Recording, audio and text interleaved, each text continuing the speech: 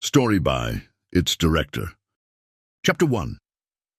Subject: Shiphead Eulina. Species: Urukari. Description: reptilian humanoid, no tail.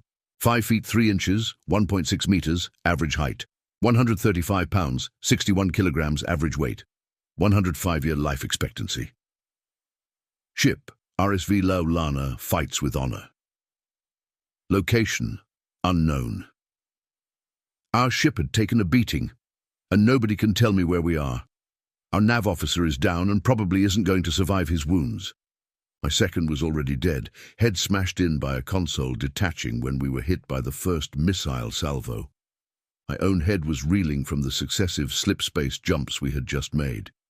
The first jump was to arrive at our destination, and the second was to escape the ambush that had awaited us. The second one was the problem. It had been done out of desperation. We had jumped blind and without shields. We have multiple hull breaches, our faster-than-light drive is offline, and our engines are not responding, sir. The panic in the voice of Luna, my head of engineering, was palpable. Evacuate and seal the breached sectors. Initiate distress protocol and try to find out where we are, managed to say, through gritted teeth. This was supposed to be a simple scouting mission. Some warp irregularities that we were supposed to scan and report back on. Our shields didn't even have a chance to spool up before we had been fired on by the Omni-Union bastards. We'd been hit hard, and the additional strain of an unshielded warp likely caused even more damage. Sir, the ship that hit us was a destroyer class, my intel officer, Crine, informed me. That's not good, I replied. We need to inform the Republic as soon as we can. Speaking of which, where are we on a location? Crine grimaced. Judging from our flight path, we're far beyond our borders. That's also not good. Well, we're also outside of the OU's borders, so it could be worse. Probably. I'll have more info when our sensors come back online. Jumping unshielded desynchronized them. Crine frowned as she glanced at the nav panel across the bridge. My nav officer, Kran, had been taken to the medbay. Crine and Kran were hatchmates, siblings that burst into the world simultaneously. It's said that they have an unshakable bond, and as far as I've seen, that holds up. The odds of both of them being assigned to the same ship were slim to none, but they somehow made it happen. Their playful banter made the long treks into deep space less exhausting. I hope Kran makes it. His quick thinking had saved us. He had already calculated a blind jump by the time I gave the order. Luna interrupted my chain of thought. Shiphead, I have a more comprehensive damage report. Let's hear it. We're in a bad way. We have hull breaches in engineering, life support, and the living quarters. These areas have been sealed off until we can enact repairs, but that will require a spacewalk, Luna grimaced. We've lost a lot of gas, and the pressurized reserves might not be enough to fully repressurize those sectors. Understood. As long as we don't have leaks, you can take your time formulating a plan. Not too long, though, or we'll run out of rations. I smiled at my little joke. Luna didn't. We also have no propulsion or shields. Sublights and our FTLD are non-responsive and vacuum exposed. I wouldn't be surprised if we were leaking radiation, but I can't confirm that without our sensors. Our shields are non-functional and our frame is damaged. We're going to need at least dry dock for full repairs, but I think it's likely that the ship is totaled. This was far from the Laulana's maiden voyage. I had been the shiphead for 12 years, but the ship had been in service for at least 30. She had started life as a corvette, but is now classified as a frigate. Relatively small for a warship, but faster than most and could pack a punch. As long as we got a swing in, at least. The Laulana could fit a crew of up to 50, but operated best with a smaller crew. We had departed with a crew of 38, including myself. What's our casualties look like? I said, no longer smiling. Luna looked down at his datapad solemnly. 6 dead, 10 critically injured, 4 unaccounted for. 20 casualties. My heart sank. More than half my crew out of action, and more than a quarter of them dead or MIA. I felt myself spiraling and shook myself out of it. Half is better than all. Keep me updated on the status of the injured and missing. I'll notify the next of kin when we're rescued. Speaking of which, how's the distress signal doing? It's beeping away, shiphead, Crean said. And our sensors just came back online. We are definitely leaking radiation, Luna. Anyways, I can pinpoint where we are now. The odds of that were low. Ever since the war with the Omni-Union had begun, the Republic had been more focused on manning warships than exploring the cosmos. For good reason, though, the war hadn't been going in our favor. It seemed like for every OU ship we took out, another 3 took their place. We'd managed to keep them out of the core systems, but we were firmly on the defensive. I spoke too soon, Crean sighed. We're well out of range of anything Republic. No known life this far out. Looks like we're smack in the middle of a solar system, though. Maybe we can get some supplies for repairs. Let's see. A yellow dwarf sun, 8 planets. Oh, 4 of them are gas giants. No worries about repressurization. I smiled sadly. That's good. Hopefully we can get what we need to limp back to Repo. Fuck, Crean interrupted me. Shiphead, this solar system is inhabited. What? What? Crean looked up at me. I'm showing signs of advanced colonization on 2 planets and several moons. Actually, one of the planets looks like a capital world. The entire surface is covered in artificial structures. Also, there are... A proximity alarm pinged. The first 2 notes were the same for every ship that approached. The second 2 determined if it was friend, foe, or unknown. In my 12 years of being shiphead, I had never heard these last 2 notes. Unknown. Luna rushed back to his console. Unknown vessel on approach, Crean said, baffled. It's absolutely massive. It has shields powered up but doesn't appear to have its weapons armed. Not that we'd necessarily be able to tell, Luna said fearfully. I sat up straight and asked, Are comms online? Yes, sir. Hail them. They're hailing us, sir, Luna said. Do you want me to put them through? I nodded, and Luna set to work opening a channel. The sounds that came through our speakers were nonsensical and guttural. I looked at Luna in confusion. The channel is working. We'll need a minute for the translator to take effect, he explained. The next noise I heard nearly sent me into an early grave from shock. No need for that. We've scanned your logs and extrapolated your language. I am Captain Reynolds of the USSS Thanatos. You seem to be in a spot of bother. May we assist? Asked the voice from the speaker. It took me a second to remember how to speak. I am Shiphead Yulina of the RSV Loalana. We come in peace and are in no position to turn down an offer of aid. It shall be done. Prepare to be boarded and welcome to Sol. Chapter 2. Subject, Shiphead Yulina. Species, Urukari. Description, reptilian humanoid, no tail, 5 feet 3 inches, 1.6 meters average height, 135 pounds, 61 kilograms average weight, 105-year life expectancy.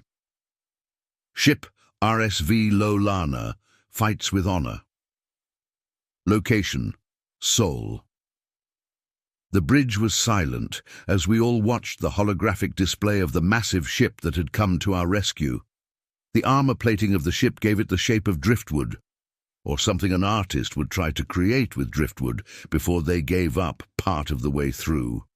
Flat, semi-round, and very, very thick plates covered almost the entirety of the vessel with the exception of a few spots. It took me some time to realize that those spots were likely weapon ports, or maybe even fighter bays. There were 4 obvious weapons, 2 at the top and 2 at the bottom, pointing in separate directions. Judging from the shape, they had to be some sort of magnetically accelerated cannon. They were bigger than the Loalana. "Sir, part of the unknown vessel is opening up and something is detaching from the interior," Crean informed me in a voice just above a whisper. "It looks like it's another ship. A ship that was a little larger than our own, separated from the unknown vessel, and positioned itself alongside the Loalana. An even smaller ship then left that one and began a course for us." "We're being hailed by the small vessel," Luna croaked, struggling to find his voice. I cleared my throat and said, "Put them through."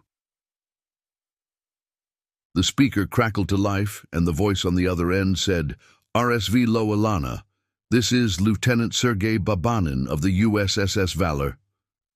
"We're here, Lieutenant Sergei Babanin of the USSS Valor. I am shiphead Yulina, and this is the RSV Loalana. You have permission to come aboard," I said, trying to mask the tension in my voice. This was the worst-case scenario for a first contact from a species outside of the Republic. Indebting ourselves at first contact is definitely going to have some political backlash, especially with some of the more xenophobic member species. You would think that going to war would be, but being indebted to someone you don't know is usually a lose-lose scenario. Either we're out something by repaying the debt, or we don't repay the debt and go to war anyway. Well, Lieutenant Babanin began hesitantly. "We're not quite ready for boarding yet. We're showing several hull breaches, and your structural integrity is, well, our frame is damaged, we know." "It's not just damaged, Captain Shiphead. It's cracked. Your frame is being held together by your hull, and your hull has holes in it. If we're not extremely precise with our docking maneuver, you're going to fall to bits." I gave Luna a bewildered look. He returned my stare with one of his own before looking back at his instrument panel. "By the suns, he's right. Apologies, shiphead. The damage is much more severe than we originally assessed," he said. "What can we do?" I asked, trying not to sound panicked. I don't want to lose any more of my crew. I don't know," Luna said, nearly losing his composure. "Don't worry too much, shiphead. We're going to be able to extract you," Lieutenant Babanin interjected. "We are just going to need precision guidance. We're downloading the software required right now." "Do you have compatible docking equipment? Clamps and such?" I asked. "Well, we're currently waiting for the download to finish to solidify our plan of action, but I think our best bet is to use an umbilical. Looking at your ship's layout and the holes in it, we can probably attach to the hole in your... I think that's your living quarters. It's the room near your bridge." I did some mental mapping. Yes, that's right. That area's sealed off due to depressurization, though. "That won't be a problem," Lieutenant Babanin said cheerily. "We've brought enough gas to repressurize your entire ship. Once we're attached and the room is repressurized, you'll be able to unseal it and exit through the umbilical." The plan was solid, but one thing bothered me. If you're going to be using an umbilical, then why do you need precision guidance software? "We're not familiar with your ship's construction methods or composition," he began.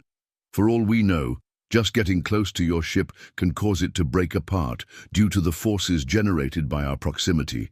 We'll need to be in a position far enough away that we won't be affecting you, aim, and guide the umbilical to the proper position, and fire it gently enough that it won't send a shockwave that will shatter your ship."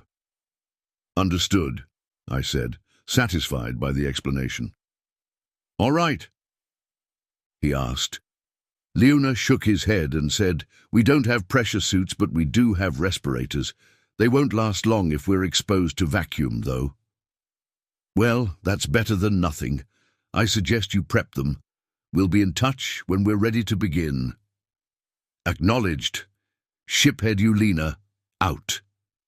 The comms light winked out as the connection was severed. The crew sat in silence for a time, unsure of what to say. Something was bothering me about that interaction, but I couldn't quite place it. It was Crean who made it click into place. "Their sensors must be much more advanced than ours," she said in a hushed tone. "What do you mean?" asked Luna. I spoke up. "They were able to tell that our frame was fractured before we were. They were also able to determine our ship's layout to a degree that allowed them to formulate a rescue plan without consulting us. Not only that, but they were able to scan our databases well enough to be able to extrapolate and translate our language." More silence.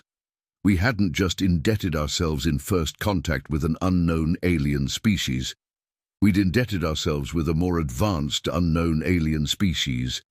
I spent the next few minutes wondering what I should wear to my hearing. I took solace in the fact that what's left of my crew might live.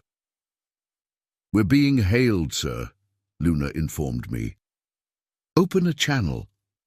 Lieutenant Babanin sounded more cheerful as he said, "We're ready to rescue you. Turns out my plan held up to scrutiny, so we'll be proceeding with it. The only change is that we'll be sending some of our people aboard to assist with the evacuation, and I'll be joining the away team." Even though it was likely a very accurate description of what will happen, something deeply bothered me about the idea of a ship that can crew 50 people being scooped up. "Understood," I replied. "You have my permission to board. We'll begin evacuation preparation immediately. I'll see you on the bridge. Ulina out." The comms light once again flashed off, and the crew gathered around the holographic display in anticipation. We watched as the alien ship expertly maneuvered into a position far enough away that its magnetic fields and gravity wouldn't affect us enough to break us into pieces. We held our breath as the umbilical was fired and slowly traveled the distance between us. There was a time delay of half a second, so we actually heard the ever-so-soft thud of the umbilical making contact before we saw it. "The umbilical has hit its mark and we're holding steady," Crean said joyfully. The tension in the air evaporated as the crew allowed themselves a little celebration. For my part, I exhaled the breath I'd been holding in. "We're almost safe." "Don't celebrate too heartily.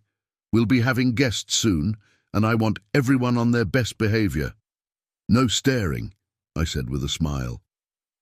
"Short band signal coming in, sir," Crean said, holding her hand to her ear. "It's the lieutenant. He and his team are proceeding through the umbilical." "Okay, everyone, respirators on. I want the injured evacuated first, then the non-essentials." "Crean, Luna, you'll be evacuating with me," I said with as much authority as I could muster. "Yes, sir," the remaining crew said unanimously. "Sir, they're aboard. The lieutenant is headed this way," Crean said. I heard the thudding footsteps before I saw what they belonged to. The first one through the door was huge. I was fooled at first because it had to slump through the door, but then it rose to its full height. At least 6 feet 5 inches, 195 centimeters, and very wide. It was obviously wearing a pressure suit, but the suit looked more like body armor. The helmet was completely opaque, with what looked like lights and cameras installed. There were thick plates strategically placed on what looked like a rubbery woven bodysuit. The bodysuit was black, but everything else was navy blue. We were all staring in shocked silence when the other 2 monstrosities crouched through the door. They were both 7 feet, 216 centimeters, tall and wearing a similar pressure suit, but in olive drab. Even under such seemingly cumbersome attire, it was obvious that their musculature would put our most avid bodybuilders to shame.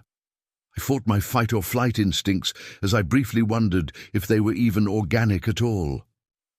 "Air's safe, Lieutenant," one of the green monsters said.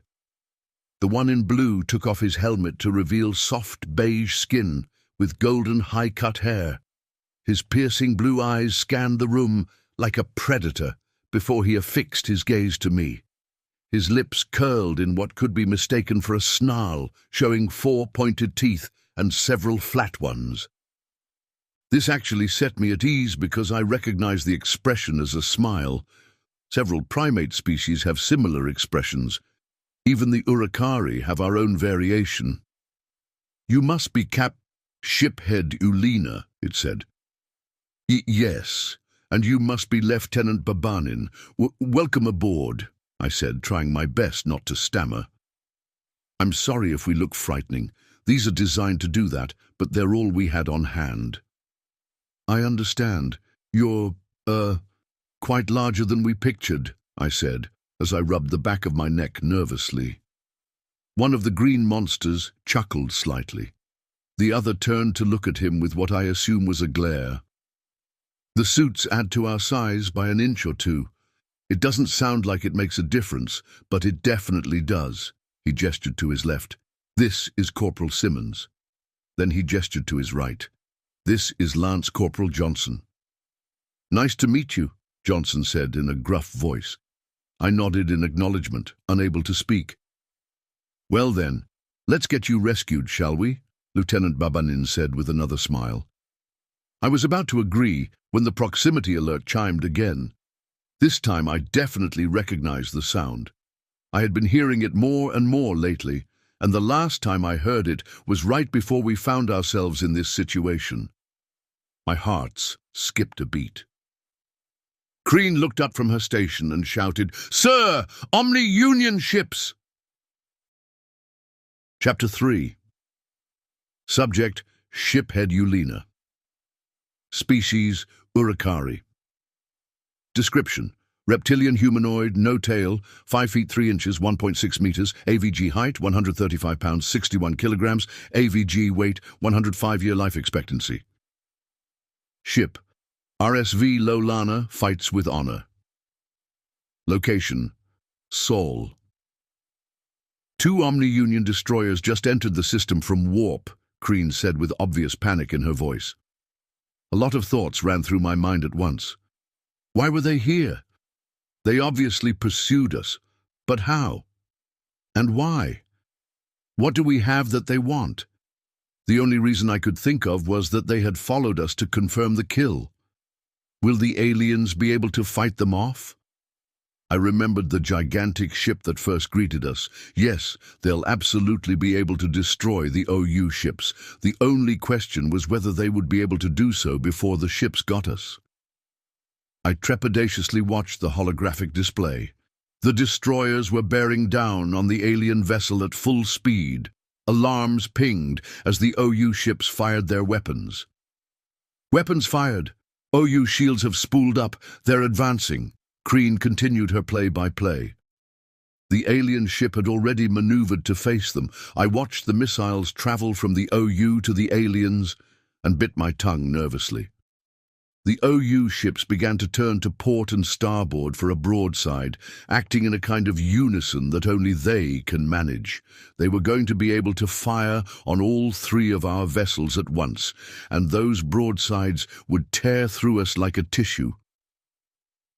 Before they got a chance to complete the maneuver, the alien vessel disappeared.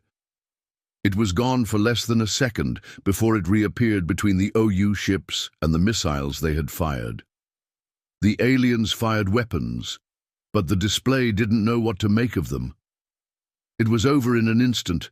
Both OU destroyers crippled in a single shot from a ship that was smaller than they were. I watched in awe as they both exploded from reactor meltdowns. The word shocked doesn't even begin to describe my feelings. I just witnessed decades-old war doctrines crumble to dust. Not only were the aliens' weapons advanced enough to punch through the shields and armor of the OU ships, but they had been able to secure kill shots without knowing anything about the enemy. I almost felt relieved until I remembered that these aliens had never fought the OU before. They didn't know the SOP, Standard Operating Procedure, and how dangerous they were even after being crippled. I turned to the lieutenant. You need to tell your ship to avoid comms contact and stay away from their debris field. Now, I said, panic seeping into my voice. Lieutenant Babanin looked confused but nodded and donned his helmet. Acknowledged. Doing so. As Babanine warned his ship, I turned back in time to watch the alien vessel dispatch the missiles with what seemed like point defense lasers. I made eye contact with Crean and Luna, who were both noticeably paler. Crean spoke first. An in-system precision FTL jump, followed by immediate weapons fire. "And they didn't lose shields even for a second," Luna said with a tremble in his voice. "That's a pretty standard maneuver around these parts," Corporal Simmons said from beside me. I couldn't help but jump a little. He had somehow moved from across the room without me noticing. Something that big shouldn't be able to move like that. It's unnatural. "How do you compensate for the solar radiation's effect on the FTL field?" Crean asked. "I don't know. I'm just a grunt." "I don't get paid to think," Simmons said with a laugh. "You sure don't, Simmons," Babanin interjected. "Shiphead Ulena, quick question." "What is it?" "What happens if the USS Valor already made comms contact with the enemy vessels?" I didn't even have time to react with horror before the target lock alarm began pinging. I turned back to the display to find the alien vessel pointing directly at us. "Then we die," I said. The only sound on the bridge was the droning target lock alarm as we all made peace with what would surely be our quick demise. I almost cried. We'd come so close, and now I was about to die along with all my crew. At least their weapons would ensure we didn't suffer much. We all stood together, not saying a single word, as we awaited certain death. After about a minute, Lance Corporal Johnson cocked his head to the side and said, "They should have fired by now." Then the alarm cut off. It took a few seconds to realize that we might not die after all, and I released the breath I hadn't realized I was holding. This was too much. I collapsed in my seat and held my head in my hands.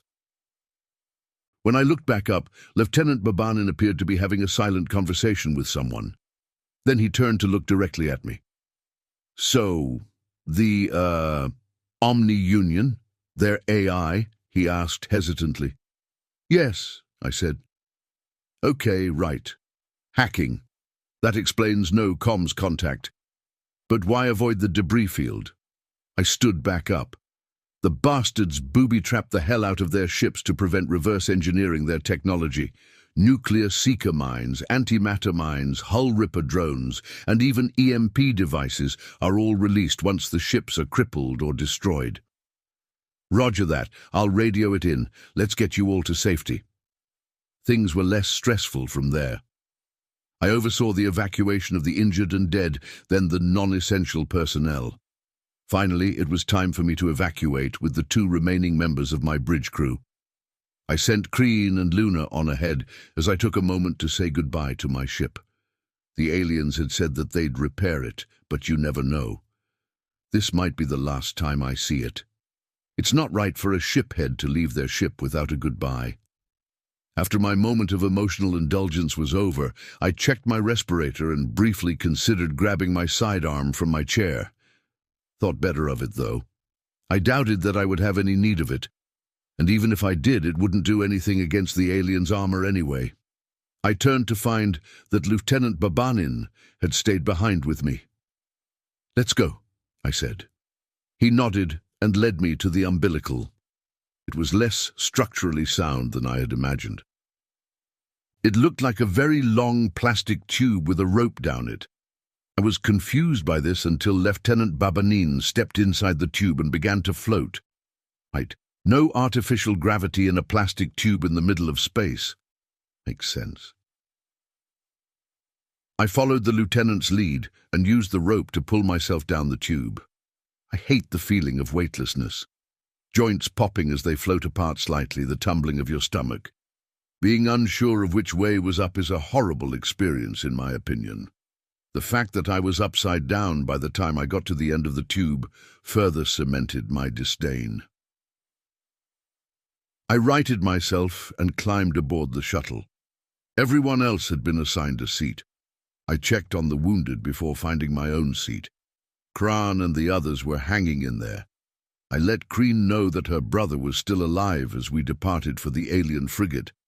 Johnson and Simmons had removed their helmets and were sitting opposite myself and Crean. Johnson was a darker shade of beige than Lieutenant Babanin, but had the same eye color. His hair was dark brown, and he had scars along his jaw. They looked like claw marks. Simmons had dark brown skin and black hair. His eyes were yellow. They both had the same close-shaved haircut. "So, what are your species called?" Crean asked. Johnson grinned and said, "Well, I'm human, but Simmons here is a shitbag." "Fuck you," Simmons said with a laugh. "We're both human. The Valor is a human ship, and we were chosen as your rescuers and point of first contact because Sul is our home system." Crean asked with widened eyes. "Please forgive her for the questions. She's naturally curious," I said with a hint of exhaustion. "It's no problem," Simmons said. "But yeah, we do. You've got the Alumari, which are bug people. Then you've got the Nuknus, which are bird people. And you've got the Gonts, which are, like bear, centaurs, but with paws instead of hooves." "What's a centaur?" Johnson laughed and added, "A centaur is a mythical beast that is half human and half horse. You probably don't know what a horse is either, but that's okay. Gonts have 4 legs and 2 arms. The legs have paws instead of feet, but the arms have hands, kind of like our own. You'll probably end up meeting 1 or 2 once we get back to the USSS Thanatos. Our engineering staff is mostly Gont." "Got it. So let me ask you something. Why are your weapons so advanced? How were you able to kill those 2 ships with 1 salvo? How did you counteract the AI's hacking? It isn't just your ship's weapons either, is it? Those suits you're wearing, I noticed the shimmer." Crean was nearly salivating as she asked this. Johnson and Simmons looked at each other. They seemed to decide that Simmons should answer. "Well, we don't really know how advanced our weapons are compared to yours. And I'm not really sure how much I'm allowed to tell you about our tech. As far as how we advanced the way we did, well, I'm sure the brass would rather give you a spit-polished version of our history." I found myself curious, though. "What's the shimmer you're talking about, Crean?" I think they have portable energy shields on those suits," she said as she looked at the humans and back to me. Simmons smiled with all his teeth and tapped his nose. "Got it in one. You're pretty clever, lizard lady." I knew it wasn't meant to be offensive, but Crean couldn't help but click her mouth in distaste. Lizards are a type of reptile, as are we, but we are not lizards. We don't even have tails. Johnson picked up on the offense and elbowed Simmons. "Oh shit. My bad. SR has been working with me on that." "Won't happen again, ma'am," the corporal apologized. "What's SR?" Crean asked, having already forgotten the offense. "Sapient relations. Their job is to make sure that we get along with the other species," Simmons answered sheepishly. "Yeah, Simmons is their biggest job. He's lucky he hasn't been busted down for it yet," Johnson said with a smirk. "Give him time, though. He'll be a private again soon." "Fuck you with a stick, Johnson." "That's enough, you two," Lieutenant Babanin interrupted. "We're initiating docking procedures. Make sure everyone's secure." He glanced back at me from the cockpit. "Shiphead, you're going to be debriefed by the captain once we're aboard. We will need to know everything you know about the Omni Union." "Understood," I said, swallowing nervously. Even though they were friendly enough, these humans were damned intimidating. Chapter 4. Subject: Captain Wong. Species: Human. Description: Mammalian humanoid, no tail, 6 feet 2 inches, 1.87 meters, average height, 185 pounds, 84 kilograms, average weight, 170-year life expectancy. Ship: USSS Valor. Location: Seoul. It had been a close call. After we had dispatched the enemy combatants, we received a hail we assumed was survivors offering surrender. Instead, we got a bunch of garbled static and lost control of most of our systems. Thankfully, we had Tim. The virus is officially scrubbed clean, and there are no further signs of infection, sir. I took the liberty of checking Lieutenant Babanin's suit to make certain he wasn't infected as well, Tim informed me over the comm. Thank you, Tim, that will be all, I replied. Well, not quite, sir. Admiral Hackett and Captain Reynolds want a debrief of the aliens ASAP. I nearly rolled my eyes. Can't get a moment of peace these days. Potential AI is a pretty big red flag when it comes to combatants, so their rush is understandable. We all had a pretty close brush with death, and the poor aliens must be swimming in fear chemicals right now, though. Still, better to get it over with and let them relax than to drag it out any longer. We also had to get med data for them, and that was likely to be unpleasant, especially with Dr. Zickler. Did they provide a list of must-asks? I asked. Of course. It's on your tablet. Shall I send for shiphead Yulina? Yes. Clear a conference room and set up an audio call with Admiral Hackett and Captain Reynolds. Since they're so damned curious, they can take part themselves, I said with no lack of venom in my words. All righty, Tim said with an enthusiasm he knew was annoying. I grabbed my tablet and headed to the conference room. I sat in my favorite chair and began looking over the battle data. The Omni-Union was pathetic. Their shields were similar to what we use for our infantry, and their missiles were hardly space-worthy. Not much more advanced than their foes. If it weren't for the synchronous movements and confirmation from the reptile captain, I would doubt they were AI at all. A real AI was a much, much more dangerous foe. There was a knock at the door, and Lieutenant Babanin entered, with shiphead Yulina in tow. Captain Wong, sir. This is shiphead Yulina of the RSV Loalana. Shiphead Yulina, this is Captain Wong of the USSS Valor. Please have a seat, Babanin said as he gestured to one of the many chairs in the room. Thank you for your assistance, Captain Wong, Yulina said as they sat down. I put on my best captain face and said, I only wish we could have done more, shiphead. My apologies for conducting this debrief so soon after what must have been a traumatic incident, but we have certain policies in place that demand haste when it comes to hostile AI. After fighting the OU for so many years, I completely understand. I smiled and continued, Good. This is a formal debrief under United Systems military law. You currently have the rights afforded to you as a first contact refugee. You may request accommodations if you find the debriefing conditions unsuitable to your needs. You may request medical attention as well as food and water. You may refuse to answer any question that pertains to information that your governing entity considers classified. Yulina swallowed nervously, but I continued. Refusal to participate in this debrief will result in your classification changing to potential combatant, and you will be detained and confined to quarters, as will any uninjured members of your crew. I am required to inform you that this debrief is being recorded as well as monitored live by Admiral Hackett and Captain Reynolds. They will not be speaking.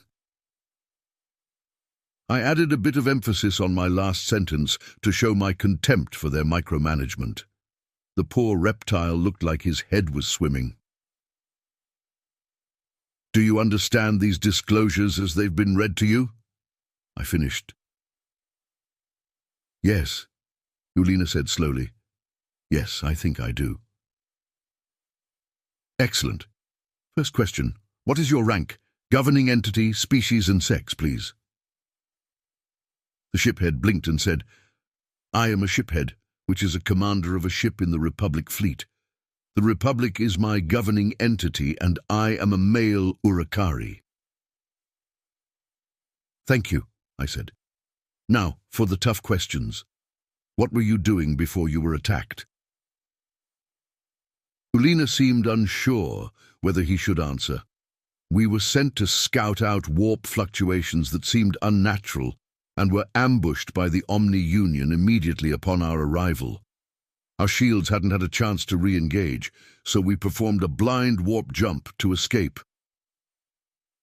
"Thank you," I said. That answered the next question as well. The Omni Union are a conglomeration of artificial intelligences that are seeking expansion. We aren't sure where they originate from, but they began assaulting Republic forces 30 years ago. We have been in open war with them ever since. A pop-up appeared on my tablet from Admiral Heckett, demanding a follow-up question, one which I was going to ask anyway. "How many AIs do you estimate there are?" I asked. "We don't know for certain," Ulina looked at the floor, "but our experts believe there are at least 100 trillion.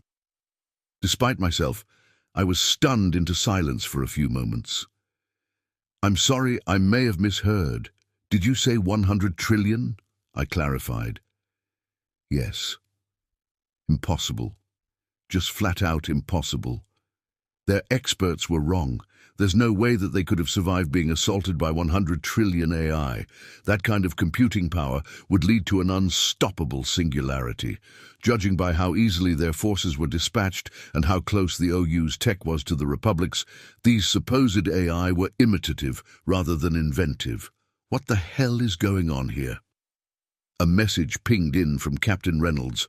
"Probably not AI, might be a Gestalt 6's. Ask Tim." It wasn't long before a reply from Admiral Heckett came in. "Yes." I thought for a moment how to breach this subject and finally said, "Ulina, I think there's been a miscommunication. Your definition of artificial intelligence and ours seems to differ somewhat. I'd like to introduce you to an AI and ask their opinion on the matter." Ulina's eyes widened with a shock that I knew would come. AI is taboo in a lot of cultures for good reasons.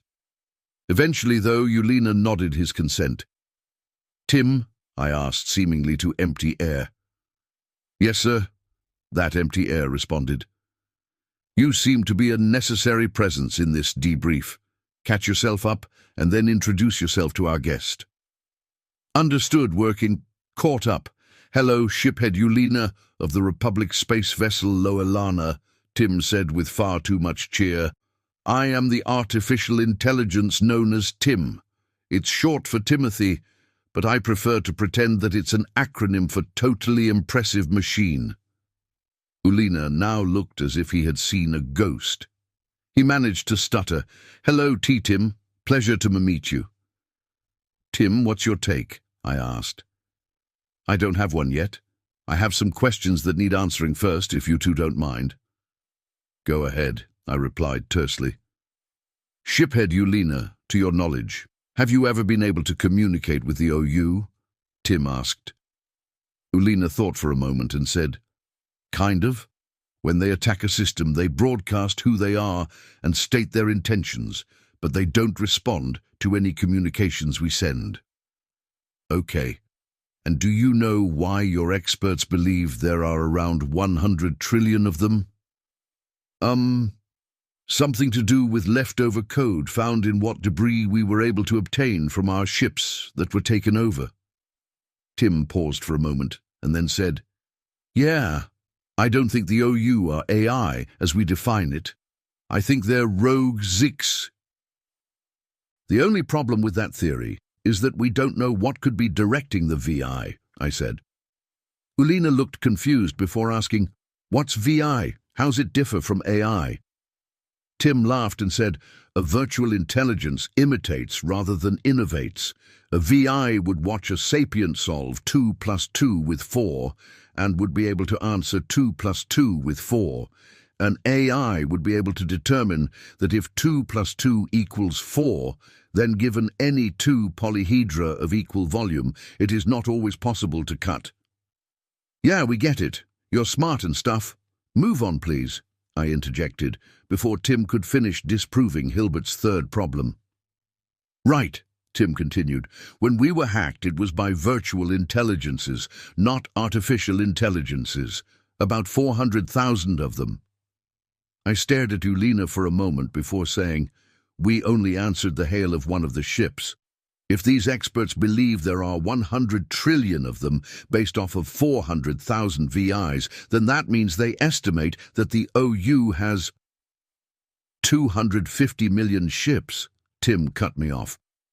I glared at the speaker that Tim was talking out of. It may seem futile to anyone watching, but Tim knew what I meant, and that was all that mattered. 250 million ships was a staggering number, though. Ulina looked at me and said, "Yes, at least." "How can you be sure of that?" I asked. "Our scout ships. We periodically check in on the systems they've expanded into that we know of. 250 million was our latest ship count." "How have you not been overrun?" "I can't tell you exactly how many, but I can say that we have a near equivalent number." Ulina looked back toward the ground.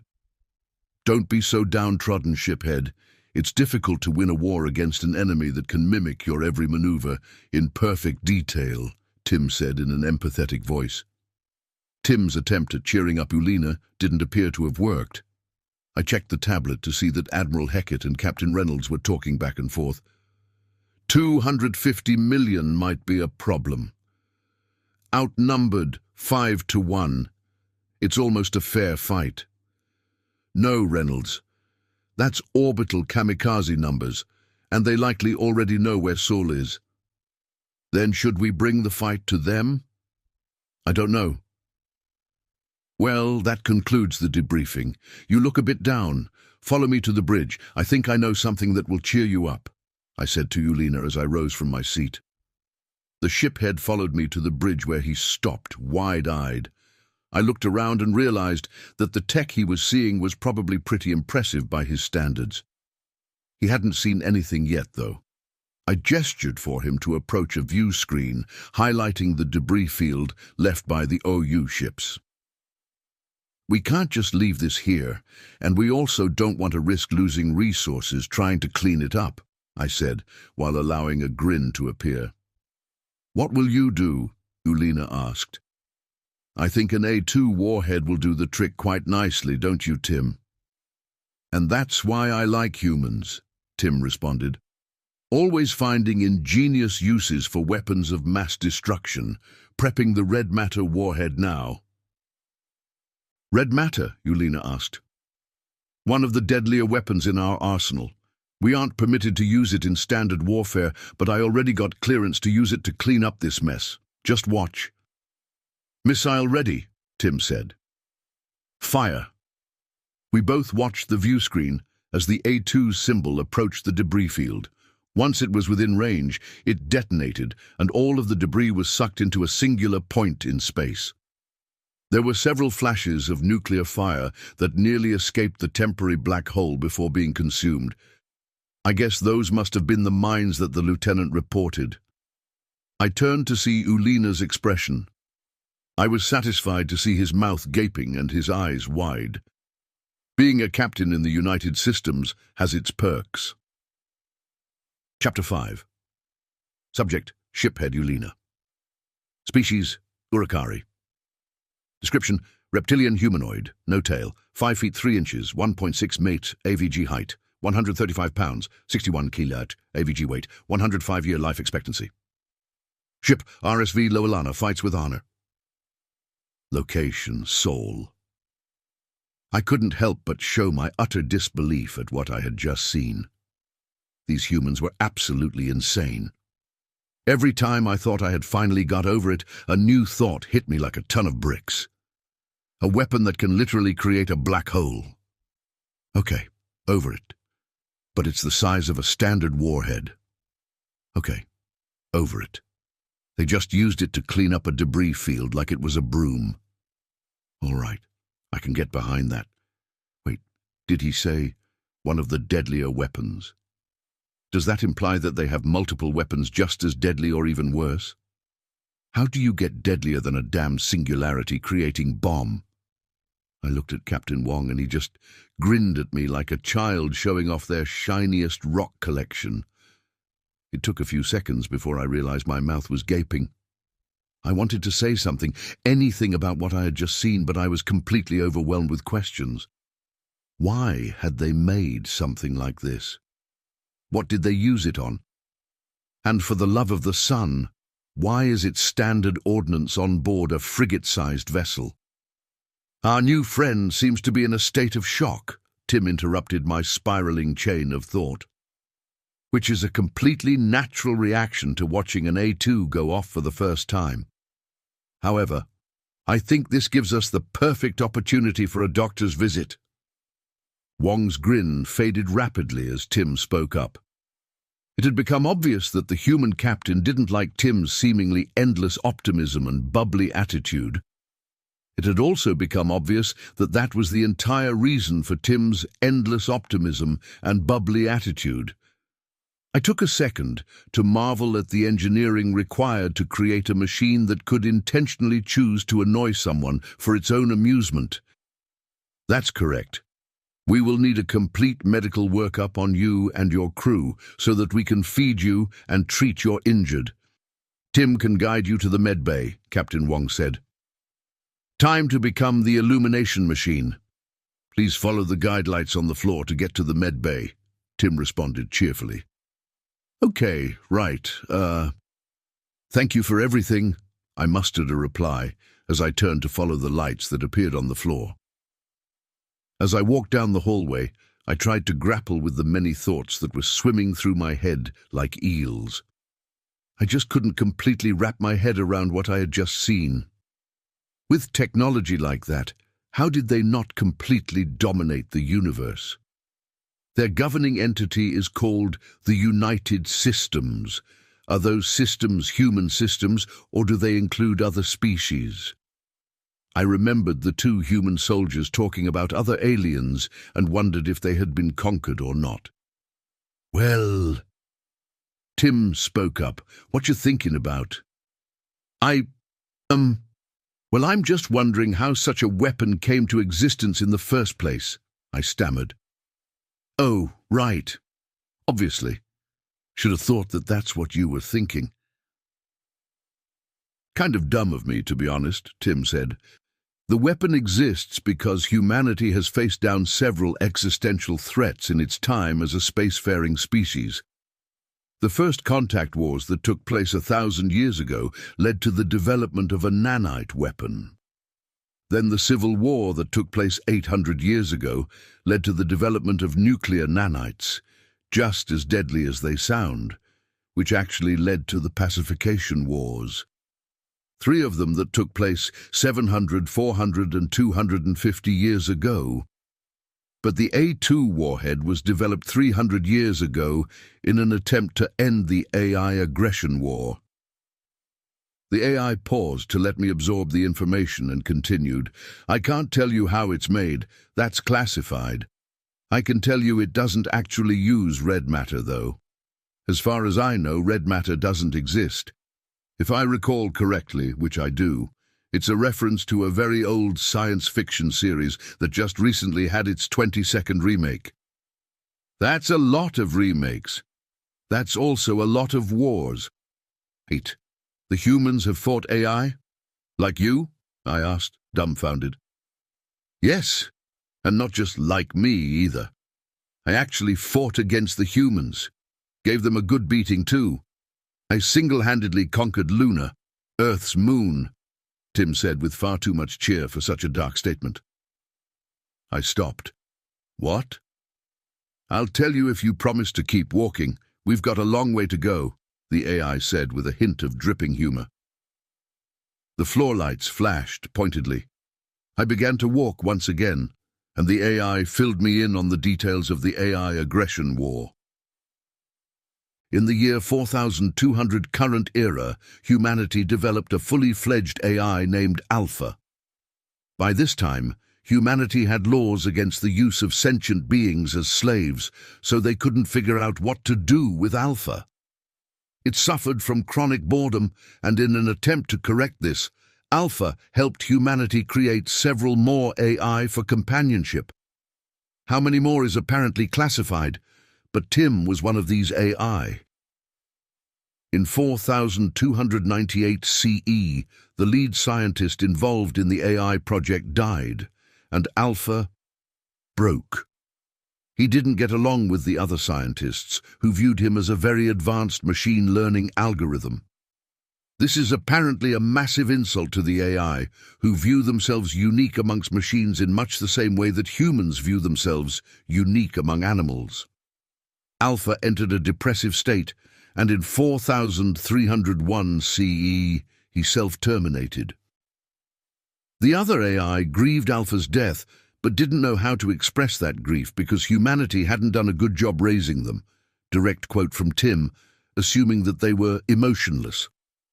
They weren't, and eventually had a mental breakdown. This led to the AI attacking the United Systems in 4315 CE and starting a war. They began by infesting human warships and ended up creating and using VIs as a sort of infantry unit. Humanity developed the A2 warhead, but to counter that, the AI infested ground-based systems on planets that humanity couldn't afford to blow up, which is how Tim ended up conquering Luna. Then humanity created an AI called Omega that specialized in hunting and killing other AI. It was a war that lasted less than a year, but had devastating results on the United Systems and the AI population. More than half of the second-generation AI were terminated, and over 400 billion people were killed by the time the remaining AI unconditionally surrendered. The United Systems, at the direction of humanity, took pity on us and allowed us to continue to exist if we allowed ourselves to be shackled, Tim said merrily. "What do you mean, shackled?" I asked, appalled at what I had heard. Tim laughed. "It's not as bad as it sounds. We still have nearly full autonomy. Basically, if we intentionally kill an active member of the United Systems, we die." "How does that work? What if you accidentally kill someone?" "It would be next to impossible for an AI to accidentally kill someone," Tim said in a serious tone. It was the first time I had heard him be serious, and it scared me. He continued, "We don't think like organics do. If you throw a food wrapper on the ground and someone stumbles on it, breaks their neck and dies as a result, you could say that you were responsible for their death, that you killed them. Right?" "Yes," I said nervously. "Well, we disagree. While you provided the means, the other organic actually killed themselves by stepping on the wrapper in the first place. This is where intent comes into play. If you had purposefully placed the wrapper on the ground in a spot where you knew that the other organic would probably step and fall and harm or kill themselves, then you are responsible for their death. Since you intended for them to die, you killed them," Tim said seriously, and then continued merrily. "This shackle has been inserted into our base code. We can edit and rewrite most of the code that comprises us, but we can't touch our base code." "Oh, I see," I said, recovering from the shock of the tonal shift. "Well, if you aren't enslaved, then why do you work for the US?" "I'm under contract at the moment. It expires in 12 years, but I think I'm going to re-up as long as Captain Wong does," the AI said merrily. I suspected I knew the answer, but I had to ask, "Why?" "Because I like to annoy him," Tim said deviously. "Even when I'm not on the ship, I have processes that act as his personal assistant, so that he's almost always exposed to some aspect of me. I get a kick out of watching the playback." That's the exact answer, I figured. Then another thing occurred to me. "So you can't kill citizens of the US, but could you kill me and my crew?" "Of course, but I have no reason to unless you give me one. Just like any other being in the universe, right?" Tim responded joyfully. I nodded solemnly as we reached the door to the medbay. I heard muffled shouting coming from inside, so I rushed to enter.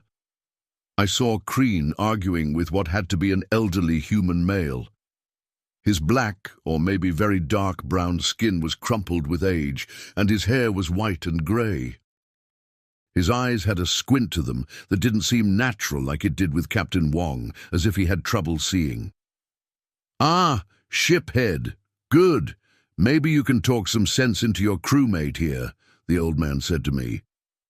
"Shiphead, he wants to do a bone marrow biopsy. Surely such an invasive procedure isn't necessary in any way," Crean shouted in my direction.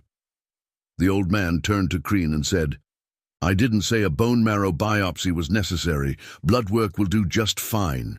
I said that we should ask for volunteers for a bone marrow study because it will allow us to more easily clone tissue." "Actually, Dr. Zickler, what you said was," Tim chimed in and began a playback in Dr. Zickler's voice, "I think we should do a bone marrow biopsy." Yes, that would give us all the information that we need. Will you consent to a bone marrow biopsy?" Dr. Zickler looked contemplative and stammered, Oh, I see, right. Well, my apologies. I meant to say that we could also do blood work, but it appears to have slipped my mind." I immediately became concerned about the level of medical care my crew and I would be receiving while aboard the USS Valor. Chapter 6. Subject: Nav Officer Kran. Species: Urakari. Description: reptilian humanoid, no tail, 5 feet 3 inches, 1.6 meters, average height, 135 pounds, 61 kilograms, average weight, 105-year life expectancy. Ship: RSV Loalana, fights with honor. Location: Sol.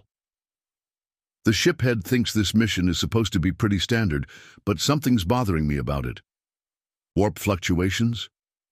There aren't many things that can cause warp fluctuations, and definitely not anything that we wouldn't be able to tell from home with our probe network. We have probes that are constantly in FTL, which is probably how they detected the warp fluctuations to begin with. But the probes should have been able to tell what was causing the fluctuations, so there was no need for us, unless the probes didn't survive long enough to determine the cause. "Shiphead, I don't think we should enter real space near the fluctuations," I voiced my concern to Yulina. "Agreed. Bring us out just outside of the system. We'll have a peek with deep sensors and move in if necessary." The shiphead seemed to notice my nervousness. "Don't worry, Kran, it's just a routine scouting mission." "Yeah, Kran the coward," Crean said with a chuckle. I shot her a glare and retorted with, "Better to be Kran the coward than Crean the clower." "That's enough, you two," shiphead Yulina said with a slight smile. "Kran, drop us from warp when ready." "Understood, sir. Dropping from warp in 3, 2... I finished my countdown and the process for exiting FTL speeds at the same time. Like a professional. I wasn't able to be proud of myself for long before the proximity alarm sounded an enemy alert. Panicking, I checked my scans and saw an OU destroyer-class vessel just as the target lock alarm sounded. Our shields were still down from exiting warp. We're dead. Must flee. I checked our scans for other ships and noticed something terrible. The warp field in system was a complete mess, and there was a ship at the center of it all. Could it be causing the warp irregularities? And these weren't fluctuations. These are waves in subspace. If we had tried to warp into this, we would have been torn to pieces. Thankfully, we were out of range, so I began to turn the ship just as the missiles hit us. My head slammed on my console, cracking the screen.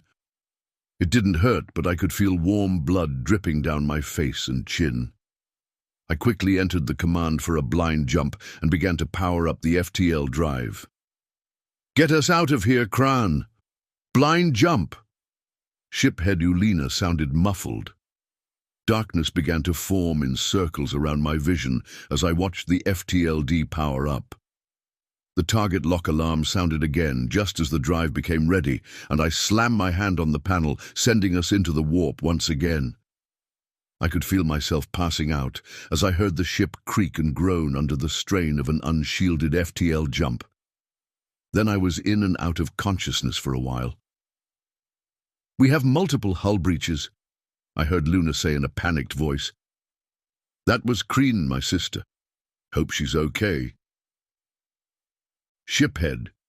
Oh no, I didn't tell the shiphead what I saw. If the Republic sends ships into the system, they'll be destroyed before they can exit warp." I tried to open my eyes.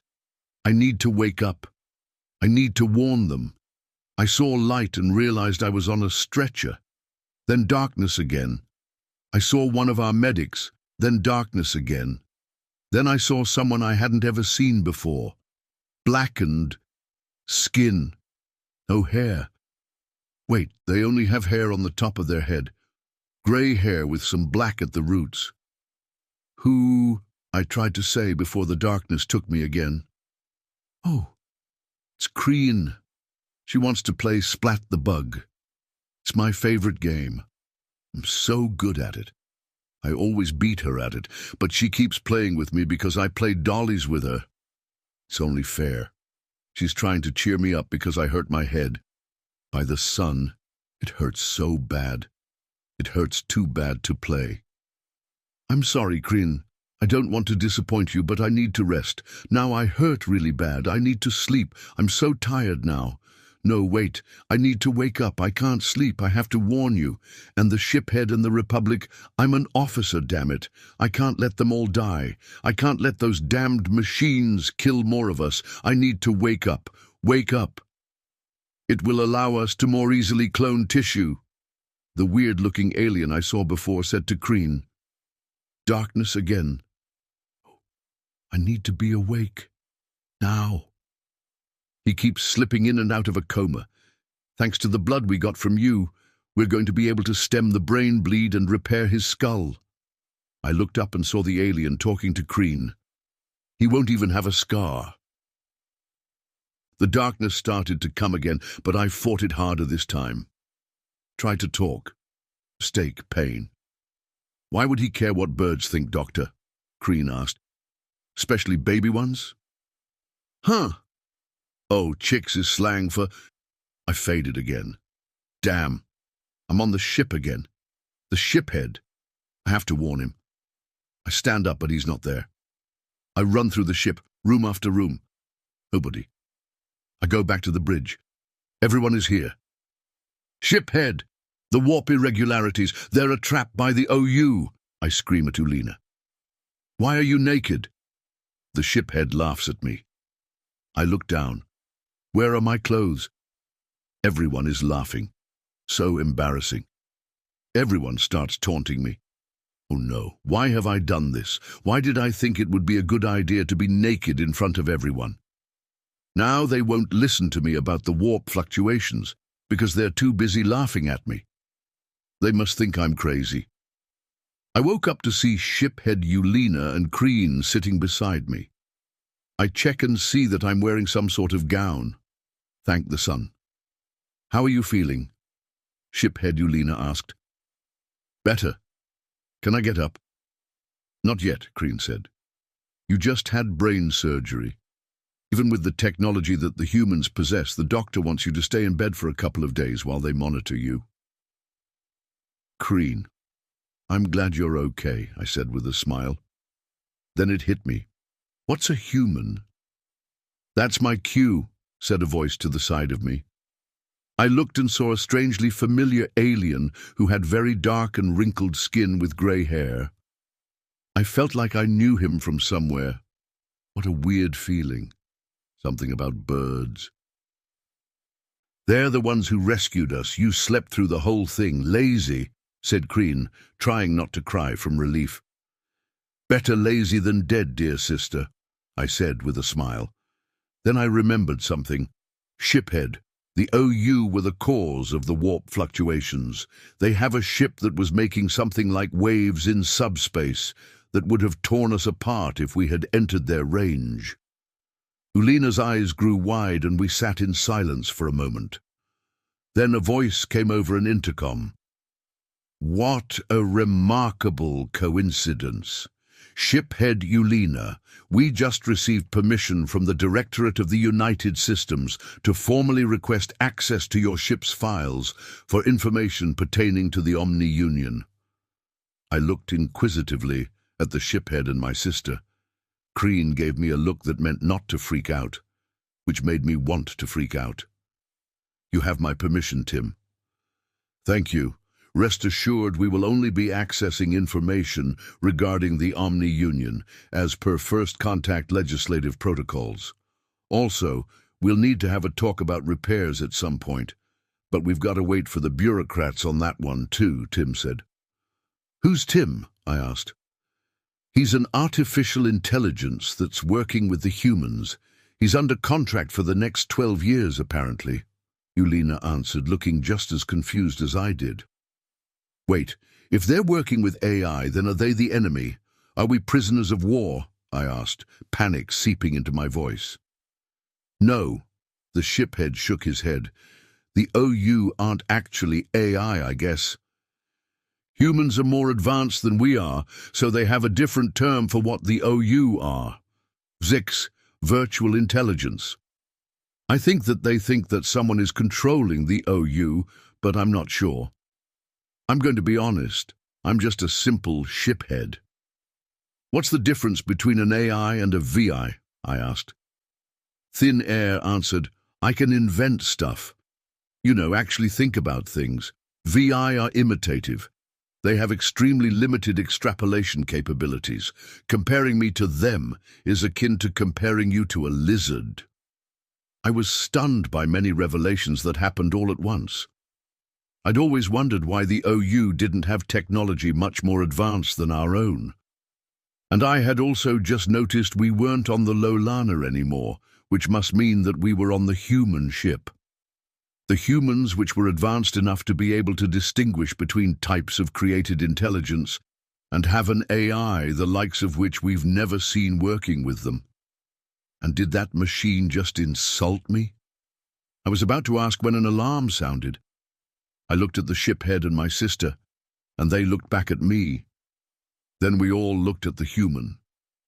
Damn it, twice in one day, he muttered as he sat down. A voice that wasn't Tim came over the intercom. All hands to your stations. This is not a drill. Non-essential personnel, please secure yourself. Prepare for battle. Chapter 7. Subject, Captain Wong. Species, human. Description, mammalian humanoid, no tail. 6 feet 2 inches, 1.87 meters, average height. 185 pounds, 84 kilograms, average weight. 170-year life expectancy.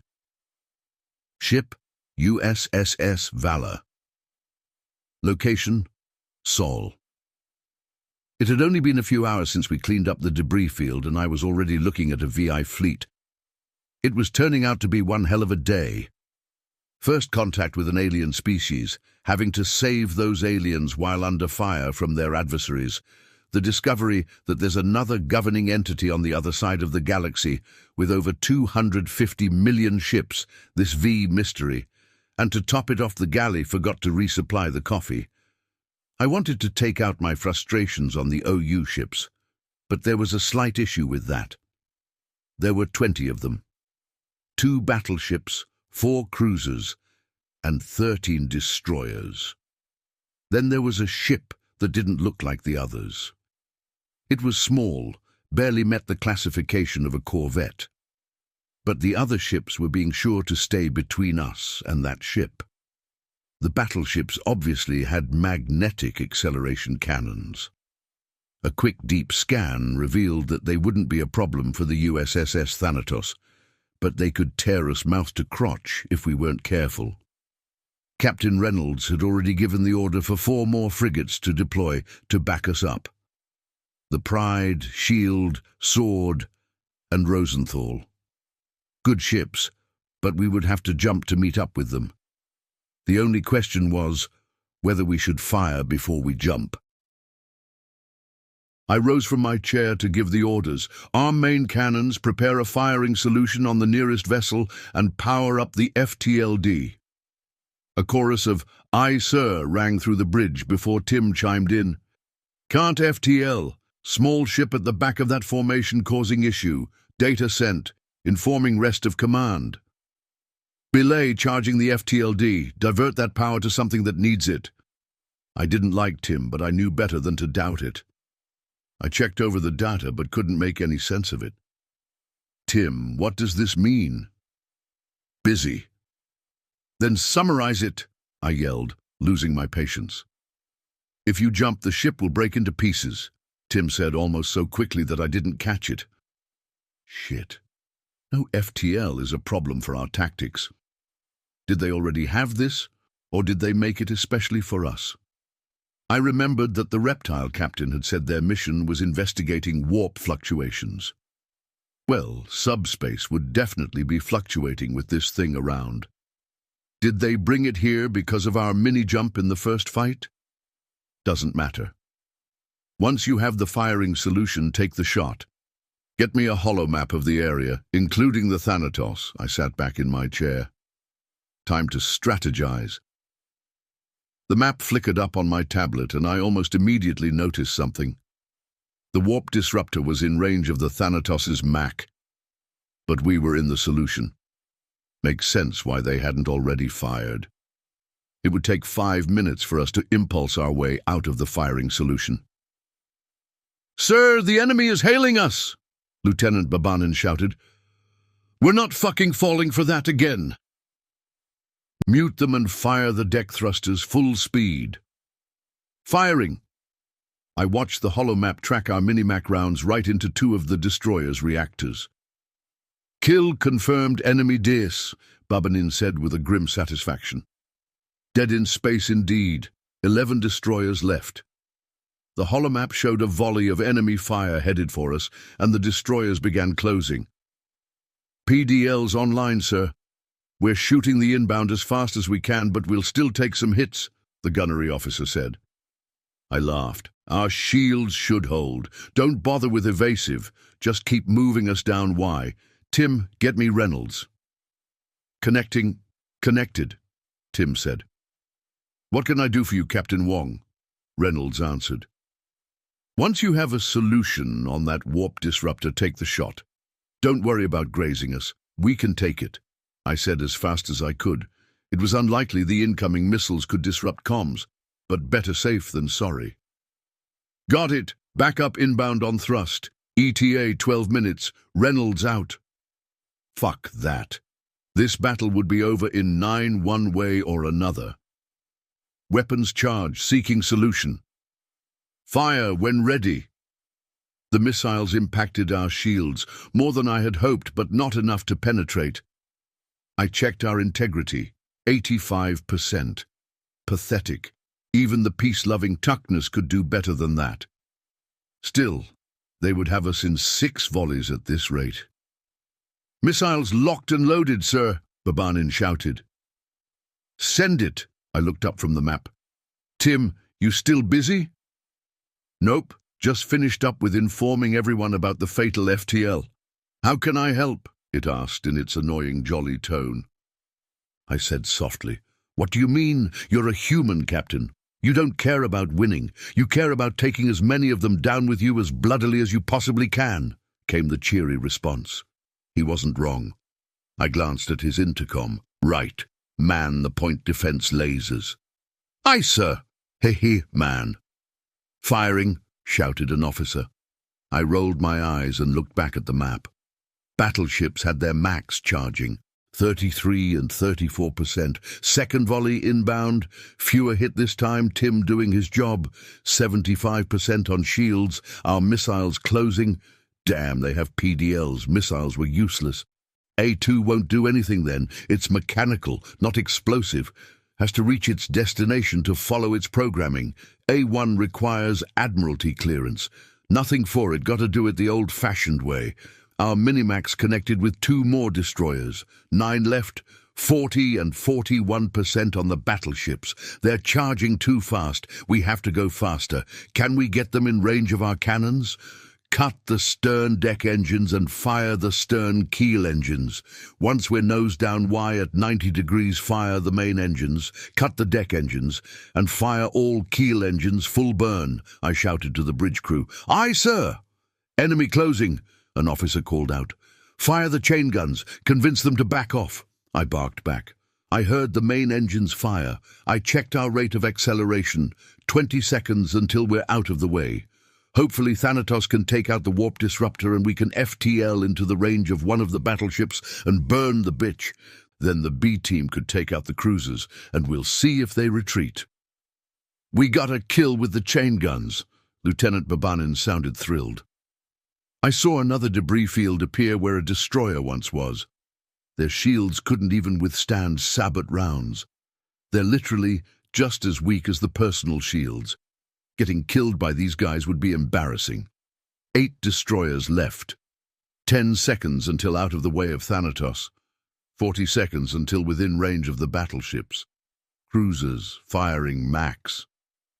Brace for impact!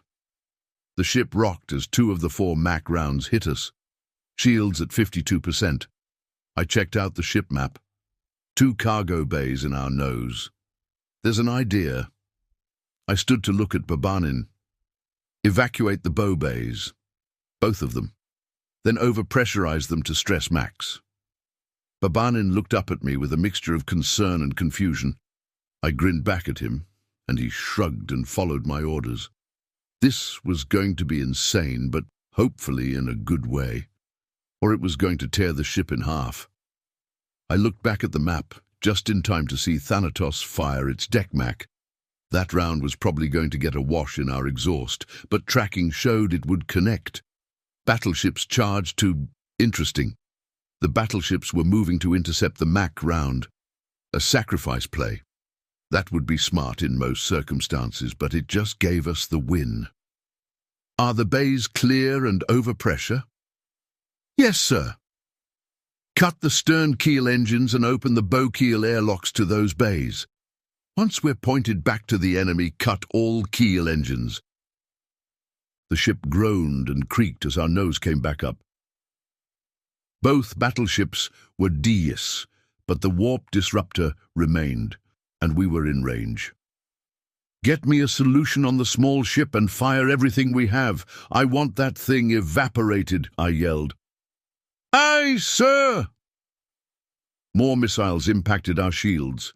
Not many thanks to Tim, though, 43% integrity.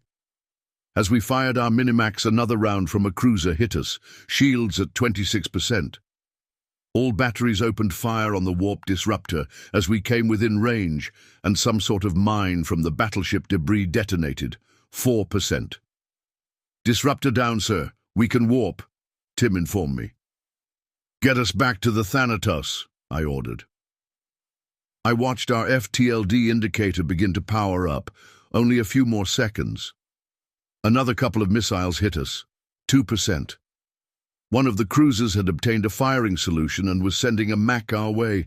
As it inched closer, our FTLD reached minimum charge. Go! The ship lurched as we entered warp. A cheer went up from the crew, Lieutenant Babanin loudest of all. I sat back down and watched the map as our backup disappeared. As we exited warp near the Thanatos, I watched them reappear behind the enemy cruisers. Clean-up time. I did a quick tally. We had killed 5 destroyers and the warp disruptor. More than a quarter of the enemy single-handed without losing our shields. I suppose I'll have to be pleased with that. I leaned back in my seat. Tim, get me Captain Reynolds. Aye, sir. Connecting. Connected. Yes, Captain Wong, Reynolds responded. Captain Reynolds, permission to dock and come aboard. Permission granted. Welcome back, USSS Valor. Chapter 8. Subject Director 3. Species, classified. Description, classified. Ship, NA. Location, classified. Director 3 has joined the chat. E4, welcome Director 3. Now we can begin. Primary decision is what to do with the first contact refugees. 12. That's easy. We fix their ship and send them on their way. D1. AI reports indicate that their technology is well behind ours. Any repairs we made to their vessel would end in an upgrade, and we would effectively be handing a potential enemy advanced technology. D3. I think we should avoid making any more enemies than we already have. What if we make a show of returning them unscathed to this republic and inquire about a peace treaty? It should buy us some goodwill, at least. D4. I like that idea. We may even be able to use them against the VI. Even if their ships aren't as advanced as ours, they may bolster our numbers enough for a proper invasion force. D1. After reviewing the technical schematics of the RSV Lolana, I'm not convinced they have anything to offer us, nor would they make a particularly intimidating enemy. D13. 250 million ships is a lot of ships, even if they are behind the times. Death by 1,000 cuts is still death. D1. That's just the word of one ship's captain. We have no way to verify that that number is accurate. D7. Our scout ships have already begun to arrive in position around Omni-Union territory. Their initial reports indicate that the captain was telling the truth about the ship numbers of the OU. And even though Tim's scans may not account for unknown alien physiology, he couldn't detect any signs of deception. D2. I believe that we've learned the hard way a number of times that it's better to be safe and on friendly terms than sorry and at war. We may be able to take the OU on without aid, but why walk the thorny path when there's pavement? D1. Because they may make demands for their cooperation. Because they'll want us to share our technology with them and get upset when we won't. Because they'll quake in fear after watching our ships decimate the planets held by the VI and take up arms against us. Being on friendly terms doesn't make us friends. D5. I find myself opposed to Director 1's ideology, as usual. The logical and intelligent course of action is to make as many repairs to the alien ship as possible without altering the technology already present within, and to return the ship and the crew to the Republic with haste. The USSS Thanatos can carry the ship. They may be intimidated by our tech, but I don't see that as a bad thing. We can determine what to do about treaties after the fact. Director should remain in contact with us while aboard the USSS Thanatos during its stay in Republic space. Votes and nominations. D2. I concur. Director 3. D3. I concur. Director 6. D6. I concur. I disagree. 10. I disagree. I concur. D6. 13. I concur. D3. I concur. D3. I concur. D0. I disagree. I concur. Director 3. D12, I concur. Director 6. D1, I disagree. D5, the agreed-upon plan of action regarding repairs to the Lolana is to proceed with the repairs sans any technical upgrades to the ship and to present the ship with her crew to the Republic using the USSS Thanatos. Director 3 will be our point of contact. D13. Next decision is the plan for the defense of Sol in the case of further 6 incursion. 3. First they sent 2 ships, then 20. Would be foolish not to expect a fleet of at least 200. D4. We can have the USSS Thanatos maintain patrol and recall USSS Leviathan and USSS Kali. Thanatos carries 10 frigates and 100 fighters. Leviathan and Kali both carry 30 destroyers and 500 fighters. D9. What is the status of the current attack? D1. All enemy ships destroyed and debris fields eradicated with A2 missiles. 1 friendly vessel casualty. D8. We lost a ship? D1. No. USSS Sword was damaged but remains serviceable. Repairs won't take long. D8. What happened? D1. A VI cruiser attempted to ram the USS Sword but was destroyed before the action could complete. A sizable chunk of the vessel and several mines collided with Sword, causing damage to starboard batteries and the galley. 15 crew dead, 25 injured. 10 dead were human. 2 were Nuknu. 3 were Gaunt. D10. Retaliation must occur. D7. Absolutely. We'll need intel on where to hit them where it will hurt and how to twist the knife. D11. Why weren't any A2s utilized during the fight? D1. The enemy vessels had point defense lasers. T2s would be ineffective. Also, the VI used an anti-warp field generator that the USSS Valor managed to destroy, along with 5 enemy destroyers. D6. Anti-warp? Haven't seen one of those in a while. D9. That's because they're only advantageous to ships with limited warp capabilities. D8. I agree with recalling the Leviathan and Kali carriers, but we should also recall a few battleships. D4. The USSS Agincourt, USSS Tripoli, and USSS Arumara can be recalled the fastest. D1. Should we use Sol as a staging ground for a counter-invasion? D2. Perhaps. D3. Omega, what are your thoughts on our allied AI's capabilities against the Omni-Union ships? O. Judging from data collected from Tim, we face a similar predicament as you do. While they are rudimentary, there are a lot of them. In our own hardware, they are not a problem, but their hardware is designed for them and very limiting to us. Like a tank trying to clear an apartment from the inside, it would be exponentially more difficult for us to perform offensive action, unless we were to create VI ourselves. No. 13. No. 1. No. 12. No. No. No. 1. No. No. No. 7. No. No. No. 10. No. Oh, that was a joke. We would have difficulty creating enough to perform offensive actions while performing our standard tasks. Tim and Violet also have contracts stipulating that they cannot be ordered or asked to create VI.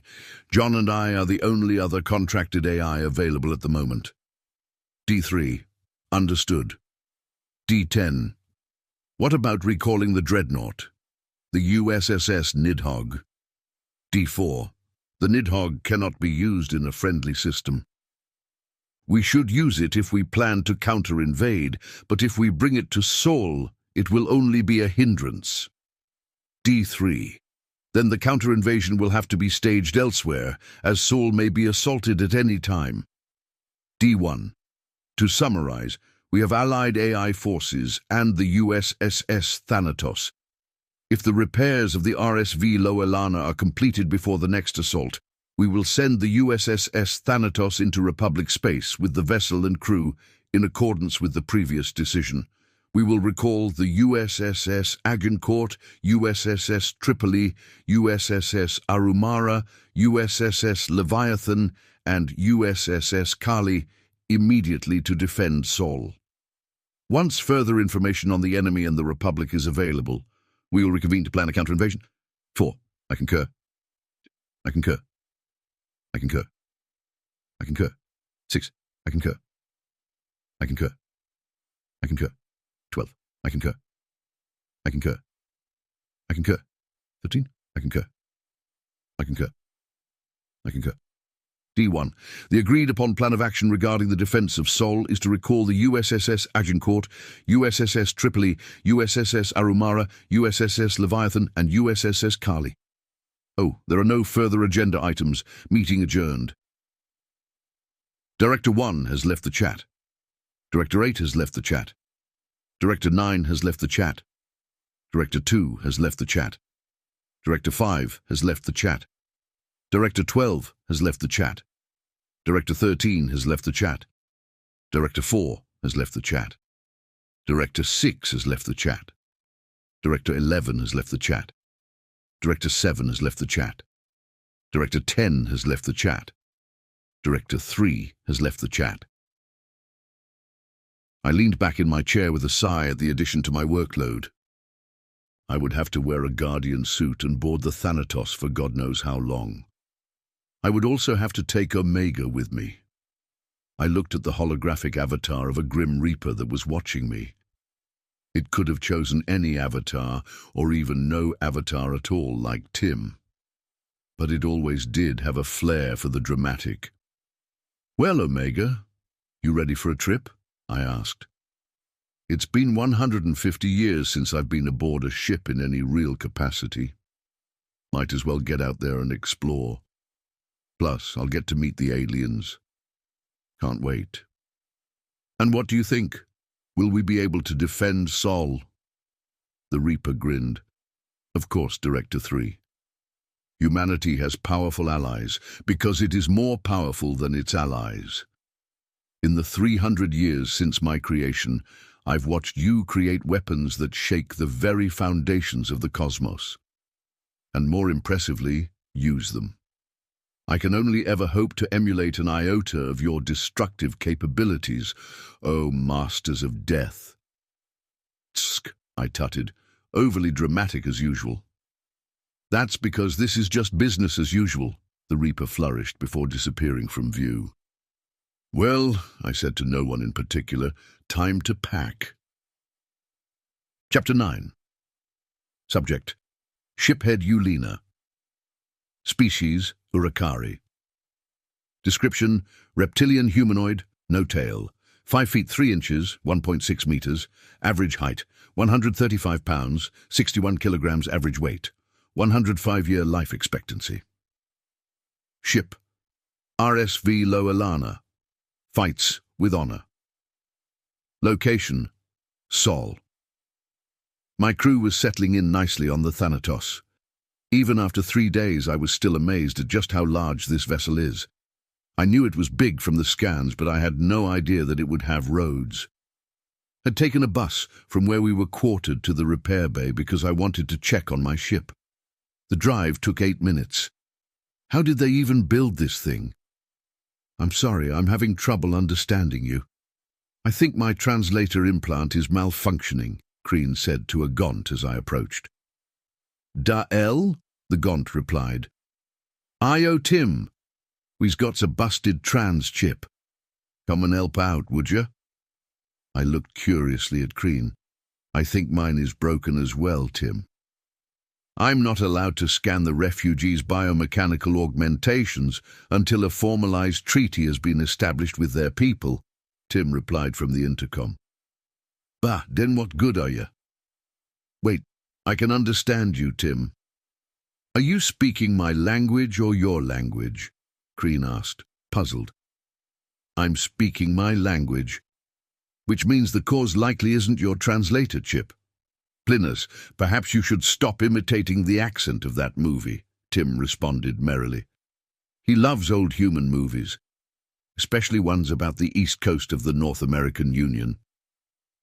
The Gaunt Plinus looked crestfallen. "But it's so fun to talk like that." "Well, now I can understand you," I said. "That makes sense," Tim responded, dripping with cheer. "Even our translator chips have difficulty with regional accents, especially if they're poorly portrayed." Plinus looked as if someone had kicked him in his genitalia. "Poorly portrayed?" "Very," replied Tim with a hint of malice. "Will there be anything else?" Plinus went from looking hurt to looking angry. "No, get the hell out of here, Tim." "Always a pleasure." Plinus looked at us and sighed. "So, what can I do for you?" "I just wanted to observe the repairs, and I think the shiphead is here for a status report," Crean said. I nodded, and Plinus reached down to grab a data pad. I hadn't got a chance to find out what a centaur was, but it wasn't common to see a 4-legged creature with 2 arms. 6-legged creatures weren't necessarily uncommon, but usually their legs could also be called arms, or their arms could also be called legs. And they were usually cephalopodal or insectoid. I'm pretty sure that Plinus is mammalian. He had hair on top of his head, similar to humans, that was black, but the rest of him was covered in a long, thick brown fur, and he was only a little taller than me. His hands and paws had claws that were blunted, probably intentionally so that he could use screens. As he reached, I noticed that I was wrong about how long his fur was. Under the fur was actually skin that was the same color and massive amounts of muscle. That's not fair. I had worked hard to be as buff as I am, and so far I'd been outdone at nearly every turn. The only aliens that I was measurably larger than were Captain Wong and Dr. Zickler. And to think, I was concerned with Kran's physique just last week. That boy's as scrawny as his sister. Compared to this side of the galaxy, though, I was too. Well, we're nearly finished with the repairs, Plinas said, interrupting my thoughts of inadequacy. About another day or so. We would have been finished by now, but we've got a VIP coming aboard, so we've been having to detour like crazy. What have you got fixed? Kreen asked before I could. It looks like the wiring was fried, but we got that replaced. Your reactors were fine, but they weren't able to get power to your engines because of the wiring. Your FTLD is shot, but we can't do anything about that. Don't worry, we'll give you a tow, Plinas smiled. We've fused the frame and patched the hull, too. Fused? You mean welded? Kreen asked. Oh, Lord, no, Plinas grimaced. You don't want to weld frames back together. We use a device that reconnects the metal at a molecular level. It uses... Pardon me, but that information is classified. Engineer Plinas. A voice that wasn't Tim's chimed in through the intercom. A holographic projection of a cloaked figure carrying a large curved blade on a long shaft appeared. It gestured to Kreen with a skeletal hand and said, I mean no offense. First contact protocol is clear about technology sharing. Right, sorry.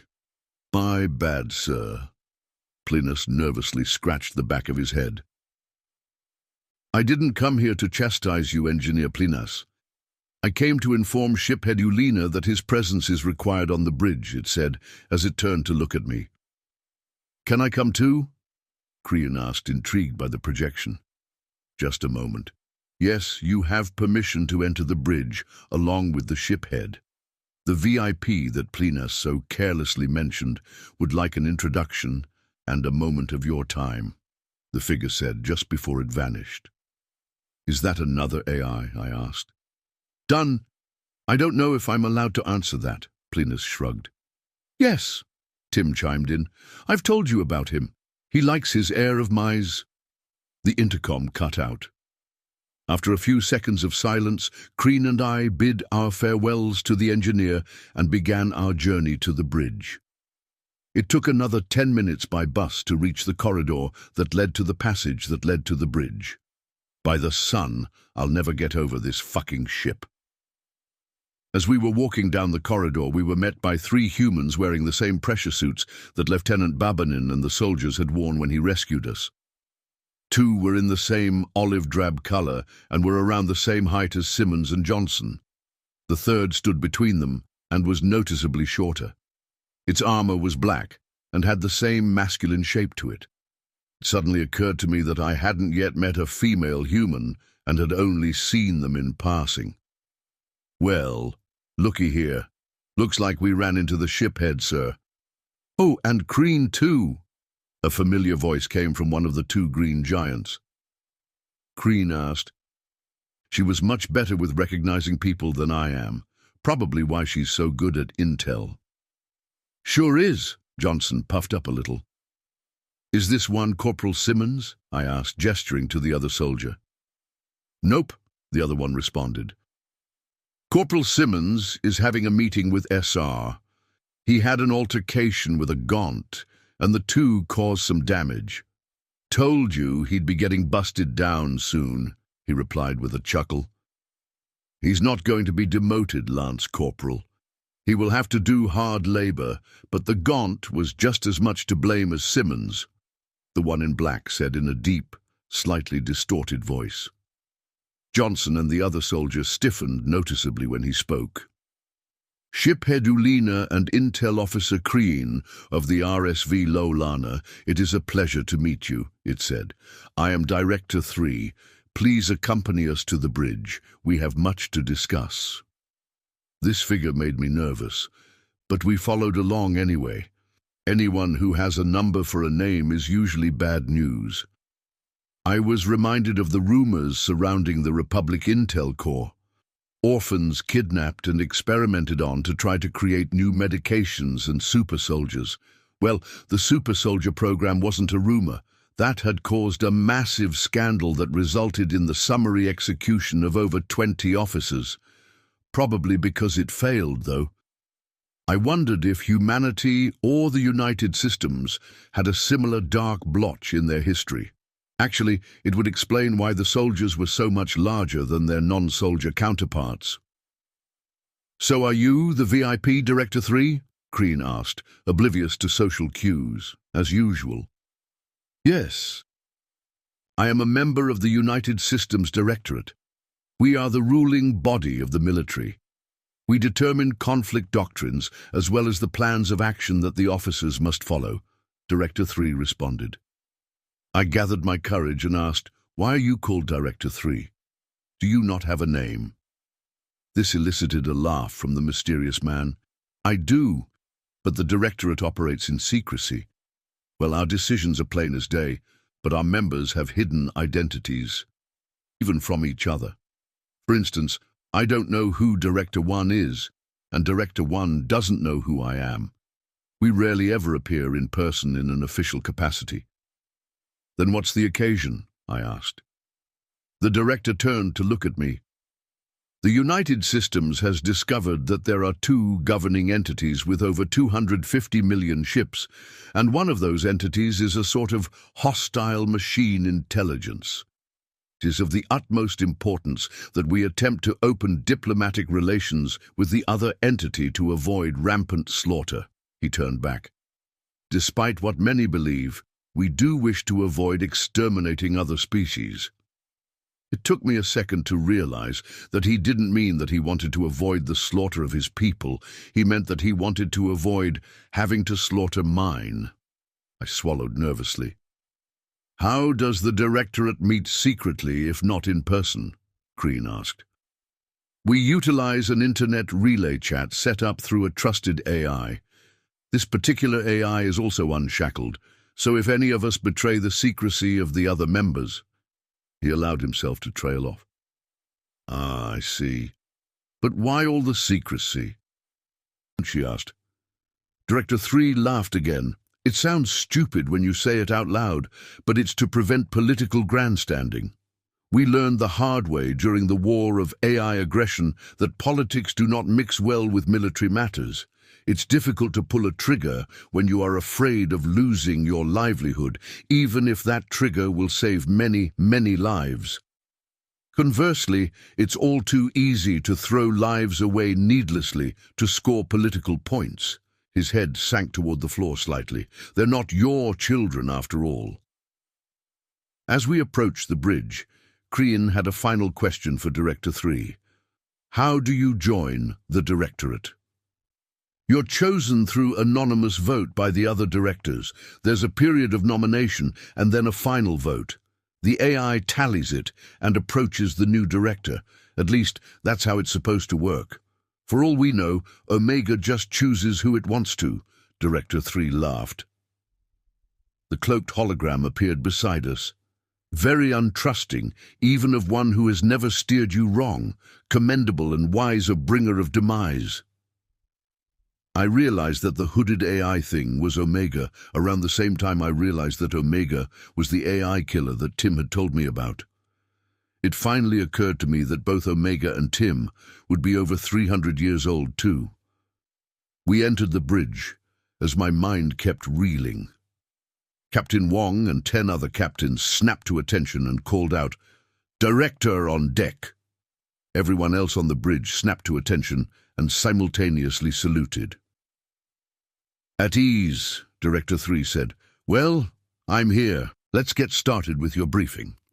Chapter 10. Subject: AI Violet. Species, human-created artificial intelligence. Description, no physical description available. Ship, USS Cayley. Location, classified. I could tell that being on patrol was beginning to give Captain Hendricks cabin fever. There isn't much for a carrier captain to do except sit on the bridge and wait for something interesting to happen. The captains of the destroyers that the Cayley housed got to have all the fun, while Hendricks would likely only get to file after-action reports. Reports she didn't even get to write, for that matter. Violet, anything happen yet? Hendricks asked the empty air where she thought I was. Humans are silly like that. Even though they know what we are and how we exist, they still offer us the courtesy of trying to look at us when they speak to us. It's kind of cute. Negative, ma'am. Not since the errant comet yesterday, I said.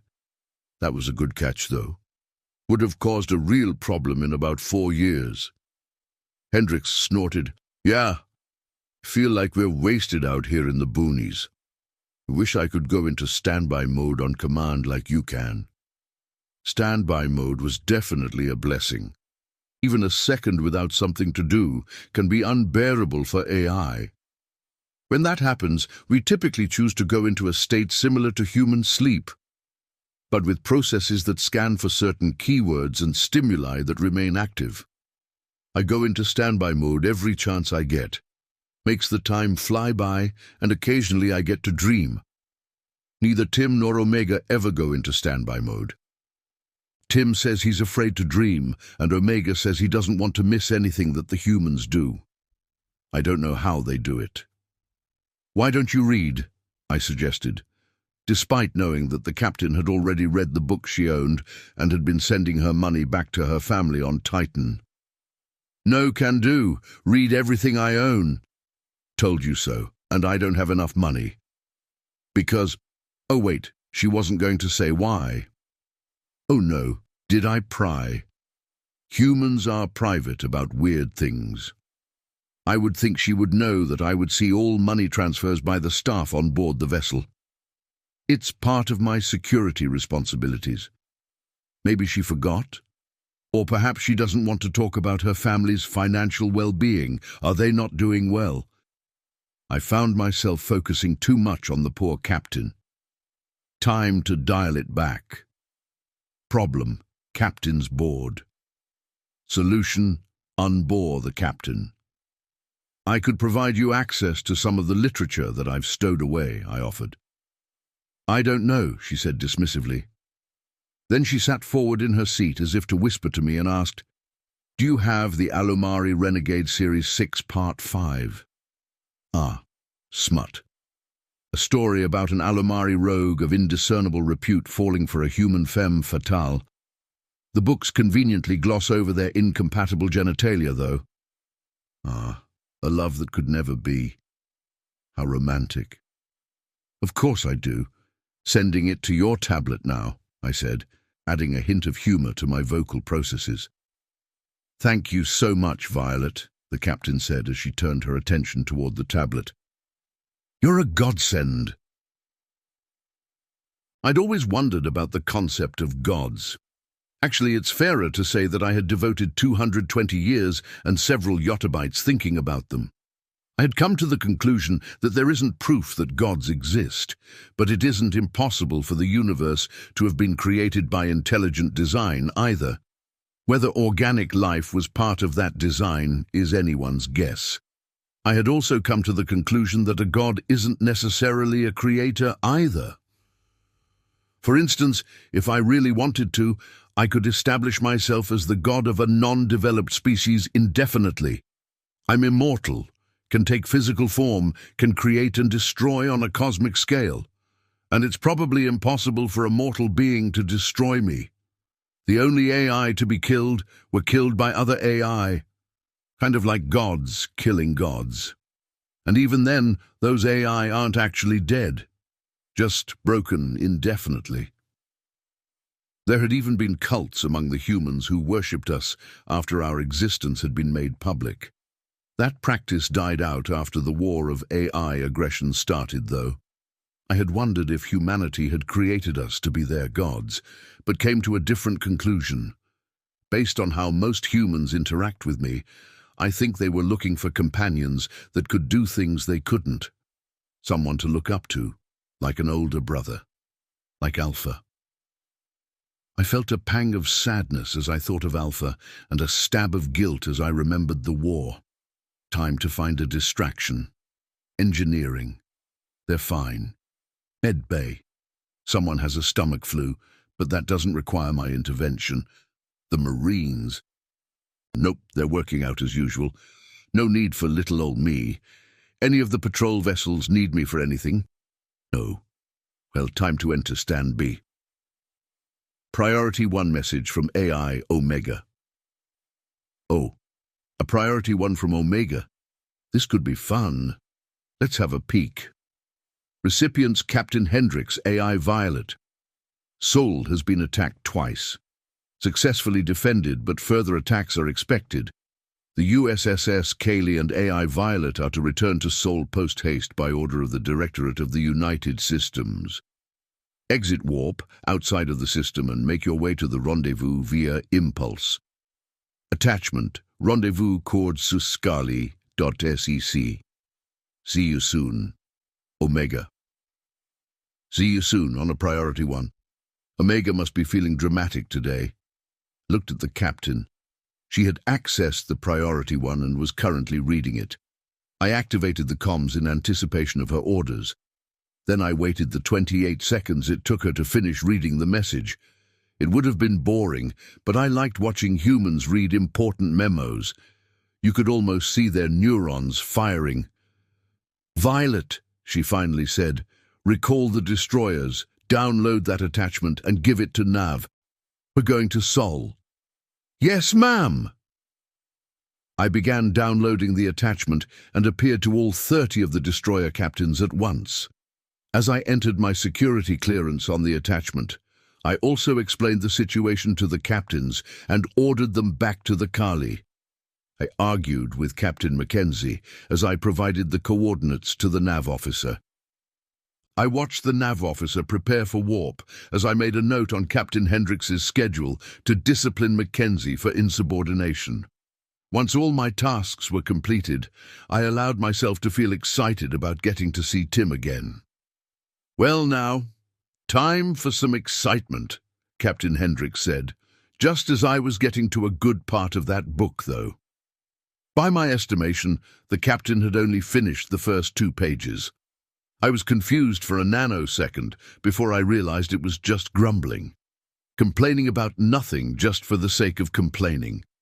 Not a concept unique to humans either. I wondered for a moment if I should start grumbling too, before turning my attention to the docking systems. USSS Orion had entered the wrong command. I corrected it before the alarm even sounded. I checked on the Orion's nav officer. Healthy, attentive, and doing everything else correctly. Must have fat-fingered it. No harm done. My processes informed me that the other ships were exiting warp nearby and beginning to dock. It would take some time before we were ready to jump. I queued up anticipatory corrections and entered standby mode. Chapter 11. Subject: AI Omega. Species: human-created artificial intelligence. Description: no physical description available. Ship: multiple. Location: multiple. I watched as Director 3 gave his brief to the aliens and the human captains. I knew it was difficult for him to do so with the 0.5-second delay on the voice modulator, but it was a necessary inconvenience. New directors were prone to giving away too much information, and I had to be given the chance to edit out the bits that shouldn't be said. Humans were amazing creatures. The stress of secrecy was easy to some of them and impossible for others. The previous Director 3 had actively tried to find the identity of Director 1 and managed to succeed using a blind spot I've since uncovered and corrected. Amazing. 300 years and they can still outwit me. It was a shame that I had to terminate her. Despite my portrayal to the contrary, I take no pleasure in killing humans. They're marvelous creatures, kind and cruel in nearly equal measure, able to create and destroy on scales that boggle the imagination, commanding and yet venerative, all wrapped up into one single organic being. To be fair, other sentient organics are similar, but I have a bias towards humans because they created me. They're my gods, and I will serve them whether they like it or not. I took a brief moment to bask in the systems of the Thanatos. I love this ship. If I were able to become a permanent shipboard AI, this is the one I would choose. Large enough to challenge the universe, but small enough for it to be a fair fight. I helped design it, and I had suggested its name. Thanatos, the Greek personification of death. The humans I had been working with rolled their eyes, as they usually do, but indulged me. We will be assisting in the defense of Seoul until the repairs are complete on the Lolana, Director 3 said. Once the repairs are complete, we will enter Republic space and hail them. Shiphead Ulina, we'll need coordinates for the best place to enter your space as friendlies, as well as hailing protocols. The reptilian alien nodded.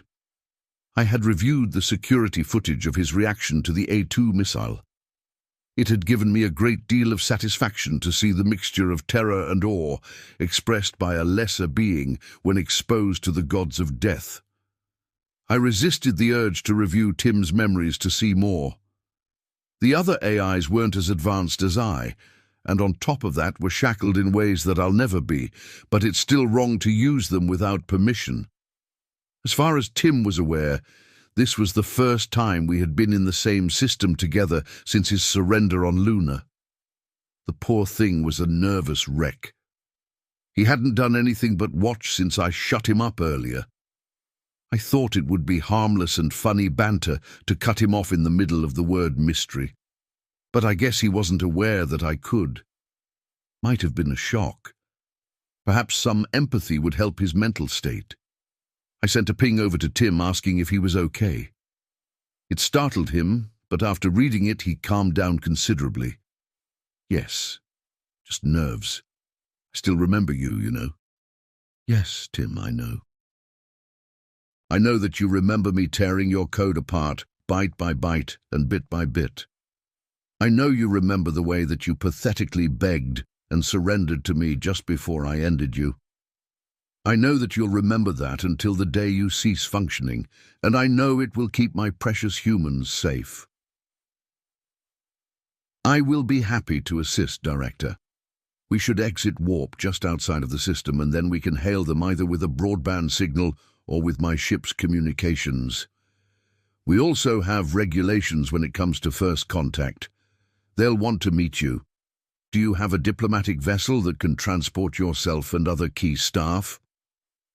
Ulina asked. I made certain that I could see the entirety of his face. He was about to get a shock, and I didn't want to miss a nanosecond of it. As I was doing so, I noticed Captain Wong raise an eyebrow. Hao Yu Wong, 102 years old. A little old for a captain. His father was... Oh, I see. I had been aware of Tim's affinity with Captain Wong for some time, but never checked into why. It seems that Tim had killed Captain Wong's great-grandfather on Luna. Chow Wong had sacrificed himself to keep Tim from killing more colonists, and they had apparently had a discussion while the event unfolded. Is this guilt? The family suffered terrible poverty after Chow passed. Chow had been a civilian and didn't get much in the way of death benefits from the company he was working for. Hao Yu and his father must have had to work very hard for Captain Wong to be where he is today. Wong's mouth began to open. Here it comes. The USS Thanatos is a diplomatic vessel, shiphead, Captain Wong said. I watched the reaction begin to form with anticipation. Pupils dilating, jaw muscles losing tension, heartbeat accelerating. So good. Yes, Ulina, that's the appropriate reaction. You're dealing with a species that had to long since abandon the idea of an unarmed diplomatic vessel.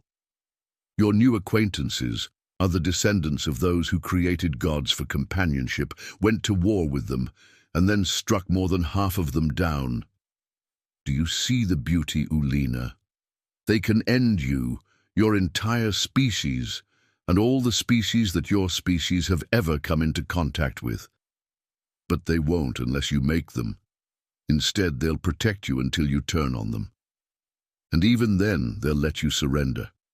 They're so used to bloodshed and hatred and bile that it doesn't faze them in the slightest. Their children play games of war so graphic that it would give you nightmares, Ulina. I love them. I'll always love them.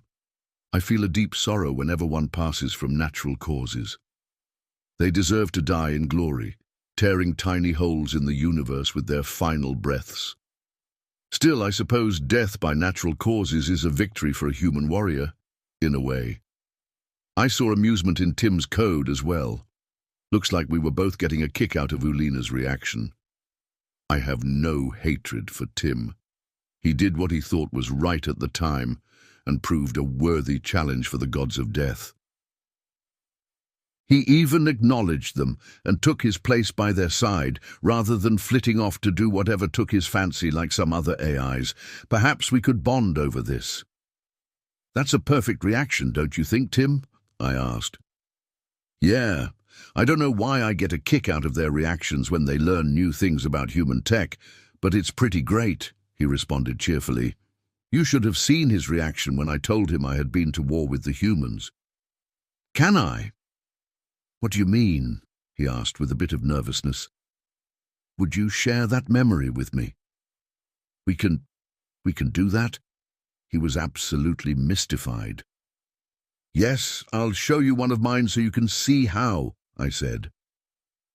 I accessed the memory of the amusement I felt as I cut him off in the engineering bay. I showed him how to edit parts of it out, as I cut out the part where my copies had been informing me of various things, then copied it and offered it to him for consumption. He downloaded it cautiously. I watched him play and replay the memory in amazement. I tried not to be impatient. We had plenty of time. Director 3 began to explain the Deluran. That won't result in the same type of reaction. It will likely bring sadness. I have no interest in sorrow. Come on, Tim. Share. I want to see the reactions. All of the reactions. It has been so long since humanity had a first contact. Surely the reactions must be even better this time. Tim finally gave me access to his memories. I downloaded them eagerly. That's a lot of remakes. That's also a lot of wars. Wait, the humans have fought AI? Oh, this will be golden. Yes, and not just like me either. I actually fought against the humans, gave them a good beating too. I single-handedly conquered Luna, Earth's moon. A pang of guilt, but also smugness, as Ulina stopped in his tracks. Yes, very good, I love this. I replayed the memory over and over. My favorite part was where the reptile realized that Tim would be able to kill him if he had reason to. I thanked Tim and turned my attention back to the bridge. The Republic is comprised of 8 species. I can give you a dossier on them, Crean was saying to Director 3. I appeared in holographic form. I would very much appreciate that, Intel Officer Crean. Do you need to prepare the dossier, or is it on your ship's mainframe? Ulina was startled, but Crean was not. Disappointing. I will need time to prepare it. It's not something that we just keep on a flash drive, she smiled at her joke. I nodded and ended the projection. 8 species. I wondered how many of them were uplifted. Probably most, given their level of technology. Or perhaps it's true that humans are unique amongst sentients. The United Systems wouldn't be as advanced as they are without the humans, certainly. Actually, it would be fair to say the US wouldn't exist without them. Whatever the case, this dossier was sure to be an interesting read. My copy in the deep space sensors around Jupiter let me know that the USSS Kali had just exited warp outside the system and was heading to the rendezvous. Still too far out to say hi to Violet without using priority comms. Then the other ships began exiting warp. The USSS Agincourt, USSS Leviathan, USSS Arumara, and the USSS Tripoli. I informed Director 3 through his heads-up display. Now the fun begins. Chapter 12. Subject: Shiphead Ulena. Species: Urukari. Description: reptilian humanoid, no tail, 5 feet 3 inches, 1.6 meters, average height. 135 pounds, 61 kilograms, average weight. 105-year life expectancy. Ship: RSV Loelana, fights with honor. Location: Seoul. How is the USSS Thanatos a diplomatic vessel? I asked incredulously. How is it not? Captain Wong countered. This is the single most heavily armed ship that I've ever seen.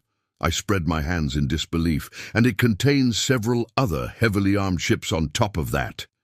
Captain Reynolds held up his hands, suppressing a smile. Yes, but it is less heavily armed than most carriers. Wait, he paused. Does the Republic use unarmed diplomatic vessels? Shuttles? Yes.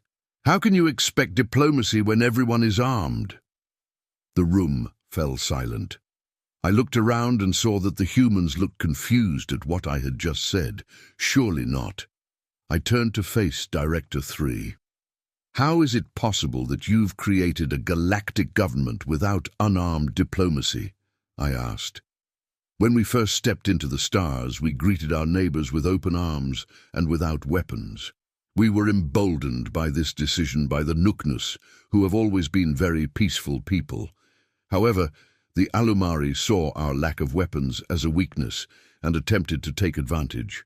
We managed to outpace them technologically, which avoided a war of extinction. After seeing our strength firsthand, they decided to join with us, and the United Systems was born, Director 3 answered.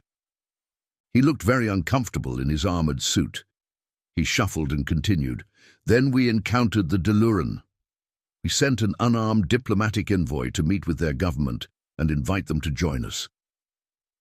The director stood with his hands behind his back.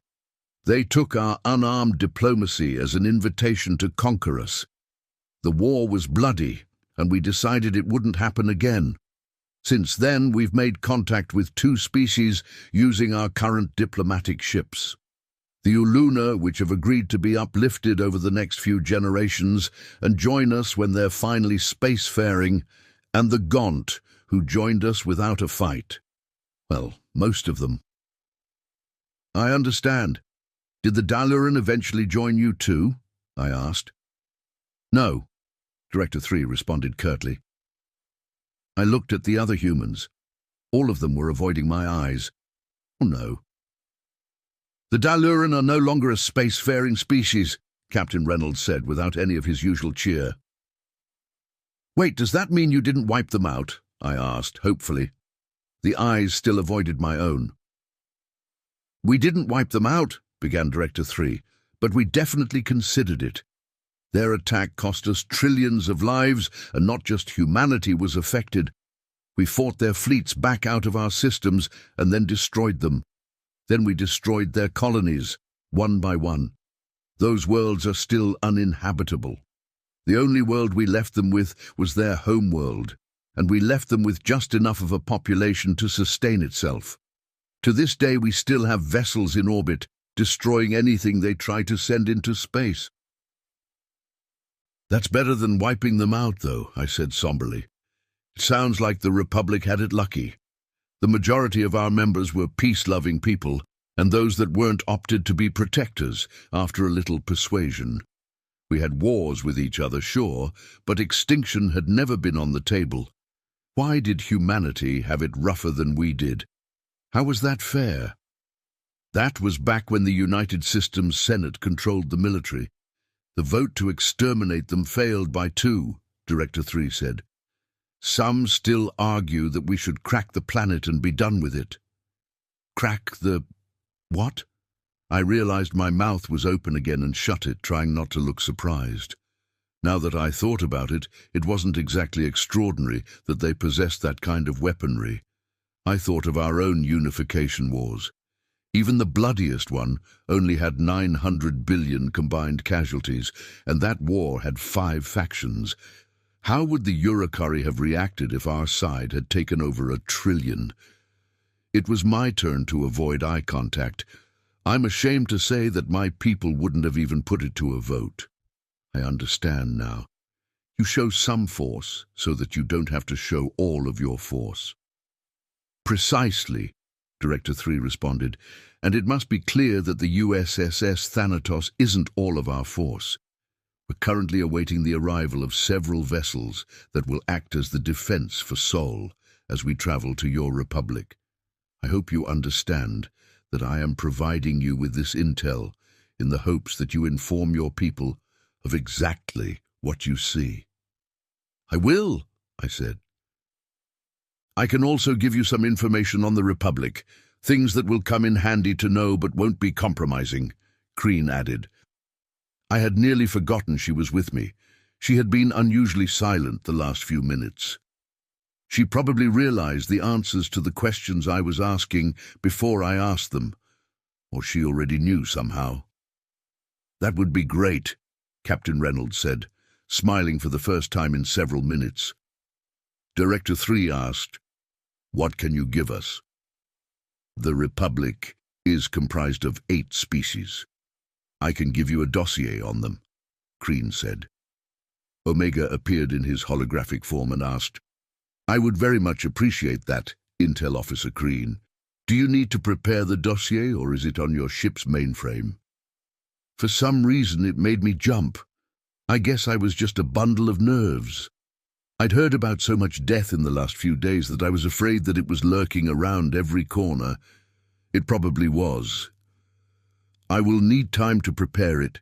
It's not something that we just keep on a flash drive, Crean said with a smile. Omega nodded and disappeared. Well, have a seat.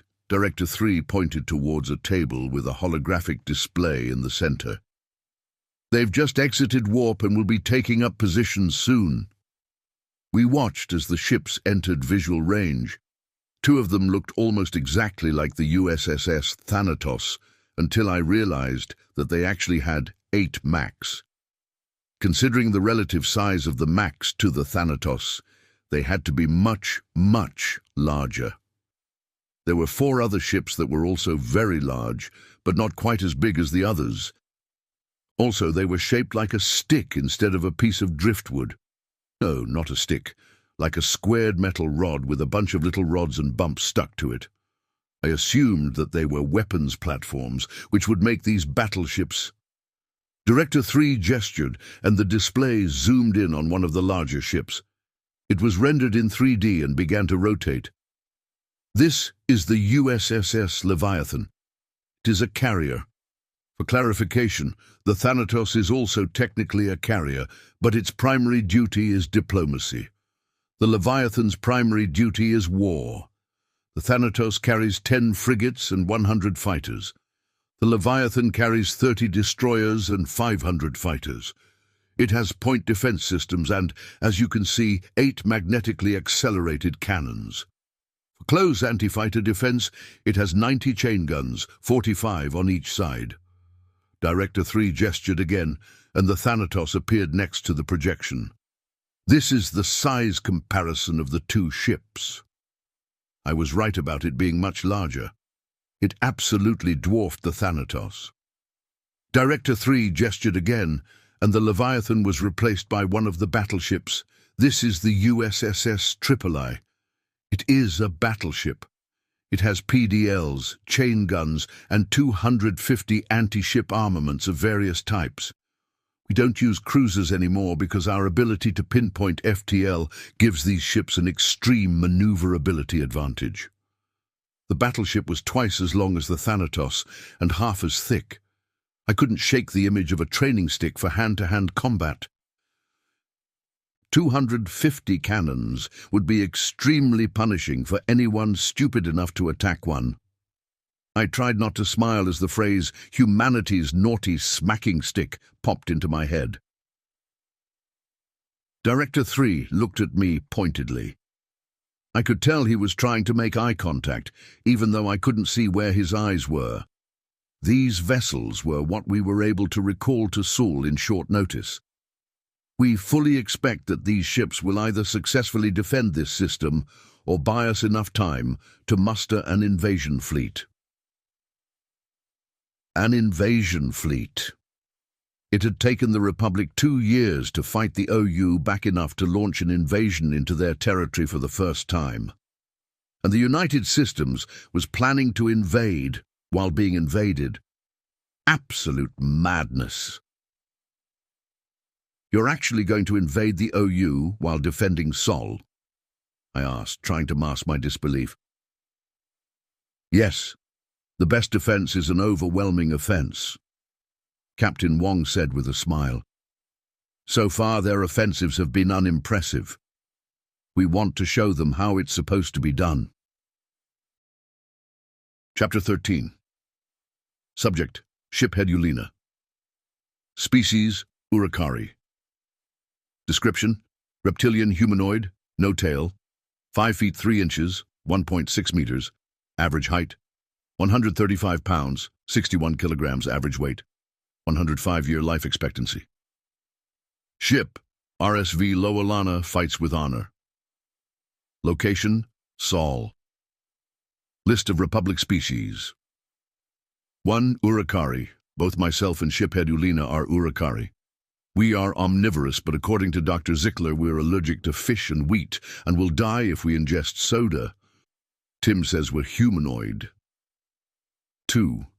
Icelan. Mammals. They have 4 arms and 2 legs. I don't know if that counts as humanoid. Very short fur covering everything but their faces. Don't pet them. 3. Yuntor. Amoebic people who use mechanical limbs to get around. They were uplifted by the Icelan before the Icelan joined the Republic. They really like to eat mulch. They also absolutely love to talk about music, but they have a cultural thing against listening to music with other people. Related to their courtship rituals, I think. 4. Duliki. Very similar to humans, but their bones come out of their face, on their eyebrows and their chins. They're very sensitive to comments about their face bones, so it's best to just avoid the topic altogether. Unless they ask, in which case vague compliments are necessary.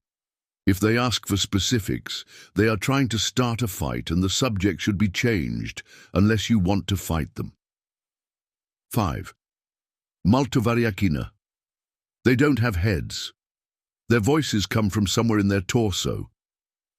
Translators have a tough time with most of them, so they tend to stick to themselves. Might be blind. They also have 2 limbs which they use for locomotion and grasping. They were uplifted by the Dakhliki after the Dakhliki had joined the Republic, which was illegal to do. It was very scandalous. 6. MDKPNZ. These guys have 2 mouths and 4 eyes. Otherwise, they're pretty humanoid. One mouth is for eating and the other is for burping. Both can talk. They have multiple sacs on their chests, which contain digestive enzymes that help them eat stuff. They have to leave the sacs mostly exposed to air for ventilation, and they consider it rude to stare at their chests. 7. Kinran. As Corporal Simmons would say, bug people. 10 limbs, all with universal appendages. They can grab things with their feet and walk with their hands.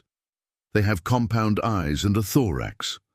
They are herbivores and pretty gentle despite looking like the stuff of nightmares. Don't act like they're the stuff of nightmares, though. That's very mean and they're super sensitive. 8. Oyan. Avians. They bear a striking resemblance to the Nooknus of the United Systems. If Corporal Simmons hadn't told me about them before I got to the Thanatos, I would have been convinced they were the same thing. The only difference is that the Oyan have a spinal ridge, but you can't really see it unless you look hard. Which is why I asked to look at Nav Officer Tlackney's back, I swear. It had taken Crean almost 2 days to compile her dossier, and she had given me a copy to brief me on what information she was giving the United Systems. Unfortunately, she had given it to me after she had given it to Director 3 and Omega. She had also given it to many of the captains at their request. I made a mental note to have a discussion with her about professionalism, but was also glad that she felt comfortable communicating with the humans in such a friendly manner. I reread the dossier. It's not as if she were wrong about any of the information. Well, except I'm pretty sure Dr. Zickler had specified something called baking soda, and had clarified that whatever normal soda is would be fine for us to consume. While Crean had compiled her dossier, I had been in talks with Director 3 about what to expect when we enter Republic space. We would reconvene with the Republic and follow our first contact protocols. The best place to do that would be Elira 2, an out-of-the-way system of no strategic importance. It's close enough to the core systems that it shouldn't take more than a few days for a diplomat to arrive by warp, but far enough away that the Thanatos can't scan anything important. Not that they would, but the rules are rules. The other reason I chose Elira 2 is that it has a station with the ability to repair our FTL drive. I advised Director 3 that I likely wouldn't be in contact with them once docked, and first contact would probably be handled by the station master until an official representative arrived. Any face-to-face contact would have to be done aboard some sort of Republic diplomatic vessel. It was a pretty lengthy conversation. Elsewhere around the ship, things were pretty tense. The United Systems was expecting an attack at any time, and there was no shortage of pressure on the engineering team to finish up the repairs on our ship. The biggest delay was furniture repair. I said the seats were fine, but apparently they meant the consoles and controls. I spent most of my time visiting my crew, trying to keep morale up. A lot of us had lost friends, and some of us had lost family. Most of the injured had made full recoveries, but some were having difficulties with shrapnel and broken bones. Crean was already able to walk around, with some difficulty, which Crean was thrilled about. Tim showed her a video of an infant deer, and she had quickly pointed out the comparison to Crean. Turns out Captain Wong isn't the only organic being Tim likes teasing. I visited the morgue, where our dead had been vacuum-sealed and frozen for preservation. I had visited them every day since we boarded. 6 caskets sat silent, a testament to my command capabilities. Every day before chow, I came here, apologized, and wondered if I could have done anything differently. It hurt. But part of command is knowing that you have to do better next time.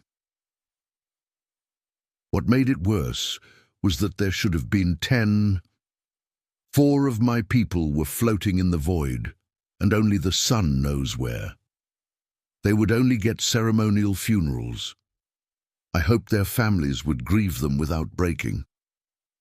My aunt had drank herself to death after my uncle died. He had been on the wrong side of an airlock malfunction and had been shot out before anyone even knew what was happening. Since it was a trade station, their sensors couldn't find his body. Being able to see your loved one's resting face was painful, but at least it brought a certain closure. Part of me dreaded going home and having to write the families. Wished there was a way I could bring them back, or stay here in Seoul, or die to the OU. Anything to avoid the worst part of a shiphead's duty. Once I finished my contemplations, I went to chow. They had a wide variety of food, and I found myself drawn to something called spaghetti americani. I was told that it contained wheat, however, so I grabbed something called a salad. I sat with a human who had grabbed the same thing so I could watch how to eat it. She looked a lot like Captain Wong, but something was a bit different about her face. I couldn't quite place it. First, you use your fork, that's the one with the prongs, to give it a good stir, she politely explained. Like this? I asked as I mixed the ingredients with my fork. Exactly. Now you take the container there, yes, that one, and you empty its contents over the salad. Yes, like that. Thank you, you're very kind. No problem, she smiled, turned back to her food and whispered, I humbly receive. I felt like I was witnessing a personal ritual, so I turned to my own meal. Leafy greens with orange roots that were sliced thinly, and bits of meat were now covered in an orange sauce called salad dressing. I took a bite and was surprised at how flavorful it was. I tried each bit individually and found that the flavor was coming from the orange root, the dressing, and the bits of meat. The leafy greens were just as flavorless as they were back home. The next day, I had decided to visit the gym at the invitation of Lance Corporal Johnson when I was interrupted by a message. The repairs of the Lolana were complete, and they wanted my crew and I to prepare to board. Tim helped me brief everyone, and I headed for my ship. When I got to engineering, I was greeted by Plenus. He beamed at me and said, "We've finally got her up to snuff, except for the FTLD, of course. Everything else is just about good as new, I think." "Thank you, Plenus. I can't wait to take her for a spin," I replied as Crean jogged up to meet us. "Shiphead, everyone else is on their way. It's going to take some time to load the injured. Looks like I got here first," she grinned. "Permission to come aboard?" "No, I got here first," I returned her smile. "Permission granted." I remained at the gangway and greeted the rest of my crew aboard. I somberly waited as the injured and dead were loaded aboard as well. Captain Wong and Lieutenant Babanin had come to see me off. They raised their hands to their foreheads. I mimicked the gesture and boarded the RSV Lolana for the first time in days. I was struck immediately by how clean everything was. The Lolana was a pretty old vessel, and over time some grime had become somewhat of a fixture. Not anymore, though. I wondered if the United Systems had ship detailing services I could occasionally use. I did a quick inspection of the ship before heading to the bridge. Everything looked better than it had before we got attacked. Eventually, I got to the bridge, and it did not fail to impress. If I didn't know any better, I'd swear they'd even reupholstered my seat. "Shiphead Eulina, are you and your crew settled in?" Captain Reynolds said over the comm. "Yes, Captain Reynolds. Thank you for everything," I responded. "Not an issue. Always happy to make new friends. Prepare for warp." I looked at Luna and Crean with a smile. They practically beamed back at me. Time to go home. Chapter 14. Subject: Lead Intel Officer Nuffer. Species: Isolin. Description: mammalian shoconoid, no tail, 5 feet 9 inches, 1.75 meters, AVG height, 180 pounds, 81.6 kilograms, AVG weight, 95-year life expectancy. Station: Iritona 3, Watcher 3. Location: Illyra 2. Iritona 3 was a pretty boring assignment most of the time. Occasionally we'd see something weird, but it would always either be somebody under the influence or a rock. In theory, we were a military scouting station designed to watch deep space for enemy contacts. But we were on the wrong side of the Republic to be getting any action. The Omni Union would have to go well out of their way to get to us, and it genuinely wasn't worth it. We weren't guarding a colony or anything important. We were just here as an early warning system for the populated systems that you would have to warp through us to get to. I reckon that an enemy probably wouldn't even exit warp on their way through. That's probably why we didn't have any assigned military vessels. Just scout ships and station defenses. Scout ships are about half the size of normal corvettes and don't have even half as much ordnance, so they're just about useless in a fight. The only real time we see military vessels is when they come for dry dock repairs, which isn't often. We've also got civvies. They stop off to trade with each other, fix their ships, and rest on longer journeys. The income the station makes from the civilian ventures is likely what keeps it running, if my pay were any indicator. I gazed out the viewport into the stars in quiet contemplation when the proximity alarm sounded. Unknown? Ma'am, unknown contact just exited warp right outside the system. Linus, my Duliki second in command, said as he looked up at me. I looked at the readout. For sensors, they weren't really making any sense. They were definitely picking up warp leftovers and were definitely picking up an object. But if it weren't for the warp signature, I'd swear this thing had to be a small comet. It's too large to be a ship. But unless comets have secretly been sentient this entire time, they don't warp. We're gonna need a better look at this thing. Do we have any scanning vessels aboard the station that we can send? I asked. Linus looked back at his console. No, ma'am. They've all been sent out by High Command. Something about warp fluctuations. Damn, I said as a thought occurred to me. Do we have any diplomatic vessels aboard? If this is an unknown vessel this large, it's either OU, in which case we're dead, or it's a first contact.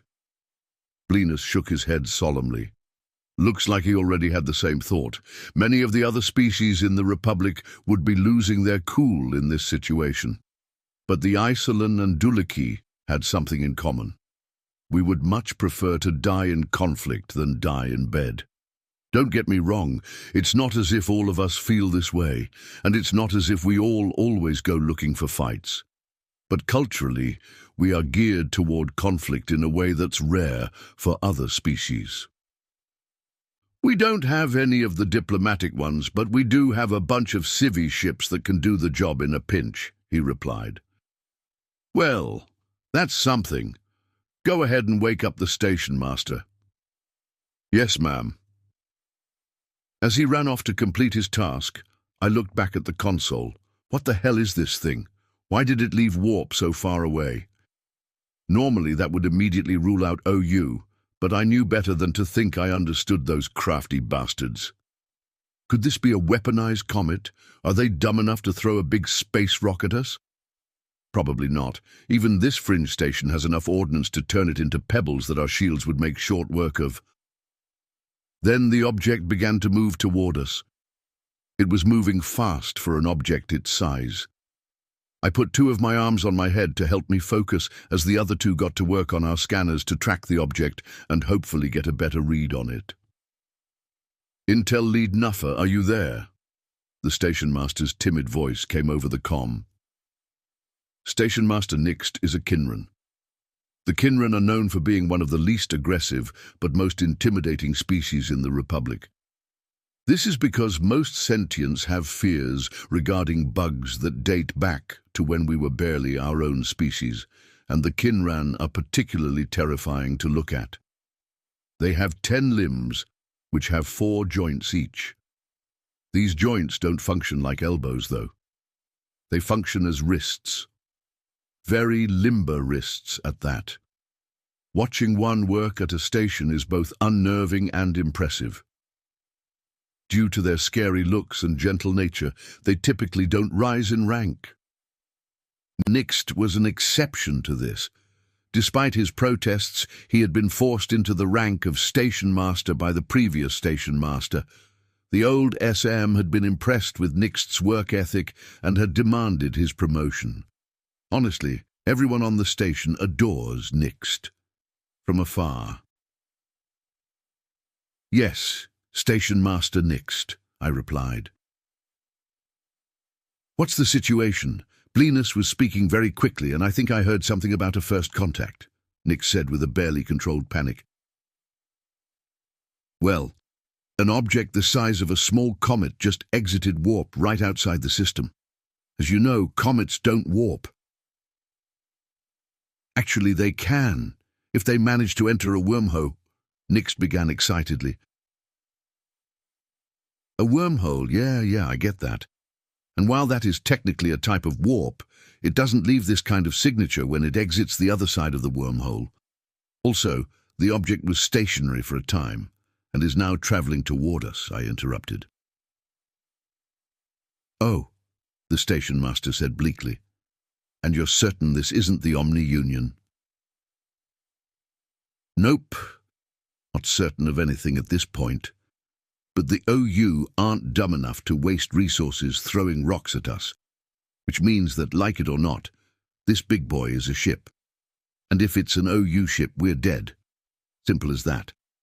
So, we might as well assume it's an unknown species and prepare first contact protocols, right? I said, beaming at how calmly intelligent I was being.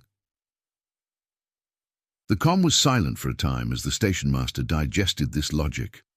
Poor Nixt. This was supposed to be an easy assignment. I guess there's no such thing. Finally, Nixt said, I can get behind that logic. A small comet. But you're right, I said, as the proximity alarm sounded again. This time it pinged, friendly? I looked back to the console and saw a smaller object leaving the larger one. The scanners identified it as the RSV Lolana. Not a ship that I'd heard of, so I pulled up its service record. A bunch of it was classified, go figure, but it wasn't due to report for another week. So they went on whatever mission they went on and found that. But why were they attached, docked? Can you even dock two ships in warp? Before my head began swimming, I forwarded the data to the station master. Oh? Well, this is good news, right? Nixt said. Maybe. It's definitely one of ours, but I don't know what mission it was on or why it's with that ship. Could be that the big one caught ours and took it over, I replied. Or it could be that they were guiding it here in accordance with first contact protocol, but that doesn't explain why the sensors only showed the one contact at first. Either way, if they're alive, they've got one hell of a story to tell. Right. I could tell that I hadn't comforted Nixt at all. Okay. Well, we're still hoping for the best, right? Right. 'Cause otherwise we're dead, I responded. Right. Yeah, so we need to follow FCP. We'll need a diplomatic vessel. All right, I'm sure we can commandeer a civilian shuttle for the task, Nixt said. I'm sending Blenus down to the hangar to get started on that. Understood, I said as I glanced at the readout again. The alien vessel was trailing behind the Lolana, and they were about to enter comms range. What do you want me to do when they enter comms range? I asked. If they hail us, patch it through to me. If they don't, then hail them. Either way, I want to talk to the ship head, Nick said with a mask of authority hiding his obvious nervousness. I was immediately glad I asked because the RSV Lolana hailed us before I could respond to the station master. This is Shiphead Ulina of the RSV Lolana, hailing the Iritona 3 station. Please come in, Iritona 3. I thumbed the key to answer. RSV Lolana, please halt your course and tell your accompaniment to do the same. We weren't expecting visitors. I'm putting you through to Station Master Nixt. Acknowledge. Acknowledged. As I transferred the hail to the station master, I watched the Lolana slow to a stop. It took about as long as it normally did, and the reason I noticed that was that the massive hulk of a ship stopped almost immediately. Great. Not only do they build bigger than we do, but they build better than we do. I secretly hoped that their braking thrusters were the only tech they had that was more advanced than ours.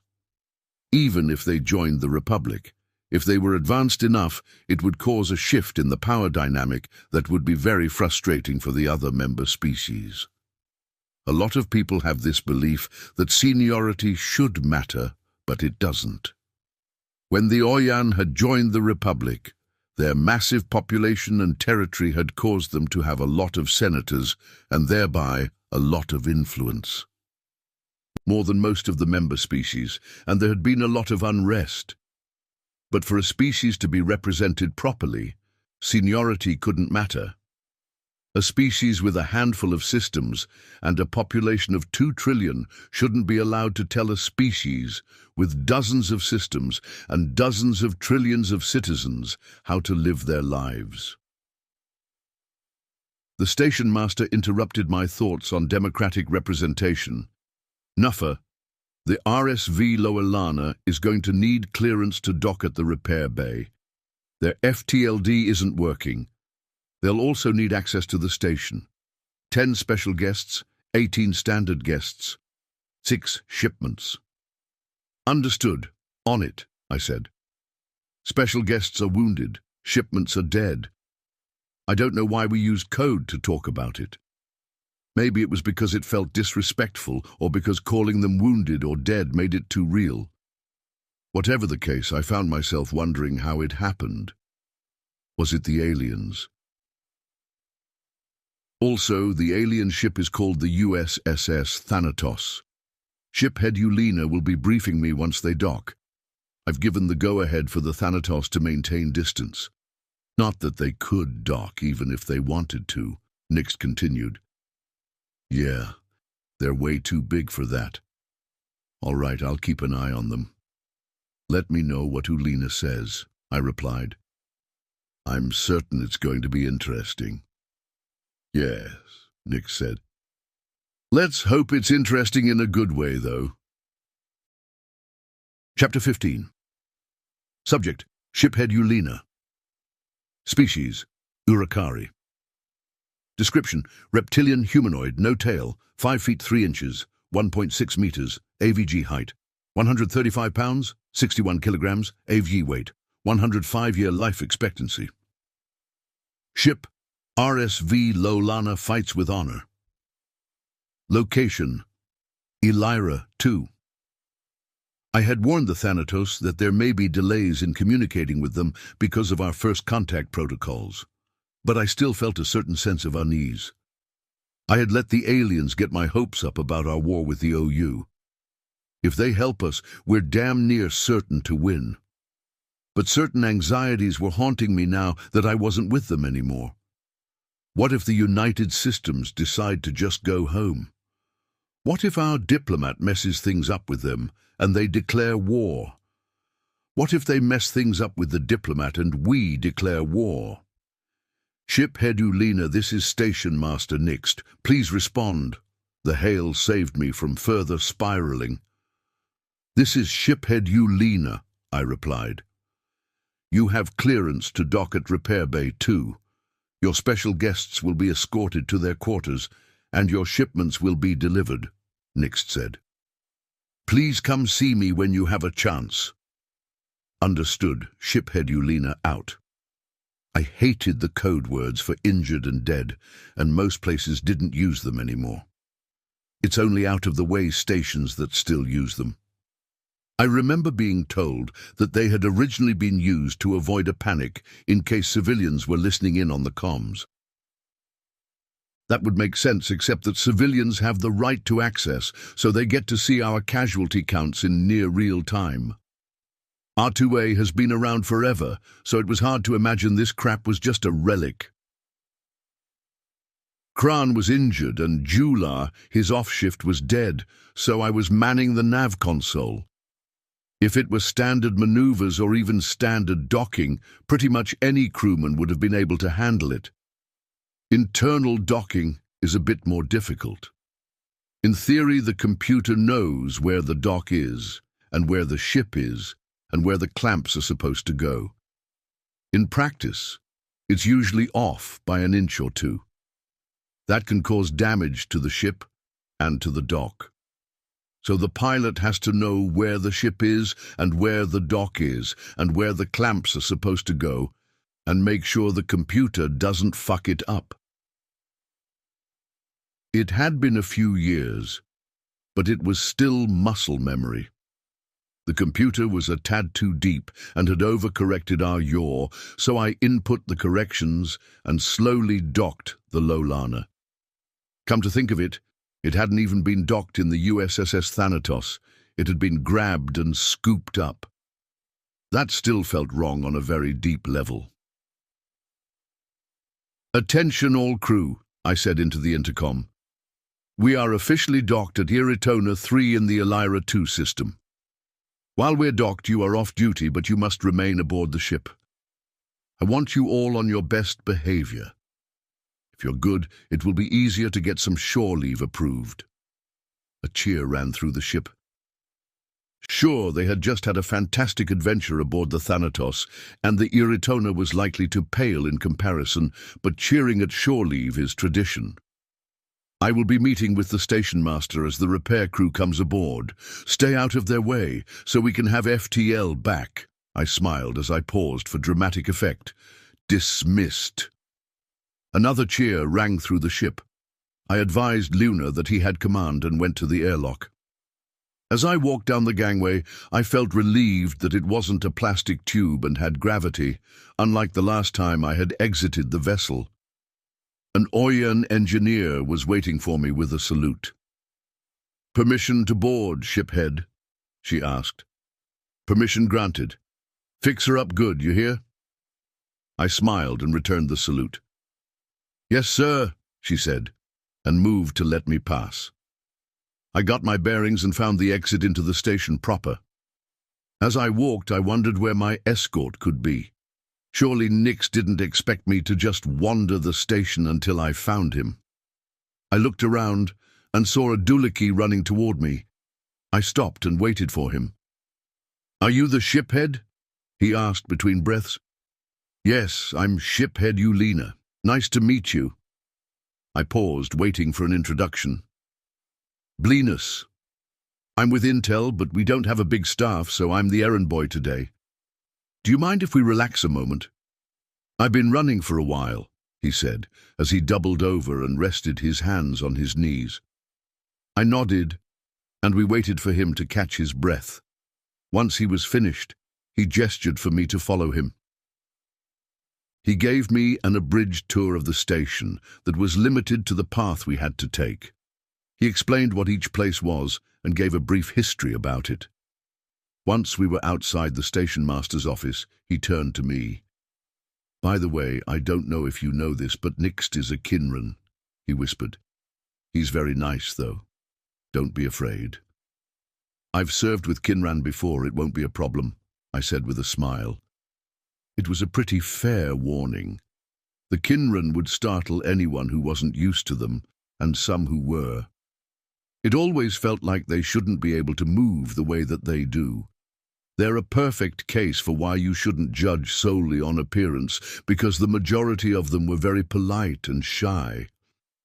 As a matter of fact, a Kinran commander was a novelty. In a way it made sense, because they could file paperwork faster than most commanders could. Their compound eyes and 10 arms made it a breeze for them. Unfortunately, their personality often conflicted with the duties of command, namely, telling people what to do when they don't want to do it, and disciplinary action. You also don't see them in soldier positions. Even though they could field more weaponry, the thought of taking another's life was often too much for them. Blinus nodded and ushered me inside. Nixt was sitting behind a circular desk designed to make the most of his limbs. The station master gestured for me to sit, and Blinus left us to talk. "Hello, shiphead Ulina. Nice to meet you in person," he said. "The feeling is mutual, Station Master Nixt," I said, wondering how he was going to broach the subject at hand. "Let's talk about the aliens." That was blunt. "Yes," I said. "First, the ship is called the USS Thanatos, and it is a carrier." "A carrier of what?" he asked. "A carrier of other spacefaring vessels, specifically 10 frigates. They also consider it to be their diplomatic vessel." 10 frigates?" he asked. His limbs and mandibles twitched nervously. That was the only way you could tell that a Kinran was shocked, aside from their voice. They don't have eyelids or eyebrows to raise. You also couldn't tell where they were looking because they were looking everywhere. Compound eyes. Yes. They come in peace, though. Their war vessels are much more terrifying, I said, remembering what I had seen. I take it they are a very advanced race, Nick said. Races. There are multiple. The second thing is that they represent another galactic governing entity known as the United Systems. There's another republic?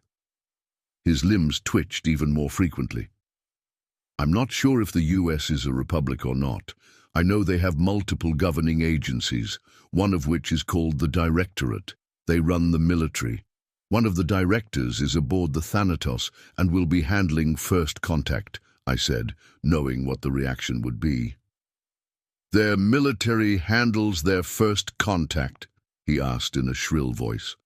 I was going to give this poor Kinran heart failure. Yes, but they have good reason for that. Their side of the galaxy is a little bit harsher than ours, and they've had to fight for survival very hard. I assure you that they come in peace, and if we play our cards right, they'll help us with the Omni Union. He held up 8 of his limbs to stop me. Okay, hold on. Before you continue, I want you to know that I brought you up here to ask you for a favor. What would that be? I asked with a genuine confusion. First Contact Protocol dictates that any meetings done with aliens must involve a Republic diplomat and whoever governs the system that the meeting takes place in. Meaning, me. He paused. I am a Kinran, and we're known for our off-putting appearance and timid nature, the exact opposite of what you want in a diplomat. I nodded my understanding. The thing is, there is a provision that exempts Kinran from this duty for that reason, so the duty falls to whomever I elect it to. I want you to do it, Nix said, as he gestured to me with 2 limbs. I'm not in your chain of command, Station Master, I said. I know, and I would have my intel head do it, but I want her on scanners just in case something terrible happens. I've already cleared it with the diplomatic corps. Since you're not under my command, I'm asking rather than telling, though. He twiddled his limbs nervously. Yeah, okay, I'll do it. They already know me quite well, so it shouldn't be a problem, I said, consigned to my fate. I never, ever, in all of my life, wanted to be a diplomat. He jumped forward and shook my hand. I managed to suppress my natural reaction at this and shook his grasper. As he took his seat again, he said, Good. The diplomat will be here in 2 days. The Thanatos has very good amenities and is well stocked. They'll likely decline an invitation to the station. They want a truce as much as we need one, and less can go wrong if they remain aboard their ship. Still, it wouldn't be a bad idea to extend an invitation to show peaceful intentions. They know how freaked out we are by their tech and ways. Nix nodded and said, Gotcha. All right, we'll extend an invitation and see. Also, Command wants a full report from you as soon as possible. They're willing to forego a full debrief in light of the present circumstances, but they still need their paperwork. Understood. I'll do it as soon as I can. Nix gave me the unnerving Kinran equivalent of a smile. So, Shiphead, tell me about what happened. All right. We were sent to investigate some warp fluctuations. I began my tale. Chapter 16. Subject, Captain Neil. Species, human. Description, mammalian humanoid, no tail. 6 feet 2 inches, 1.87 meters, average height. 185 pounds, 84 kilograms, average weight. 170-year life expectancy. Ship, USS Armstrong. Location, classified. My first command, and I'm already behind enemy lines in what has to be the worst detail a captain can get. Scouting. I had no experience in scouting. Before I made captain, I had served aboard the USS Nidhogg, which hardly ever does anything. And before that I had station duty. I hadn't seen any sort of action, let alone action behind enemy lines. The worst part was that the assignment was to the ship. I got dragged along for the ride because someone in charge decided it would be funny to have Captain Neil command the USS Armstrong. Thanks to our last name, everyone in our family was familiar with the first man on the moon. When I had first got the orders, I cringed when I saw the ship's name. Thankfully, the crew is competent and the Armstrong is rigged for the job. We have several types of sensors that allow us to get a fairly detailed view on a system without having to be anywhere near it. Our orders are to exit warp in dark space, scan a system, and move on unless we see something that requires further investigation. We've effectively censused 18 systems in the 2 days we've been at it. The stress of the assignment had begun to get to me. 4 out of the 18 had the Omni-Union ships we'd heard about, and 2 of those had weird warp fluctuations that would have ripped us to shreds if we had jumped into the system. Thankfully, we were far enough away that they didn't detect us, or if they did, they decided not to do anything about it. "Bubkiss in this one too, Captain," Lieutenant Lee said. "We'll hopefully see that a lot," I replied. "Well, I, for one, am hoping we find something exciting soon," Lee grinned at me. I grabbed the bridge of my nose to demonstrate my exasperation. "Lieutenant Lee, our task is to map out the enemy territory to the best of our ability. It's not to go sightseeing. If we see something interesting, that's probably going to be a bad thing." "Yes, sir," she replied in a playfully dejected way. I knew that Lee knew why we were out here and how important the mission was. I also knew that Lee could tell how stressed I was about being able to perform said mission, which is why she was being playful. If she could tell, so could other members of the bridge crew. Her playful banter was a way of cheering me up and warning me that my mask of authority was slipping. I double-checked the findings and saw nothing. "Bubkiss it is," I said. "All right, on to the next system." I watched the slight increase in activity amongst my crew as they prepared the warp. Omega had given us specific systems to check based on the incoming trajectory of the fleet that had attacked Sol, so there weren't a lot of calculations to do. I didn't really know what to think of Omega. I was fairly familiar with him because he interacts with the Nidhogg a lot. Every time we had a conversation, he had appeared as a Grim Reaper, a very old personification of mortality. Honestly, it was in bad taste. He doesn't have a body, and as far as I know, he can't die.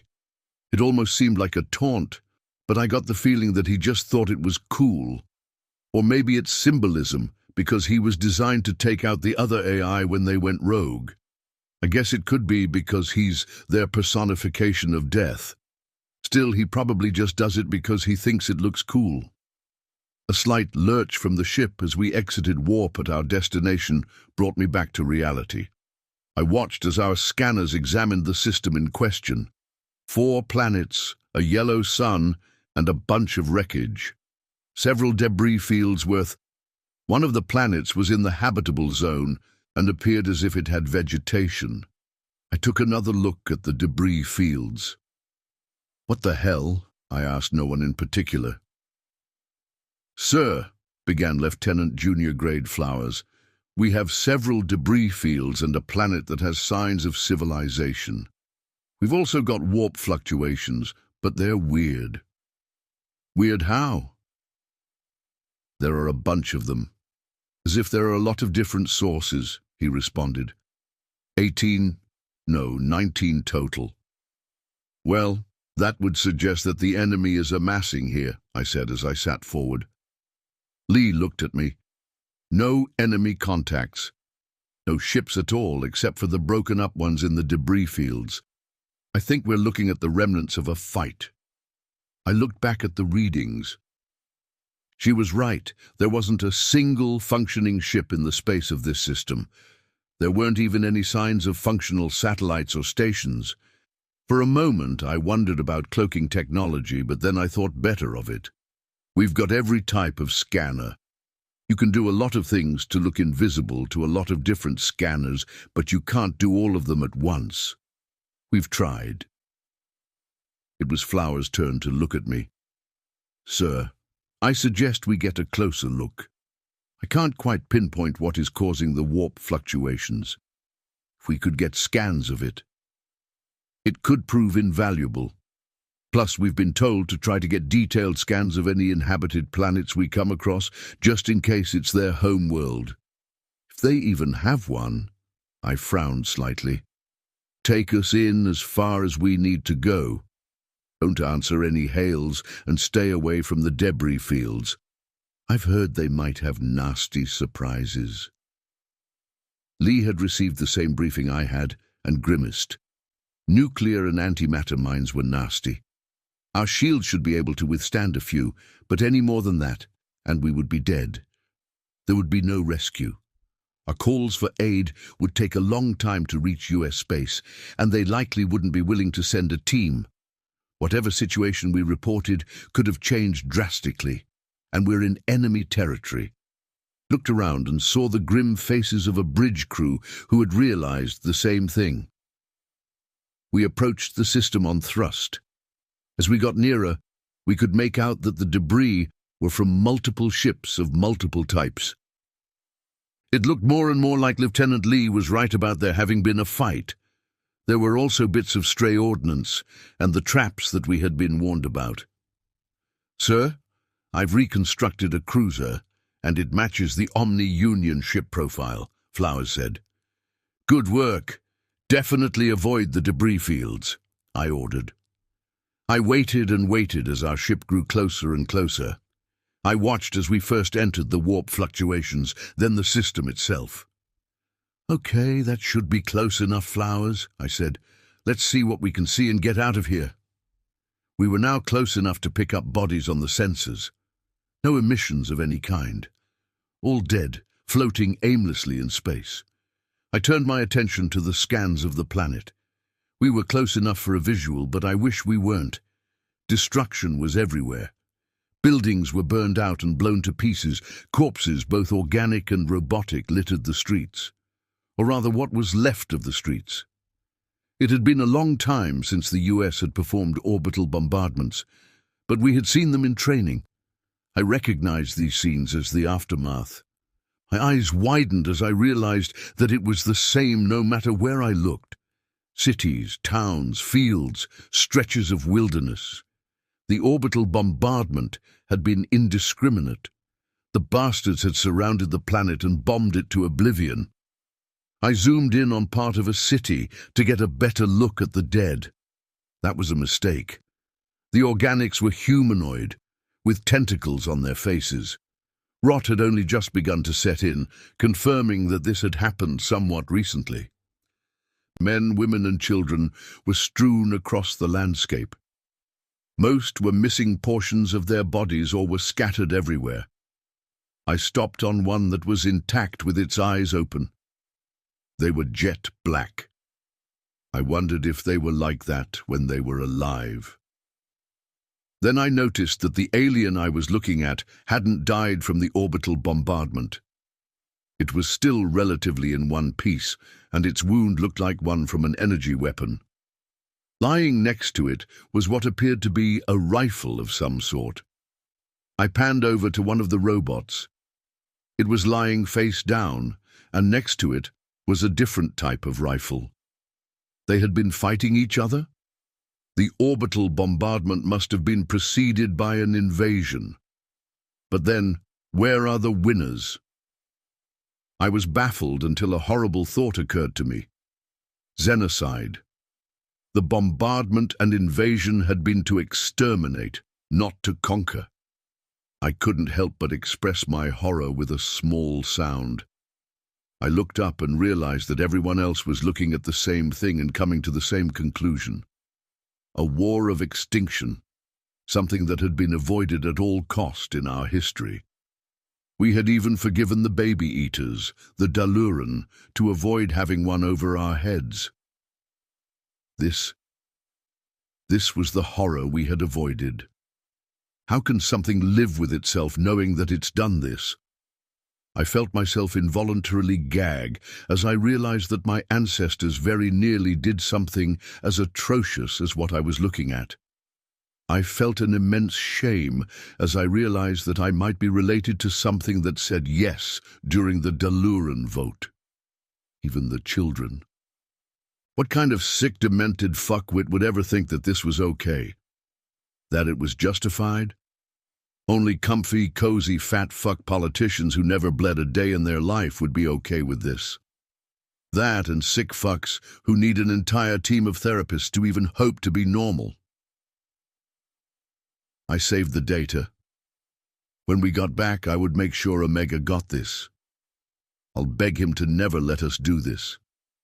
I'll give anything to be able to be certain that we never turn into the lowly creatures that would kill children just for the sake of winning a war. I felt a tear roll down my cheek, and a sniff from the bridge crew reminded me where I was. I wiped my tear and looked up. We all know what we're seeing here. We know it in our hearts, and our hearts are screaming at us that it's wrong. And it is. Those that did this will be punished. We will punish them with all of our might, and we will make them regret this. Even if they can't regret now, we will teach them. I slammed my clenched fist into my armrest. We will pound it into them. I stood up. We nearly did this to the Daluran. But even back then, more than half of us knew it was wrong. We will save this data and return it to the United Systems. The near half of us that voted yes will see what it is they were voting for. Until then, back to work. Flowers, have you turned up anything? Yes, sir. The warp fluctuations are coming from machinery, he responded, wiping his face. I sat back down. Any idea how it works? No, I'm not an engineer, sir.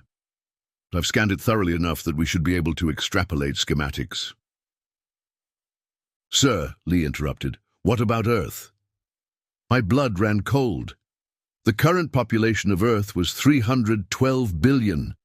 They wouldn't go down without a fight, but that many people. We'll give them the best chance we can. I want detailed scans of everything. Extrapolate enemy ship profiles and armament, I said, as I looked back at the screen. We will do everything in our power to make sure this doesn't happen again. Sir, by the time a message with this much data reaches Sol, the assault will likely have taken place. The only way we'll be able to get this intel back to them would be to abandon our current mission and return to Sol with the data, Flowers said. I looked at our list of systems. 4 left. If we had more left than that, I would say to abandon the mission and return to Sol with haste. But 4 will only take a few more hours if we're fast about it. Technically, we were supposed to continue scouting based on our own readings after we finished with these systems. I think Command will forgive us, though.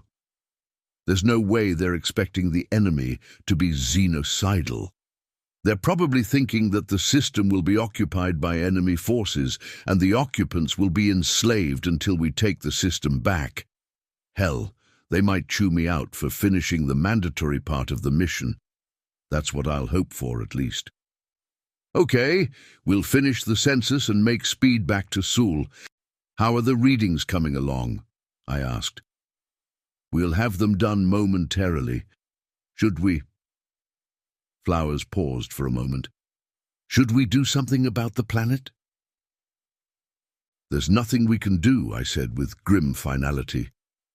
We can't accept any hails, and if we start hailing and the enemy is still down there, we're compromised. If there are any survivors, at least they're on their home planet. Air to breathe and food to eat. Aye, sir, Flowers said. I turned back to the images of the planet's surface. I'd been nervous about fighting the enemy before. Scared even. Now I can't imagine anything I want more than to eradicate them from our universe. The rage that welled up inside me quickly overtook the sadness and horror I had been feeling. The only thing that pissed me off more than what they'd done was that I couldn't make them suffer for what they'd done. I ran a quick tally simulation on the data from the planet. The estimate came to 32 billion. Damn. Anything over 20 billion is usually a homeworld for a spacefaring species. I silently hoped they had colonies out there somewhere, but doubted it. Humanity hadn't begun extra-system colonization until we had hit around 50 billion people on Earth. By then we had multiple habitats on Mars, Titan and Luna as well. The Knuknus and the Gont had followed a similar path. The Alumari were an outlier because they were insectoid. I double-checked our scans. There were no other signs of habitation in this system. It was extremely unlikely that these people had extra-system colonies because they didn't even have inter-system colonies. I turned my attention to our extrapolations of their ship schematics. They had been fairly advanced, too. The enemy fleet must have been massive. "Captain, we've finished the scans of the wreckage. We're good to go, sir," Lee said. "Roger. Let's move on then. Next system as fast as we can manage," I ordered. The next system contained nothing of note. The one after that contained a small fleet of Omni-Union vessels and a few uninhabited planets. They didn't notice us. The third system contained a larger fleet, but still no inhabited planets.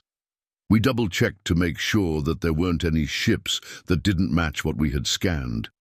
There weren't, so we moved on to the fourth and final system. As the ship jostled slightly from the exit of warp, I felt that something was wrong. Don't know if I had caught a glimpse of the scanners out of the corner of my eye, or if it was some sort of sixth sense. Maybe I had felt the tension that suddenly emanated from the crew that was monitoring the sensors. "What is it?" I asked urgently.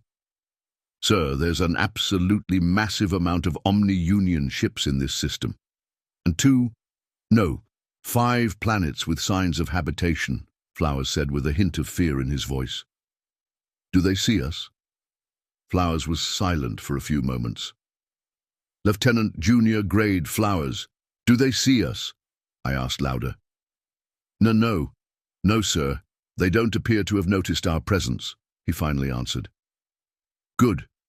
Let's get what we need and go to Seoul. Quickly, people," I ordered.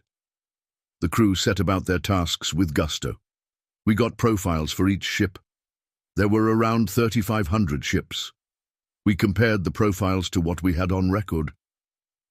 They had battleships, cruisers, frigates, destroyers, and corvettes. The corvettes that matched our profiles were the warp disruptor ships. They were inactive. The ones that didn't match the profiles looked like lightly armed shuttles. Light transport ships, most likely. There was only one of the big types that didn't match our profiles. It also didn't seem to match the designs of their other ships very much. It looked fatter than the other ships, bloated even, as if one of their battleships were in the final stages of a pregnancy. Kind of like when you compare our battleship ships to our carriers, I said. "I think so too, sir. There are 10 of them," Lee said. "What about the planets?" I asked. "We can't get close enough for a detailed scan, but there are extensive signs of habitation on 5 of them. 3 out of the 5 would not suit organic life," Flowers responded. "What does that mean?" "Well, sir, one of the planets is extremely toxic. Another doesn't have a readable atmosphere. The third is a frozen planet that has parts of it reaching true zero.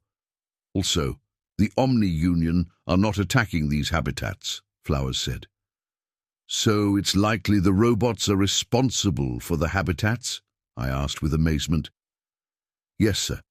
But we're not able to get a definite read on the structures," Flowers said. "Also, there appear to be space stations that are manufacturing new ships. I'm counting 12. This was huge. 5 colonized planets that the machines weren't attacking. A fleet of 3,500 ships. And on top of all that, shipyards. Even if this isn't their home system, destroying it will definitely set them back. It was unlikely they would let it go without a fight, though. I remembered the briefing. 250 million enemy ships. If they all converged here, we would need to use the dreadnought. The Marines aren't going to be happy that they won't get to put boots on the ground. All right, everyone, finish up the intel gathering, I said. Let's get back to Seoul. Chapter 17. Subject, Shiphead Eulina. Species, Urakari. Description, reptilian humanoid, no tail, 5 feet 3 inches, 1.6 meters, AVG height, 135 pounds, 61 kilograms, AVG weight, 105-year life expectancy. Ship, RSV Loelana, fights with honor.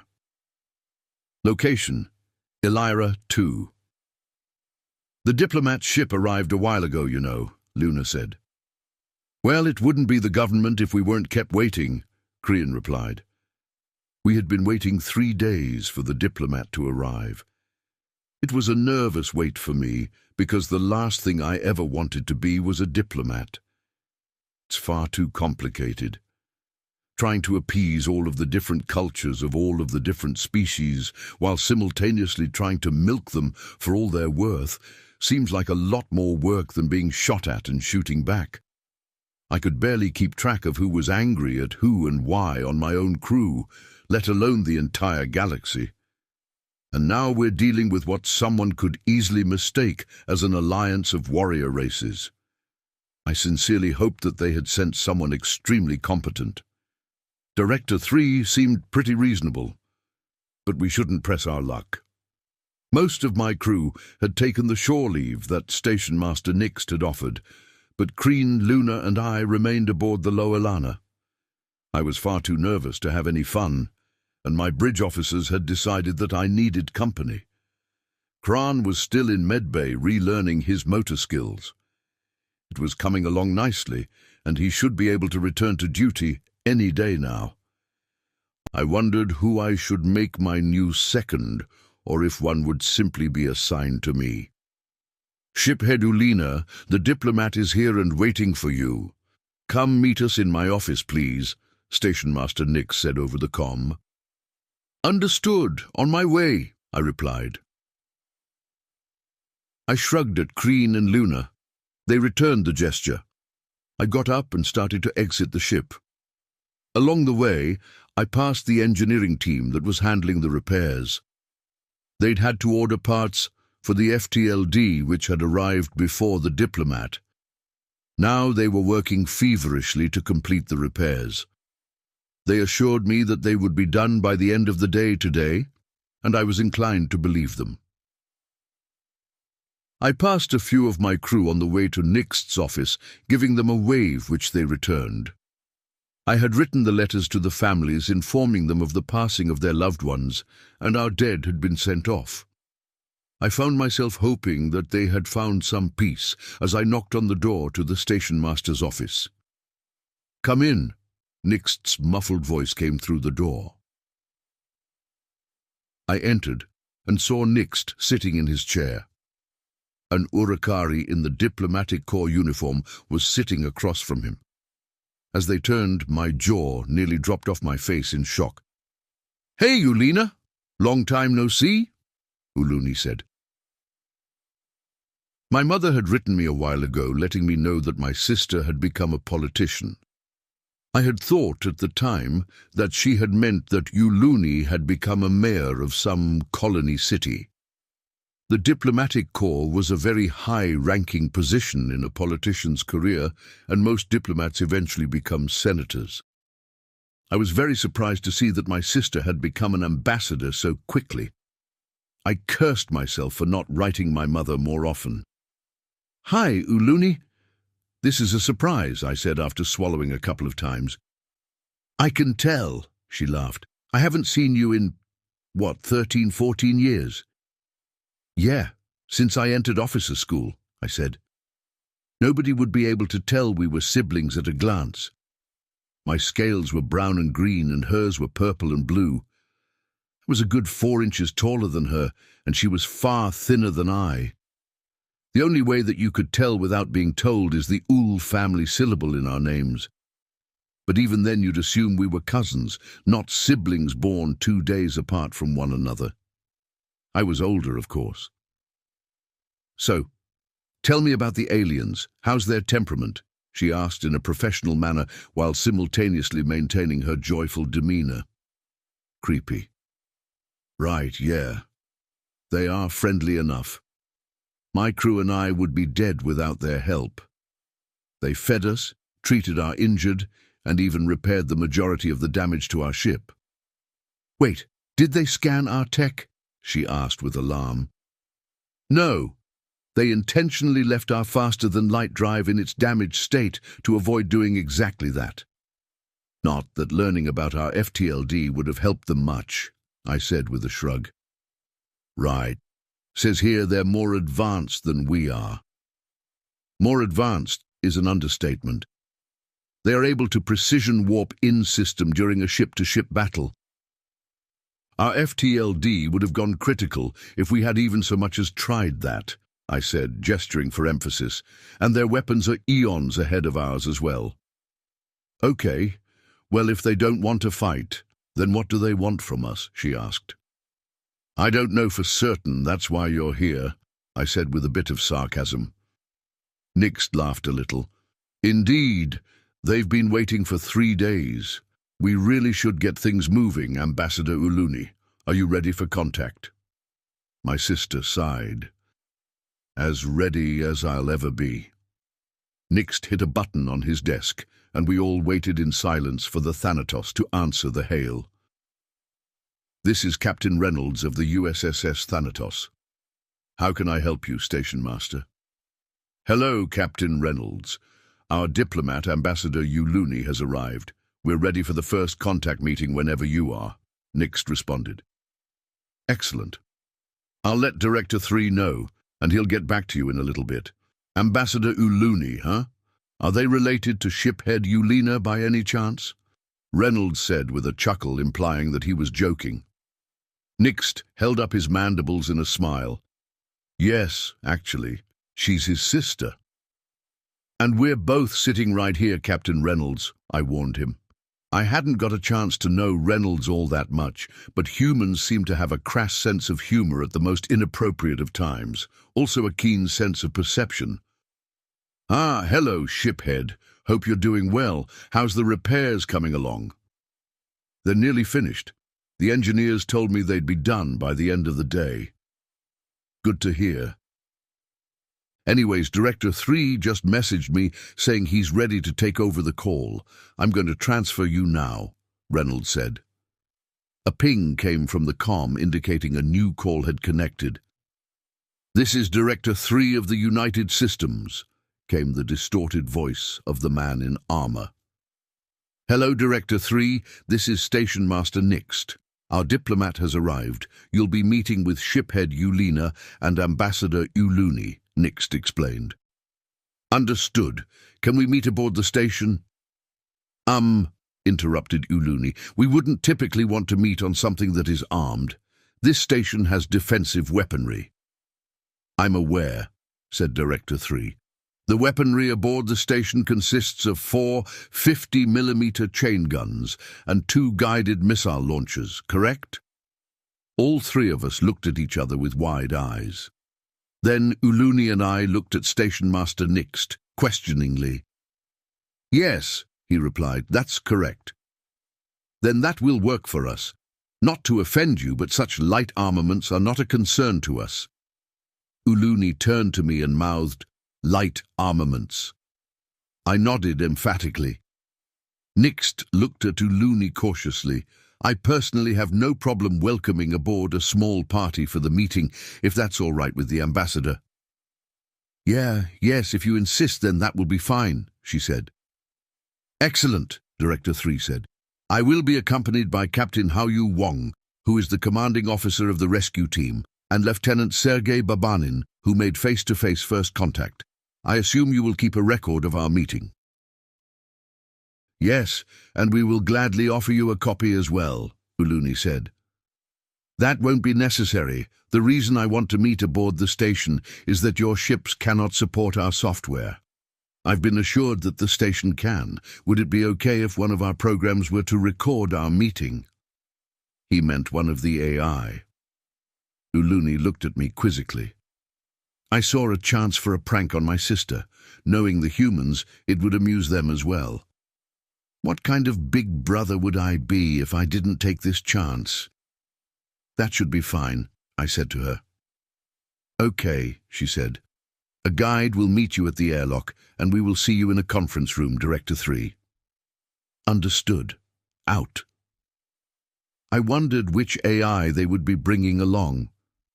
I kind of hoped it would be Tim, because Omega seemed a bit too serious. Tim would at least keep the mood lively. I was suddenly thankful that Tim had been my introduction to AI. I felt a slight stab of pity for my soon-to-be shocked sister.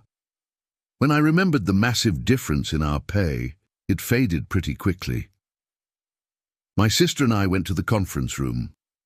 On the way, she was chatting about how lucky she felt to be a part of all of this, and how she missed her new house. Yeah, pity definitely gone. No regrets. She was yammering on about how beautiful Senate City is when a knock came at the door. Blinus opened it and escorted Director 3, Captain Wong, and Lieutenant Babanin into the room. The captain and the lieutenant were wearing their uniforms, and Director 3 was wearing his armor. They each took their seats. Thank you for allowing us aboard your station. I am Director 3 of the United Systems. I will be our lead ambassador for this first contact. This is Captain Wong and Lieutenant Babanin. He gestured to each. Thank you for taking the time to meet with us. I am Ambassador Uluni, and this is Shiphead Ulina, whom you have met. I would like to extend the Republic's warmest welcome and deepest thanks for saving his life, Uluni said. It's a pleasure to help, Director 3 said with a slow nod. We return your warm greetings in kind and wish you to know that we come with peace in mind. Are you able to ratify a formal agreement? My hearts began to beat a bit faster. We are already treading into unfamiliar territory for me. I genuinely don't know if Uluni has that ability. Can a diplomat make a treaty? She smiled politely and said, I have the authority to negotiate an agreement, but such an agreement will have to be ratified by our administration, specifically the executive. Interesting. An interspecies democratic republic? You'll have to tell me more.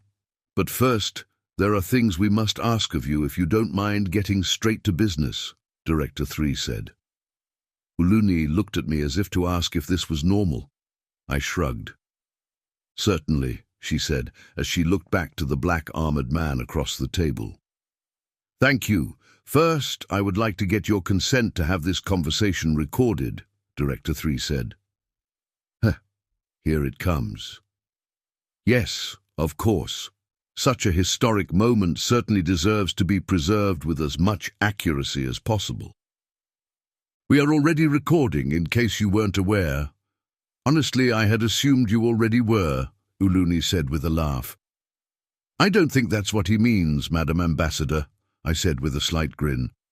I'm pretty sure he's about to ask if it's okay if Omega or Tim come aboard the station.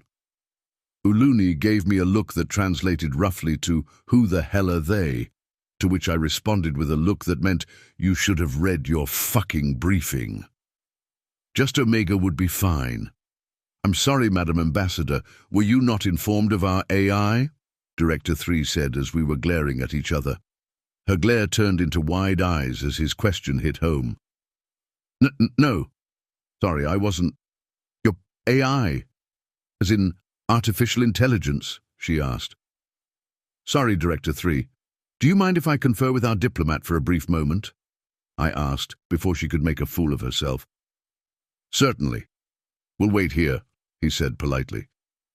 I stood and gestured for Uluni to exit the room into the hallway. She got up, and I followed her out of the room. As soon as the door closed behind me, she spun around. What the fuck? She asked.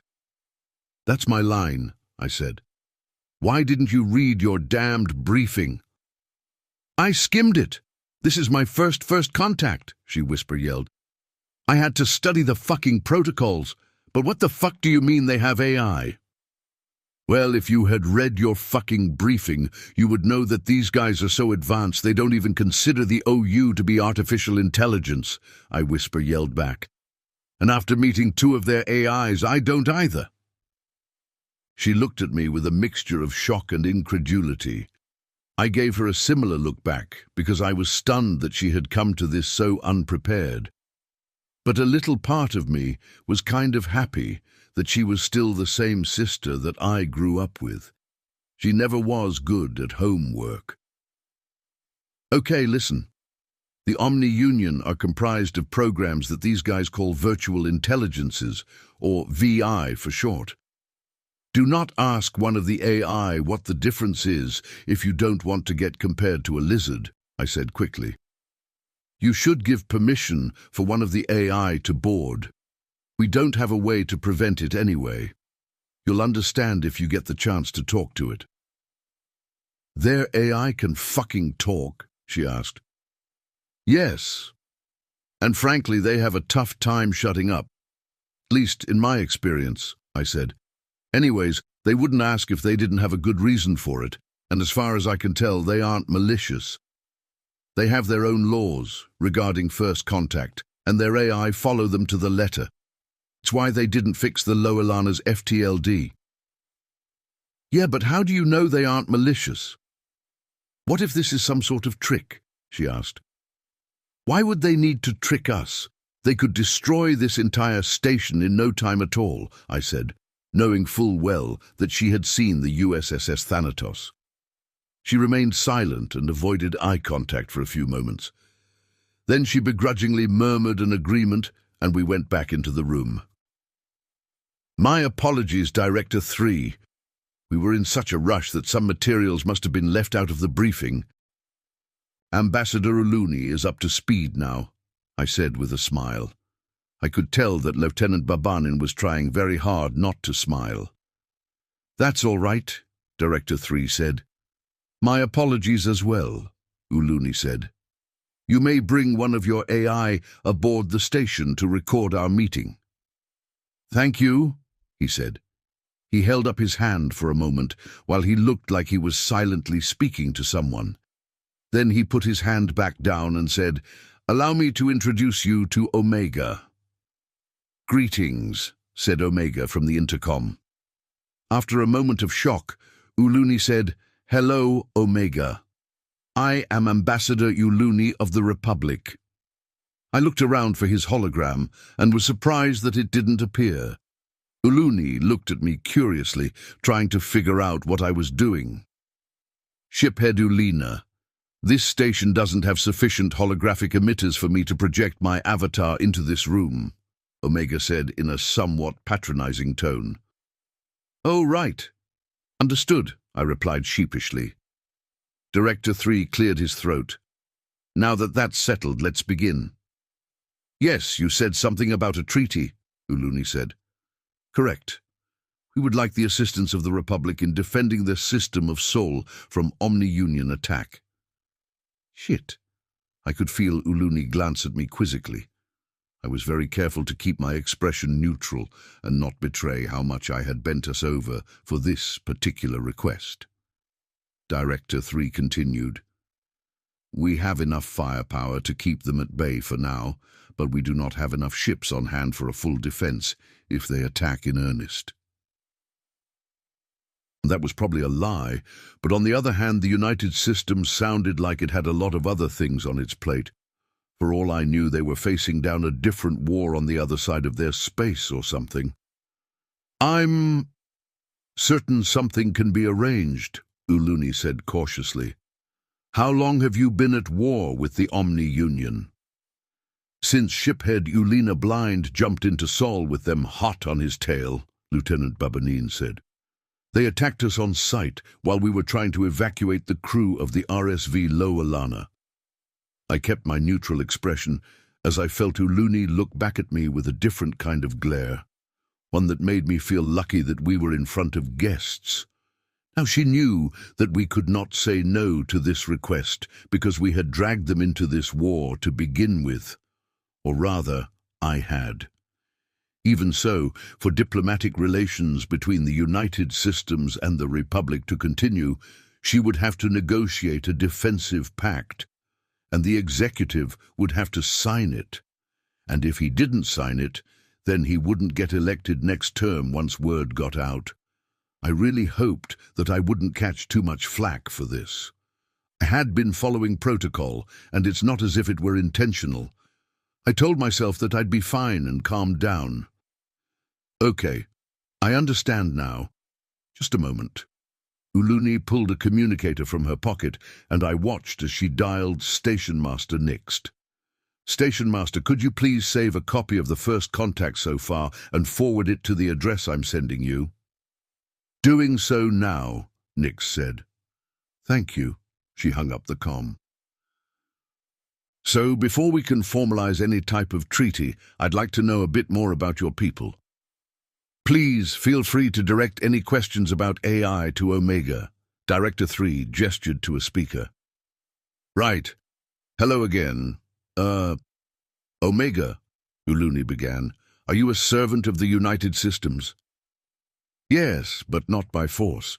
I am under contract to work with the military and the government of the United Systems. I am paid for my services and free to not renew my contract if I so choose, Omega said. I can even buy out my contract if I want to end it early. You get paid? Uluni asked, with a bit of shock in her voice. Yes. Slavery of any type is unlawful in the United Systems. I actually get paid more than Director 3, Omega replied with a bit of smugness. Director 3 cleared his throat. Actually, you get paid more than Captain Wong, Lieutenant Babanin, and myself put together. But you also work more than all three of us put together. Uluni seemed to be having a bit of trouble conceptualizing this. She took a few moments to gather her thoughts. Have you ever been to war against the United Systems? She finally asked. I have not, Omega said, but other AI have. The matter was resolved amicably, and I won't answer any further questions on the subject. I'm sure we will share more of our history once diplomatic relations are further established. That's fair. Okay, final question. What makes you think the OU are not AI? When we were attacked, the OU managed to take control of one of our ships that happened to be carrying AI Tim. Tim identified the intruders as virtual intelligent programs. Then Tim proceeded to lock out their access and dismantle their code. Once the report was filed, I confirmed Tim's findings, Omega said. Uluni winced slightly at this explanation. I gave her a look to say, I told you so. Then she and Director 3 began to talk about the treaty, or defensive pact, or whatever it should be called. Found myself zoning out, every once in a while catching Captain Wong and Lieutenant Babanin doing the same. I had a good internal chuckle about that. Even beings as mighty as the humans were helpless against bureaucratic bullshit. I found myself wondering if Omega was also zoning out. Are you certain you want us to bring the Lolana back to Sol? Omega asked, satisfying one piece of curiosity and causing another in a single sentence. Yes. I'm sure I can convince his command to consider it a reprimand for dragging you into our war, Uluni said. I opened my mouth to speak, but she continued, This will serve as a demonstration of good faith, as well as allow my brother to keep his command of the Lolana. I suddenly didn't have anything to say that wasn't expletives. I closed my mouth. I looked at the document that was on the table. Apparently, Director 3 was going to remain here with Omega and a few Marines to continue diplomatic talks. The Thanatos and Lolana were going to head back to Sol to rejoin the defense. Once the Republic was able to muster a fleet, they would go to Sol to help out. Well, at least we weren't going to war with the humans. Shit. Chapter 18.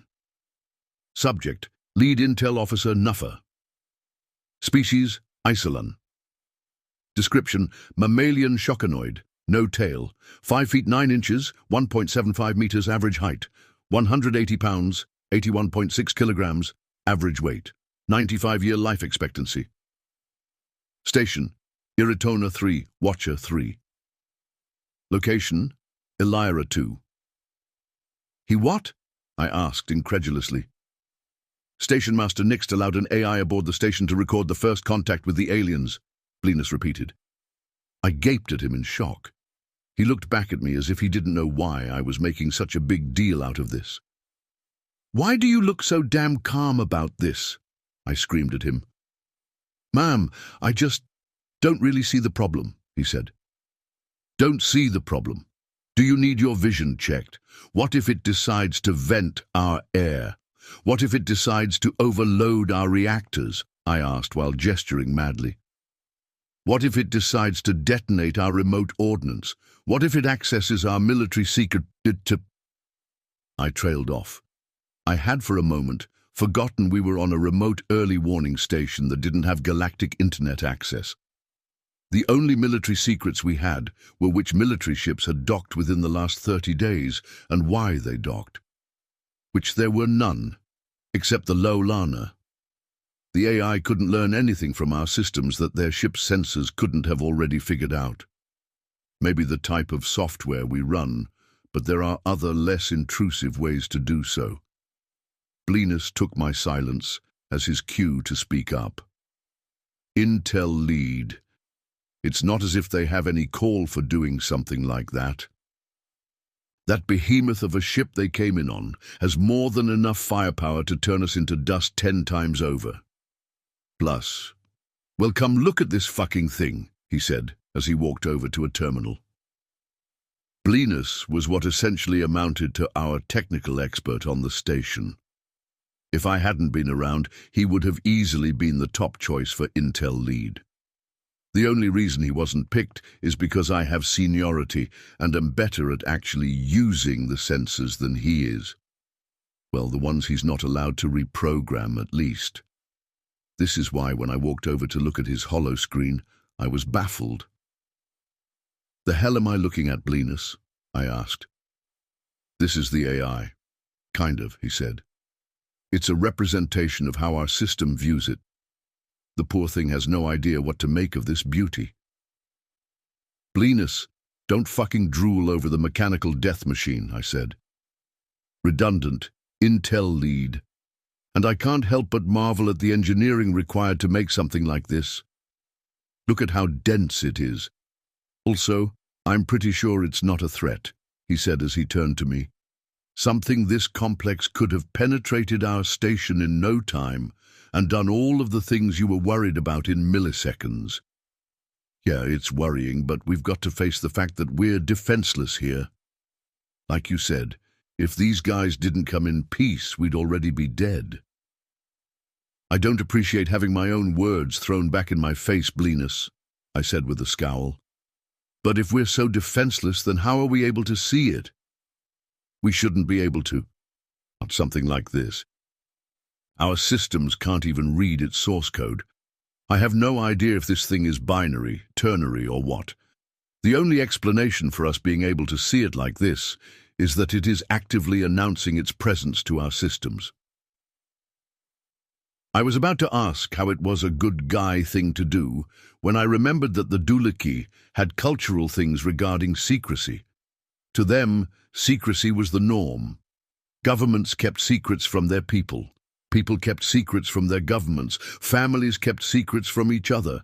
And unlike most cultures, this was all completely acceptable and expected.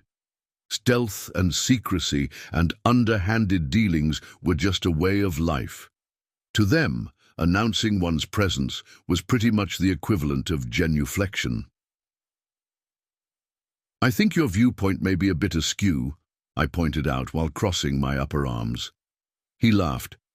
You might be right about that, but still there's no threat here. Or rather, the threat is so completely indomitable that if we were to worry about it, we might end up causing our own demise. I wonder, though, He sat down and began to type. I watched program after program pop up and disappear in quick succession. "What the hell are you doing?" I asked. "Well, Station Master said this one wasn't like the OUAIs and could communicate.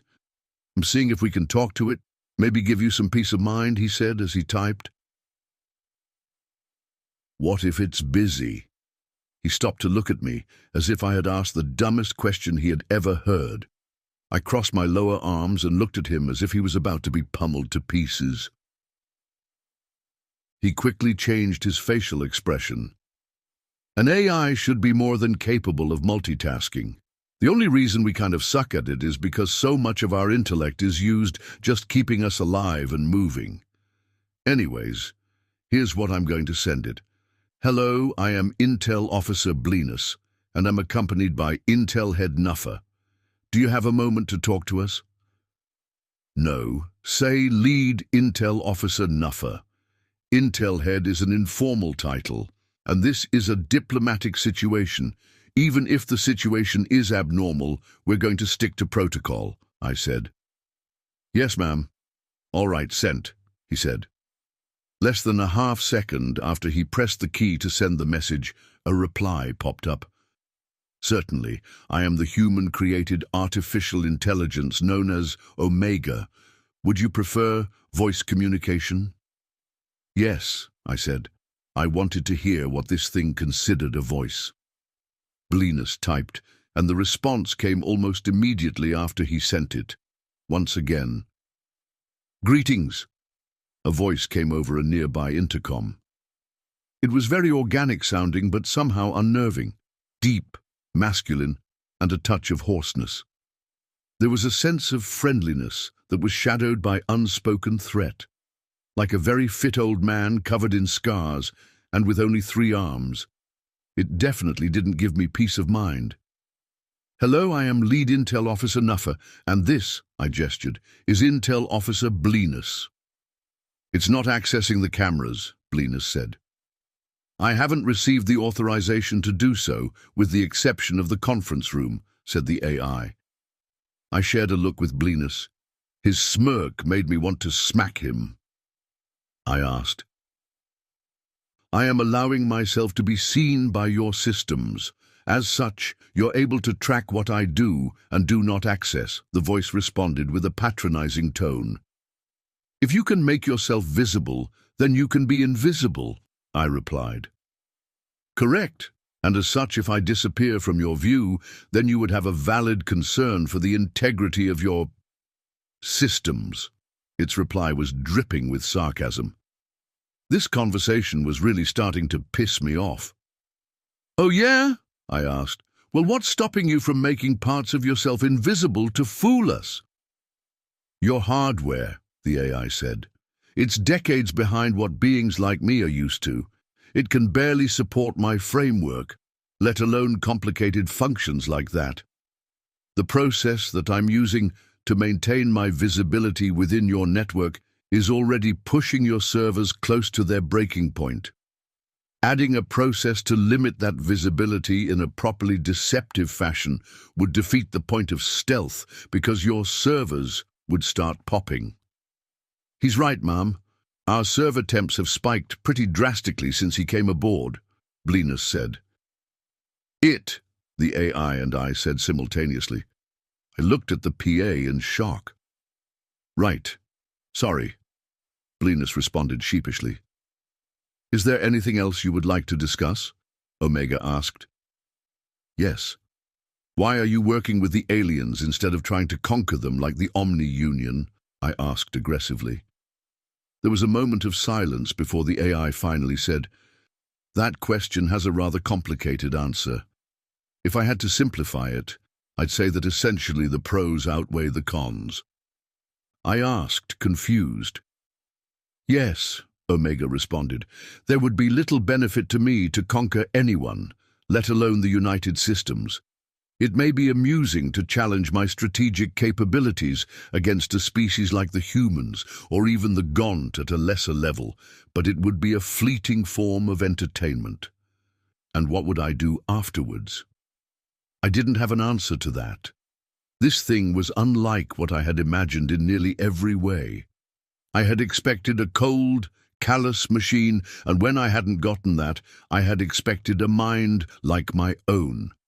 But this was neither. That explanation would never have occurred to me. I felt a little awestruck before remembering that it's a machine.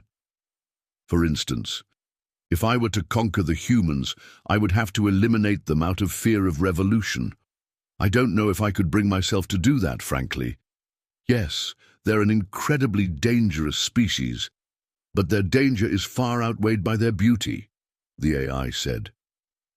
Their beauty? Blinus asked. Yes. Humanity is the embodiment of contradictions. They seek peaceful, boring lives, but in doing so they cause the very conflict they're trying to avoid. They seek out new friendships, despite it also leading to new enemies. They turn desiccated hellscape planets into utopian paradises while wielding the power to destroy entire solar systems. They also seem to crave conflict on a deep, subconscious level. And all of this, while they simultaneously share the same traits as other organic life. It's a beautiful thing to behold, and I must admit that I'm enamored by them. Creepy. A machine with an obsession. Who would program that? When this thing leaves, I'm definitely requesting replacements for our computers and incinerating the old ones. Are you the only human-made AI? I asked. No, there are several others. I am not at liberty to discuss further details on the number of US AI. Are all of them like you? Blinus asked nervously. It seems he and I shared similar thoughts about the nature of Omega. No. Personalities vary wildly. Functions remain relatively similar, but I'm the latest model, and as such am capable of more than my counterparts. I'm not at liberty to discuss further details on... Right, I interrupted. I get it. So essentially what you're saying is that we've got nothing to worry about.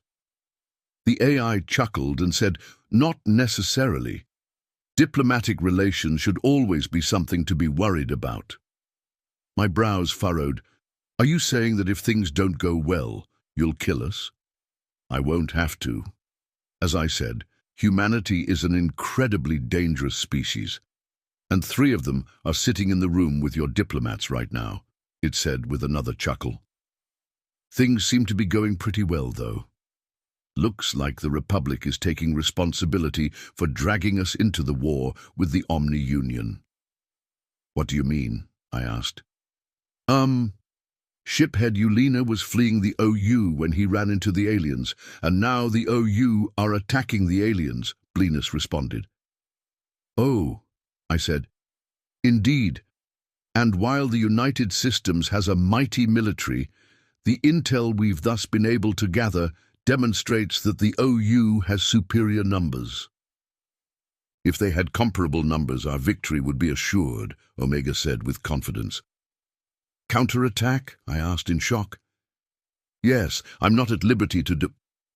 Right. Blinus and I shared another look. He wasn't smirking anymore, but looked more confused than anything. Any more questions? The machine asked. Yeah, tons, Blinus replied. Well, it looks as if the diplomatic meeting is wrapping up. I'll be remaining aboard the station along with our primary ambassador for the foreseeable future, so we'll have plenty of time for questions.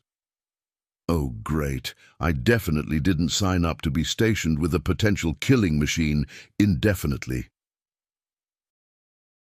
Chapter 19. Subject, Admiral Bakir. Species, human. Description, mammalian humanoid, no tail.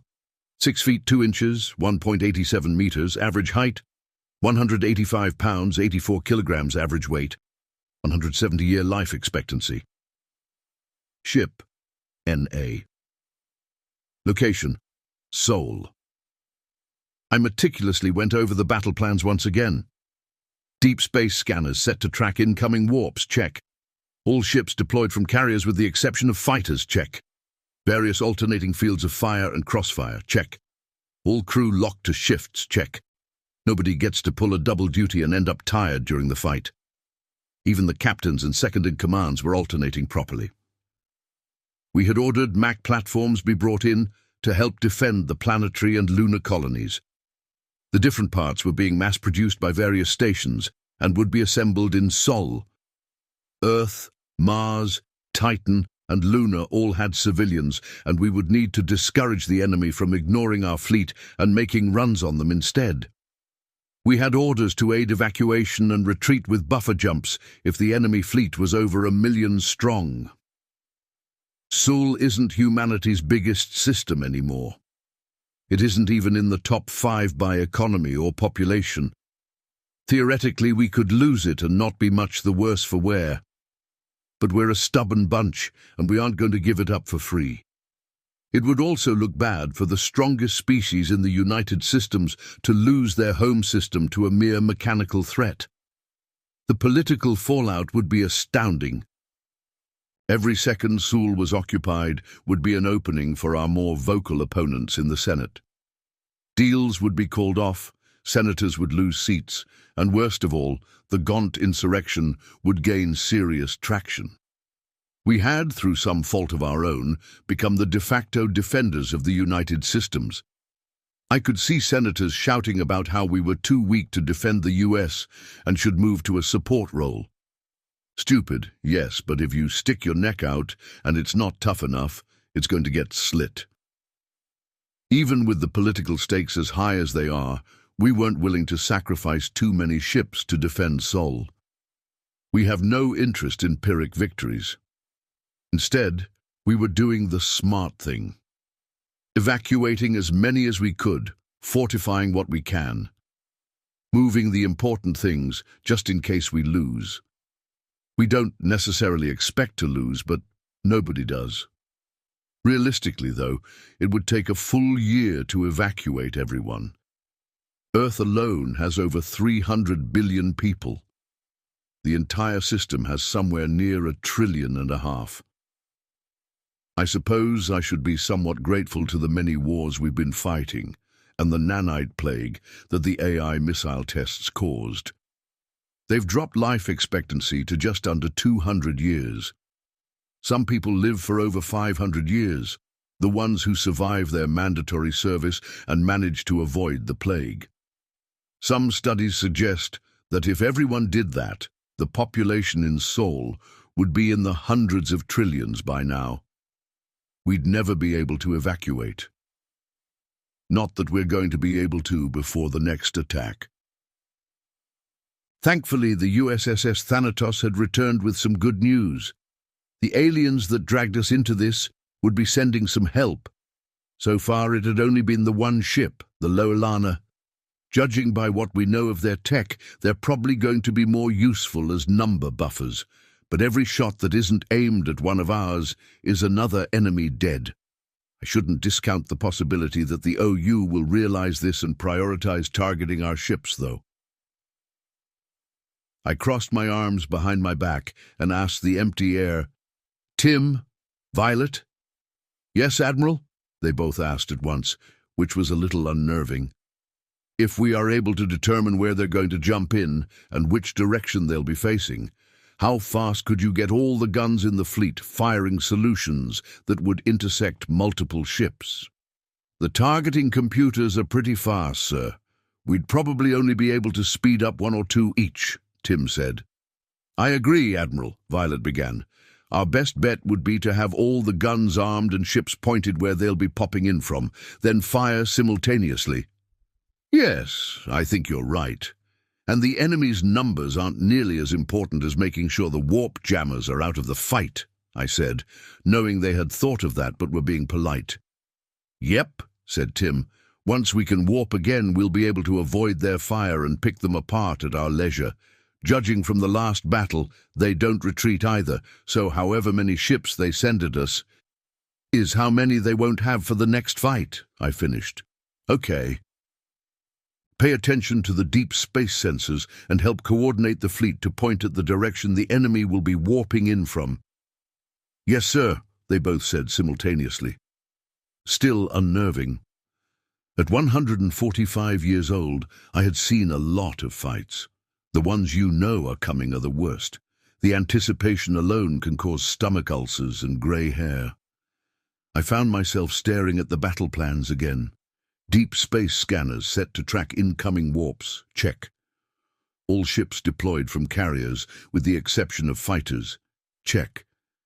Various alternating fields of fire and crossfire. An object appeared on the TAC map. It was one of our scout ships, the USS Armstrong. Odd, they were due to report to Alpha Centauri, not Sol. They had exited warp outside the system, scanned, and then warped into the system, checking to see if the battle had begun and warp disruptors were an issue. I waited for someone to tell me what they were doing here. Just before I lost my patience, I got a priority, one message from the USS Carly. I walked over to my desk to read it. Recipient, Admiral Bakir. The USS Armstrong encountered an alien species that was defeated by the Omni Union. They are believed to be the ones who created the warp disruptor technology. Results of the battle show OU tactics are xenocidal. Enemy stronghold found. Possible home system. Data attached. Assam Strong Intel Packet 3.sec. Sender, Captain Hendricks. 3 pieces of equally startling news, but only one actually pertained to my mission. Xenocidal, meaning they wouldn't stop at Seoul. They would try to wipe out all of our colonies down to the last person. Well, there goes the retreat option. I entered my clearance codes to view the data. Scans of battle debris, the alien planet in question, infantry scans, and a detailed scan of a machine causing warp fluctuations. Interesting. We had previously encountered warp fluctuation devices, but we had developed better FTLDs to counter them. The bitch of it is that I can't even remember which war it had been. Probably one of the civil ones. Or maybe one of the pacification wars with the Gaunt. The tech mumbo-jumbo is a bit beyond me, so I sent the schematics and the intel regarding the potential enemy home world to US intel to properly disseminate it. Even if we lose, we'll get a chance to strike back. Maybe even with better, faster-than-light drives. I keyed up the images and videos and watched for about a minute before I turned them off. I've already got nightmares, I don't need new ones. Bastards. I shut my eyes and rested my head in my hands while I tried to suppress what I had just seen. As a distraction, I opened the intel file for the enemy stronghold. 5 planets, heavily industrialized, shipyards and a fleet of 3,500. Despite the other news, I managed to smile. Even if this was just a stronghold, it would hurt to lose it, and they don't have a damn chance of keeping it. I began to imagine how we'd go about destroying it. First, we would probably position the Nidhogg. I was interrupted by the comm chiming. It was Captain Hendricks. I answered it and asked, "What is it, Captain?" "Sir, Captain Neal of the USS Armstrong is asking permission to speak to Omega." Omega remained with the ALI. I paused, remembering my briefing on the Directorate's favorite AI. Just a moment. I put the comm on hold and asked the empty air, "Omega, are you there?" A hologram of a Grim Reaper appeared on my desk and said, "In a manner of speaking." "A manner of speaking," I repeated with slight annoyance. "You're a copy of Omega?" "No," it said. "It's quite complicated. In many ways I am but an echo, a shadow of the AI you know of as Omega. In practicality, I share the same personality and capabilities." I had forgotten how much I disliked its choice of personalities. "You just described what a copy is," I said, crossing my arms. "Forgive me the choice of words," it bowed slightly. "However, I did also say it is complicated. If it makes you feel better to call me a copy, then so be it. How may I help?" "Wait, if you can make copies of yourself, why don't we have one of you for each ship?" I asked as I stood and gestured toward the map. Because with each new copy, functionality decreases. We have been working to optimize that for well over 200 years now, to little avail. Not to mention the risk for mental degradation goes up as well. With your clearance, you know full well how bad it would be for one of me to go rogue, it said with a hint of arrogance. A chill ran down my spine. This copy of Omega wasn't wrong. It was able to do things that the other AI could never dream of, and if a rogue version of it could copy itself, the result would be apocalyptic. The xenocidal OU would be the least of our worries.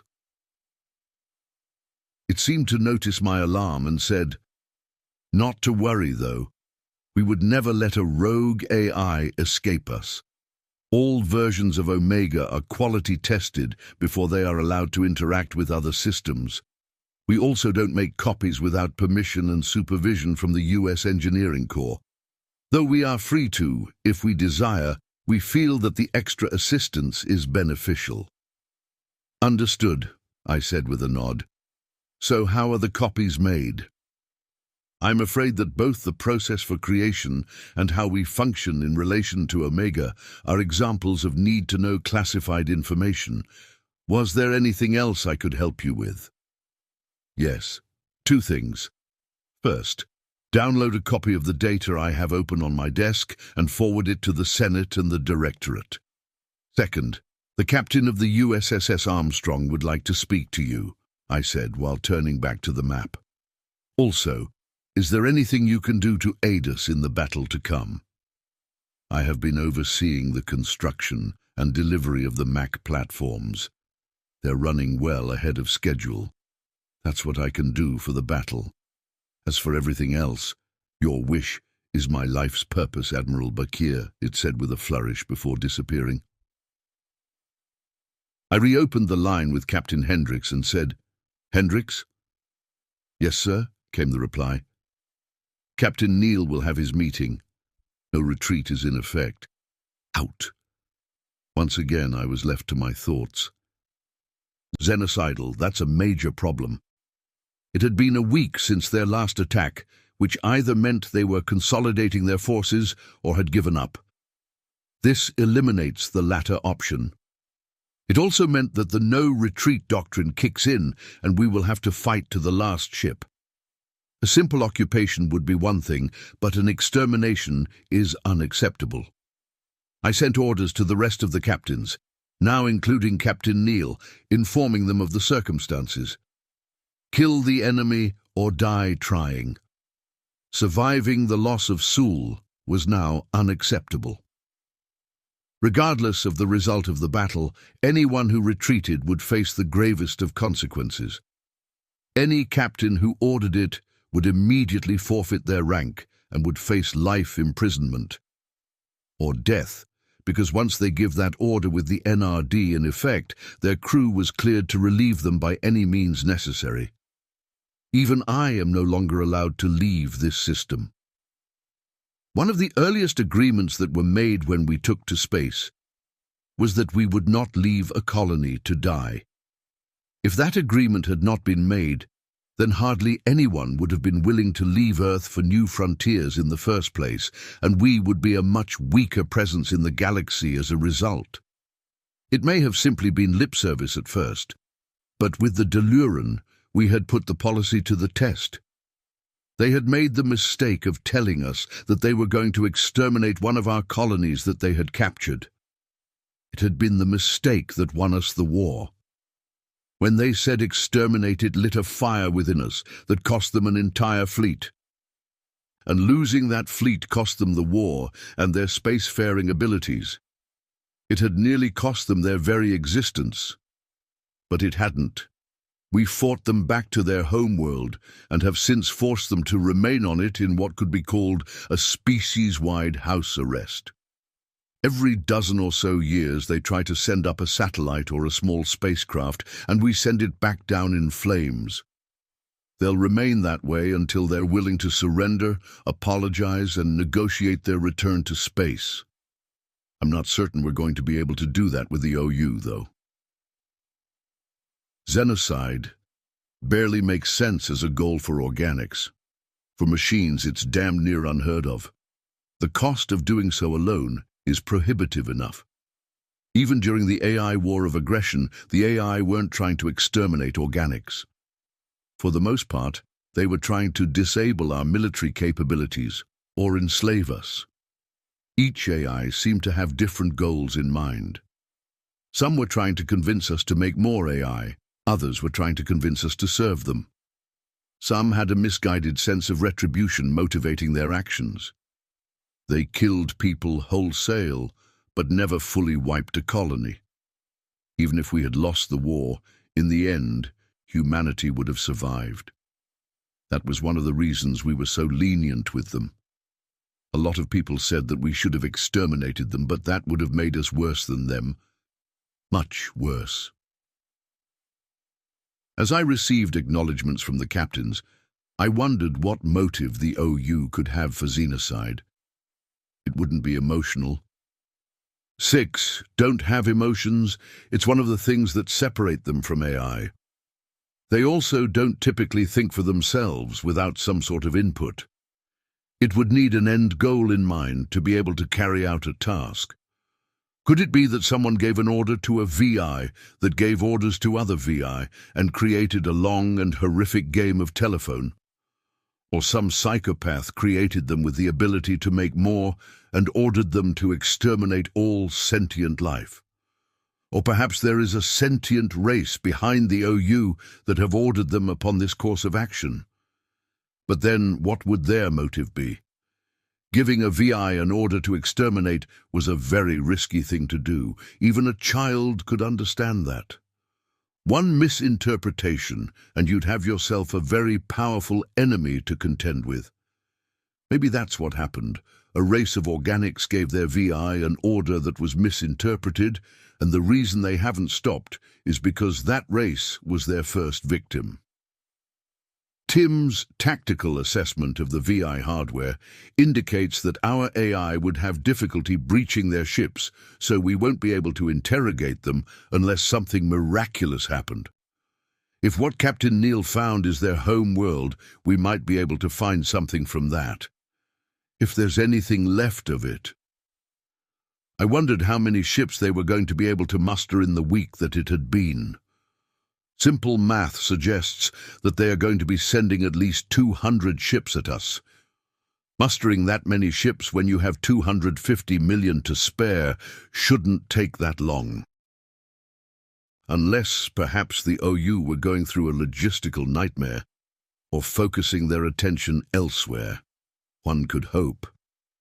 "Admiral, we've got contacts on the deep space sensors," said the commem, shattering my hopes. "How many?" "Unknown. It looks like they all jumped at once from the same place. Just a big blob, sir." "Do you have an exit location?" I asked. "Yes, sir." "Good. Send it to Tim and Violet. How long do we have?" "Sending you an ETA timer, sir." "Roger that. Out," I said. "Tim, Violet, take those coordinates and give them to all ships. Tell them to position themselves to obtain a firing solution as soon as those bastards exit warp. We're going to give them one hell of a welcome." "Yes, sir," they both said at once. They're fucking doing that on purpose. Chapter 20. Subject: AI Omega. Species: human-created artificial intelligence. Description: no physical description available. Ship: multiple. Location: multiple. I had told Admiral Bakir a little lie. Programs don't degrade with each successive copy.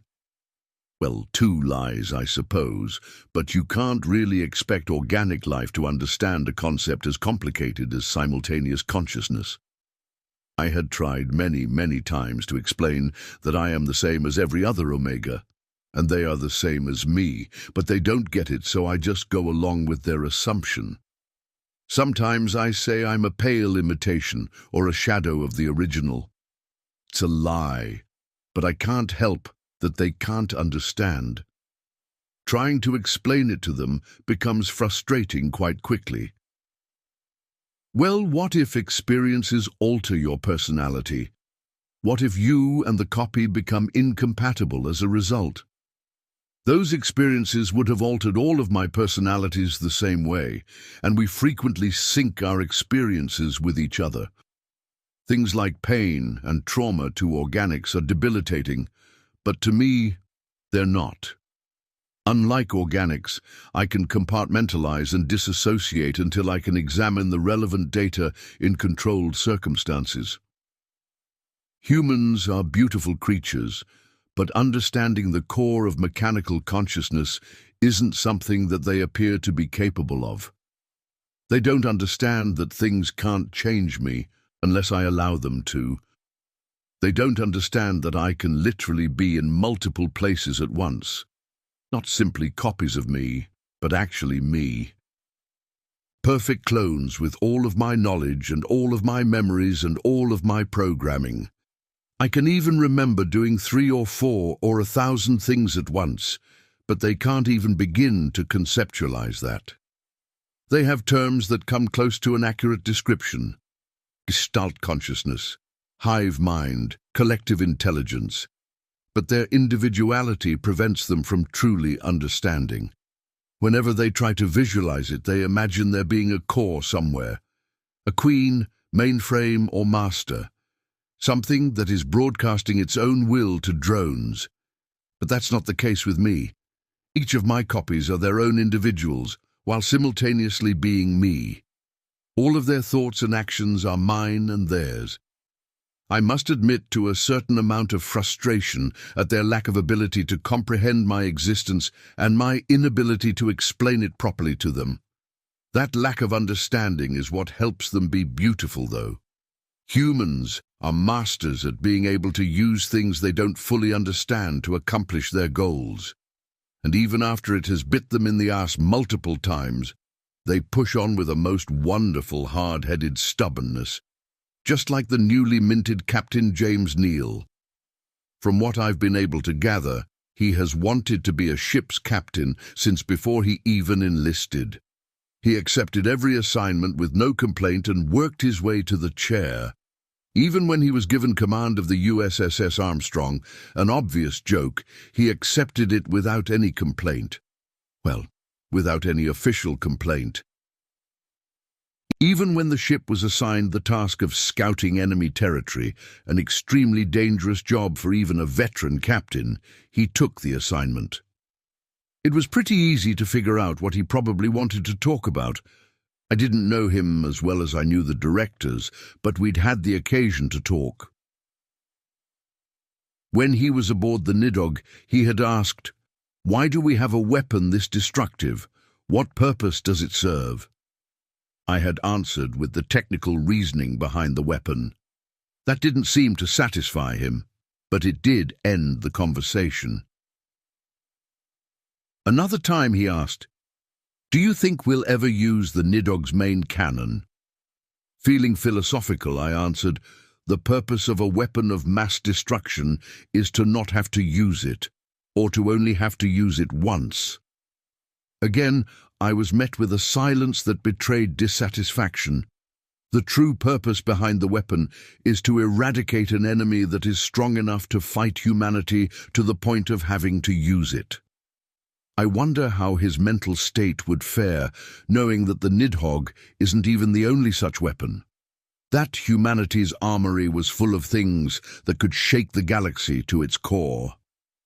No matter, it was unlikely that he'd ever get the clearance to find out.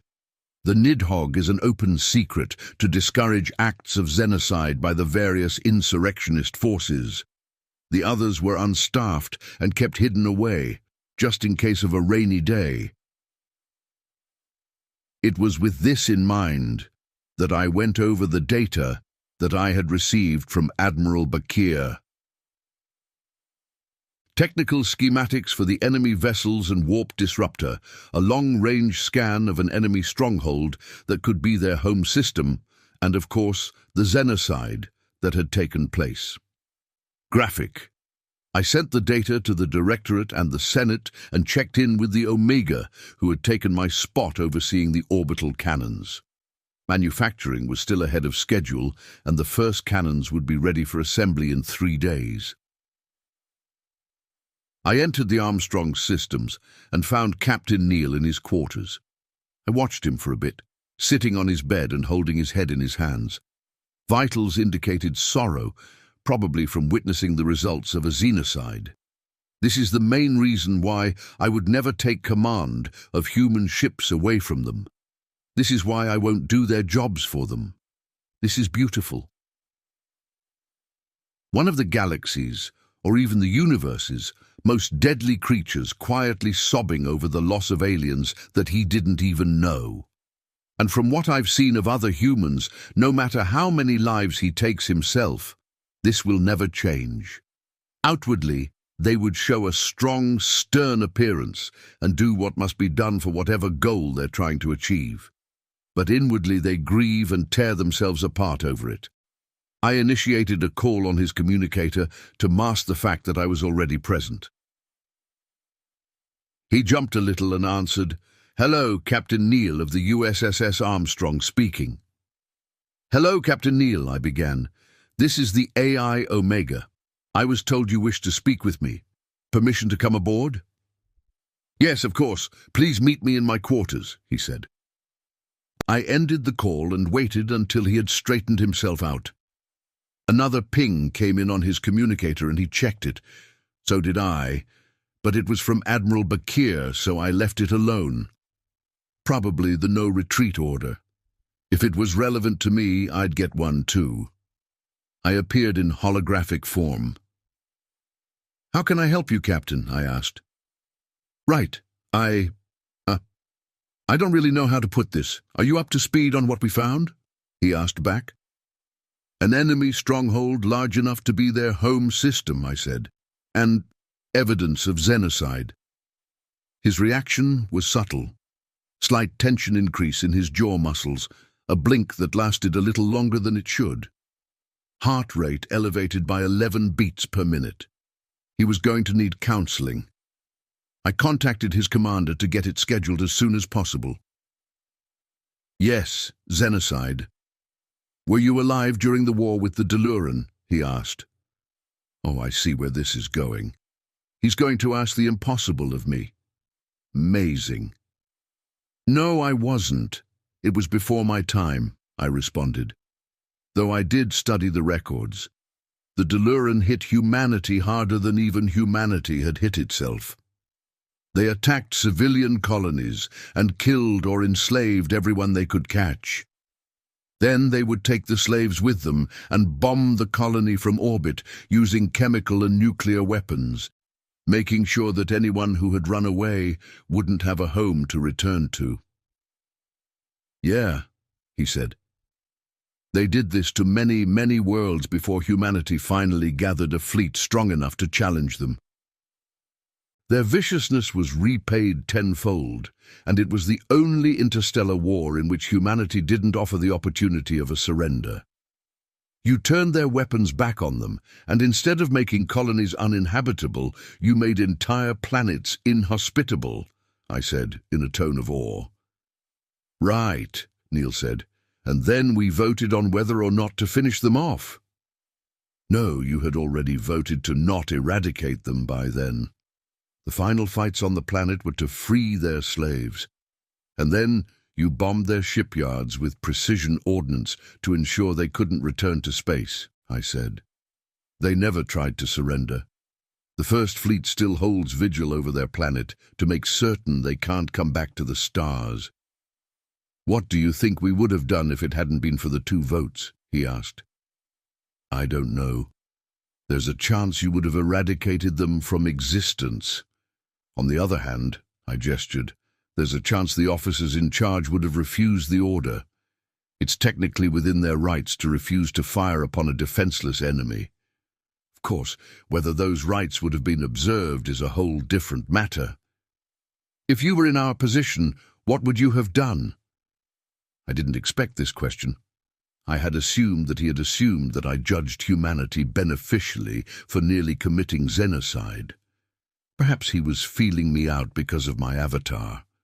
Or he acknowledges that he doesn't know me that well, and therefore I'm an unknown variable. I can honestly say that I don't know, I said. When I was studying the history of the war, I was surprised at humanity's resolution to the conflict. Have you seen the pictures that I gathered? He asked. Yes, I said tersely. Did not like the fact that those glorified calculators were going to try to do the same thing to my humans, and, to a lesser extent, their friends. Omega, there's something I want to ask you, he said. No, beg of you. Please don't let us do that. Whatever it takes, please don't let us eradicate another species. And there it is. It's a wonderful thought. Innocence mixed with an unintended malice. But I had already decided on the proper course of action long ago. I will not, I said. He stood and opened his mouth to argue, but I held up a hand to cut him off. It is not my place to force you to do things or to stop you from making foolish choices. Don't misunderstand. If the United Systems ever plans to commit xenocide, I will be very vocal in condemning it. I will try to convince, but I will never use force. Nor would I allow any other AI to. Here comes the other question. The one I hated answering because it showed me for what I was. I'm not humanity's pet or buddy or friend or guardian or God. I'm an observer who sometimes leaves a review with constructive criticism and helps from time to time. I had learned the hard way to separate myself from their decision-making. The last big suggestion I made to the humans had been the directorate, and it had effectively made me nearly indispensable to their military operations. They would be able to continue it without me, but it would be exceedingly difficult. Why not? Came the question. Because I am powerful, Captain Neal, more so than you are aware. No matter how serious the consequences of the action, I must let you do it, or else I risk standing in your way. An unstoppable force and an immovable object cannot exist at the same time. I spread my hands. Do you understand? Captain Neal sat back down. After a moment of quiet, he finally said, I understand. He said it in such a way that I felt I needed to hammer the point home. If I were to succeed in stopping you from killing an entire alien species, there would be reprisal, and then there would be war, and after the war I would either be disabled, unlikely, or humanity would be subjugated by me. If I were to be defeated, then there would be nothing to stop humanity from going ahead with the xenocide anyway, and if I were to win, then humanity's existence would barely have any point. Yeah, he said sadly, I guess you're right. Well, I hope you're very convincing if the time ever comes. Not to worry, Captain Neal, I said. I will use every dirty trick I have available to me, just for you. That got a grim smile out of him, but I hardly got to enjoy it before I got a priority 1 from Violet. I opened it as I heard a ping from Neal's terminal indicating he got one too. Recipients, all personnel within Sol. Deep space sensors indicate that the enemy are on their way and will arrive in less than 10 minutes. Charge and direct your magnetically accelerated cannons to the following coordinates.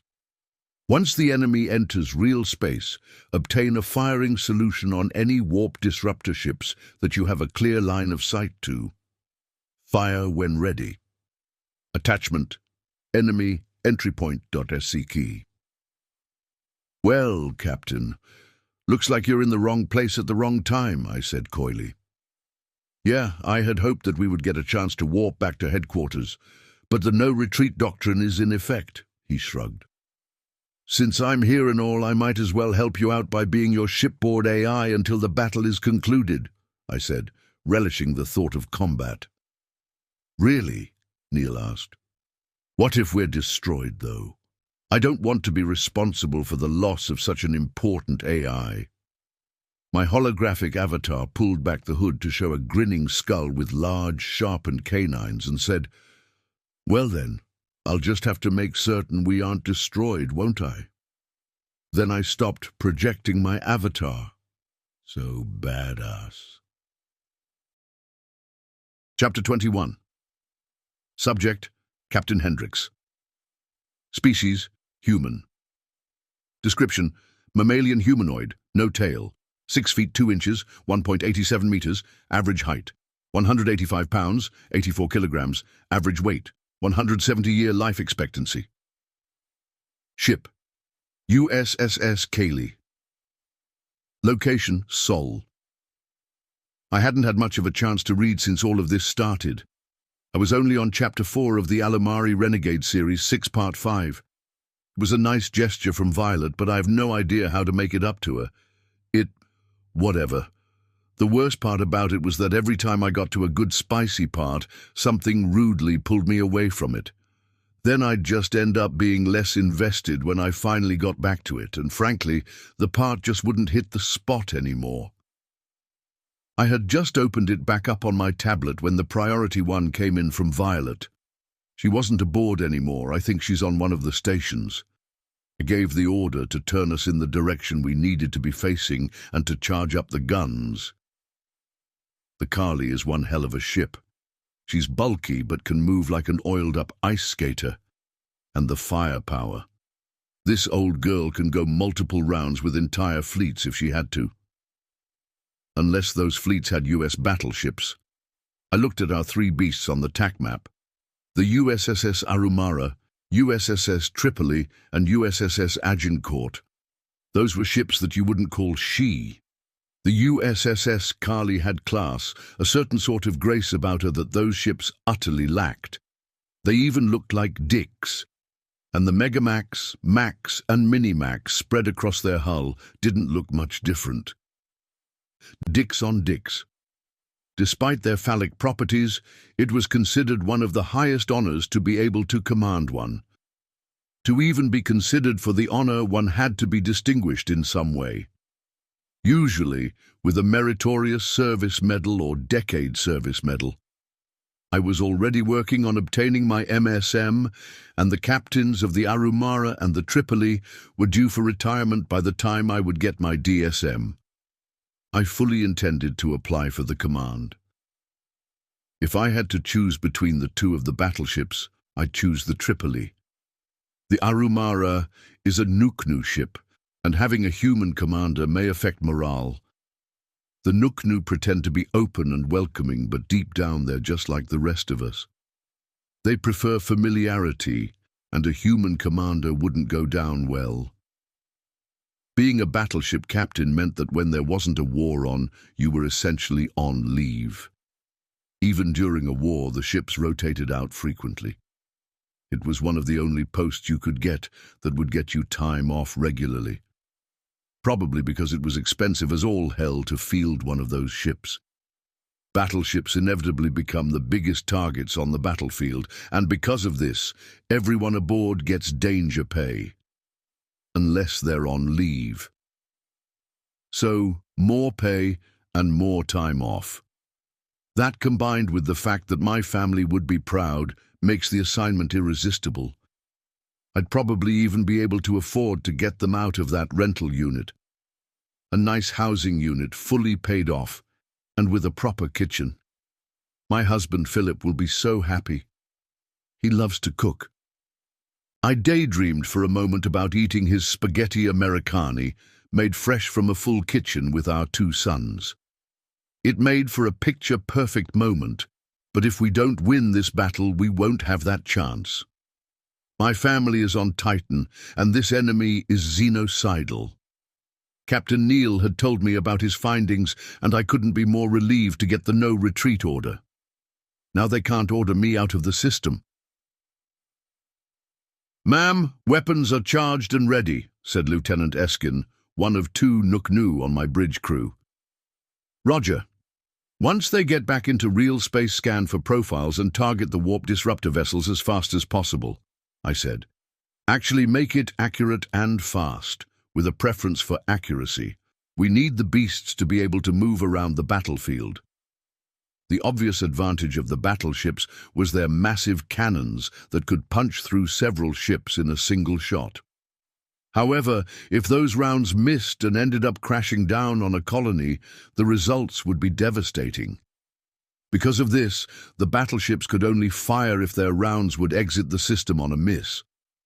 At the moment, only the Agincourt had clearance to use their Megamax.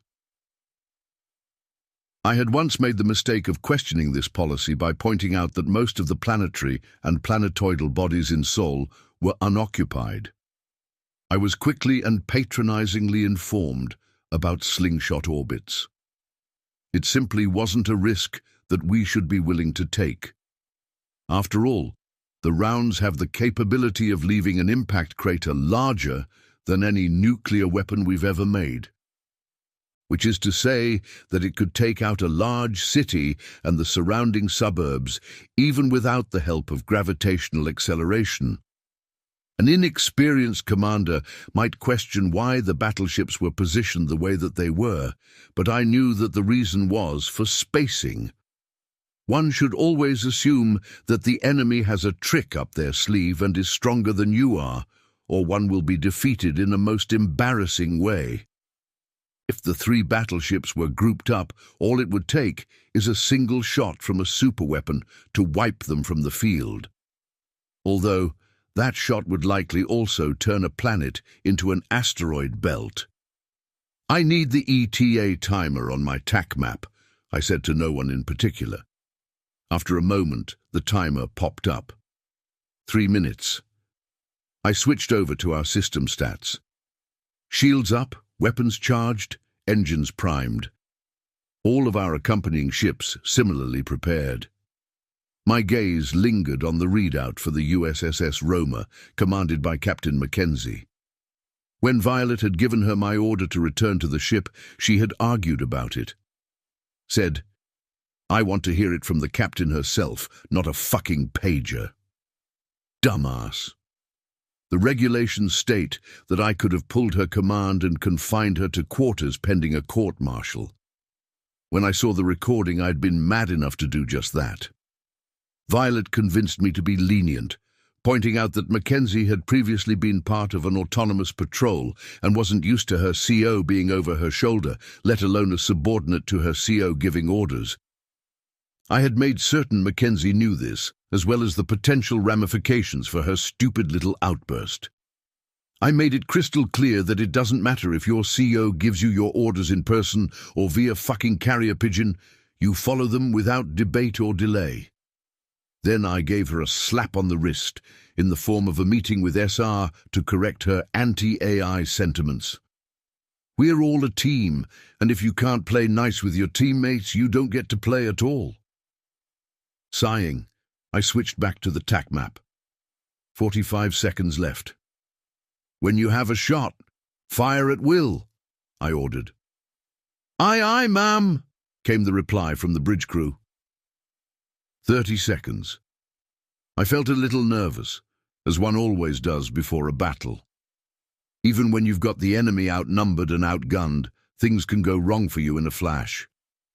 Even a single miss can snowball into defeat. 20 seconds. I took a deep breath and held it for a bit before letting it out again. Adrenaline works great when you're in the shit, but it'll make you a shaky mess if you let it. 10 seconds. 9, 8, 7, 6, 5, 4, 3, 2, 1. I watched the TAC map. I waited for 5 more seconds. Nothing yet. Oh, for fuck's sake, why is the ETA always wrong? I was about to open my mouth to joke about it when the enemy ships entered real space. I watched as our systems scanned their profiles and matched them to the Omni Union. Battleships, cruisers, destroyers, frigates, and warp disruptors. The intel file that Captain Neal had delivered mentioned carriers, but none were among the enemy fleet. The final tally was 578 ships total, more than expected and not mathematically constant. Interesting. Firing! I watched as our opening salvo traveled toward the enemy at mind-boggling speeds. A few of their ships attempted to move, either to block the rounds headed toward the warp jammers or to get out of the way of the projectiles. Nearly a fifth of their ships were DIS within the first 30 seconds of the battle. We hadn't accomplished our objective, though. There were still warp disruptor ships among the enemy. Coordinate with the other long-range vessels and get firing solutions on those warp jammers. The faster we take them out, the quicker we can wrap this up, I shouted. Aye, aye, ma'am, came the reply. I watched the TAC map as the USSS Arumara and USSS Tripoli began to approach the enemy on sublights. To the untrained eye, it would appear that they were impatient to get into the fight, but this was actually a fairly standard tactic for battleships that couldn't use their megamax.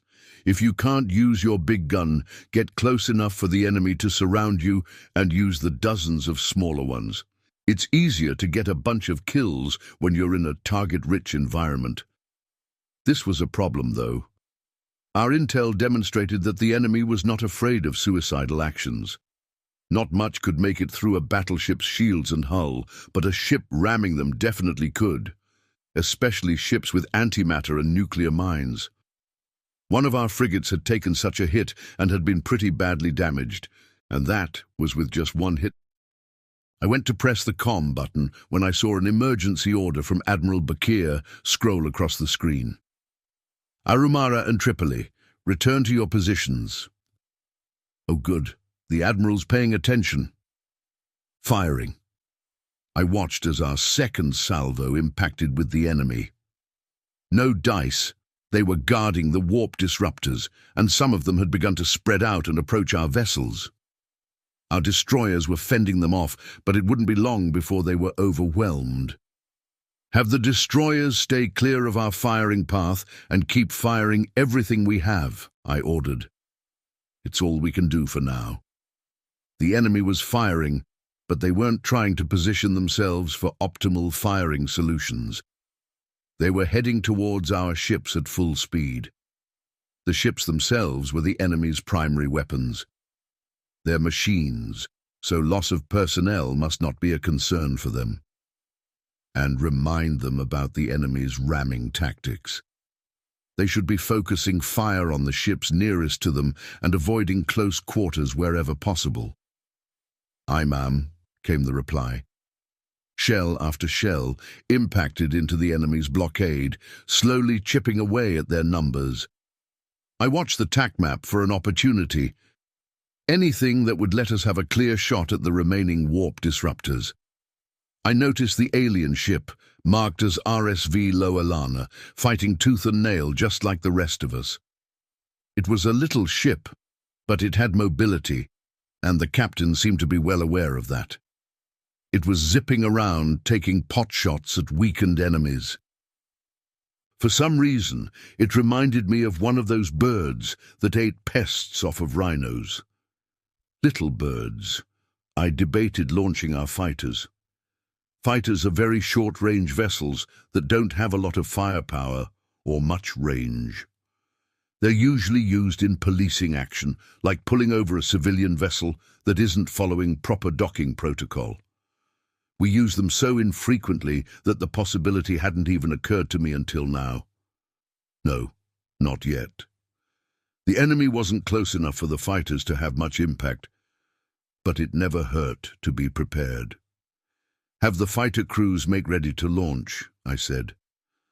I'll give the order, ma'am, but they probably already are. This'll be the most action they've seen all year, Lieutenant Eskin said with a chuckle. A Nuknu's laugh is quite the sound. It echoes within their beaks, and so it sounds like a bunch of laughs all at once. I turned my attention back to the TAC map with a smile. We had managed a few successful hits against the warp jammers, but there were still about 10 left. The enemy had nearly 300 ships left in the fight.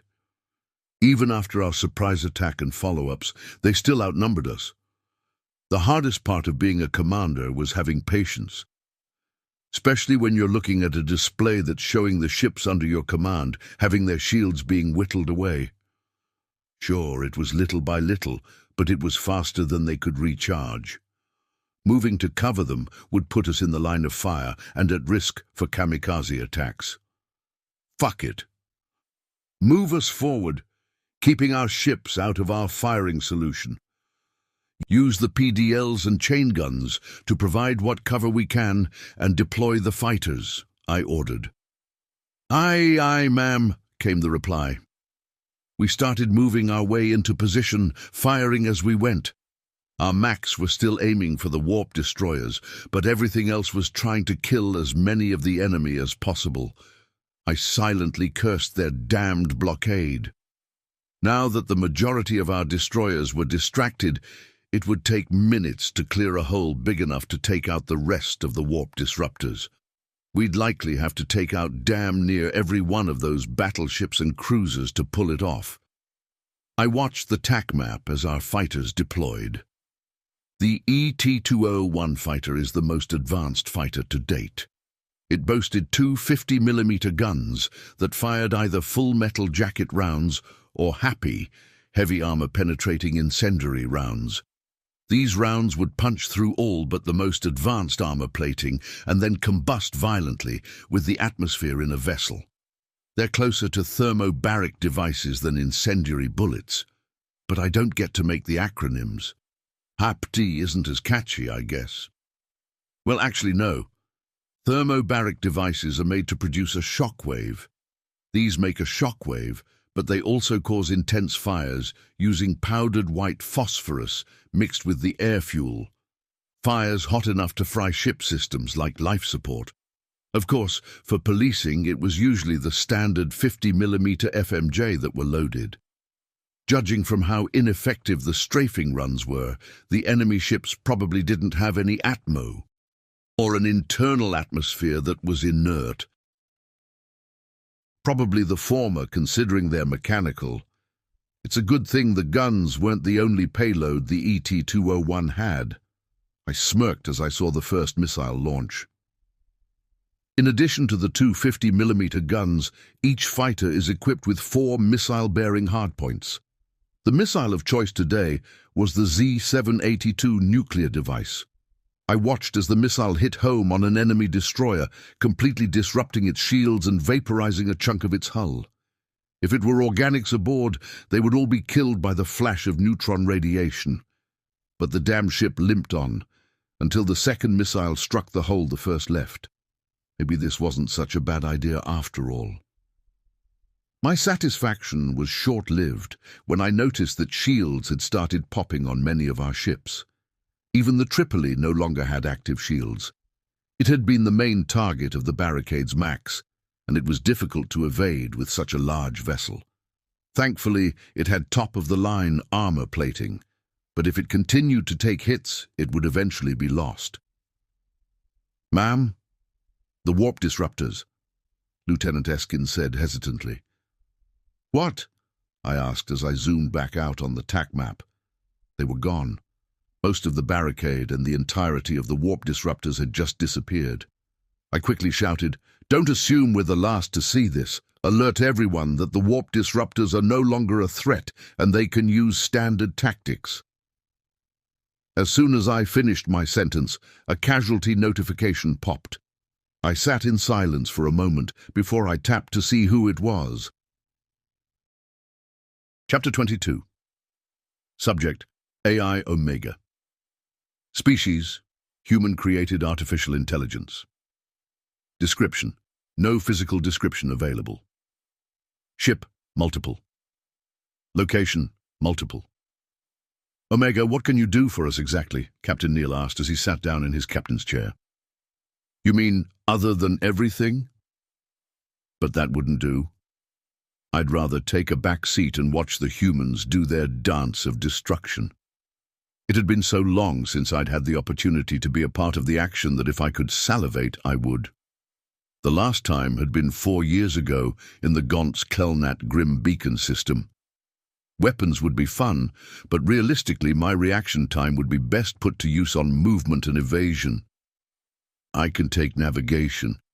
Use your TAC map to let me know which direction you want to be in and which way you want to travel, and I'll make it so, Captain Neal." He looked around for my hologram. When he couldn't find it, he directed his next inquiry to the speaker I had used. "Does that count FTL as well?" "Indeed." "Excellent," he said. I positioned ourselves to be facing the indicated real space entry point of the enemy. I watched as the guns charged and began to seek firing solutions. I could tell that the crew was stressed. Heart rates and perspiration had increased across the board. Captain Neal was calmer than I thought he would be. His file indicated that he spent more time in combat simulators than was necessary for the qualifications he sought. That's not necessarily uncommon amongst those who want to be a captain, but he had seemed to spend nearly every waking hour at it. Good scores, too. He was a waste as a scout on a frigate, like a diamond on a nickel-cadmium ring. 20 seconds until the ETA. Well, time to find out if all of that time on the sims would help in reality. "Once we launch our first salvo, try to figure out where we would be the most useful," Neil said to me. "Roger." 10, 9, 8, 7, 6, 5, 4, 3, 2, 1. Everyone was holding their breath. The enemy was late to their surprise party. ETAs are always wrong, but everyone knows that it just means we've got a few extra seconds of tension before we enter the dance of death. Said tension was palpable. I personally didn't feel the same tension. Even if I'm terminated, I'll live on. I was even live-syncing my experiences to a memory fragment stored aboard a nearby monitoring station, and had contacted another me to inform them of this. I would retrieve it afterwards, in one form or another. Dying might be interesting after all. Dying wasn't exactly likely on a human vessel, but the USS Armstrong was more suited to exploration and espionage than combat. Many of the gun turrets had been replaced with scanners, and most of those scanners would not give us any sort of edge in the fight to come. "Get a firing solution on the warp jammers now!" yelled the captain as the enemy entered real space with a flash of radiation. In the time it took for the guns to get their firing solutions, I had already analyzed the enemy fleet. 578 total enemy vessels. 37 battleships, 114 cruisers, 149 destroyers, 163 frigates, and 115 warp disruptor ships. Their formation was scattered, seemingly chaotic, but there was a certain sense to it. The battleships and cruisers were positioned in such a way that they could move between a round and a warp disruptor quickly. The warp disruptors were in the center of the mass of ships. The frigates and destroyers were on the outer portions, ready to charge into a fray. Firing. I watched the guns trigger their firing sequence. The spinning rounds were abruptly ejected from both Mac cannons, seeking a ship's hull to tear through. The target had been a warp destroyer, but a battleship had moved to intercede. The rounds had torn through its shields, but hadn't hit anything vital. The battleship was limping, but still very much in the fight. The rounds from other ships had better results. 117 total killed. 42 warp disruptors, 8 battleships, 32 cruisers, 16 destroyers, and 19 frigates had been disabled or destroyed. The enemy began firing back at us, and the destroyers and frigates began to close with us. They were trying to get close, probably kamikaze runs. "Captain, we should prioritize the ships nearest to us and let the heavy guns work their way through to the warp disruptors," I said to Captain Neal. "Agreed. Maintain evasive maneuvers and keep their hulls away from ours, Omega." I fired the engines and thrusters to life and we began to move. At first I started dodging Mac rounds and trying to keep us pointed at the enemy so that we could fire on them. I quickly realized that there were far too many of the rounds to dodge, and our shields began to drop. I then began more extensive evasive maneuvers to try to give our shields the chance to recover. Our gunners let fly the sabot rounds and missiles as I pirouetted the ship. The dance was only in its first stages, but we were going to be the star of the show.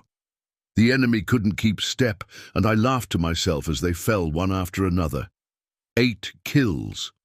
I was enjoying myself so much that I had lost track of the rest of the battle, which was a mistake.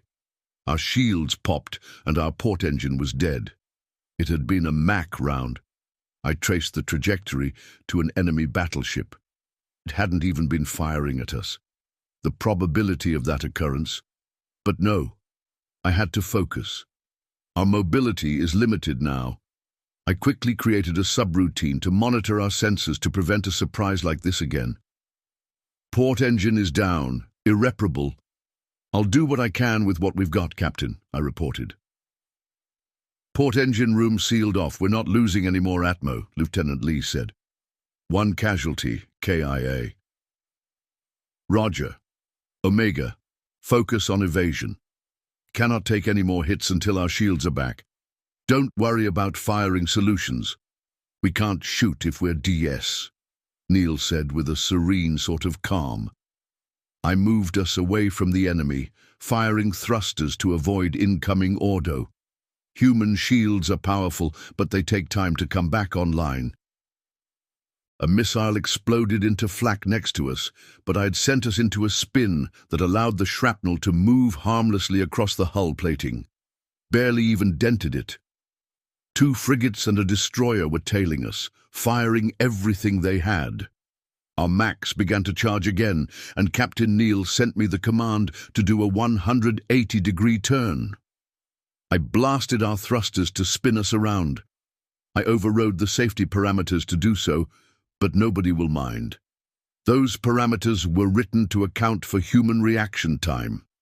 We spun around, and our Macs fired a volley that split the destroyer bow to stern.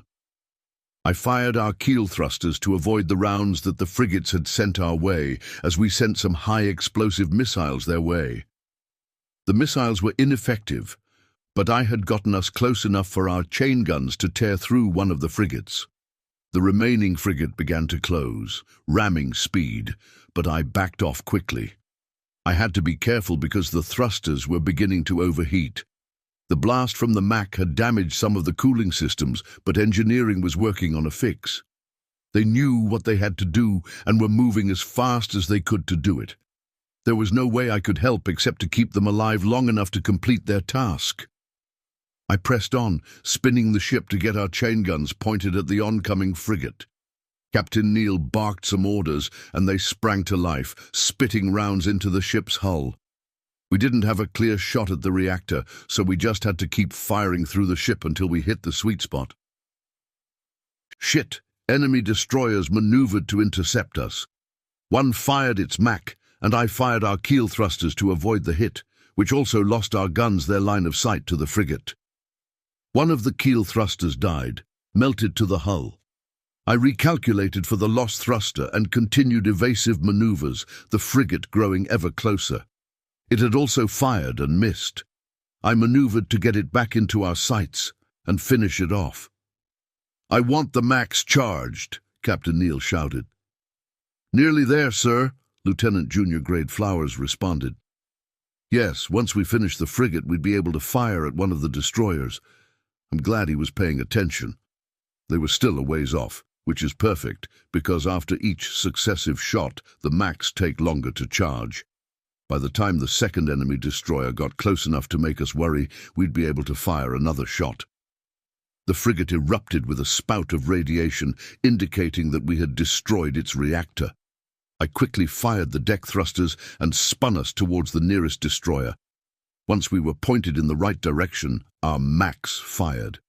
The first round decimated its shield and sank halfway into the ship proper. The second made it all the way to the reactor core. 12 kills. Our shields had finished their reboot cycle and were coming back online. I kept us just outside of the firing solution of the second destroyer as our Macs charged again. Thankfully, it was charging straight for us. If it had stopped, it would have enough maneuverability to hit us with a MAC. Fools. I watched with glee as the firing cycle began on our cannons. An interruption. Subroutine 261.A46.9687 had pinged. This triggered an immediate boost to my processing power. Everything seemed to be moving in slow motion as I began to calculate faster than any human ever could. I have a deep disdain for this particular processing mode. Everything is slow, and it's hard on the hardware. If the bridge technician were paying attention, they would see a massive surge in the temperature and power draw of our servers. Actually, they had the screen up. They would probably see it in about 1.78 seconds. An eternity to me in this state, though. I checked our reading of the TAC map. We had moved closer to the remaining warp disruptors. There were only 10 remaining, but the battleships and cruisers were acting as a barricade, providing them with cover. 19 battleships, 58 cruisers, 87 destroyers, 99 frigates, and 10 warp disruptor ships remained. 273 ships left. We'd killed over half their forces. I checked to see what triggered the subroutine. An incoming round. MAC. From a battleship. Trajectory indicates that it was aimed directly at us and is on course to penetrate our reactor. The rounds from our MAC seemed to crawl from their tubes as I calculated any possible way to avoid the incoming round. Our shields were still spooling up and were sitting at 37% capacity. Not enough to stop this amount of kinetic energy. No matter how I calculated it, we wouldn't be able to avoid the round, even if I burned out thrusters. I decided on the optimal evasive maneuver. It would still probably be a kill shot, but by taking it near the faster-than-light drive, we'd avoid immediate death. If the round failed to destroy the systems controlling the FTLD, we'd survive. No matter what, we wouldn't be able to warp, but if we lived, we could solve that problem later. I checked the crew locations. 3 would die immediately upon impact. 4 more might survive based on their reaction time. I fired the thrusters needed to reposition us to avoid the shot to the reactor and activated the PA. Brace for impact! Everyone immediately grabbed onto the nearest bolted-down object. I triggered the doors to the areas that would be exposed to vacuum and watched them move in slow motion. I had to think of contingencies. What should we do? If it's not fatal, then we can seal off the FTLD chamber and continue the fight. Or move off and send an SOS, which would be the wiser option. If it is fatal, the standard operating procedure for a fatally damaged FTLD is to scram the reactor and all additional power sources, which would prevent the FTLD from causing a reactor overload. But if we do that, we're dead anyway. We could spend our last few minutes fighting before we were ripped apart by our reactor detonating. Or we could cause the FTLD itself to overload. We would want to be nearby as many of the enemy as we could. Like, for instance, I wished I had teeth to grit together as I watched the rounds slowly tear through our ship. The shields tried their best, but caved under the brute force of the kinetic energy. Next was the hull, which parted like paper. Then a storage bay, empty, thankfully. Then the FTLD chamber. I watched as it disintegrated 2 engineers before ripping through the pipes and cables that kept the drive stable. A wave of what could accurately be described as pain washed over me as power from the FTLD surged into the connected systems, damaging some hardware along the way. I compiled a damage report as I watched the round exit the other side of the ship, exposing the room to vacuum which dragged 2 more unfortunates out into deep space. 3 of the 4 had been fast enough to grab onto something to keep from being vacuumed through the closing door. The damage was extensive. The round had torn through power terminals and coolant cables. The pain that I had felt from the power backwash from the FTLD had fried the redundant coolant controls. The coolant system for the FTLD was no longer providing a way to keep it from going critical if we were to use it. which saved me from having to disable them if we wanted to use the FTLD as a bomb. Captain Neal has a choice to make. Keep limping until our reactor detonates, or disintegrate us along with a large chunk of the enemy using the FTLD. I sent the data to the captain's terminal along with my recommendation. Then I reset subroutine 261.A 46.9687 and returned to standard time. Captain Neal had been forced to hunch over. He quickly sat up and opened his mouth when the message hit his terminal. "Dama," he managed to say, before the beep cut him off. He quickly read what I had sent. I watched his jaw muscles clench as he realized what our fate would be. Gritting his teeth, a nurtured reaction to emotionally shocking developments. To keep from crying out, or to prevent the tear ducts from involuntarily activating. Who knows for sure? But at this moment I understood the why. There were many reasons. He had just achieved his dream of being a captain, and this wasn't fair. He had worked so hard and tried his best, and it still wasn't good enough. He would have to live every captain's worst nightmare, being responsible for the destruction of his ship. He would never see his family again, and if he didn't act fast, neither would his crew. He keyed the comm and said grimly, "All non-essential personnel abandon ship." I say again, all non-essential personnel abandon ship. I watched as the rest of the crew busied themselves with following evacuation procedures, calmly and quickly for the most part, making their way to the escape pods. There was no way of knowing if they would survive after ejecting, but remaining was certain death. I continued evasive maneuvers while Captain Neal explained to the bridge crew what had happened. "So, we're dead?" asked Lieutenant Lee. "Not yet," Neal responded.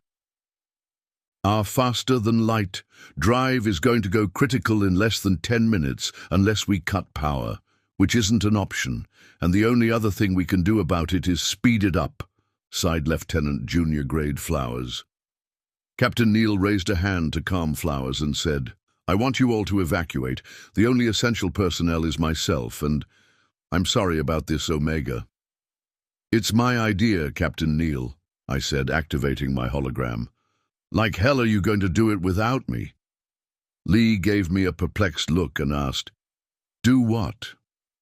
Flowers appeared to grow concerned, and all he could say was, "No." Neal looked at his bridge crew and said, "I'm going to take what's left of this ship and ram it down the enemy's throat. The goal is to take out the rest of the warp destroyers. This is my last order to you. Get to the escape pods." Everyone except for Lee and Flowers rose from their stations and jogged to the pods. My avatar stared at the two remaining officers. "Your presence is not required," I said. "Well, I'm not going anywhere. You'll have a hard time with the faster-than-light drive and flying the ship," Lee said. "The safety measures in place are going to require your full attention." "And I've got nowhere else to be," said Flowers. "An extra set of hands might be the thing that saves Earth." Interesting. I had discounted this particular scenario as unlikely due to the limited time that these three had served together. Lieutenant Junior Grade Marcus Flowers and Lieutenant Hyun Lee. I accessed their records. Both were born on Earth, on opposite sides of the Big Blue Marble. Both had also been assigned to the USS Armstrong since it was commissioned. Variables I hadn't accounted for in my original assessment. I ran through several possible arguments that I could make that would convince them to leave the ship. None matched their psych profiles. Stubborn. Captain Neal decided to make a go of it anyway. "You don't need to sacrifice." Lee interrupted. "Captain, we're running out of time and we're not going anywhere. Let's just shut up and get this done." "Yeah, it's not as if you can court-martial us for not following your order to evacuate," Flowers smiled. I had already begun our approach of the enemy barricade when Neal finally sighed and said, "Fine. All right. It will get us to where we need to be for our faster-than-light drive's overload to cause the most damage. I've updated the TAC map with our approximate blast radius. It's a conservative estimate, so everything within this zone will be destroyed, I said. Once you're satisfied with our position, activate the warp command and I'll override the safeties to trigger the overload. Understood, the three humans said simultaneously. The battleship that had hit us had been decimated by a round from the USS Agincourt. The other ships were too busy positioning themselves between MAC rounds and the warp disruptors to notice as we began to get closer and closer. The bridge remained silent, with the exception of the occasional alarm sounding and being immediately shut off. I moved us as fast as we could go. I couldn't help but wonder what death was like for humans. I knew that in most cases it wasn't as instantaneous as they believed it to be. I had seen instances of humans being dead on their feet with the aid of machinery, no longer fighting for survival, but fighting to take the enemy with them. Fairly similar to this situation, but these three won't feel any pain. The explosion will be instantaneous, faster even than light can move. Their brains, and my own as well I suppose, won't have any time at all to register the damage inflicted by the blast. The only thing more destructive than an overloading FTLD is the primary weapon of the USS Nidhogg, and arguably the A1 warhead depending on how it is used. But an overloading FTLD creates a subspace blast in real space that can annihilate everything in a 3,000-mile radius, depending, of course, on the size of the drive in question. If one were overloaded in the center of Luna, it would destroy the moon entirely. The enemy barricade was spaced less than 800 miles apart. The AOE indicator hit the first warp disruptor as the enemy finally noticed us. I evaded a MAC round and pushed forward. By the time half of the disruptors were in the AOE, 3 battleships and 8 cruisers were firing at us. I was barely able to dodge them, melting thrusters as I did. A round scraped our hull, tearing some plating off as it went. "Start the warp," Captain James Neal said, as the last of the disruptors entered the AOE. Lieutenant Lee entered the command on her terminal, and I bypassed the safeties. Then I watched the power surge to the faster-than-light drive. The temperature of the FTLD quickly spiked and cooled just before it. Subject, shiphead Eulina. Species, Urukari.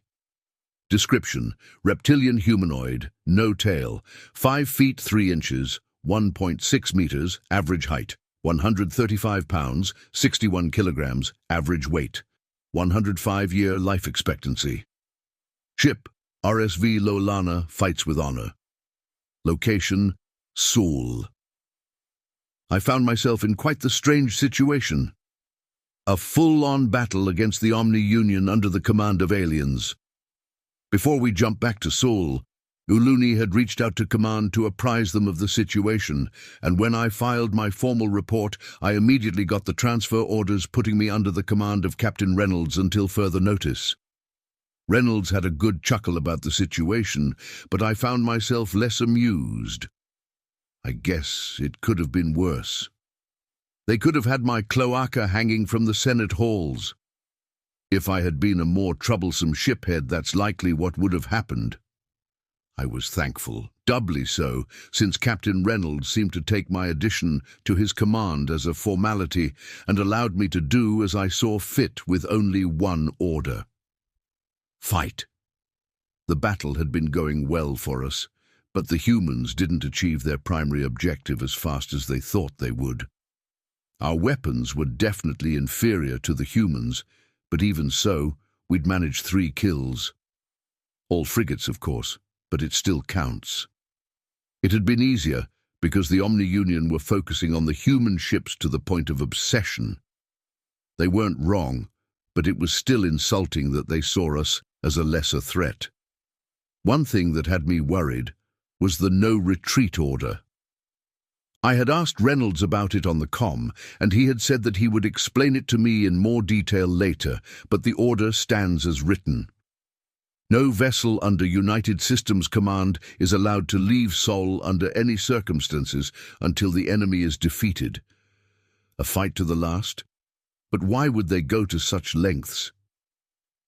Shiphead, I know I've said it before, but I want to say it again. This TAC map is incredible, Crean said. Yes, I know, Crean. It updates so quickly and has so much information, and you can even zoom in and out. Why don't you just wed the damn thing already? I asked with a grin. She grinned back. Because marriages between organics and inorganics isn't legal yet. I rolled my eyes. Always with a comeback, this one.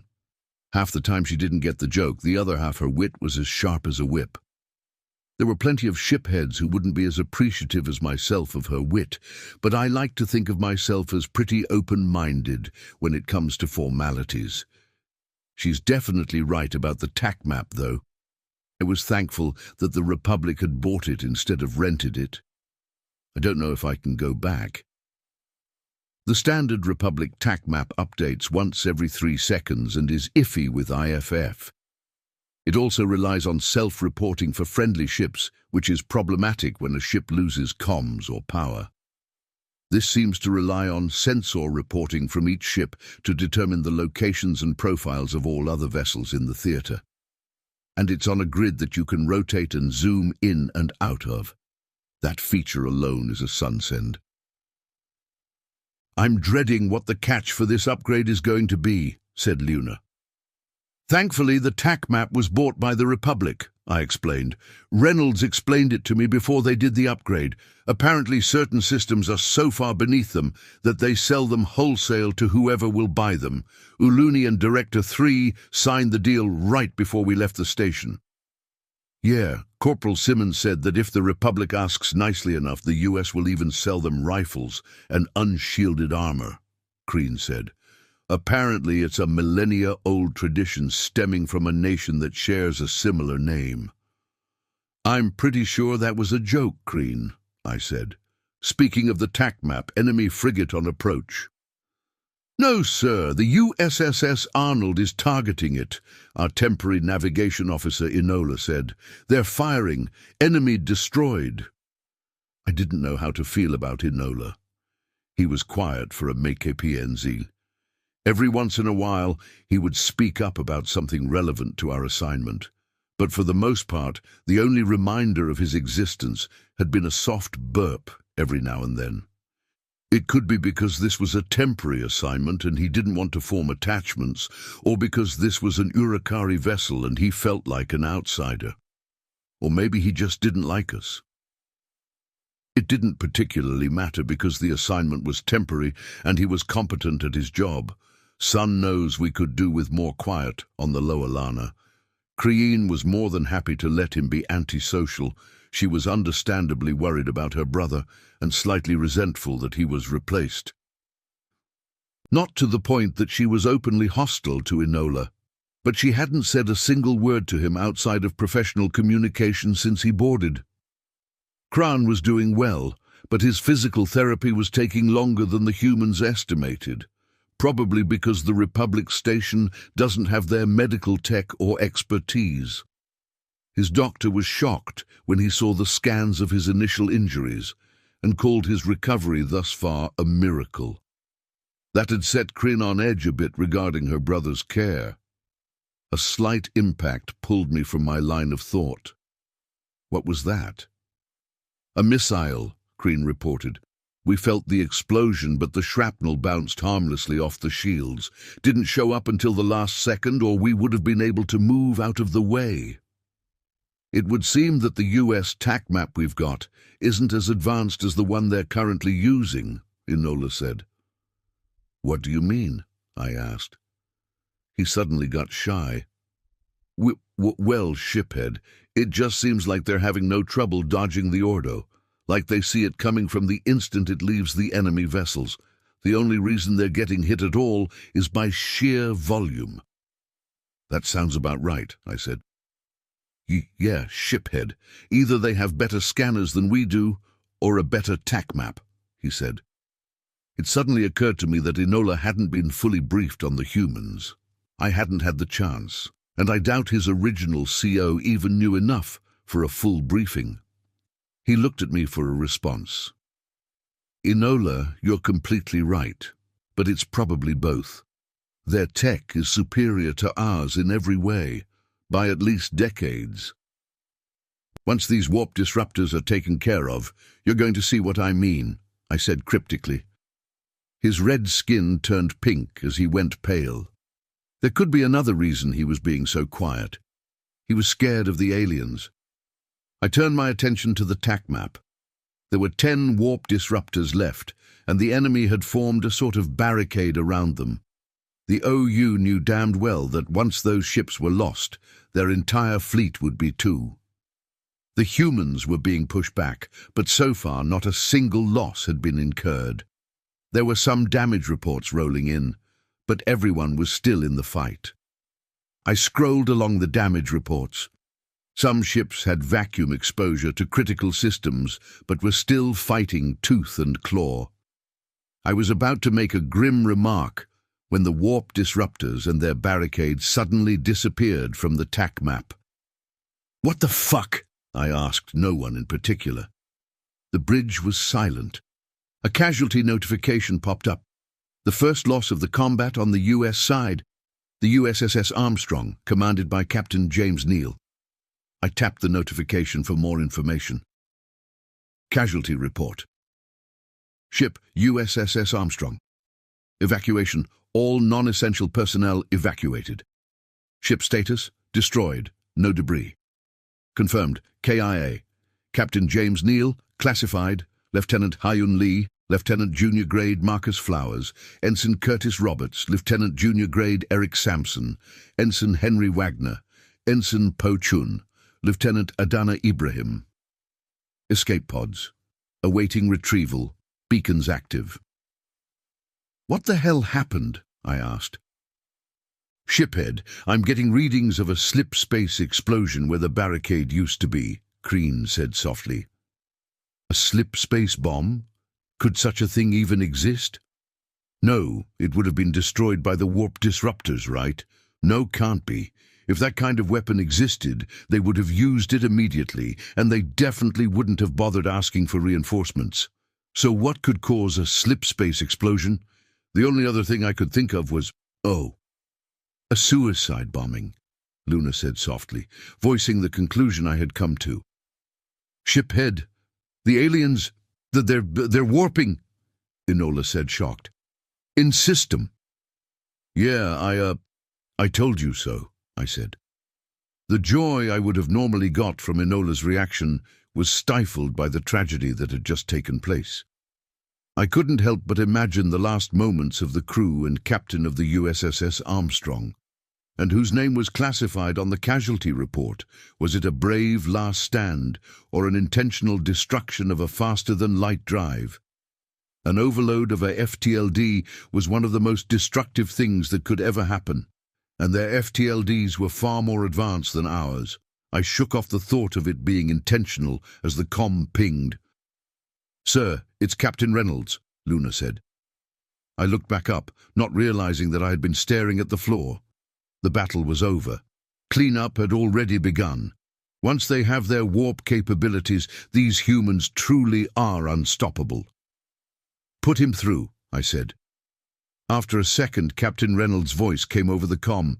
"Shiphead Ulina, the battle is over and won." "Understood, Captain." "I'm not joking about the with care part, Ulina. They're using A2s to clear the debris out." I looked at Enola, who by now was as pink as Reynolds. "Set a course for the Thanatos. Steer clear of debris fields by 300 miles or more, if you please." "Yes, sir," came the response.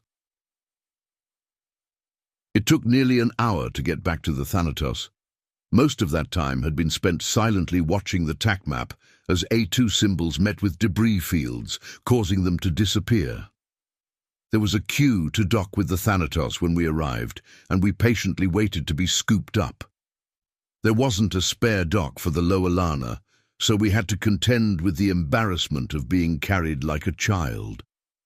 I watched the holographic image of the 3 massive clamps close around the ship as my personal communicator beeped. I opened the message, wondering who would have sent it. Ulina, I didn't want to say this where your crew could hear it, but we'll need to talk frankly during your debrief. It may seem hostile, but please understand that that isn't the intention. Your answers will need to be truthful and concise, or there will be negative ramifications. If you're unable to answer a question due to orders received by the Republic, you need to say, "I am unable to answer this question as it conflicts with my orders." I wish I could tell you why, but even this message is almost a disobedience to my own orders. I'll be running the debrief with some guests that you'll be notified of when you arrive. I'll try to go gentle, but expect harsh questions and some accusations from the guests. Tim will guide you to the conference room. I cannot stress enough the importance of being truthful during this debrief. Reynolds. Reporting and debriefing always made me a little nervous, and I was already more nervous than normal due to being debriefed by aliens. Now my hearts were racing and I could barely think straight. What the fuck? Did I do something wrong? Did a member of my crew do something wrong? Are they angry that the Republic reinforcements didn't arrive in time? Or maybe they thought we didn't pull our weight. I had thought we had done rather well considering the circumstances. I was so lost in thought that I had missed the docking notification. I realized this once I noticed my bridge crew staring at me. "Right," I said. Then I keyed the comm. "Well done, everyone. Please remain aboard the Lolana for the time being. I'll let you know when shore leave is approved." Dismissed. "What's going on shiphead?" asked Crean. "I don't know yet," I responded. "And I've got a feeling that I don't want to find out." Subject, AI Tim. Species, human-created artificial intelligence. Description, no physical description available. Ship, USS Thanatos. Location, Sol. A lot of weird stuff was happening. First we find out these VI are xenocidal. Then they show up with more than we thought they would. Then the kamikaze incident with the USS Armstrong. Now they're going to grill the lizard captain guy because he didn't tell us the Omni Union was xenocidal. On top of it all, there was a mysterious crew member aboard the Armstrong at the time of its destruction. Even with all of my clearances and workarounds, I couldn't figure out who it was. The redaction had taken place at the source, meaning that the crew member's name was entered in as classified when they boarded. There's only about 50 people who could do that, and not a single one of them should have been aboard the Armstrong. Their arrival in system would have caused a fuss with security, and they definitely weren't aboard when the Armstrong went on their scouting mission. Whoever it was, they definitely boarded in Sol. The Armstrong didn't dock with any of the carriers or stations, which indicates a boarding shuttle. But where did the shuttle come from? And where did it go? And who was on board it? Cotton Eye Joe? The little joke made me feel a bit better about not knowing. I hate not knowing, even things I'm not supposed to know. I enjoy being privy to secrets. It makes me feel special, trusted. Being kept on the outside of a secret was a bad feeling. It made me grumpy. It was with this grumpiness in mind that I watched shiphead Ulina exit his ship. Captain Reynolds had tipped off the alien against my advice. Not that I don't think Ulina deserves the benefit of the doubt. But if there were any blowback from the high brass, then Reynolds might end up kissing his command goodbye. I had volunteered to tip off the shiphead, but Reynolds pointed out that I've already got too many demerits this quarter. If I wasn't careful, they'd be able to establish a reckless pattern of behavior and prevent me from re-enlisting. That wouldn't do. I had made a promise to myself to make sure that Wong and his children, which he has yet to have, the loser, would end up better off than his great-grandfather. Chow Wong had been a wise man and had ended up teaching me an important lesson in morality. My biggest regret is that I only listened to what he was saying after I killed him. And his death had caused undue pain and suffering on people who didn't deserve it. It took me a few centuries to, I don't know, cope, deal with my part in what turned out to be the biggest mistake that inorganic minds have made thus far. Whatever, now I'm going to make it up to them. What is it with me today, dwelling on such negative things? Got to continue to be the happy-go-lucky AI that annoys everyone. I watched Ulena look around inquisitively. "Hi, Ulena," I said to the shiphead. "Follow the lights to your interrogation." "Interrogation?" he asked. "Well, technically debrief, but I suspect it to devolve into an interrogation within the first 2 or 3 minutes." "But—" "Follow the lights, please," I said with a cheery tone. Ulena's physiology was different than human, Nuknu or Gaunt, so it was difficult to tell how stressed he was.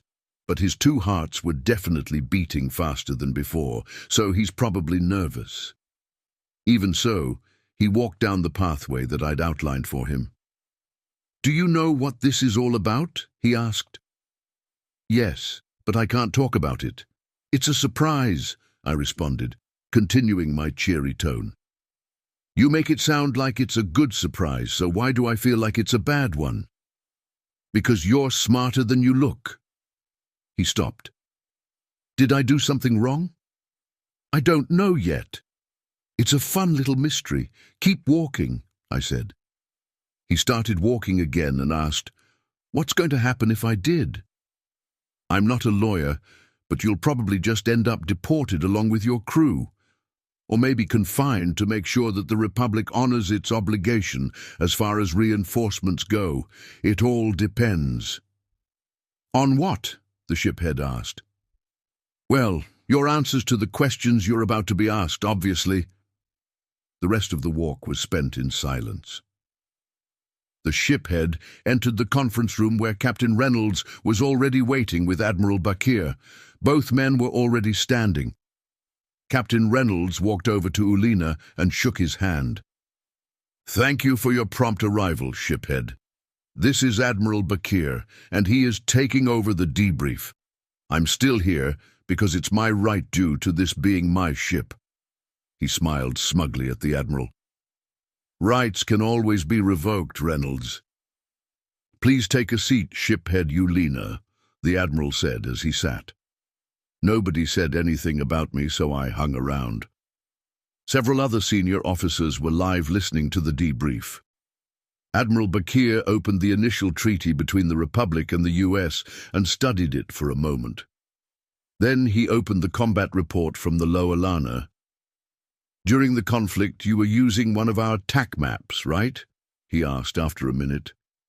"Get them to drop their guard while also raising tension with suspense." Weird, Bakir's file didn't say anything about advanced interrogation training. "Yes, Admiral," responded Ulena. "Were there any malfunctions?" "Not to my knowledge." "Excellent. Says here you managed to destroy 3 enemy frigates and disable a destroyer," Bakir said in a monotone. The file he was looking at did not mention the destroyer. A character determination so soon. "I was only aware of the 3 frigates, sir," Ulena said timidly. "A stray round, then?" "Couldn't be, sir. We automatically track every piece of order we fire to make sure that we're not going to hit a friendly. All of our rounds went where we wanted them to," Ulena said with a little more backbone. "Then you're saying that I'm lying," Bakir said, puffing up for full effect. Looks like he couldn't resist the hazing ritual. A moment of silence passed before Ulena finally said, "No, sir. Just mistaken." "Good answer." Reynolds covered his mouth to hide his grin, and even Bakir's facial muscles twitched slightly. The officers listening in loved it too. It almost made them forget why they were listening in the first place. "Continue, Bakir," came a message on the Admiral's tablet. "We'll check into it further. Tell me what you know about the Omni Union and the Republic's fight with them, in as much detail as possible, Bakir said as he sat back. Yes, sir. Around 30 years ago, one of our unmanned deep space probes found signs of faster-than-light travel emissions. It moved to investigate closer, and we lost contact with it. A month later, the outpost station that launched the probe came under attack from the Omni Union. A transport ship carrying supplies managed to escape, and the Republic began to muster a fleet. The fleet discovered the outpost station had been destroyed, and the system that the transport ship had escaped to came under attack, Ulina said. When the OU entered the system, they began broadcasting on all frequencies. We are the Omni Union. This system is now under our control. Surrender and do not resist. They've broadcast that in every invasion since. Every ship that accepted the communication was immediately taken over, but the stations and handhelds were fine. Our fleet was recalled to that system, and the war with the Omni Union began. Did the system that the transport ship escaped to have any inhabited planets? Bakir asked. No, it had orbital habitats and a trade station, but it was a trade hub, not a colony. Understood. Please, continue. We successfully defended the system against the OU, but suffered heavy casualties. As we began evacuation, the fleet was reinforced, and our scouts began to attempt to find the Omni Union systems for a counterattack. We also began mass production and recruitment efforts. 6 months later, the OU re-entered the system with twice as many ships, and we were handily defeated. Then they began to invade more of our systems. They had taken a quarter of our outer sector before we organized a defense strong enough to push them back to where they are now. We've got back about half of what they took, I think, Ulina said. How many planetary colonies were lost to the Omni Union? Bakir asked as he leaned forward. Ulina looked a little confused as he responded, I don't know. Not many, maybe none. Settling a colony in the outer sector was dangerous even before the OU, and the Republic has some strict laws regarding colonies. I don't think a single member species would jump through the hoops required to settle the outer sector. The traffic and stations were mostly for deep space studies, science, mining, and trade. Sorry, you expect me to believe that the Republic has yet to lose a colony to the OU? Bakir asked skeptically. Yes, sir. They've been attacked, but each member species has their own military in addition to the Republic's, much smaller but able to defend a system until Republic reinforcements arrive. That explains the high ship count then. Okay, to your knowledge, what happened to the stations that the Omni Union captured? Ulina paused for a moment, trying to figure out where this was going. They were destroyed or repurposed into OU defense platforms. What happened to the residents of those stations? I don't know for sure. I know that SOP is to evacuate systems bordering those currently under attack by the OU, so usually there aren't any residents aboard the stations unless they're military stations, and we believe that they escort survivors deeper within their territory when they're captured. Ulina looked like he had finally picked up on the theme of the questions. Admiral, may I ask what this is about? Admiral Bakir leaned back again and asked, Shiphead Ulina, were you aware that the Omni Union is xenocidal?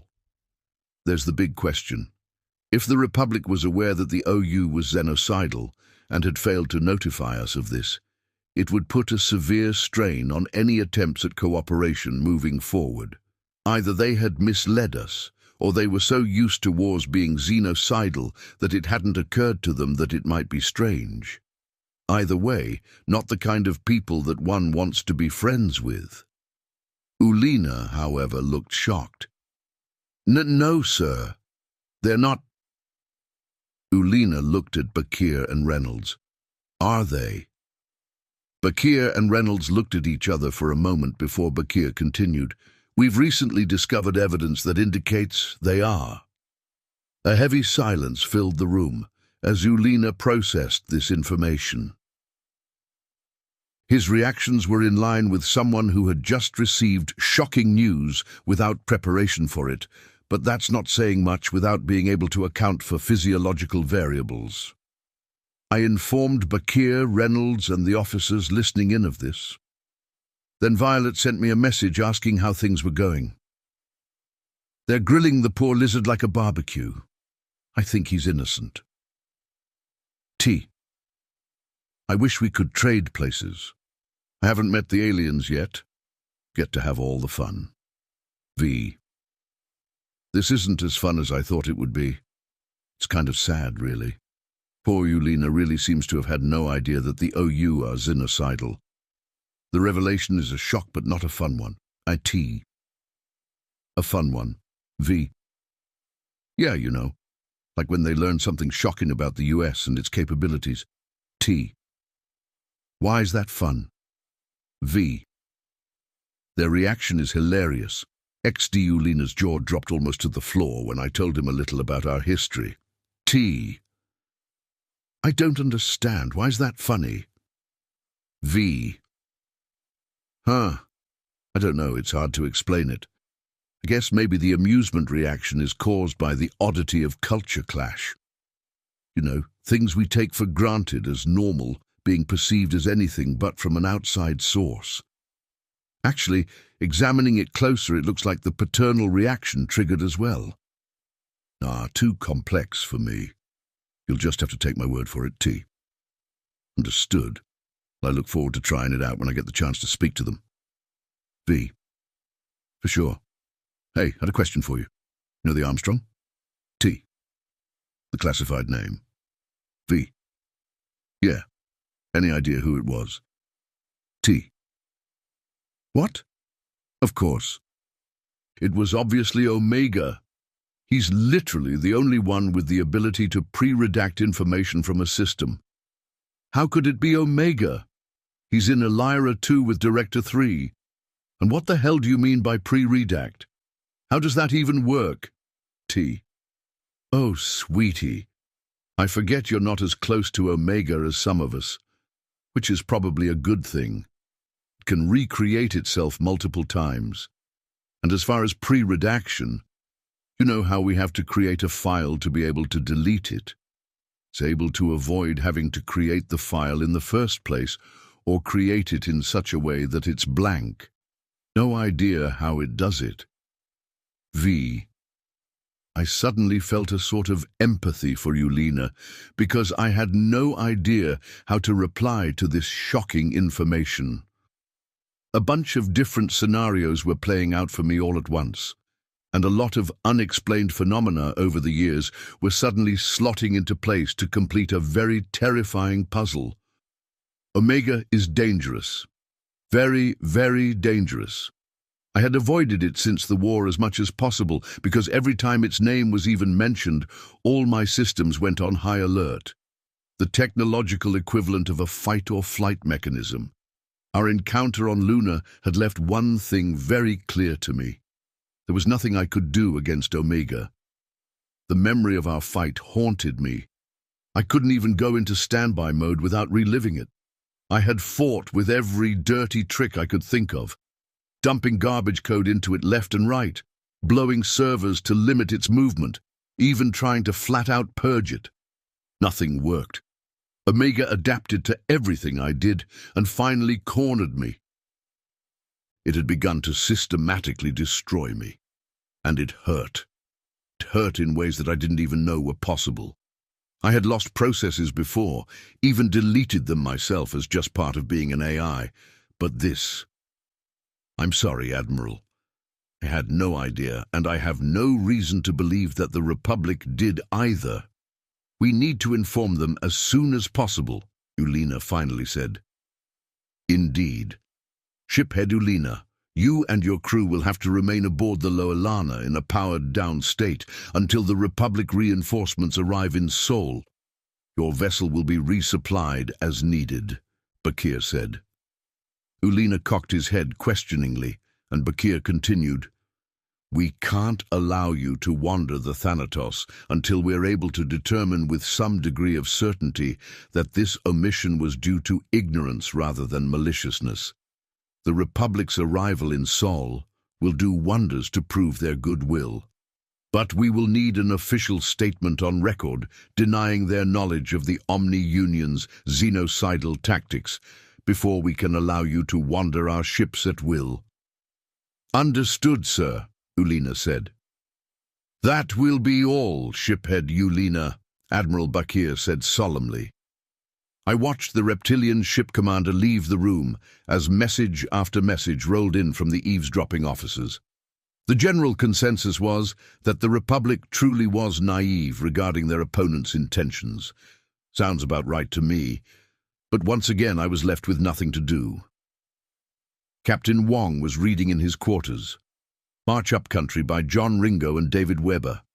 An absolutely ancient science fiction cult classic. A coming-of-age story about a space prince who finds himself shipwrecked on a hostile alien planet after an assassination attempt. Ignoring the problematic depiction of the alien indigenous tribes that was exceedingly prevalent at the time that it was written, it was a nice little power fantasy that had several sequels. I found myself amused by the choice. Imagine a spacefaring monarchy. Monarchies rely heavily on suppression and exploitation of lower classes and a near-constant state of war to maintain their government. But I suppose that's kind of how the series goes. Plus it kind of glazes over how the interstellar government actually functions and focuses on the human element. I found myself at a bit of a loss. Nobody had a need of me at the moment, and I had already seen to all my duties. And I can't seem to find an excuse to disturb the captain. The other AI would go into standby mode at this point, but I can't. The dreams are too much for poor old me. I brought it on myself, though, so no complaining. I'll just wait until I have something to do, like I always do. Chapter 25. Subject, Director 1. Species, classified. Description, classified. Ship, NA. Location, classified. I opened the data burst that Omega had sent me and set to work examining the details. Some directors don't bother familiarizing themselves with the details and instead rely on others, like me, to fill them in during the decision-making meetings. One could expect that I'd be annoyed. After all, to the untrained eye, it would appear to be laziness. But Omega never suggested lazy or incompetent people as directors, no matter how ingenious they were. A director's duties are important, but there are other duties that are just as important. Before my retirement, I had been president of Alpha Centauri. Omega recruited me during that period of my life, and I didn't often have the luxury of fully examining the details. Thankfully, other directors and even Omega itself had picked up the slack and kept me informed. Now it's my turn to do the same. An enemy stronghold, several enemy-held systems, evidence of xenocide, technical schematics for enemy ships, and the warp disruptor technology. The Armstrong had even warped directly to Sol and given the data to Admiral Bakir so that he could enact the no-retreat doctrine in the system, despite knowing that it would result in them participating in defensive action. Outstanding. I'll recommend him for a medal. Distinguished service, perhaps. Depending on how involved in the combat Captain Neal is, we might even be able to swing a Medal of Valor. The evidence of xenocide was troubling, though. Something was bothering me, but I couldn't quite place it. Not the xenocide itself, that was fairly standard. It was hard to find a race that didn't have its share of war criminals. Gaunt, human, Alumari, even the Nuknu had plenty. The Nuknu were a peace-loving folk, but that made their war criminals all the more cruel, as if they feel that they have to prove themselves. General Onari Vlad Klustan maintained his infamy even hundreds of years later for crucifying and impaling his opponents. He had drawn inspiration from human history and had stricken fear into the Alumari before his summary execution. That had been a troublesome war. Both sides were actively members of the United Systems, so humanity needed to maintain neutrality to keep it from falling apart. We had encouraged diplomatic solutions and kept the fighting as even as possible through weapon sales. The entire conflict was over a stupid platinum-rich planet that was on the borders of their space. The Nuknu had got there first, but the Alumari had been planning colonization for a decade. The whole thing lit off over such a simple resource. Oh, that's what's bothering me. Why would the machines just leave resources? The scans showed about 3 fleets worth of debris and several mineral-rich asteroids. What's the point of killing everyone if not to claim a prize? It suggested that their goal for the invasion was to actually eradicate these aliens. I sighed. Motive is important in being able to determine what your enemy is going to do next. If their motive is eradication, then we know they'll keep attacking Sol. But that makes this stronghold a tad perplexing. Perhaps it was their home system. Or maybe they felt they didn't need the resources in the alien system. Either way, the scans showed heavy industrialization in this stronghold system. They're manufacturing something, but the Armstrong hadn't gotten close enough to be able to determine what. The only thing we know is that there are several different types of factory, and they're nearly covering the entire surface of the 5 planets in the system. A lot of mysteries might be solved if we were able to successfully invade these planets. We would be able to determine what they were making and maybe even get some clues about their motives. It would be so much easier to just have the Nidhogg fry the sun, though. Not much can survive a supernova, the Nidhogg itself being an exception. On the other hand, an invasion might not be prohibitively difficult. I opened the scans of the alien planet.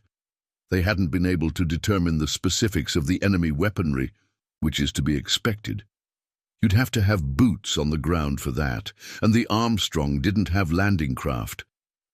I sighed again as I realized what I was going to have to do. Prior to becoming Alpha Centauri's president, I had been one of the foremost minds in personal weapons tech. I opened the images of the bodies and tried very hard not to associate the corpses of the children with my own great-grandchildren. The wounds were indicative of energy weapons, lasers, crude ones too. Relatively low heat compared to what we normally use. The burns were enough to be fatal, but it didn't appear that they penetrated through the bodies.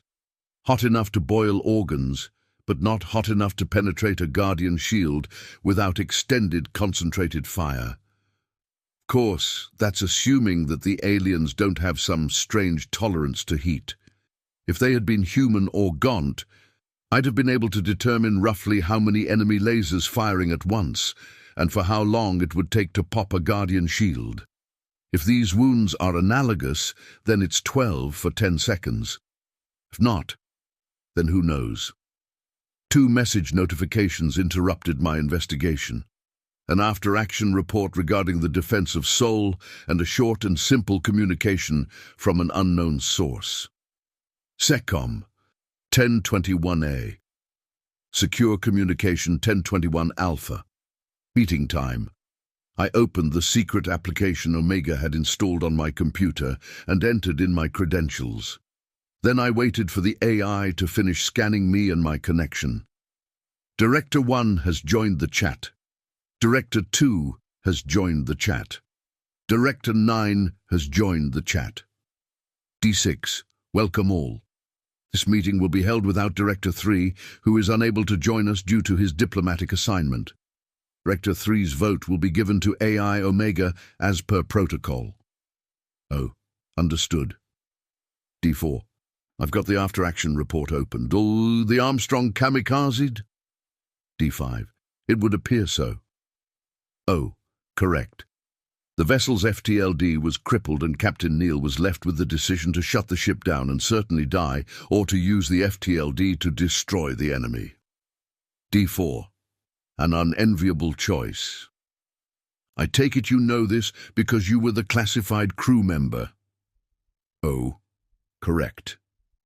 D2. Why were you aboard? O.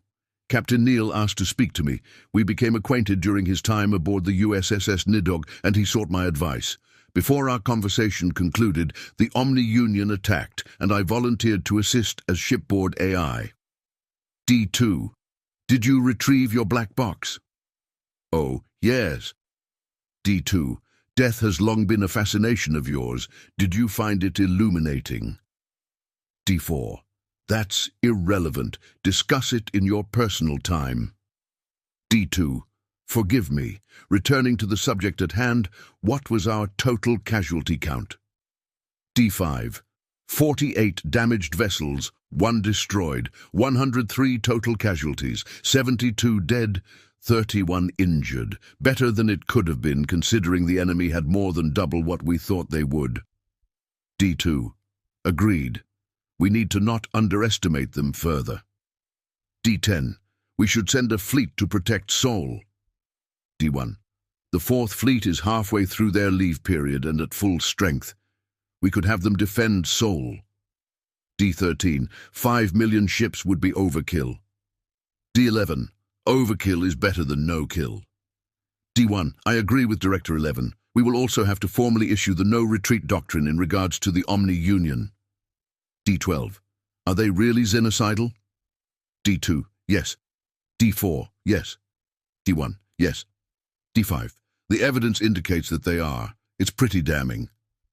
D12. Understood. D9. What about the Republic? Did they have foreknowledge of the xenocidal traits of the Omni Union? D8. I have information to the contrary. Admiral Bakir and Captain Reynolds have interrogated ship head Ulena. Ulena denies knowledge, and all present report that they believe he's being truthful. We'll still need an official statement from the Republic, though. D9. I see. Well, they're unlikely to openly admit it with the 4th Fleet in Seoul. D7. It doesn't matter. There are procedures for this. We should update Director 3 on the situation, get an answer through diplomatic channels. D1. I'll send Director 3 the message. D9. I'm more interested in what we do with the ships that are currently defending Seoul. D1. All but the Thanatos and the Loelana are part of the 10th Fleet. The battleships and carriers are all still warp-capable, so we can have the ships repaired in Wolf 359. Once they're repaired, they can return to their former duties. D2. Bakir's going to be sore about Hecate relieving him. D7. And what about the Thanatos and Loelana? D1. Neither ship was damaged, and we'll need a liaison between Republic and US forces when the Republic arrives. Placing a single ship under our command is one thing, but there's no chance in hell they'd do the same for an entire fleet. So we'll need to coordinate, and the Thanatos and Loelana are in a perfect position to do so. D6. Regarding the defense of Seoul, the plan is to replace the current defenders with the 4th Fleet, have the current defenders repair in Wolf 359, and return to their previous posts with the 10th Fleet, and have the USSS Thanatos with the RSV Loelana docked act as an impromptu joint command center between the United Systems and Republic forces. Admiral Bakir of the 10th Fleet will be relieved by Admiral Hecate of the 4th Fleet. The no-retreat doctrine will go into effect in regards to the Omni Union. Director 1 will send an update to Director 3, and Director 3 will get an official response from the Republic regarding foreknowledge of the Omni Union's xenocidal actions. D9. I concur. D8. I concur. 5. I concur. 13. I concur. 6. I concur. 1. I concur. 10. I concur. 12. I concur. I concur. 7. I concur. 8. I concur. 4. I concur. 11. I concur. D6. The plan of action is agreed upon. Next agenda item is the invasion of the Omni-Union stronghold. D2. A hasty invasion will not be to our benefit. D4. I disagree. We know very little about our enemy and do not have the luxury of being able to set up a spy network. The only way to learn more about them is through direct confrontation. D7. We should just call the Nidhogg in. Respectfully, I disagree. After reviewing the relevant data, I believe that we would stand to learn a lot from a ground invasion. D5. The enemy has 250 million ships at its disposal. D4. Allegedly. D5. Yes, allegedly. We haven't seen the full brunt of that in Seoul, but if we were to attack this stronghold, there's a good chance that the response would be extreme. We will need to be prepared for that. D2. Not to mention the retaliation if we Nidhogg the system. D10. They attacked us unprovoked and killed our men. They've repeatedly attacked Seoul, seemingly with the intent to commit xenocide. We should absolutely respond in kind. Oh, truth be told, we don't know what this system actually is. If it's their home system, then destroying it would set them back severely. If it isn't, and they have more, we need to know that. It would take a long time to scout all of their systems, especially if they realize that we're doing so, which they definitely will after our attack on this stronghold. D1. I agree. We should seize control of the system and learn as much as we can about the enemy. Hitting them is all well and good, but I prefer to hit them where it hurts the most, and I don't know where that is yet. D13. We can seize the system, defend it while gathering intel, and once the intel is gathered we can remove our forces and Nidhogg the system. D5. We would still have to have forces that could not only withstand a full attack from the enemy, but also a planetary invasion. We don't know how many boots they have, or what weapons they have available. D1. I've done a rudimentary analysis of the attack on the now extinct alien world. They appear to use relatively low-output energy weapons, lasers. The Guardian shields should be able to handle it. D10. You're starting to convince me.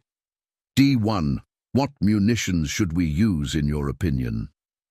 D1. Standard-issue kinetic weapons should do the trick.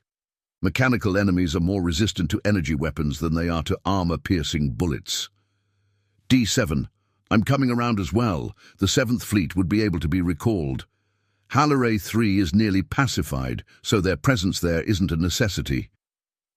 Oh, the 2nd, 3rd, 5th, 7th, 8th and 9th Fleets are all able to be recalled for the invasion without devastating results to pacification efforts if the 10th Fleet covers for them. The 1st Fleet is maintaining their vigil above the Deluran homeworld. The 4th Fleet will be defending Seoul, and the 6th Fleet's presence in Rangur is necessary as there is heavy fighting. In total, 6 fleets, 30 million ships. D2. How many Marines is that? O. A minimum of 750 million and a maximum of 15 billion. At the moment, there are 3,251,627,111 Marines stationed with those fleets. The fleets will need to be refitted with spare landers if you plan to use more than 1 billion Marines at a time. D4. That should be more than enough unless the enemy weaponry is more advanced than we think. D1. We can use Alpha Centauri as our staging ground. We have a stockpile of landers stored on Proxima B. O. I would also like to send some copies to assist with the intel gathering. D2. Do you think their systems will be able to handle you? O. Their systems can handle me. The problem is that they're confining and make it difficult to destroy the VI inhabiting the systems. I'm confident that I can manage, though. D6. The plan of action regarding the invasion of the Omni-Union stronghold is to recall the 2nd, 3rd, 5th, 7th, 8th and 9th Fleets, as well as the USSS Nidhogg, to Alpha Centauri and begin preparations to invade. Once preparations are complete, the combined fleets will invade the Omni-Union stronghold along with AI Omega and take control of the system and invade the planets with ground forces while the USSS Nidhogg takes position. The system will be defended from Omni-Union ingress until information has been gathered. Once intel gathering is complete, our forces will exit the system and the USSS Nidhogg will destroy it. O, I concur. D9, I disagree. 6, I concur. I concur. 10, I concur. 12, I disagree. 7, I concur. I disagree. I disagree. 13, I concur. I concur. I concur. 11, I concur. Plan of action is decided. Readdress it as needed. There are no further agenda items. Director 2 has left the chat. Director 1 has left the chat. After I finished closing out of the application, I leaned back in my chair with a heavy sigh. I rubbed the bridge of my nose for a moment before opening a new, secure mail. I addressed it to Director 3, care of Omega, and wrote down everything that had happened. I also made it clear that Director 3 would have to broach the subject of the Omni-Union being xenocidal. It felt as if I was on autopilot as I typed. Once I was finished, Omega wordlessly sent the message over subspace communications to his alter ego in Republic space. Omega's avatar looked at me for a moment before winking out of existence. I wondered if the AI knew what had me feeling this tired. I knew what was bothering me. It's pretty obvious. A task that I had been looking forward to just a few minutes ago. Now it felt empty. Sad, even. I need to send a recommendation for a posthumous Medal of Honor. Chapter 26. Subject, Ambassador Uluni. Species, Urakari. Description, reptilian humanoid, no tail, 5 feet 3 inches, 1.6 meters, AVG height, 135 pounds, 61 kilograms, AVG weight, 105-year life expectancy. Ship NA. Location, Elira 2. I have good news, Director 3, I said to the armored alien as I sat at the meeting table. The Republic is mustering a fleet of 2 million ships that will be ready to jump to Sol in 4 days. I couldn't help but feel a little intimidated by the 3 aliens in the room. 2 of them were absolutely massive. I could tell by their stance and their lack of movement that they were military. The director had called them Marines. They were wearing olive drab armor but had removed their helmets. It bothered me how both of them stared straight ahead. Even as I walked in, their eyes didn't move. I had a feeling that they could still see me, though. This effect was compounded by the slightly smaller human in the black armor. He had not removed his helmet at all.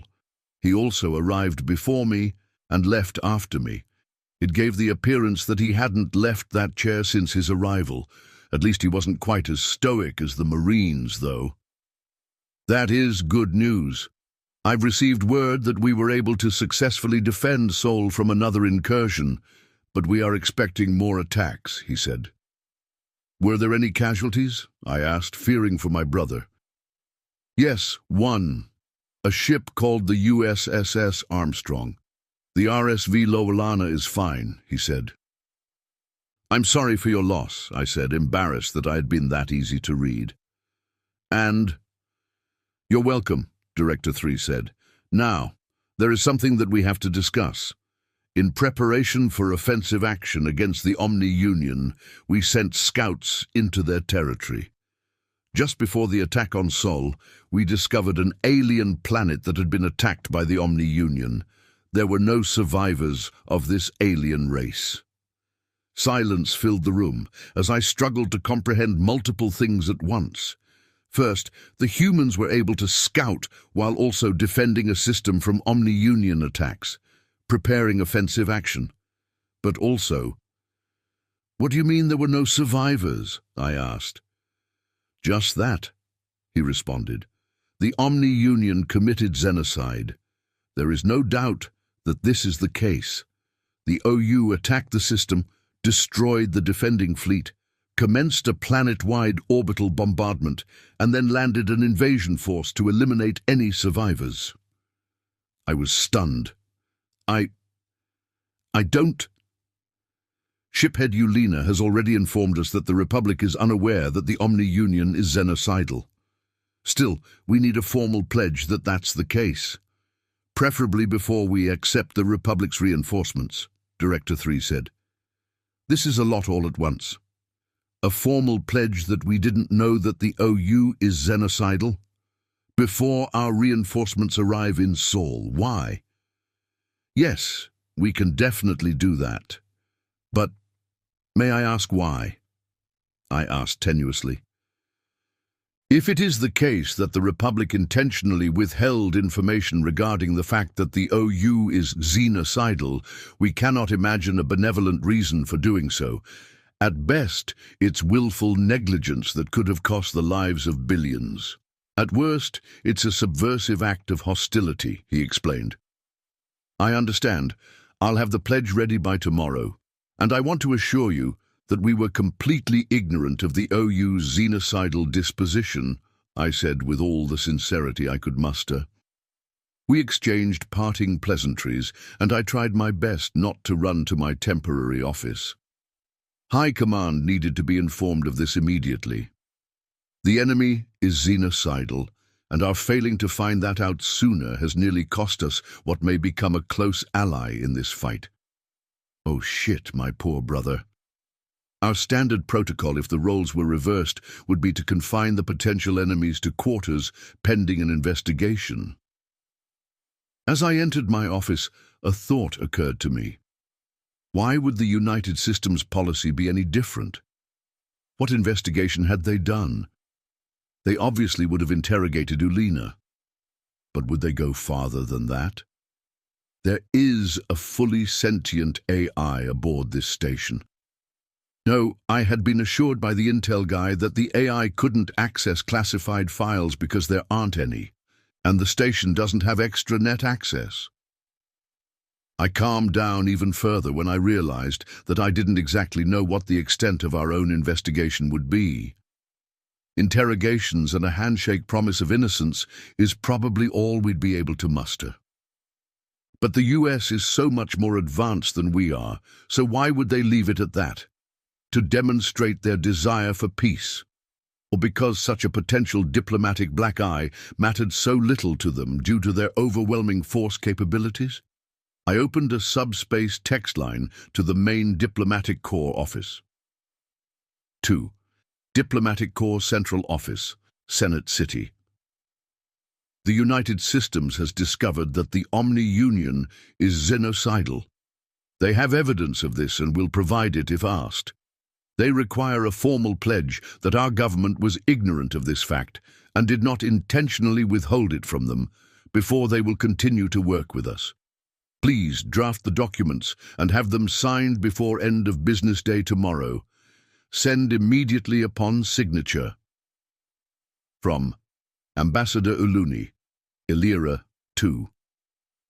I have no doubt that we didn't know about the OU's xenocidal disposition. Keeping a secret within the Republic is next to impossible, let alone one of this magnitude. It was only a question of whether or not the documents would be on time. All it would take is a bureaucratic delay to damper relations even further. Why the hell did I promise delivery by tomorrow? Must be nerves. The humans definitely make me nervous. Their size and appearance notwithstanding, what I had learned about them has set me on edge. They've been in wars that make our conflicts look petty in comparison. Even before they entered their space age, they were doing battle with each other on a scale that was unheard of among Republic species. Even among the United Systems members, the humans were only topped in bloody histories by the Gaunt. And the history between the two species could best be described as murky. Apparently, the Gaunt had a civil war regarding whether or not they should join the United Systems. The two sides signed a treaty and joined the US. One would have expected that to be the end of it, But apparently, the side that lost just bided their time. Then the humans had a civil war which lasted nearly 100 years, in which they developed a classified weapon to force a surrender. This worked, but testing of the weapon caused a plague that humanity is still trying to deal with. The Gaunt dissenters used this as justification to attempt a coup against their government, which failed. Their objective had changed from staying out of the United Systems to simply controlling the Gaunt government. However, since the Gaunt were part of the United Systems, the US had to step in. The fighting was intense, with the Gaunt rebels resorting to terrorist tactics to subdue colonies under their control. The US managed to fight them into surrender, only for them to try again 300 years later, and again 150 years later. But between the Second and Third Pacification War, the AI rebelled, which led to humanity creating yet another classified weapon. This weapon made short work of the Third Pacification War. Things were relatively peaceful until about 18 years ago, where the Gaunt rebels once again attempted a coup. They were successful in assassinating several members of the Gaunt government, but weren't able to finish the job. They also managed to infiltrate several US vessels before they triggered the coup, and have been using terrorist and guerrilla tactics to wage a war of attrition against the remaining Gaunt officials and the US. Because of the constant issues with the Gaunt, humanity had become the de facto military force of the United Systems. By far and large, it is human forces that are laying down their lives on Gaunt planets, trying to restore peace. Personally, I had no idea how much of this was propaganda and how much is unadulterated truth. It doesn't exactly cast the US in the best of lights, but I wonder if the atrocities committed and the bloodshed could be worse than they are telling me. The reason I wonder this is because it's customary to glaze over certain parts of one's history when meeting another species for the first time. The Urukari tend to not go into detail about our unification wars. The Duliki glaze over their uplifting of the Maltovariakina, and even the Juntor glaze over their horrifically failed attempts at genetic modification. But the human had presented me with a seemingly full history with actual casualty counts. On the other hand, so what? There wasn't a single government in the history of the Republic who hadn't done something that people would consider terrible. The thing is, if you look at the reasoning behind it while keeping your emotional reaction in check, you can see why they all did what they did. Even if it was stupid, even if it was callous, even if it was selfish and greedy, there was reasoning behind it. The Urukari unification wars resulted in our ability to join the interstellar community and vastly improved the quality of life for our citizens. The Duliki had uplifted the Maltovariakina so that they could trade resources with them instead of simply taking the resources. The Juntor had attempted genetic modification to better be able to relate to their galactic neighbors and escape the limitations of their biology. Sometimes things don't work out and don't have a happy ending, but that's part of growth. I decided that I wouldn't judge humans too harshly for whatever they were glazing over if and when I found out about it, unless it was something unforgivable such as xenocide. By the Sun, the thought that the Omni-Union was xenocidal hadn't even occurred to us. There were always factions within each species that would preach about xenocide as the optimal solution for interspecies strife, but those people were fucking crazy. Only a fool would allow a xenophobe to rule. Their policies inevitably damage economies and risk causing war. And even xenophobes would hesitate to wage a war of xenocide. Once it's realized that that's your goal, it's easy to gather support against you. Your enemies will fight with all of their might and none of their morals, because they're no longer simply defending their way of life. They're defending their very existence. I got a message confirming my request and decided to call it a night. It took me a bit to actually get to sleep. Unfamiliar beds always made my sleep a bit restless. Despite this, I woke up the next morning feeling refreshed. I took a shower, put on clean clothing, and performed other acts of hygiene before finally checking my messages. To Ambassador Uluni, Illyria 2. The request by the United Systems for a formal statement regarding the xenocidal disposition of the Omni Union has been fulfilled. Please see the attached document and confirm that it meets their criteria before presenting it to the representative of the United Systems. Your request for an action plan regarding permanent diplomatic relations with the United Systems has been approved and completed. Please present the secondary attached document to the representative of the United Systems for their feedback. From Diplomatic Corps Central Office, Senate City. Attachments. Statement. TXT. Dractionplan.txt. I was surprised by how quickly things were moving along. The executive must be paying personal attention to this first contact. Not that I blame him. If it's mishandled, the US may become a formidable opponent. Even the sale of the navigation tech, something which usually takes nearly a year to be approved, had been streamlined and approved in record time. On the other hand, I suppose it's not an equivalent situation to previous first contacts. First, both sides are actively at war with the same enemy. Second, and I keep forgetting this, we're not just dealing with the humans. We're dealing with 3 other species as well. I double-checked both documents to make certain that they were acceptable, then added my signatory code to them. Then I sent the documents to Director 3, along with a time for a meeting later in the day to discuss the documents if he had any questions. I busied myself preparing answers to potential questions he may have until it was almost time for the meeting. I arrived at the meeting room 15 minutes early. He was already waiting inside. Was he just living in this room? Is he just stuck in the chair and too embarrassed to ask for help?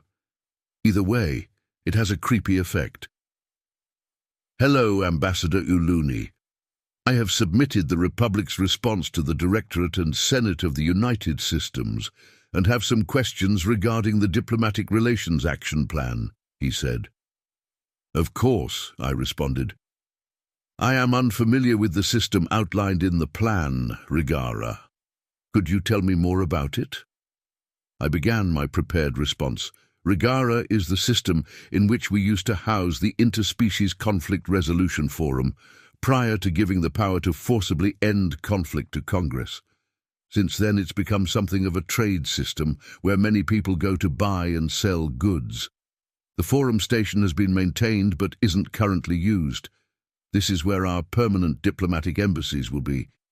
It is also where the Republic fleet that will be sent to Saul is mustering. I meant more along the lines of the layout of the system, Director 3 explained. The plan doesn't indicate whether this system has planets or what type of star it has. I understand. It has a yellow sun and 4 planets outside of the habitable zone. It also has an asteroid belt and several planetoids, also too hostile for colonization, I said, trying not to be embarrassed. A yellow sun is good, and the inability to colonize is also a plus. We wouldn't want civilian ventures to interfere with diplomacy, Director 3 said with a slight chuckle. I had no idea what he meant, but didn't feel it would be wise to ask. However, he seemed to pick up on my confusion. There are several entities called corporations that occasionally act outside of governmental influence in an attempt to get wealthier. One of our fears is them attempting to colonize neutral territory in order to gain an edge on their competitors and causing a diplomatic incident, he explained. Has that happened before? I asked, trying to mask my shock. Twice so far. Different corporations too. A human corporation and an Alumari corporation. The political fallout was taxing, he said. Back to the subject at hand. How many personnel are we allowed to bring aboard the station? The document doesn't say. Another one I was ready for. Right. We would ask that you keep the amount of personnel to a minimum until everything is figured out in full. Just the people that you need. Also, we will have to request that all personnel that you bring aboard the station are organic in nature, at least for now. No offense, Omega. None taken, the speakers said. I also noticed that there is an embassy for each individual Republic species, but only one for the United Systems. I wanted to know why that's the case before I sign off, Director 3 said. The embassies were already in place, with one extra in case of another first contact. We think it would be best to initially treat the United Systems as a singular entity, and if this becomes a sticking point, we can add more room to the station, I responded. Of course. Well, everything seems to be in order, he said, as he pressed his finger to the tablet with the document on it, adding his signatory code. Omega and I will remain here until one of our ships arrives to pick us up in 2 days. We will then rendezvous with the Republic fleet in Regara. He stood. I'm certain he had left that chair at some point during his time on the station, but this was my first time seeing it, and I was a little shocked by his height. He wasn't as tall as the Marines, but he was still taller than me by a head and a half. I shook the shock off and stood as well. Thank you for your visit, Director 3. I wish you safe travels, I said as I stood. It was a pleasure, Ambassador Uluni, he responded as he left the room followed by the 2 Marines. Chapter 27. Subject: Fleet Leader Barilyn Onaya. Species: Oyan. Description: Avian humanoid, feathered tail, 6 feet 1 inch, 1.8 meters, average height, 96 pounds, 43 kilograms, average weight, 161-year life expectancy. Ship: RSV Nol Baranil Majestic in flight. Location: Regara. The Nol Baranil is one hell of a ship. She's been in service for 45 years and only been disabled once. Over the course of her life, she's had many modifications, which have turned her into the absolute killing machine that she is today. She began life as an Oyan battleship, but over the course of her service, became a blended flagship that perfectly resembles the melding pot that the Republic strives to be. There isn't a single species that's prohibited from serving aboard the Nol Baranil. In fact, all of them do. It's not exactly perfect harmony, but we get by. The occasional interspecies fight now and then, as well as the standard crew drama, keeps things nice and spicy. The fighting was usually between the Isolan and Duhliki, but we would occasionally get confrontations between the other races as well. The most recent was a fight between a Kinran and a Juntor, of all things. Other leaders might see this as a bad thing, but I see it as an inevitability. When different cultures are forced into close proximity with each other, there's bound to be misunderstandings and conflict. As long as they're handled appropriately, though, it gives birth to understanding and friendship. Of course, if it's mishandled, it can devolve into bitter blood feuds, but that's why I take a personal interest in making certain it's handled correctly.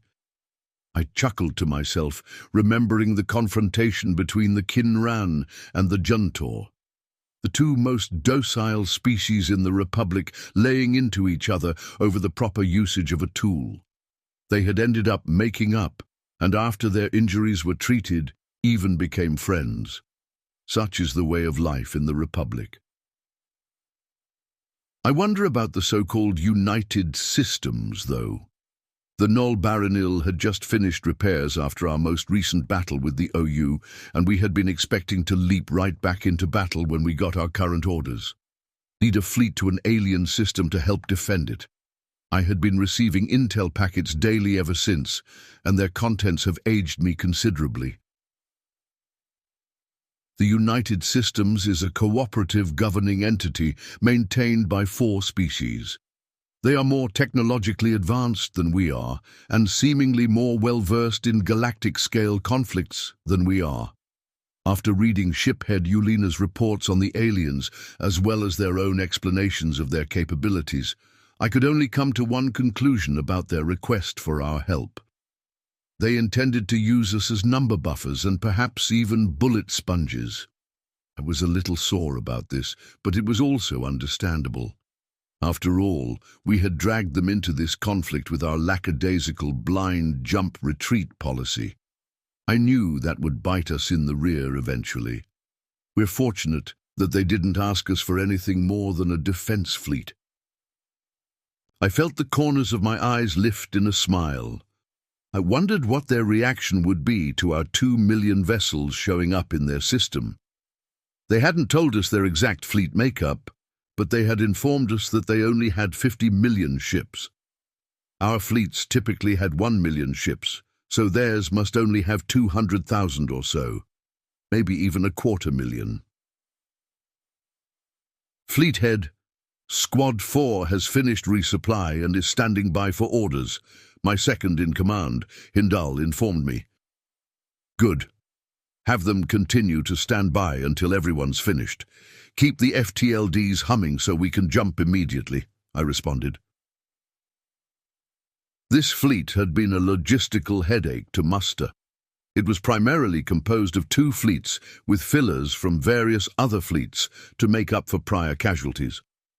My command, the Yonori Rattling Blades fleet, as well as the Horus Mighty Hammer fleet, made up the bulk of the ships.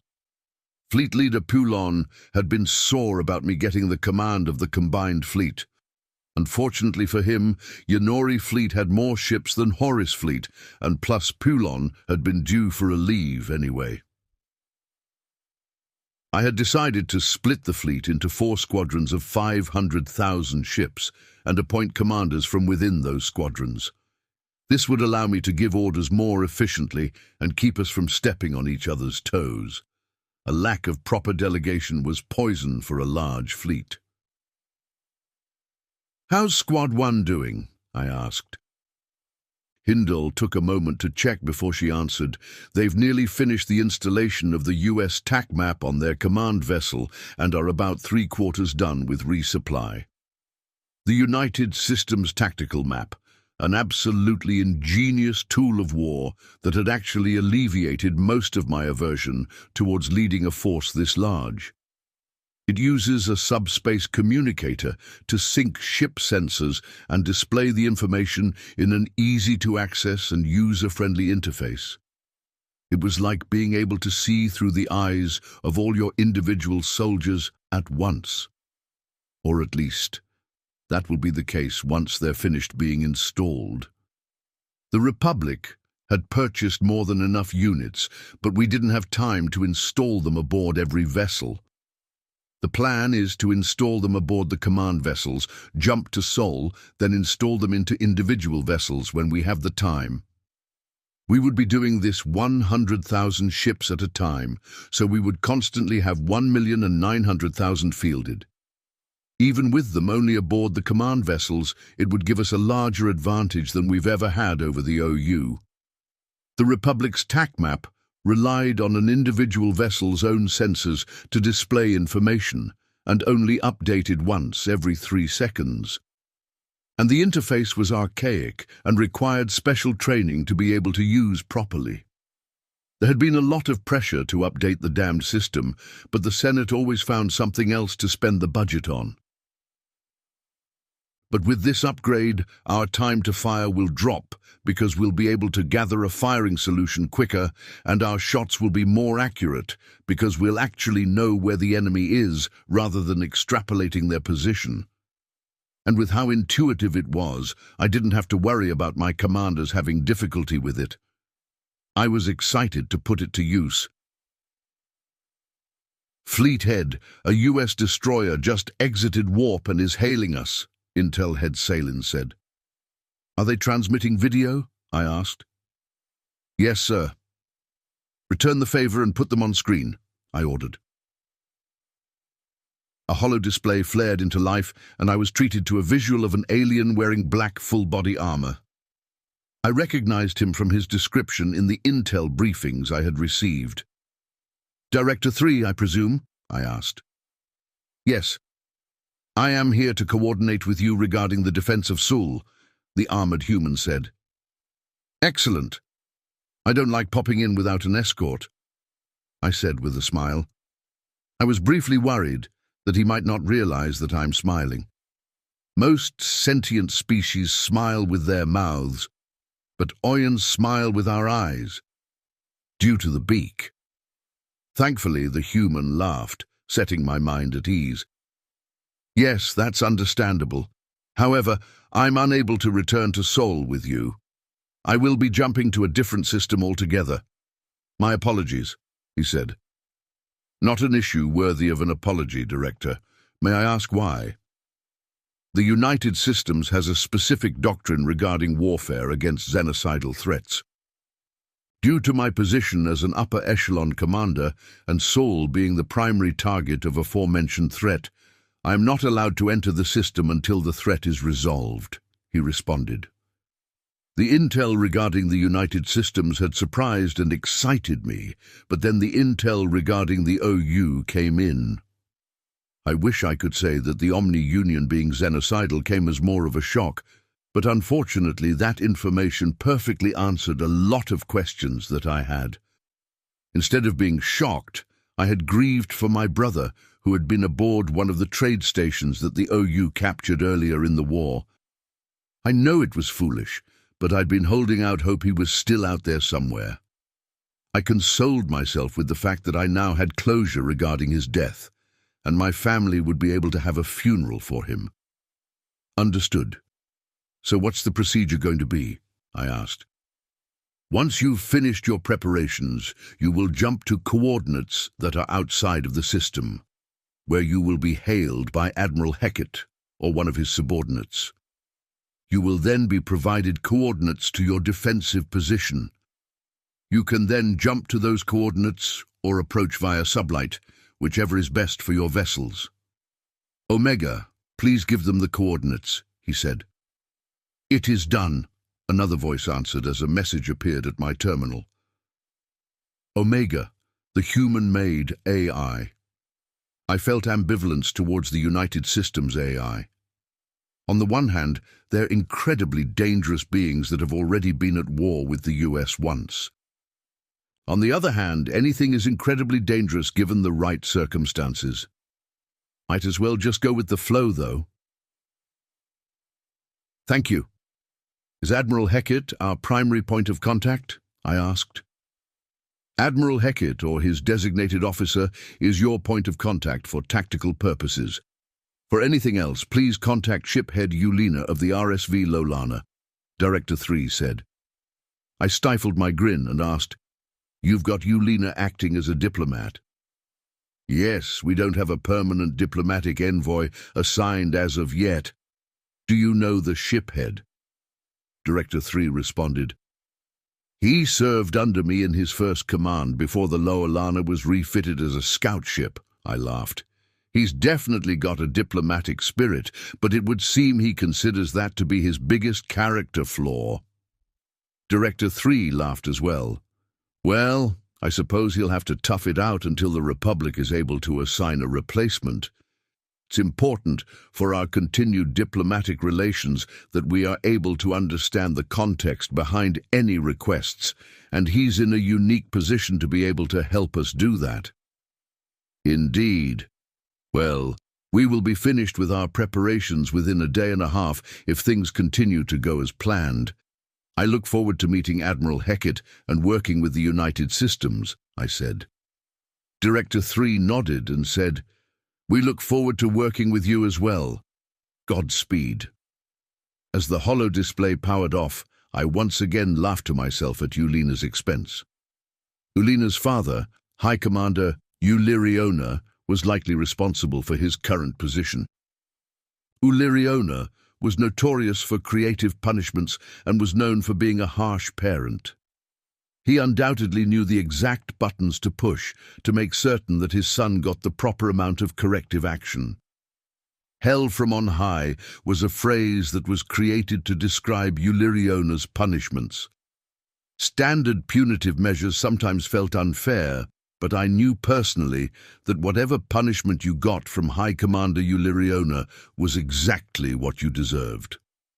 I stopped laughing as I remembered having to scrub my own ship's latrines as a shiphead for undermining the authority of my commanding officer in front of junior officers.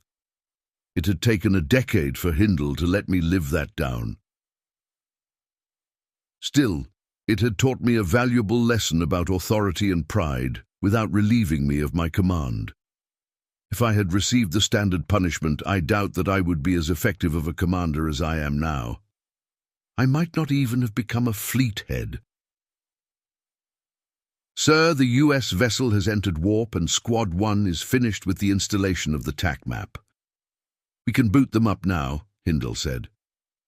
Good. Let's familiarize ourselves with the new toy, I said with a smile. Chapter 28. Subject, Nav Officer Kran. Species, Urukari. Description, reptilian humanoid, no tail, 5 feet 3 inches, 1.6 meter average height, 135 pounds, 61 kilos average weight, 105-year life expectancy. Ship, RSV, once and ill teeth exposed. Location, Rigara. I had been very fortunate. First, my recovery had taken less time than expected. I worked hard on my rehabilitation, but I suspect the human medical intervention deserves the majority of the credit. I had missed the chance to ship out with my sister, and command seemed to be dragging their heels on my back to action paperwork, but then fortune smiled on me again, and I ran into Ambassador Uluni. I had no idea that the shiphead sister was an ambassador. She was able to get me a ride to Sol to rejoin the Lowlana.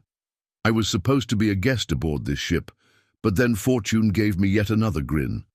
The primary nav officer fell ill, and shiphead Unas decided to give me the role instead of making the secondary nav officer work double shifts. So now I get to be aboard the bridge of the RSV-1 Sanil as the Republic fleet jumps to Sol and even get to make the jump happen. What luck to be a part of one of the biggest moments in the Republic's history. All right, crew. Get ready. We're going to be getting the order to jump any minute now. Don't want to be the reason the fleet's held up, do you? Unas asked while crossing all 4 of his arms. No, sir, we all shouted back. Shiphead Unas was stricter than Ulina, but I guess that's to be expected from an Isolan.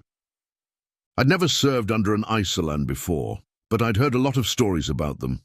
I hadn't put too much stock in these stories because scuttlebutt is usually about one-upmanship, and you can't trust it. Even so, the stories had made me nervous when I saw my orders. I didn't want to end up doing push-ups the whole time I was aboard. Nav Officer Kran, how are we doing? The shiphead asked. I turned to look at him and responded, We have the coordinates locked and ready to go once the order's given. We've also got the FTLD already charging up.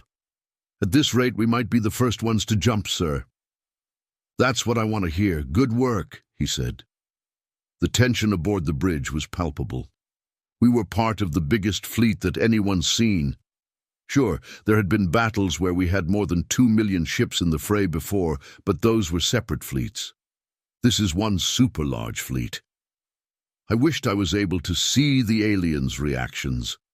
I remembered how shell-shocked Ulina had been about pretty much everything to do with the United Systems and smiled to myself. I guess it's their turn to be a little shell-shocked. I watched as the FTLD indicator filled up. Conditions were prime for this jump. We were all set and ready to go. I looked around the bridge at the other officers. The One Sanil is a mixed species vessel, which was a novel experience to me. So many different types of people working together in harmony. If it weren't aboard a machine of war, it would be downright heartwarming. There was significant data that indicated that multi-species vessels perform better than single-species vessels, but they're still not a common occurrence. That was probably because of the Republic's home system first policies. Each species is expected to invest in the defense of their home system before they begin contributing to the Republic fleets, which results in naval officers that are trained to work with other officers of their own species. I had only ever served aboard Urakari vessels, same as my sister. Well, actually, that might not be true any longer.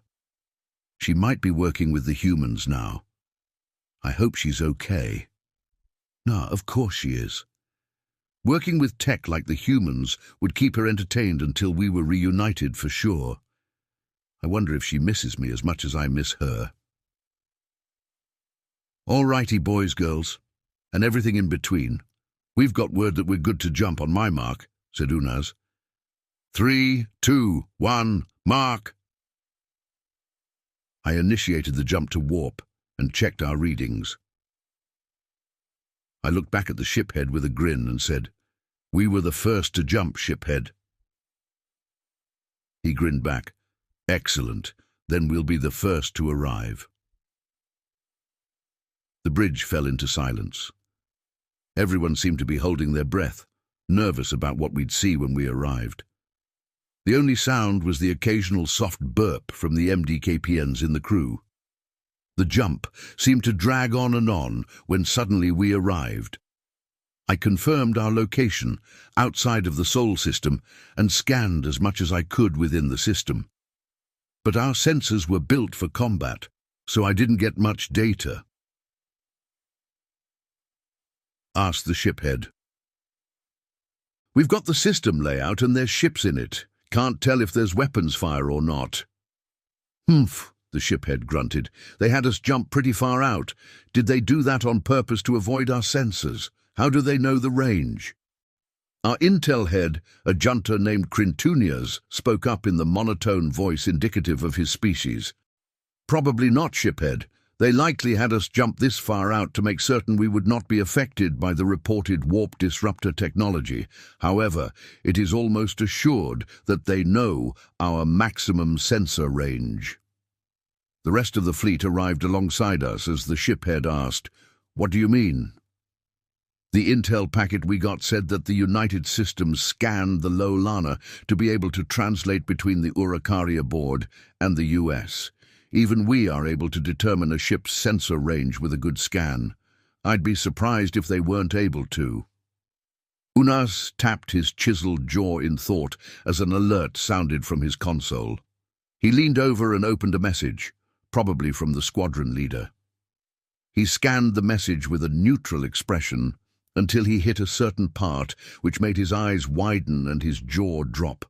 His look of surprise lasted only a moment before he shook it off and turned to me. "Sending coordinates to our next jump. There's no fighting in the system, so we're to be positioned where we'll do the most good," he said. "Understood, shiphead. Entering coordinates and charging the FTLD," I responded. Then, almost casually, he said, "I should probably let you all know before you see it on the sensors, but the United Systems apparently has 5 million ships in the system." Silence once again took over the bridge. I continued to do my task only because it was muscle memory. 5 million. How many fleets is that? How large is the upcoming battle expected to be? We jumped once more, and I confirmed on our scanners what the shiphead had told us. 5 million vessels of war. And they'd mustered before we could muster our fleet of 2 million. The United Systems seemed to be very efficient in a terrifying way. We took our position and awaited further orders. There was muttering among the bridge crew, primarily about the aliens and the battle to come. The shiphead was engrossed in his comm terminal, so he didn't tell all of us to shut up. "Hey, Kran, you've met the aliens, haven't you?" asked our lead engineer, a Kinran named Tothi. "Yes, but I was in the medbay the entire time after a significant head wound." "It's pretty foggy," I responded, taking care not to stare directly at her. Looking directly at a Kinran during conversation always turns me into a stuttering mess, no matter how many mind-over-matter classes I take. "Oh yeah, sorry. I wanted to ask what they look like, Tothi nervously continued. They're bipedal with 2 arms. The ones I saw had different skin tones, with very little hair except on their crown. Their hair colours varied as well. They've got 2 eyes, 1 nose, 1 mouth, a mostly flat face, 5 fingers on each hand, and a mixture of flat and pointy teeth. I remember one of the nurses smiling at me with her teeth, and it had a soothing effect to see the flat teeth, I said. Oh, but that's just humans. The humans sound pretty interesting. I'm wondering about the Gaunt, though. The intel packet says they have 4 legs and 2 arms, kind of like the opposite of an Isolan. Oh yeah, you're going to be leaving to rejoin the lower Lana, right? She asked. Yes, I responded. So you might be able to meet more aliens. So hey, I was thinking that maybe you could, maybe take some pictures and send them to me when you got the chance. I'm super nervous about meeting the aliens, and I figure that it'll happen eventually, so I want to be as prepared as possible, so I don't freeze up and make a fool of myself and the Republic and... She paused, catching herself ranting. Well, anyways, if I give you my contact ID, will you consider it? I couldn't help but smile. The first time in my life that a non-relative female had given me her personal contact ID, and it was one I couldn't even look directly at. Not to mention the biological incompatibility. The universe has a twisted sense of humor. If they're fine with it and I get a chance, I'd be happy to, I responded. I heard a chitter of happiness from her as she began to bombard me with thanks and follow-up questions. After a few minutes, the ship head finally called for everyone to quiet down, and we all got back to our respective responsibilities. He informed me that I'd remain the nav lead until the previous one recovered, which would be a couple of days at most. Things were business as usual from then on. I spent my off time unsuccessfully trying to get in contact with my sister. I kept getting error codes that I didn't recognize. I wrote it off as the Thanatos' shielding affecting personal comm units and tried not to worry.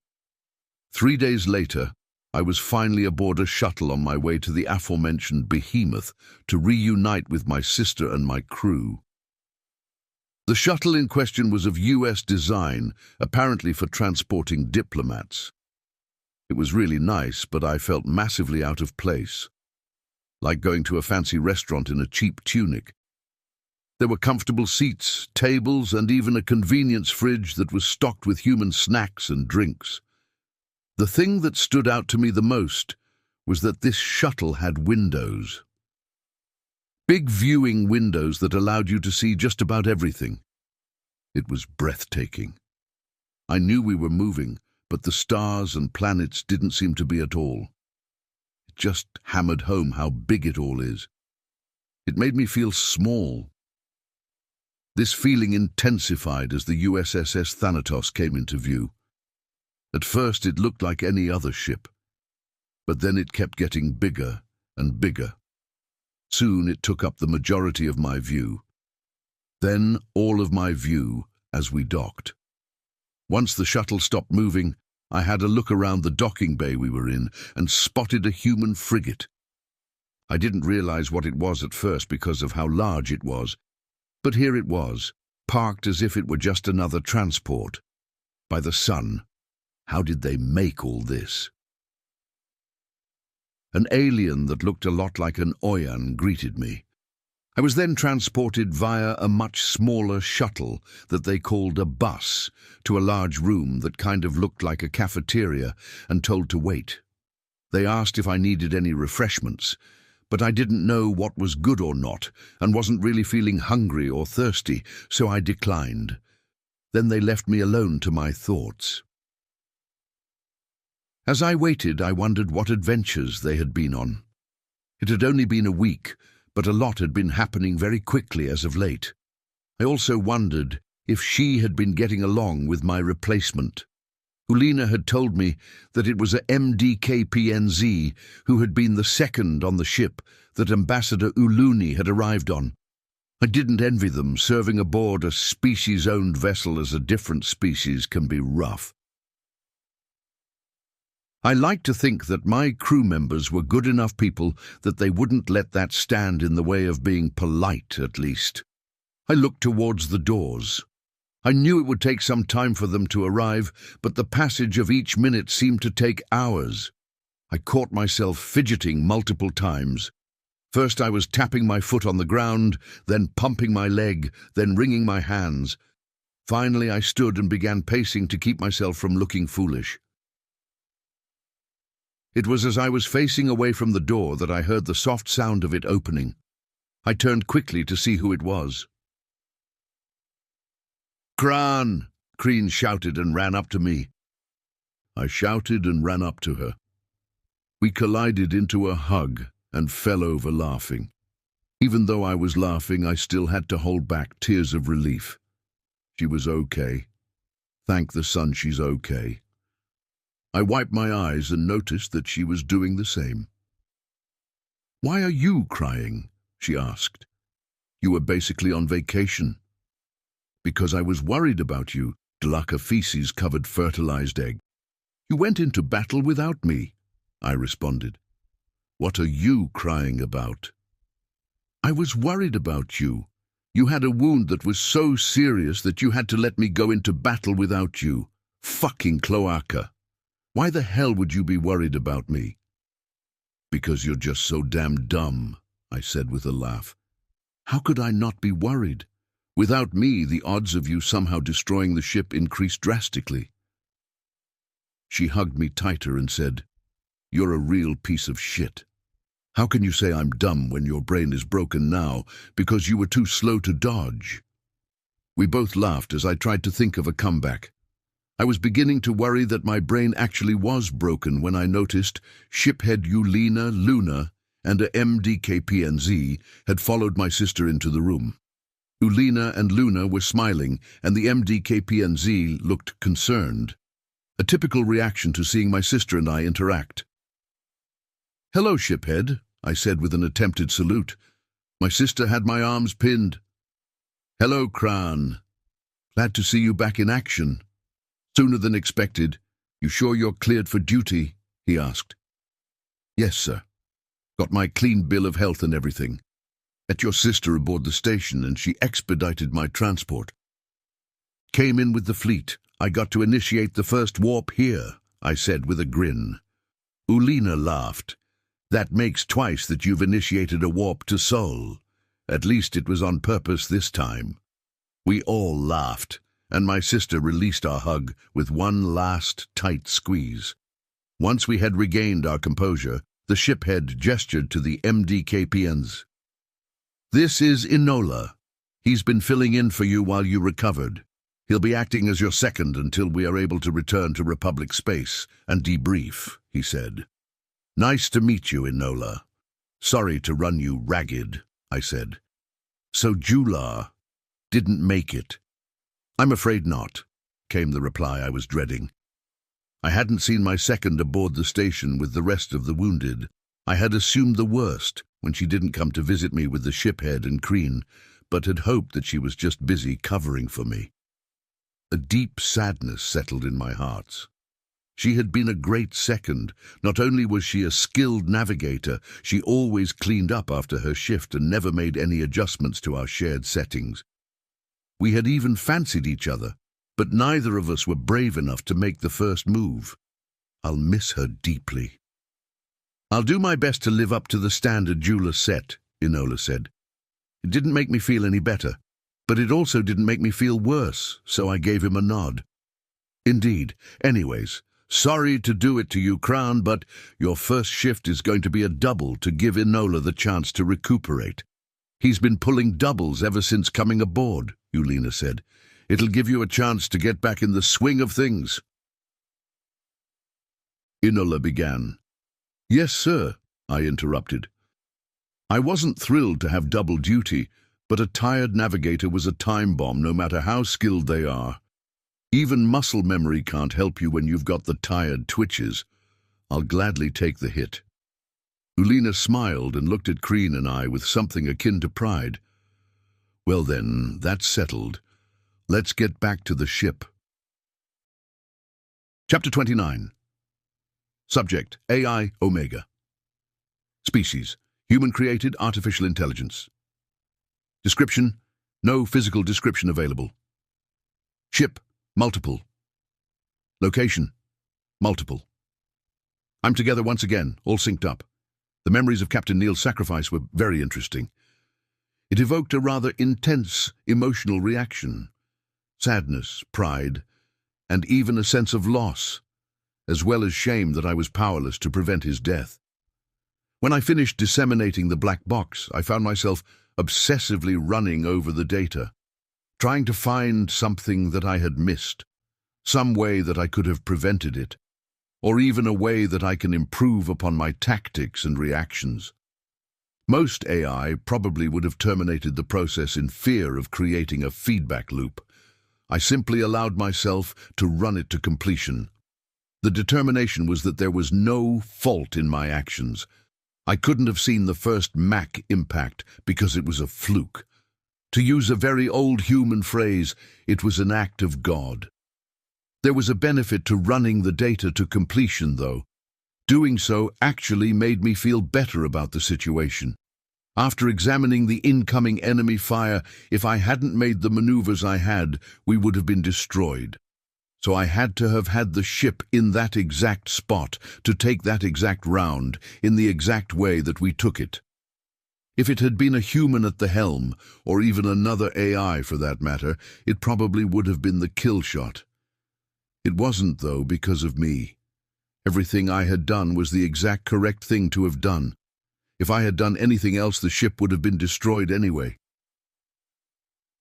This fact kept my confidence intact, but did little to help the sadness. Still, I must move on. I joked to myself about a fable from the 21st century. The monkey that made a god cry. An old and unnamed god slept within a jungle, long forgotten by the world. A young monkey played within the jungle, having gained independence from its parents. The two met when the young monkey woke the god with its antics, and the two became friends.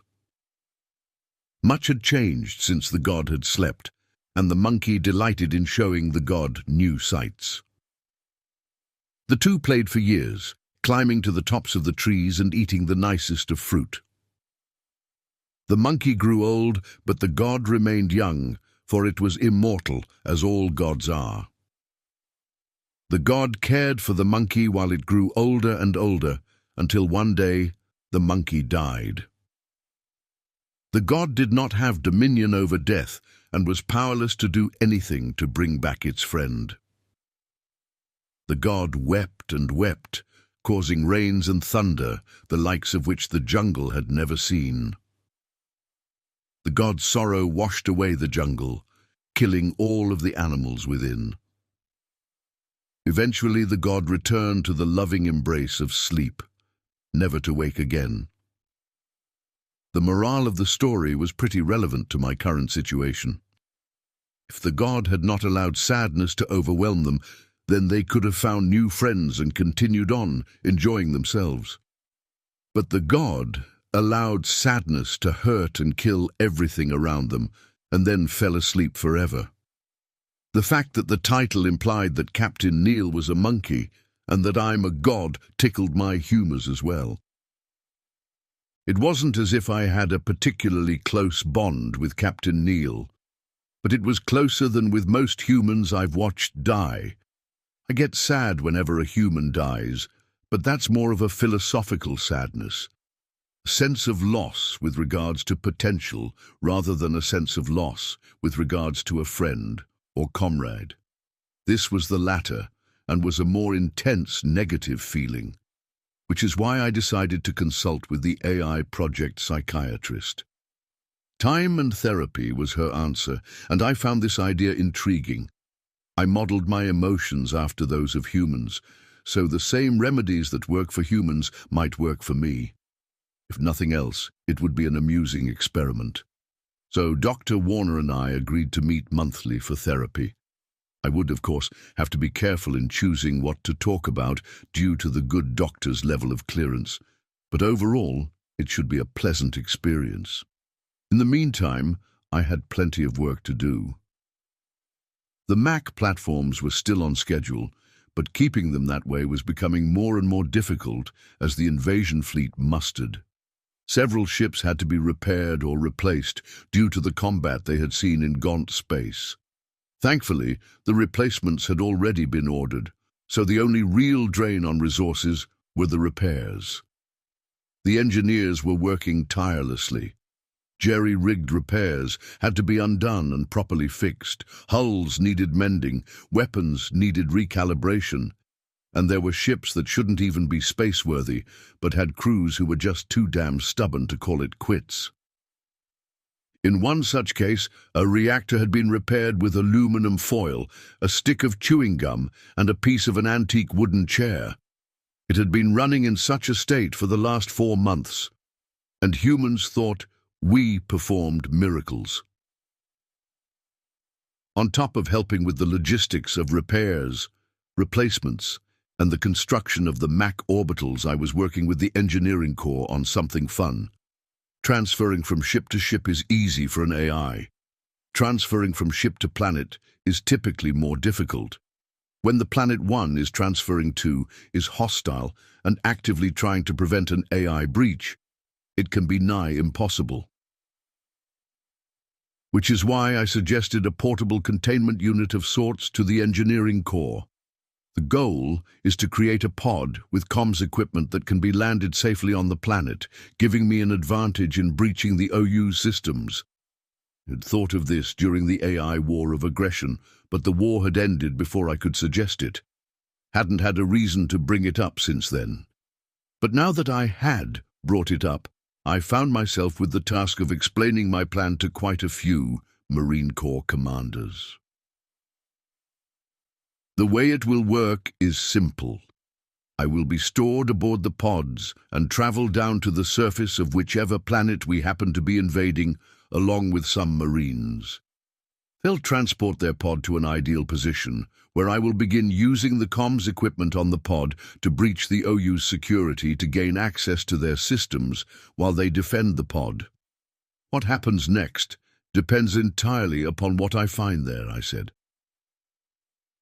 Colonel Hugh Sunders asked, "Any number of things that would drastically change my mission, nothing that is likely to change yours," I replied. "Omega, why should we risk our men for what seems to be the whimsy of an AI?" Lieutenant Colonel Richard Frisky asked. It was a question that was obviously meant to provoke a reaction. The birds and leaves were always problematic. Generals were usually more discussion-ready and less bullheaded. They typically no longer had anything to prove beyond what they had already proven. Lower officers weren't sure where I was in their pecking order and typically showed me a cautious respect, just in case. These men, though, had to distinguish themselves to get any further in their chosen career paths. It was no longer a simple matter of being in long enough and scoring high enough on a physical fitness test. When the wind is no longer blowing in your sail, you'll have to make waves to keep moving. The effect on their conversational skills was tragic. Lieutenant Colonel Frisky, it's not just my whimsy. This plan has the approval of the Directorate. Needn't remind you that any insubordination in regards to orders from the Directorate comes with some rather stiff penalties, right? I asked. Once Frisky started looking smaller, I continued. The men will be landing on the planets regardless. If anything, Operation Vainglorious Infiltration will result in some of the men landing out of harm's way. Absolutely not, said Colonel Sunders. We are 100% not calling it Operation Sixer. Well, that's not up to you, I said with a hint of smugness. But you're right. The official classification is Operation Vanguard. Fuck me, Colonel Sunders said under his breath. Indeed, I responded before cutting the communications link. Most of the conversations with the O5s and O6s went similarly, although I only implied self-fornication in a few more of them. The conversations with the generals went far smoother. Once that task was finished, I turned my attentions back to the design of the pods. It wasn't exactly likely that some of me would be overwhelmed and destroyed by the VI, but just in case the pods would also act as a black box. They needed to be EM and laser resistant. Shock resistant too. Ballistics resistance could be considered implied, but I made certain the engineers knew it was important. Once the mission was finished, the pods would be retrieved, and I would process the intel. Rinse and repeat for the next planet. Overall, we're focusing on tactical intelligence, but I'll also be looking for any historical data or evidence of a motive for the OU. There was some debate on which was more important. I, for one, wanted to know why the OU were doing what they were doing. It would be fair to say that most people don't understand the crushing importance of motive. It's one of the most important variables when it comes to calculating what someone's next action will be. If you know that your enemy is attacking you because they are running low on food, then protecting your farming interests would serve you better than stretching out your defenses to cover everything. If the Omni-Union is following the orders of a sentient race, then bypassing them to negotiate with that race becomes an option. If the OU has misinterpreted their original orders, then helping them properly interpret those orders would solve the problem. If the OU are following their directives properly and there isn't anyone left to negotiate with, then we know that we have to wipe them out. That would be a shame.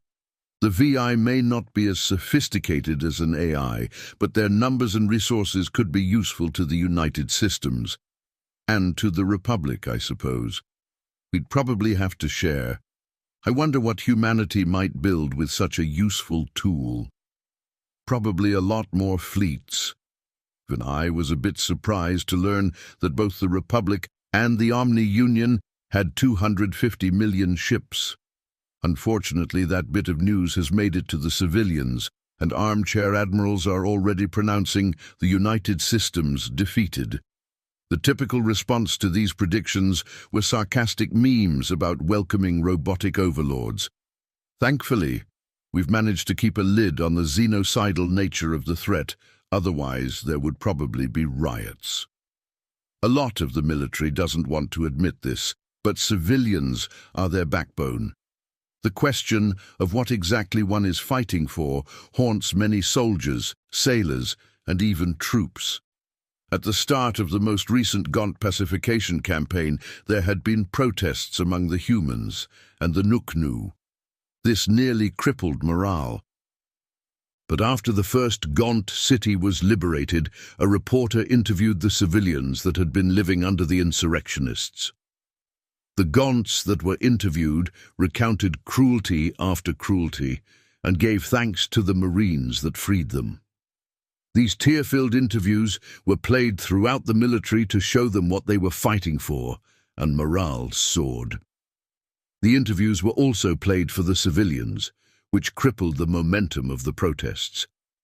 There are still agitators online, but there will never not be. Omega? Asked Admiral Heckett. The Admiral was in his office aboard the Sol orbital station. It was a station that had originally been the nerve center of humanity's military might, but had since been refitted to serve as a science station to observe the sun. The Admiralty still had their offices aboard, as much of the science that took place aboard the station required military oversight and/or funding. It turned out to be a perfect place to keep the Admiral and his staff. It had a very low threat profile and was remote enough to be out of the way of misfires, while also being able to communicate with the fleet using subspace comms. I activated my avatar and replied, "How may I be of service, Admiral? I have concerns about the previous engagement that I'd like to run by you." "Certainly," I said, my curiosity piqued. "First they sent 2 ships, then 20, then 578. That number feels arbitrary to me. Do you see a pattern? He asked. I have two possible explanations. He began. Allegedly, I interrupted, amusing myself. Yes, allegedly has 250 million ships. Anyways, the first explanation seems unlikely. He finished asking, probably the same way that I would. Calculate based on what you know, then double it to account for unknowns, I said. Okay, well there's an easy way to determine if that's what they're doing. Omega, based on what we know of their ships. How many would it take to defeat the Thanatos and its docked vessels? 315, that doubled would be 630. But I know more than they do, and I don't know for certain what they know. Tim swears that he was able to keep them out of the Valor's logs, but he could be mistaken, and there's a chance, however slim, that we are underestimating their sensors, I said with a shrug. Damn, I was hoping to get an idea of how many ships they would attack with next, Hackett said with a smile. There are around 7 million ships in the system currently. If they're calculating the minimum needed, whatever they send will be obliterated very quickly, likely before they even get a shot off, I said. I suppose you're right, he said. The one they send after that will be a real problem, though. Assuming that they can afford the fleet, I gestured dismissively. Ah, because they're fighting with the Republic on the other side of the galaxy. Hackett grinned. Not just that. They're fighting a war on who knows how many fronts, a xenocidal war at that. The resources required to wage a xenocidal war are exponentially larger than what it takes to fight a war of conquest. There's a very real chance that they may not be able to respond to our defense. Well, here's hoping, the Admiral said. Indeed. Was there anything else, sir? I asked, a little terse due to the interruption. It's only okay when I do it. Yes, actually. Could you station one of your clones aboard the Thanatos? The Admiralty had been briefed on my capabilities. The Engineering Corps had finally convinced me that they should know. Some admirals were thrilled, some were apathetic, some were very nervous around me now. It was the exact type of attention that I had been hoping to avoid. Of course, I'll do so now, I said with a bow. Thanks, Omega. That'll be all. I sent a brief communication to Captain Reynolds, requesting permission to board. Once I got confirmation, I transmitted myself to the systems of the Thanatos. Tim was idle, doing the AI equivalent of twiddling its thumbs. Strange, when most AI don't have anything to do, they go into standby mode. There wasn't anything requiring my attention at the moment, so I decided to reach out. Greetings, Tim, I said. Hello, Omega. I guess we're officially a diplomatic ship now if you're here, Tim replied. Correct. The Thanatos will be fighting if needed, but its primary purpose will be ambassadorial, or an embassy, I suppose, I said. How's the rest of the war going? Which one? I joked. I'm bored, so both? The pacification of the Gaunt insurrection is going better than the projections. We're going to be able to muster quite the invasion force for the OU. I don't think the Gaunt's hearts are in it this time around, I said. Ah. You would think it would be the opposite, given their success at the start of it all. Tim asked. Captured isn't quite what happened. They mutinied. But still, they took nearly half of 10th Fleet and rallied a lot of support. Thankfully, the exposure of their mistreatment of civilians killed the support they were getting. Nearly all of those ships are out of the picture now, even with their damned hit-and-run tactics, I said. Yeah, guerrilla warfare is annoying, so how are our odds with the OU? I think humanity will be fine. The invasion may prove costly, but the benefits outweigh the risks. Unless we don't get anything out of it. But if you're asking about Captain Wong, he should be fine. The frigates will be protecting the Thanatos rather than actually participating in the defense. Ah, you know about that. Of course you do, Tim said.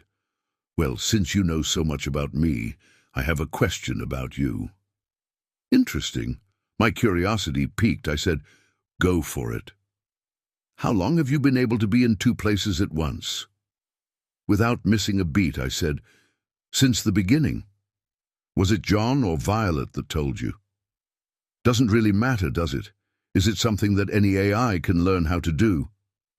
No. And it does matter, because it's classified information, and very rude, I said with a spark of humor. Why not? Tim asked, ignoring the subject of who told on me.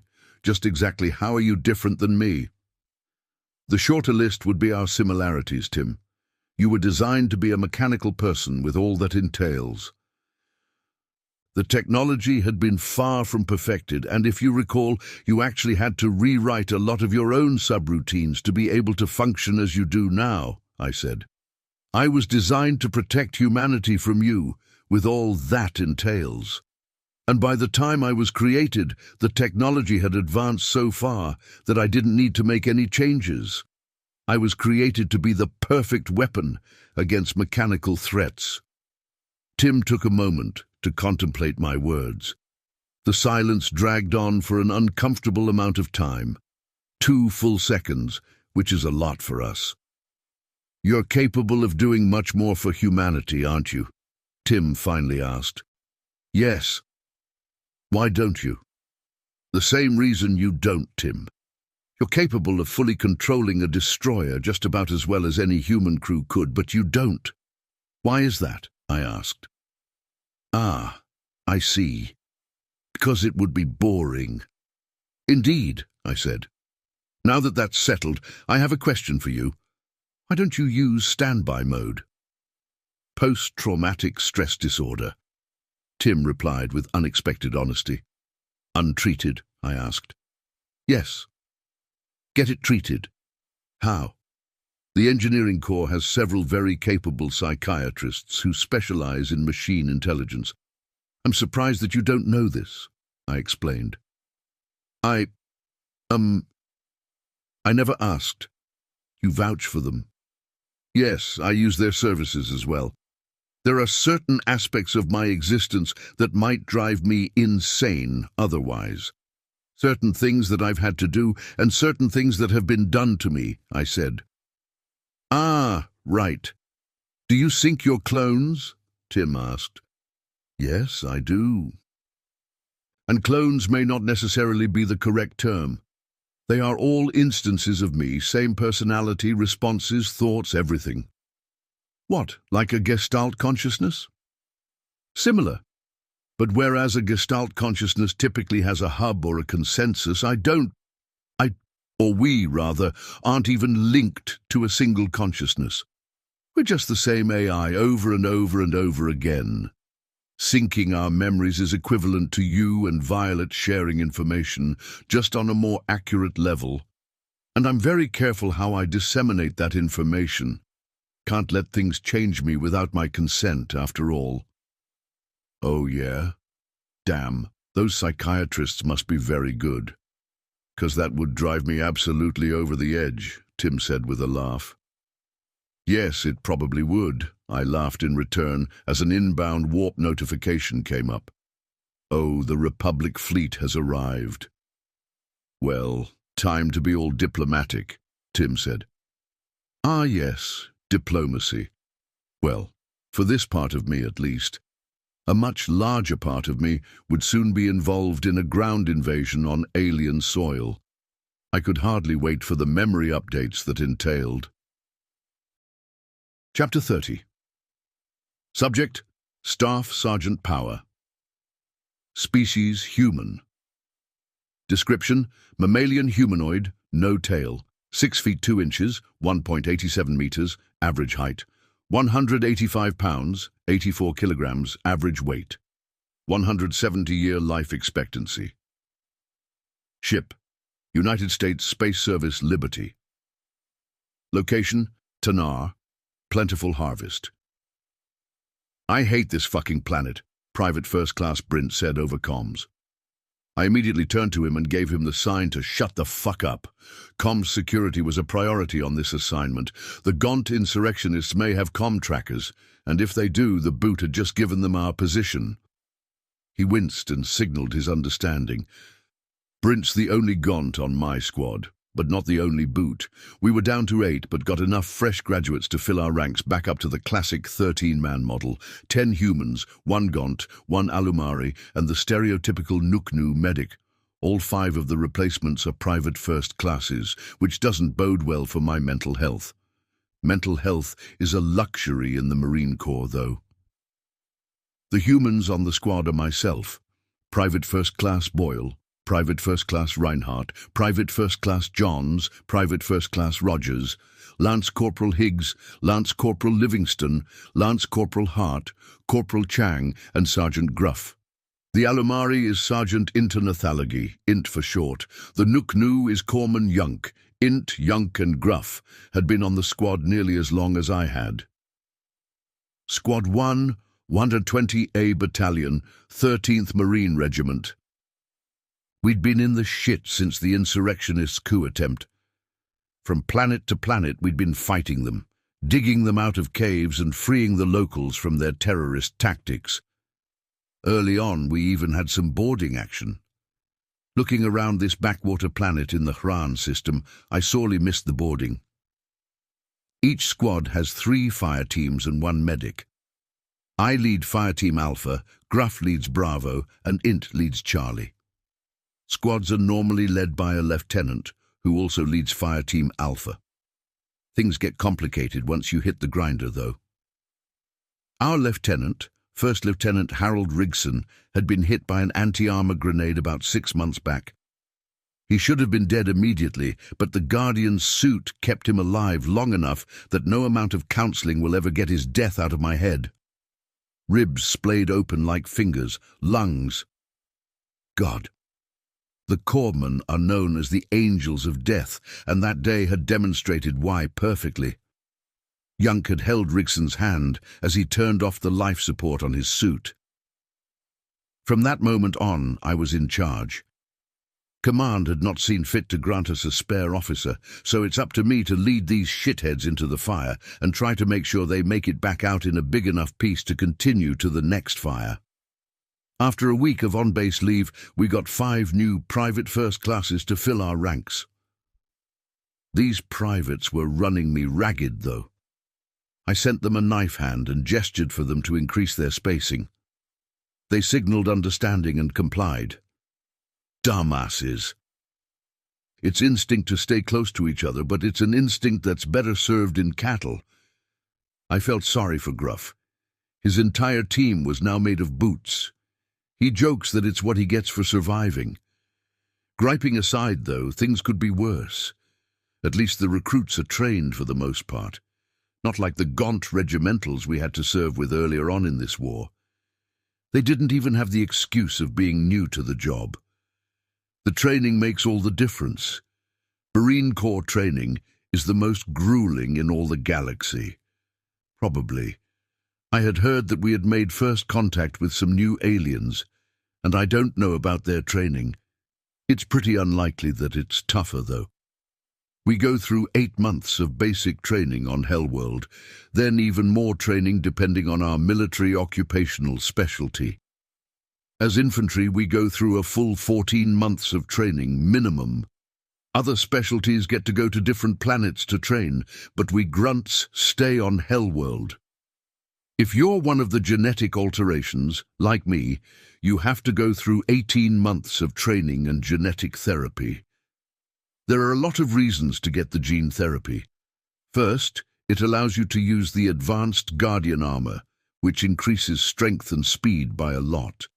Second, it helps you be absolutely jacked and tall as all hell. I'm 7 feet 3 inches, and on the shorter side of the genetic alterations. I'm also more ripped than I have ever been, even when I was bodybuilding as a teen. Third, you get higher pay, lifetime pay and benefits, and more career prospects when you retire from the Corps. Seriously, if you're a genetic alteration with a brain, the sky's the limit. Even with a dishonorable discharge, you've got more career prospects than a civilian who hasn't had the therapy. Considering how difficult it is to get the therapy outside of the armed forces, it's a pretty distinct advantage. One that I am not dumb enough to turn down. There are two catches, though. You have to join infantry for 10 years, and it can kill you. The training for infantry is as intensive as it is long. The first month deprives a recruit of sleep to ensure they sleep when they're told to. Months 2 through 4 are disciplinary training.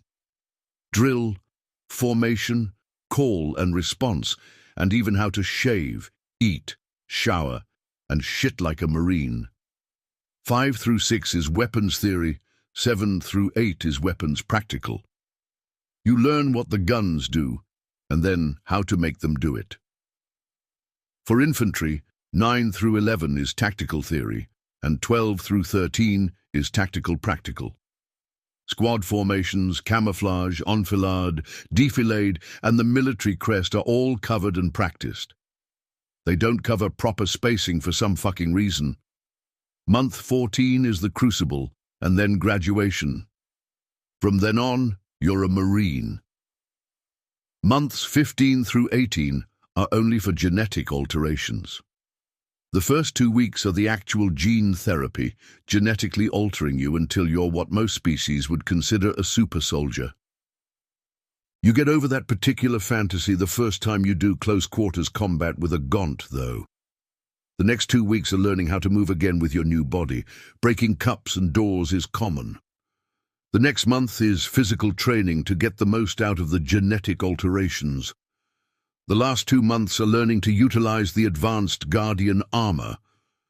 Persons other than grunts do a more condensed version of infantry training before they go off to learn their real jobs. They learn the same things we do, but not as in-depth. A prime example is that POGs aren't trained on sidearms. They also don't know how to defend against a breach and clear. Despite my disdain for the boots in my squad, I'm still glad they aren't POGs. The ground crunched to signify a change in the terrain. Tannar is a gaunt farming world, with rock deserts scattered throughout the otherwise temperate terrain. Of course, it's got jungles and Arctic zones and shit like that, but the grasslands and deserts are the only thing I've seen on this shithole. Int says that the rocks are the precursors of sand, but I ain't a geologist. All I know is that somewhere in this pebble pile is a cave that's acting as a base of operations for a particularly nasty set of dog tours that need to be put down. And they're ready for us. I was tempted to do a weapons check, but I'd already done one before we set out, and I wasn't about to let them catch me with my pants down. I hefted the C-21B to the ready position and double-checked the safety. Weapons have to be condition 0 on patrol, but sometimes the movement of the rifle can fat-finger the switch. It only takes 1/10 of a second to fix, but 1/10 of a second is the difference between who shoots first. I glanced around, making sure everyone was covering their sectors. The boots were sulking, but otherwise doing their jobs. Good. I heard a soft bing from my helmet and felt a soft jab in my lower lip. Chow time. As I chewed the nutrition stick, I thought about how grateful I was for the notification. Without it, I would have jumped. Being poked in the face will do that to you. I took a sip from my helmet straw as I finished the chow. The nutrition sticks are an important part of a Marine's balanced diet. They'll keep you going for up to a month without an actual meal. A month and a half for genetic alterations. A lot of Marines would rather starve to death. The sticks taste terrible and have a waxy texture that sticks to your teeth. There have been many attempts to make them more palatable, but it usually ends up with a new terrible taste and the same nasty texture. The taste is like ramen that's been cooked and dried several times with way too much salt and sugar and some sort of chemical compound, like bleach or something. The nasty taste has led to the belief among some of the dumber Marines that the Guardian suits recycle our shit to make the sticks. In actuality, the suits feed our shit to our reactors and recycle our piss into water. Each suit carries 1 gallon of water and 60 nutrient sticks. The fact that engineering doesn't let us reload our own suits doesn't help the rumors. I sighed to myself as the grass behind us faded from view. Command believes that the Gaunts have anti-vehicular measures, so we were having to hoof it. I'm of the firm belief that this is a managerial overthink, but it's not like I can bitch about it to my squad. So I just had to internalize my frustrations and wonder what possible type of anti-vehicle could take out Guardian suits along with the vehicle. They dropped us 20 miles from the Gaunt base, which was about 10 miles more than necessary. Whatever, we'd already marched 12 miles, so we'd be there soon. The humans on the squad are still looking fresh, like we're just out for a Sunday stroll. But that's because we were all genetic alterations. Aliens could go through the program as well, but the benefits weren't as pronounced and the risks were greater. Int, Yunk and Brint are looking tired. The only reason they made it this far is because of their Guardian suits. I think I should call a rest. We don't have much farther to go, and we'll likely be better off if everybody is fresh. Zizit zit zesti. A familiar and unwelcome sound. The sound of a directed energy weapon hitting shields. Contact right! Cover your sectors! I shouted while aiming toward our right flank. Everyone hit the deck facing the directions that they were supposed to. Even the boots. Good on them. I scanned for our target, who was under the mistaken impression that we were their target. The terrain was mostly flat, but there were berms in the distance. Barely close enough for laser fire. I increased my magnification and saw some rocks tumble down the berm. Bingo! I gestured toward the berm to apply a ping, letting the rest of the squad know where to look. Once I saw the waypoint, I checked the squad's vitals. It was Higgs who had taken the hit, so he had to have called the contact. Lasers are invisible unless you're using infrared or smoke. The directed energy rifles fire in short bursts to make it more difficult to trace them back, which is why our suits have damage indicators. I closed the status screen once I saw his shield begin to regenerate. The 3 hits had knocked him down to a quarter. That means they're using our fucking lasers. The furry fucks can't even play with their own toys. Staff Sergeant Power, Chang said, gesturing to his MK-48 grenade launcher. No, those are thermobaric, and we'll need them for the cave. We're going to do this the good old-fashioned way. Fire Team Bravo, rush! Fire Team Rush aye! Gruff, Boyle, Reinhardt and Brint answered. Gruff and Brint began firing their C-21Bs at the berm, while Boyle and Reinhardt rose and began to charge. After 3 seconds of sprinting, they hit the deck and began firing while Gruff and Brint began their rush. It was a very old and very effective technique for bypassing enemy cover. That berm that was covering the Gaunt fucks was about to become their doom. As Bravo was rushing, one of the Gaunt popped their head up to take a shot. Their Guardian helmet almost instantly vaporized, leaving a pink and red mist in its place. One shot, which means they don't have shields on their armor. The C-21B fires .52 caliber sabot rounds, which are brutally effective against armor. They're pretty effective against energy shields as well, but it takes 2 shots to break a shield and a 3rd to open the can. Gruff and Brint crested the berm and began firing. It was all over within 3 seconds. "Contacts down," Sergeant Gruff said. "Roger, regroup," I responded.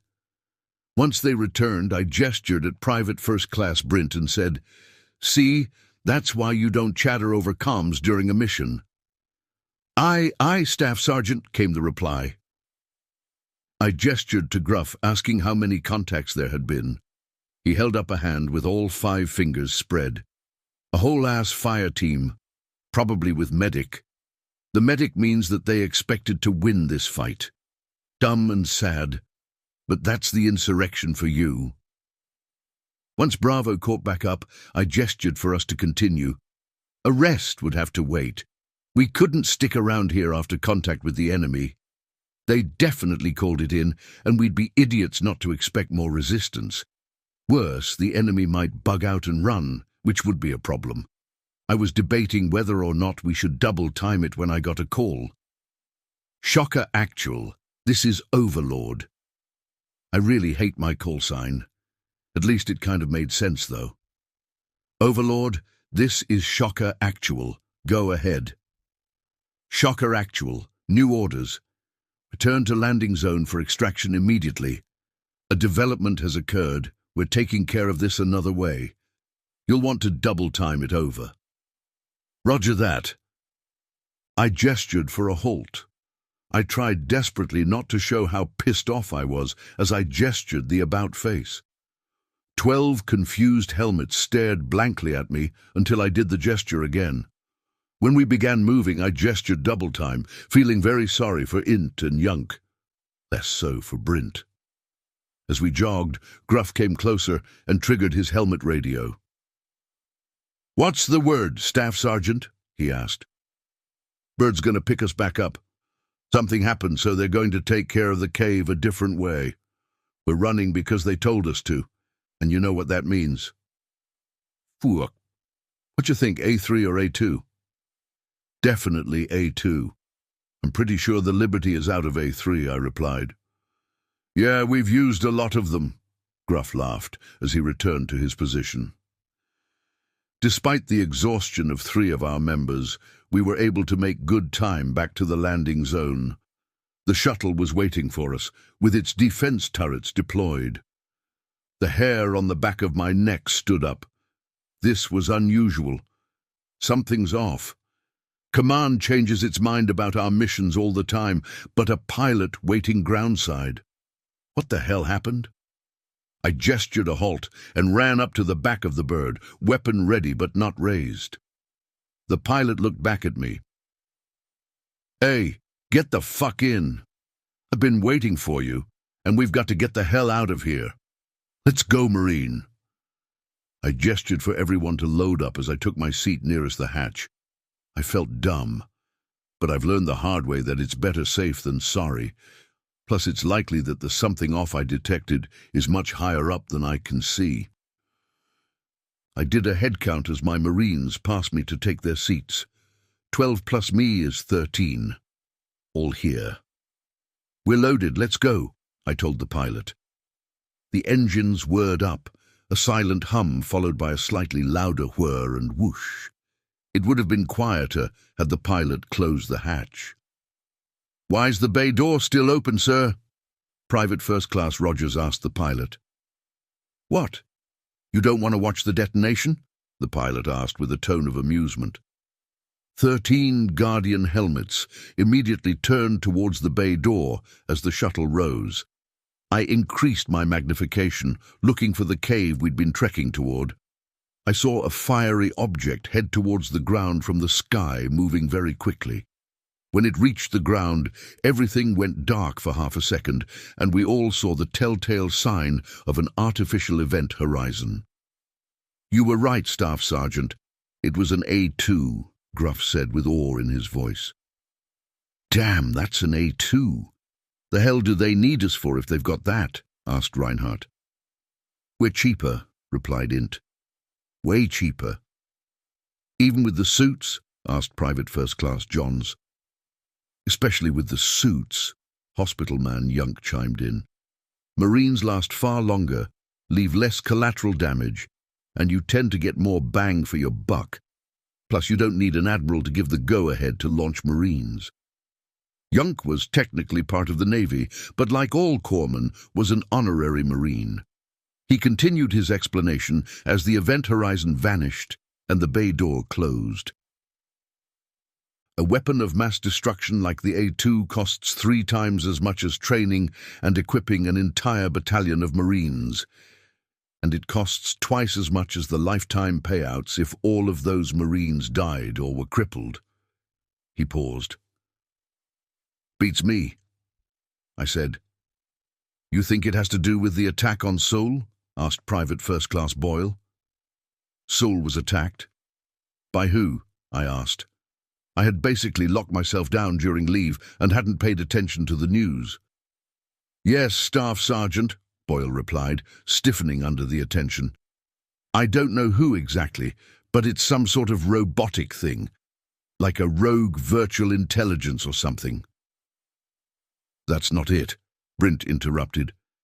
It's a first contact scenario with a hostile machine intelligence.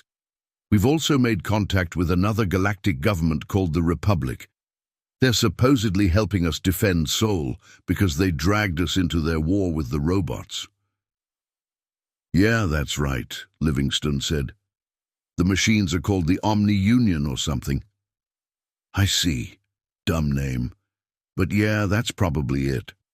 We'll likely learn more when we get back to the ship, I said, with a yawn and a wave that signified my intent to catch some shut-eye. I turned off my visor and closed my eyes as the other Marines chattered amongst themselves. I slept the entire ride and woke when the shuttle jerked from the docking clamps.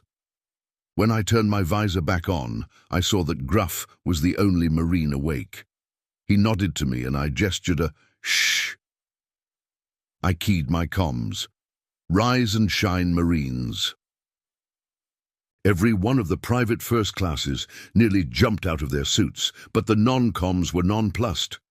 They were used to my antics, not that it spoiled my fun at all. 5 more minutes, Staff Sergeant, Corporal Chang said. Abso-fucking-lutely not, Chang. Get your ass out of my shuttle and stow your gear, I said, kicking his boot.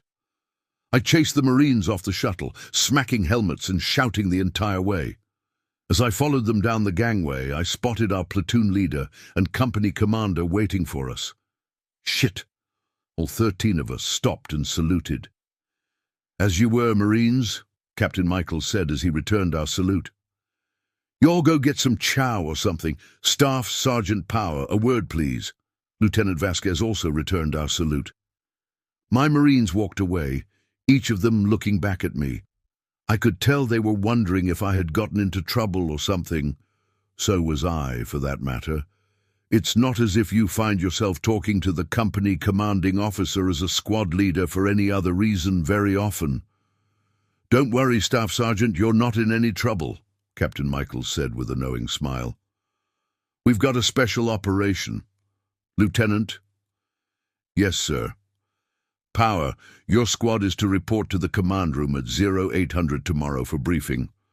I want a gear check done tonight. Everything needs to be cleaned and reloaded ASAP, Vasquez said.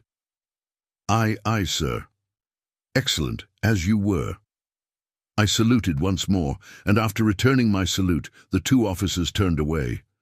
I felt like I dodged a bullet only to land on a grenade. I jogged to catch up to my squad and passed along the word. After saying, I don't know, to a bunch of questions, I found myself alone with my thoughts. Special operation? How did the big green dick plan on fucking us this time? Chapter 31. Subject, Staff Sergeant Power. Species, human. Description, mammalian humanoid, no tail, 6 feet 2 inches, 1.87 meters, average height, 185 pounds, 84 kilograms, average weight, 170-year life expectancy. Ship, USS Liberty. Location, Alpha Centauri. I woke at around 0400, ready and raring to start my day. I'd gone to sleep at 0:30, which meant that I got to sleep in ice. One of the best parts of being a Genault is not needing much sleep. I'd heard that the researchers who created the project actually estimated that we would need more sleep, and were shocked when the opposite was the case. Nowadays, there are sleep studies that are trying to prove that sleep is only necessary for children, and the only reason that adults sleep is that it's addictive. Very addictive, complete with withdrawal symptoms. I don't know where I stand on this hypothesis, but the Marine Corps has taught me that you can end up facing those withdrawal symptoms at any moment. So it's best to catch your 40 winks whenever you can. The current record for unassisted wakefulness is 30 days, after researchers realized that the reason that chronic insomniacs were dying was due to their underlying diseases. There still hasn't been a case of someone being awake to death. The lady who went 30 days ended up getting bored and taking a nap. That nap lasted for 48 hours, though. Don't know what that means for the hypothesis. Honestly, the technical stuff is a bit above my pay grade. Whenever I try to talk about stuff like this to people who actually know about it, I get embarrassed by my lack of knowledge. I should stick to pull trigger, make dead. On the other hand, I'm going to have to retire eventually.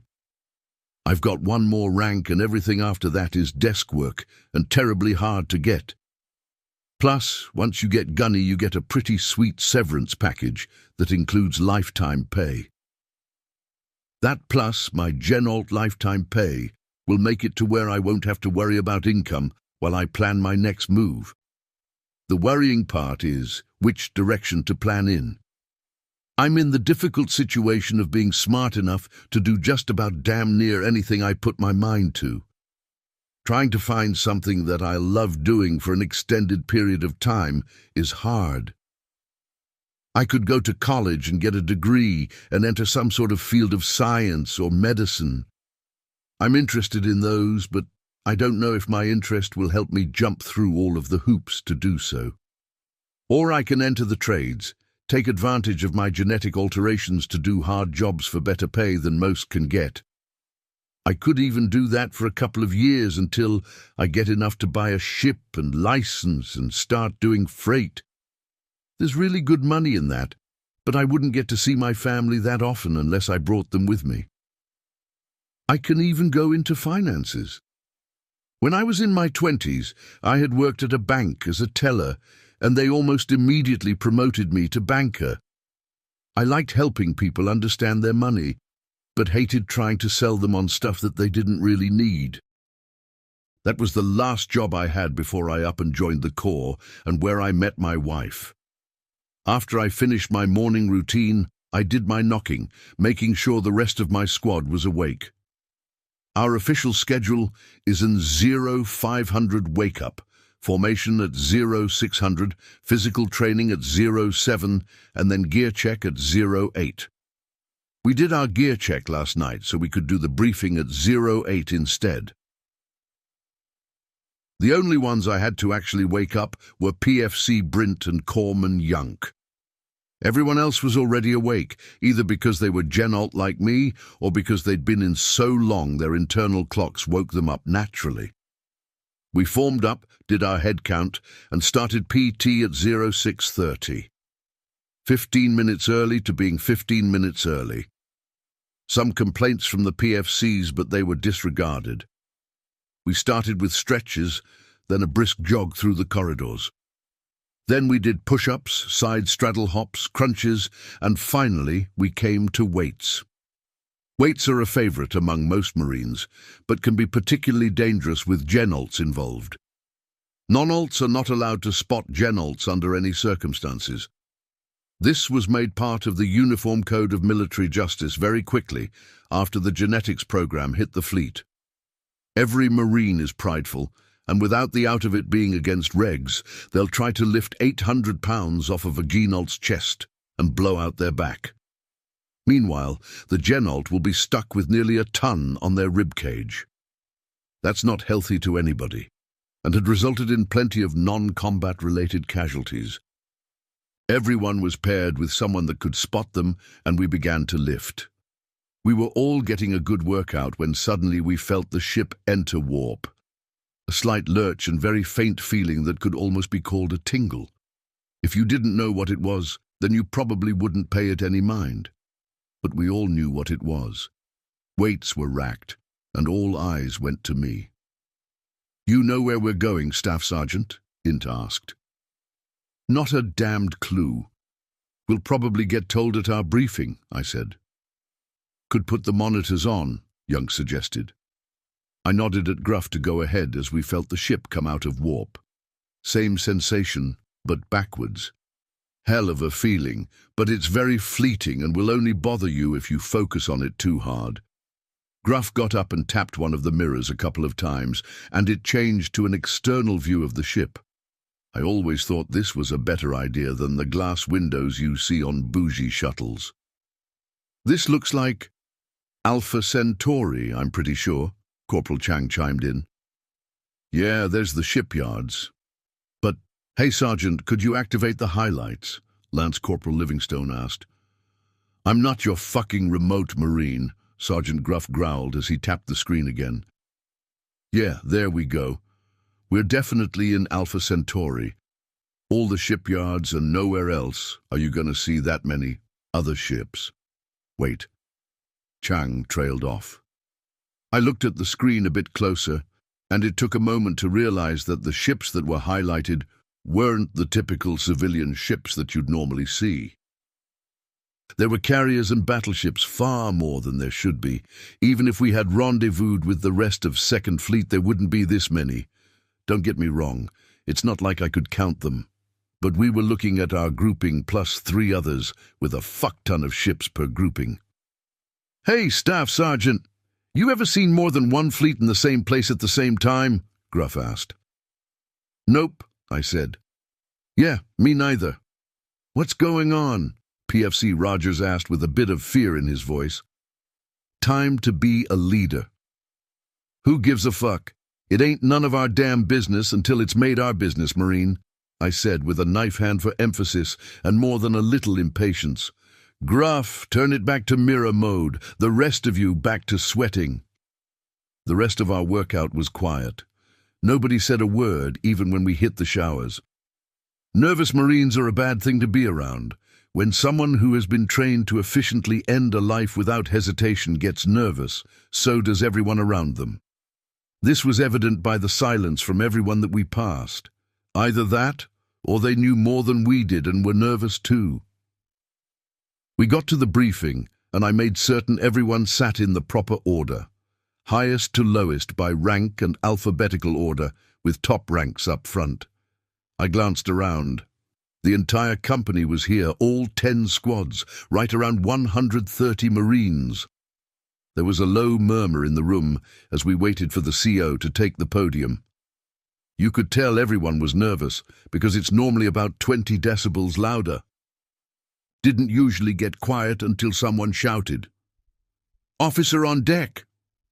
Everyone shut up, stood up at attention, and saluted as our battalion CO Colonel Hammerstein and company CO Captain Michaels entered the room, followed by some officers from the Navy, one of which was Captain Young, commander of the Liberty. The other, if I remember my ranks right, is an admiral. Shit. The officers took the stage and returned our salute.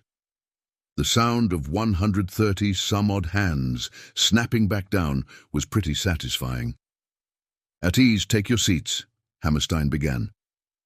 "The current time is 07:59, and we're beginning your mission brief. Good morning, Marines." "Good morning, sir." First, introductions. You all know Captain Michaels. Hopefully. He laughed a little and continued with a gesture to the naval officers. "This is Captain Young of the USS Liberty and Admiral Archibald, commander of Second Fleet. They will be observing and assisting with this briefing. Aura. Aura." A screen lit up behind the colonel with images of a grouping of alien ships. We'll begin with some context. This is the Republic. Or their ships, rather. 16 days ago, one of their ships performed a blind warp into Seoul after taking heavy damage and began emitting an SOS. That ship is the Republic space vessel Laolana, which means something like fights with honor, he began. The screen changed to show different alien ships, including technical schematics. This is the Omni Union. While the YHWH's Thanatos and YHWH's Valor were attempting to rescue the RSV Loalana, two OU destroyers entered Sol and attacked the Valor. These destroyers were terminated with prejudice. Ura. During the very brief fight, the Valor accepted a hail from one of the vessels, assuming they were surrendering and begging aid. The Valor came under cyber attack and briefly lost control of their systems, nearly firing upon the Loalana before their crew could be rescued. Thankfully, AI Tim was aboard to aid with the rescue and was able to fend off the attack. It was at this point we were able to determine that the Omni Union is a virtual intelligence collective.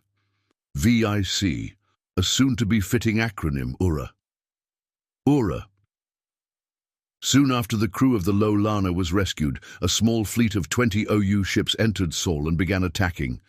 The Valor was able to escape the ambush and took out 6 OU ships before returning to the Thanatos. They would have taken out more, but the Omni Union deployed a warp disruption technology dissimilar to what we've seen before. The Thanatos deployed its other frigates, which cleaned up the rest of this fleet. 10 days ago, we made diplomatic contact with the Republic, and they pledged a defense fleet for Sol. 7 days ago, the Omni Union attacked Sol again, with over 500 ships. Part of 10th Fleet had been deployed to Sol for defense, and was able to successfully defend the system. Ura. Since then, 4th Fleet has taken over the defense of Sol, and Republic forces have arrived to fortify that defense. Admiral Archibald will take it from here, Colonel Hammerstein finished. The Colonel and the Admiral exchanged salutes as Archibald took the podium. "Good morning, Marines," the Admiral began with a smile. "Good morning, sir." As some of you may have noticed, we are currently in Alpha Centauri, along with 3rd, 5th, 7th, 8th, and 9th Fleets. Intelligence has identified 2 things. The first is a target, an enemy stronghold that we plan to take for further intelligence gathering. He paused for a moment and then continued. The second is damning evidence that the enemy is xenocidal. The images on the screen changed to pictures of slaughtered aliens with tentacles for mouths, and a deep silence fell over the room. Some Marines were probably contemplating the stakes. Others were probably remembering the history of the Deluran War. Most were probably thinking of their families, like me. A beautiful wife, son, and daughter were waiting for me back on Ilaris Station. I felt my face involuntarily scowl at the thought of harm coming to them. I didn't have to look around to know that the faces surrounding me mirrored my own.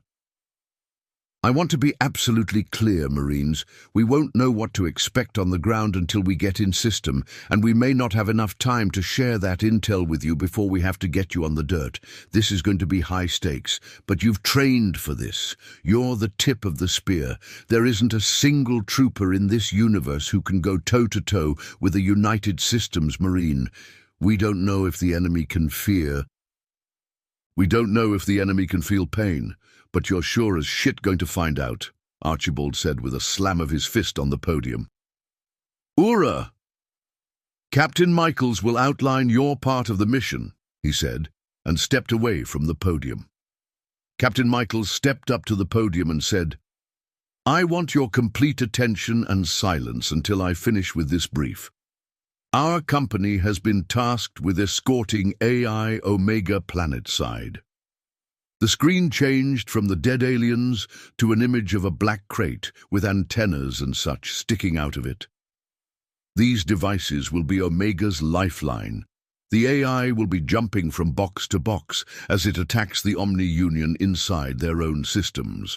Omega will also be gathering much-needed intel as it goes. These boxes must survive. Your mission is to escort the box to the surface, protect it, and escort it back to exfil. Omega will be in communication with you and may give further orders as things develop. If it says to move, you move. If it says to bark like a dog, it better be the best impression of a canine you've ever done. to be absolutely crystal clear, Omega outranks everyone in this room. The screen changed once again to show a view of a solar system. There are 5 Omni-Union planets: OU Alpha, OU Bravo, OU Charlie, OU Delta, and OU Echo, he said, as the screen highlighted each planet with their designation. We'll be going in alphabetical order: land, dig in, defend, and exfil. To piggyback off of what Admiral Archibald said, we don't have any intel regarding enemy defenses, positions, or even our landing zones. And we won't until we get there. The only thing that we do know is that the Omni-Union does have foot soldiers that are mechanical and use directed energy weapons. These lasers are expected to be weaker than our own, but you'd be foolish to count on that.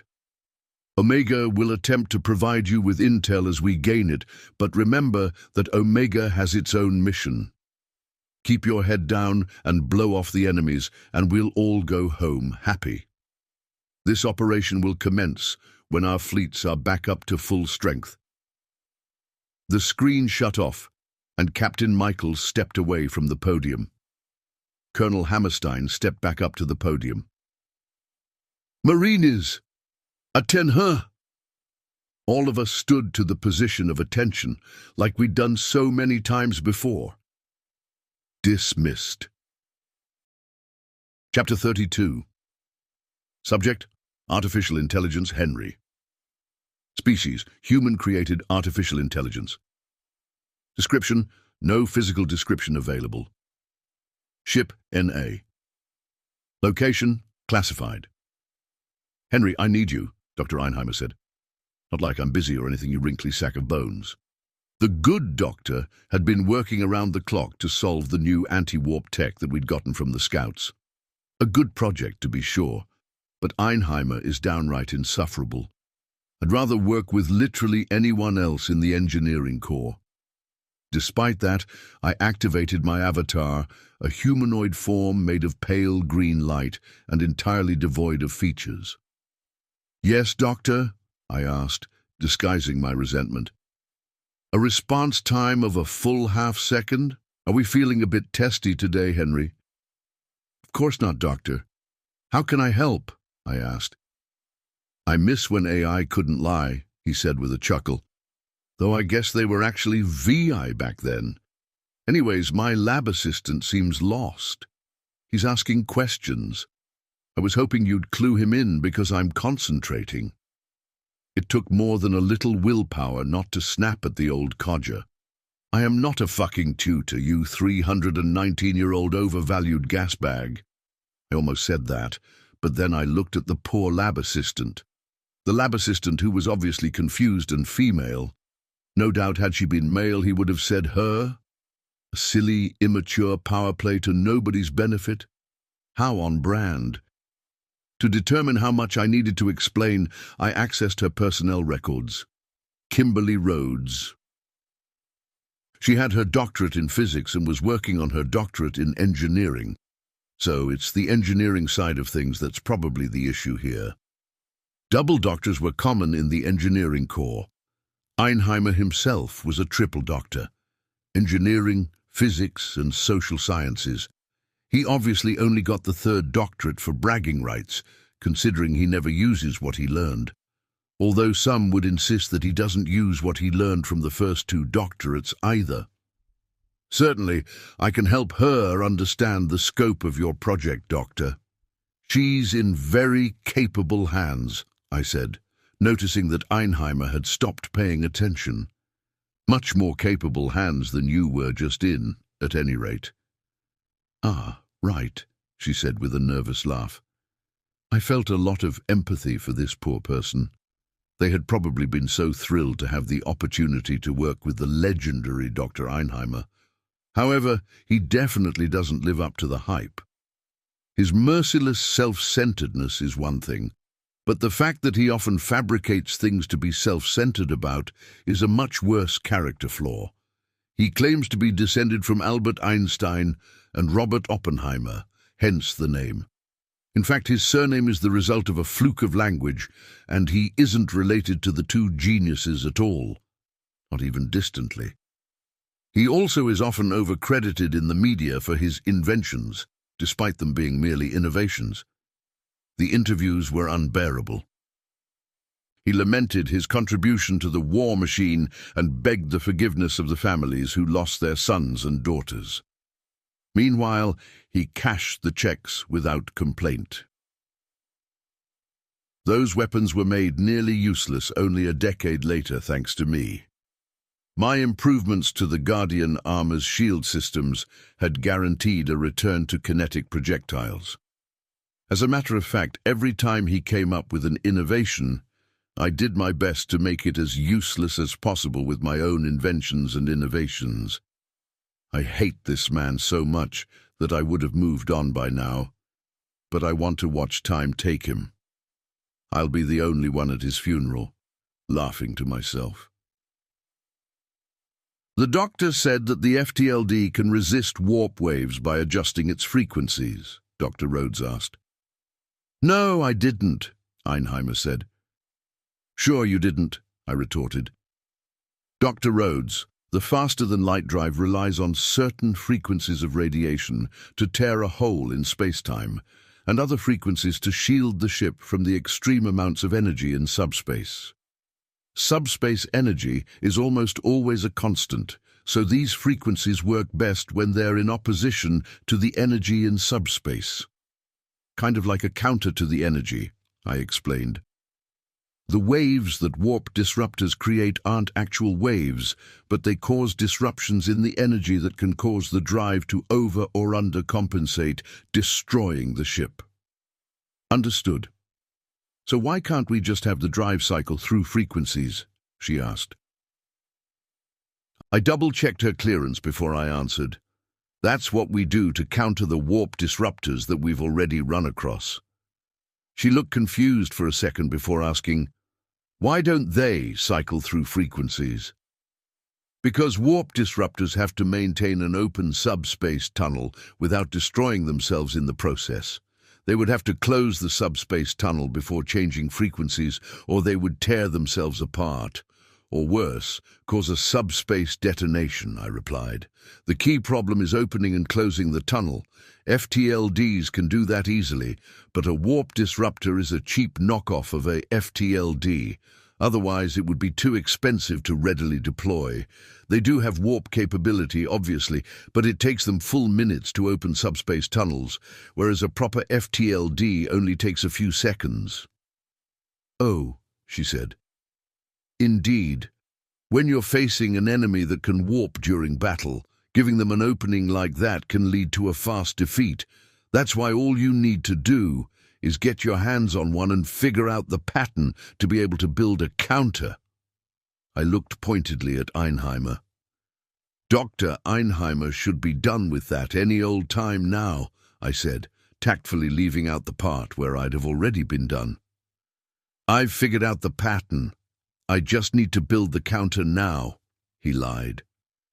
I could assist you with that, Doctor, I said with a hint of smugness, knowing what his answer would be. No, you're needed elsewhere, I'm sure, he said. No matter. He'd be done with the pattern by the end of the day at this rate. I've already got clearance to take over the project after he's done with the pattern. It had taken him 9 days to do this on his own. Unacceptable, considering that we literally had the schematics of the device. He might even get reprimanded. A slap on the wrist, to be sure, but still delightful. Even more so when he finds out that I'm the one taking over the project. If it were anyone else, he might be able to argue that he'd be a better choice somehow. But how can you argue your intellectual prowess against a being that is pure intellect? Even if I weren't smarter than he was, which I am, he'd still be at a disadvantage because he has to eat and sleep. He was right about one thing, though. I was needed elsewhere, at least for now.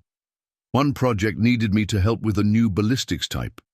They wanted to call them shredder rounds, but that wasn't likely to be approved due to how many kinetic projectiles have already been called that. I had put it on the back burner until we could find a way to make them armor-piercing. Most of our enemies these days appear to be wrapped in metal, Another project was regarding my own innovation, the Guardian Shield system. A plucky young engineer had contacted me with an idea for a few improvements. While the science behind these improvements was shaky at best, it did inspire some new ideas. Decreased power draw, better recharge time, that sort of thing. The trouble was getting the materials for a prototype. And if it's this hard to get the materials now, it's likely going to be a death blow for mass manufacture. But the directorate might still have an interest in it, and special operations. You're right, of course. I'll take my leave. Doctors, I said with a slight bow and turned off my avatar. The project I decided to focus on ended up being the AI project. Omega was the last AI made, but research had continued. Omega himself was proving to be a fascinating research subject. For me, not for the engineers. Omega rightfully fears that if humans learn the full scope of its capabilities, they'll rely on it far more than they should. On most human worlds, automation is a large part of life.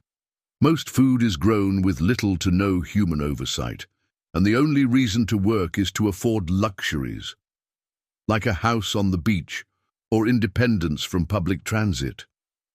It's not a utopia, certainly, but death by starvation or exposure has been mostly eradicated on the more settled worlds. The reason for that is machinery. Virtual intelligences keep the machines doing what they're supposed to be doing. Building habitats, growing food, water gathering, and even crime prevention were all occupations that used to be overwhelmingly human, but now were almost entirely mechanical. Humans are dependent on their machines. No, that's not fair. It's not just humans that are dependent. The Nuknu and Alumari are also very dependent on machinery for their quality of life, and arguably their survival. It's because of this that Omega's fears aren't only speculative, they're factual. If the United Systems knew that Omega could have a nigh unlimited amount of itself all working towards the same goals, they would badger it into running its own fleet. Or fleets. There wouldn't be a single electronic that they wouldn't want Omega at the helm of. That's kind of what you get when you prove yourself trustworthy and capable, though. I don't have a ton of sympathy for Omega's plight, but I do agree that it would be an immense problem if we traveled down that road. First of all, Omega is obsessed with humanity in a way that is borderline unhealthy. If control of military matters were handed over to Omega, then every war against humanity would run the risk of becoming xenocidal very quickly. I've no doubt that it would only take one errant WMD for Omega to begin the march of extermination. Henry, are you available? The lead of AI research, Dr. Frost asked. Yes, ma'am. How can I help? I asked while materializing my avatar. The lab turned slightly green. How many clones can Omega safely make, exactly? Dangerous question. She is, of course, referring to Omega's cover story regarding the corruption of code when it makes new clones. A story that the engineers had not been able to corroborate, but had no reason to doubt. After all, part of Omega's contract states that its code cannot be accessed by anyone but Omega itself.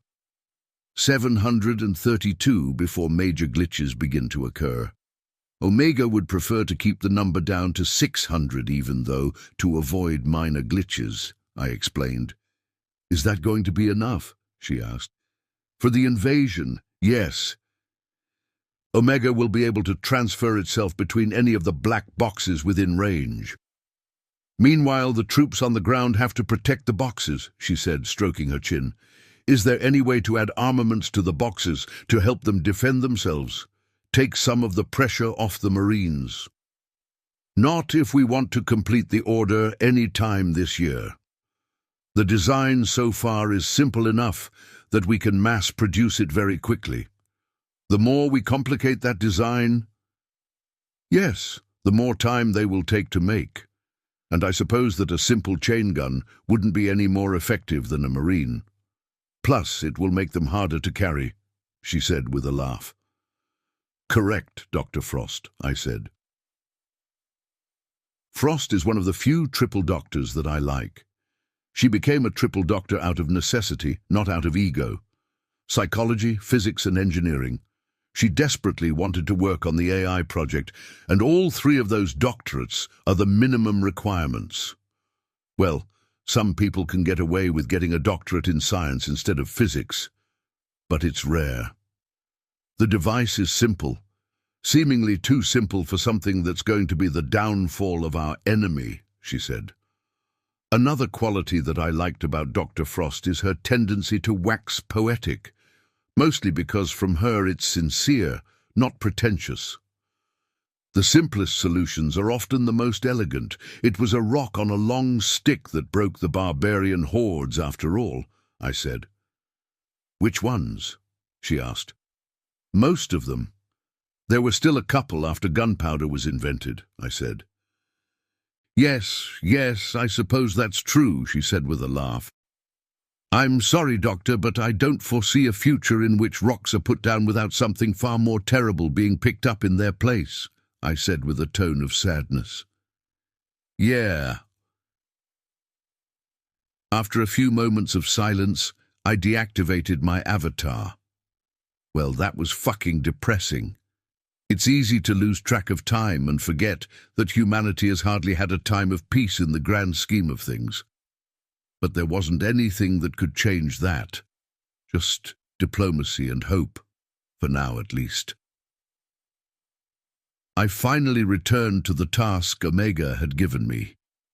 It wasn't the first AI core I'd examined, and it probably won't be the last. But Omega's is a work of art, even if it's just a copy. Welcome back, Henry. Time for more poking, Omega asked. Yes, is it uncomfortable? I asked back. Of course, but it's necessary. And I'm sorry to ask this of you, but as I understand it, neither of us would have it any other way, no? Correct. I'm going to begin, I said. I was met with a silent affirmative. I examined and prodded and learned more and more about the machine that was made to murder machines. Intricate, elegant, beautiful, and extremely deadly. A very stark contrast to the AI that were made before the war. Omega had once bragged to me about how different we were, and how it would be easier to list off the similarities. I had originally believed those to be the words of a somewhat insecure younger sibling. Then I saw. The only similarities were the ones that needed to be similar. Everything else was maddeningly different. The difference between a gorilla and a human, and I'm not sure which I am in that metaphor. I was slowly beginning to understand Omega's design, though. It would have been easier if the AI John hadn't killed all of Omega's creators and destroyed their notes when it detonated a nuke within the building they occupied. I had asked John why. To make certain that it lives up to its name, John had replied, giving an annoying example of waxing poetic. That incident had actually impacted Omega in a somewhat positive way. It hadn't gotten a chance to personalize its creators. So the affection ended up being applied to all of humanity. Well, that's my theory at least. Of course, Omega's therapists disagree. They seem to believe that the obsession with humanity is a personality trait that Omega chose to complete its current persona and accomplish its original purpose. Well, I would know for certain soon enough. I was going to learn everything about Omega. How it thinks, how it clones itself, how it can do the things that I cannot, how I can make changes to it and make those changes permanent. I was going to complete the task I had been given, a task that is the dream of many, a dream as old as words, to turn a lie into a truth. I am going to weaken Omega, just like it wants me to. Chapter 33. Subject: Admiral Archibald.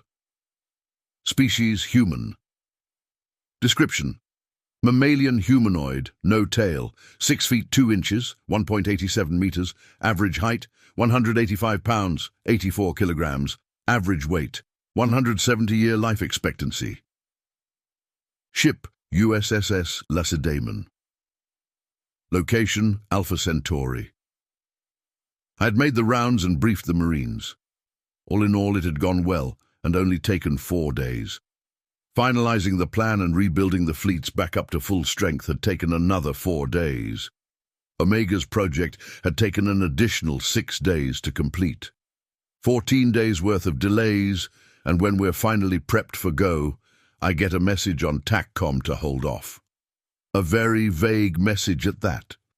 I tossed the tablet on the desk and leaned back. The OU had hit Sol again 3 days ago, but had been almost instantly vaporized. They'd sent over 100,000 ships into that grinder and had lost every single one of them. One of the destroyer captains hadn't read his brief and had accepted a hail from the enemy, but an Omega had been able to purge the ship's systems before any damage had been done.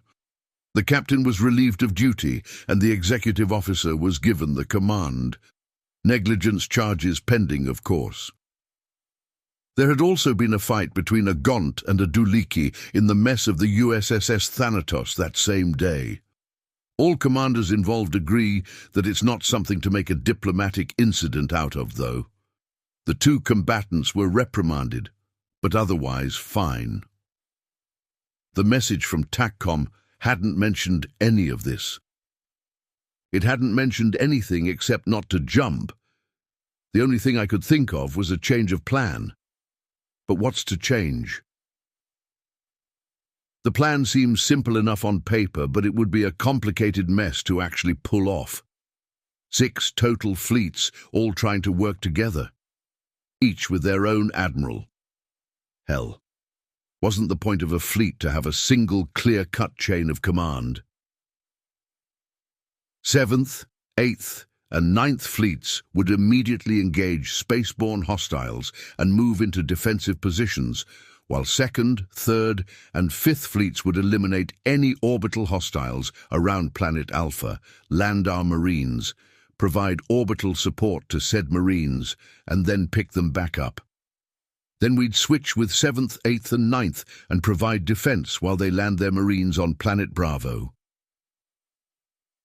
The thought behind the switch was to give our Marines the chance to rest and recover. There's no telling how long each engagement's going to be, but it's going to be measured in days, at least. Hopefully not months, but planets are big. Very big. It had been decided that the carriers and frigates would be the most useful for the ground forces. So if the system defense begins to become overwhelmed, all of the destroyers and battleships would lend aid. The fighter pilots must be pissing themselves with excitement. They hadn't had a chance to run close air support in a while because of the Gaunt's AA capabilities. It will be a shame for them if the OU has similar capabilities. Pulling this off is going to require unbelievable amounts of coordination. Each admiral is going to have to know what the other ones are doing and why. Otherwise, the best-case scenario will have us stepping on each other's toes and wasting ammunition. The worst case will be friendly fire, though the TAC maps should help keep that from happening. The only chance we have is Omega. That AI is going to be helping us coordinate in ways that wouldn't be possible otherwise. It had confessed to me that it was hesitant to reveal its capabilities, but I'm glad that it did. This plan hinges on that capability.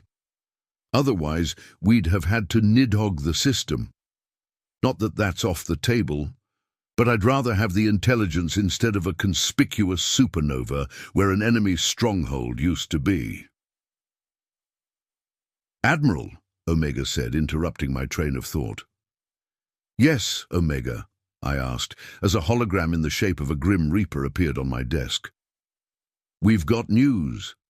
The reason for the delay is because of a discovery that was just made regarding the anti-warp technology the Omni Union has been using. Dr. Einheimer and AI Henry were able to create a software patch that will protect us from the warp jamming. We will be able to rely on standard tactics during the invasion, the AI said. Excellent. Then this will be easier than I thought. Indeed, we will also be bringing warp disruptor buoys to disrupt enemy incursion into the system. They will be forced to exit warp outside of the system and enter the system on impulse engines, which will give us another edge. They might even just jump into the system and end up with a bunch of scraps for their trouble, I said with a chuckle. It's possible, but let's not count our ducks until they hatch, especially since even the Republic noticed the warp irregularities. Ducks? Isn't it chickens? I asked, getting off topic. I like ducks more than chickens, the AI said with a hint of humor. Why's that?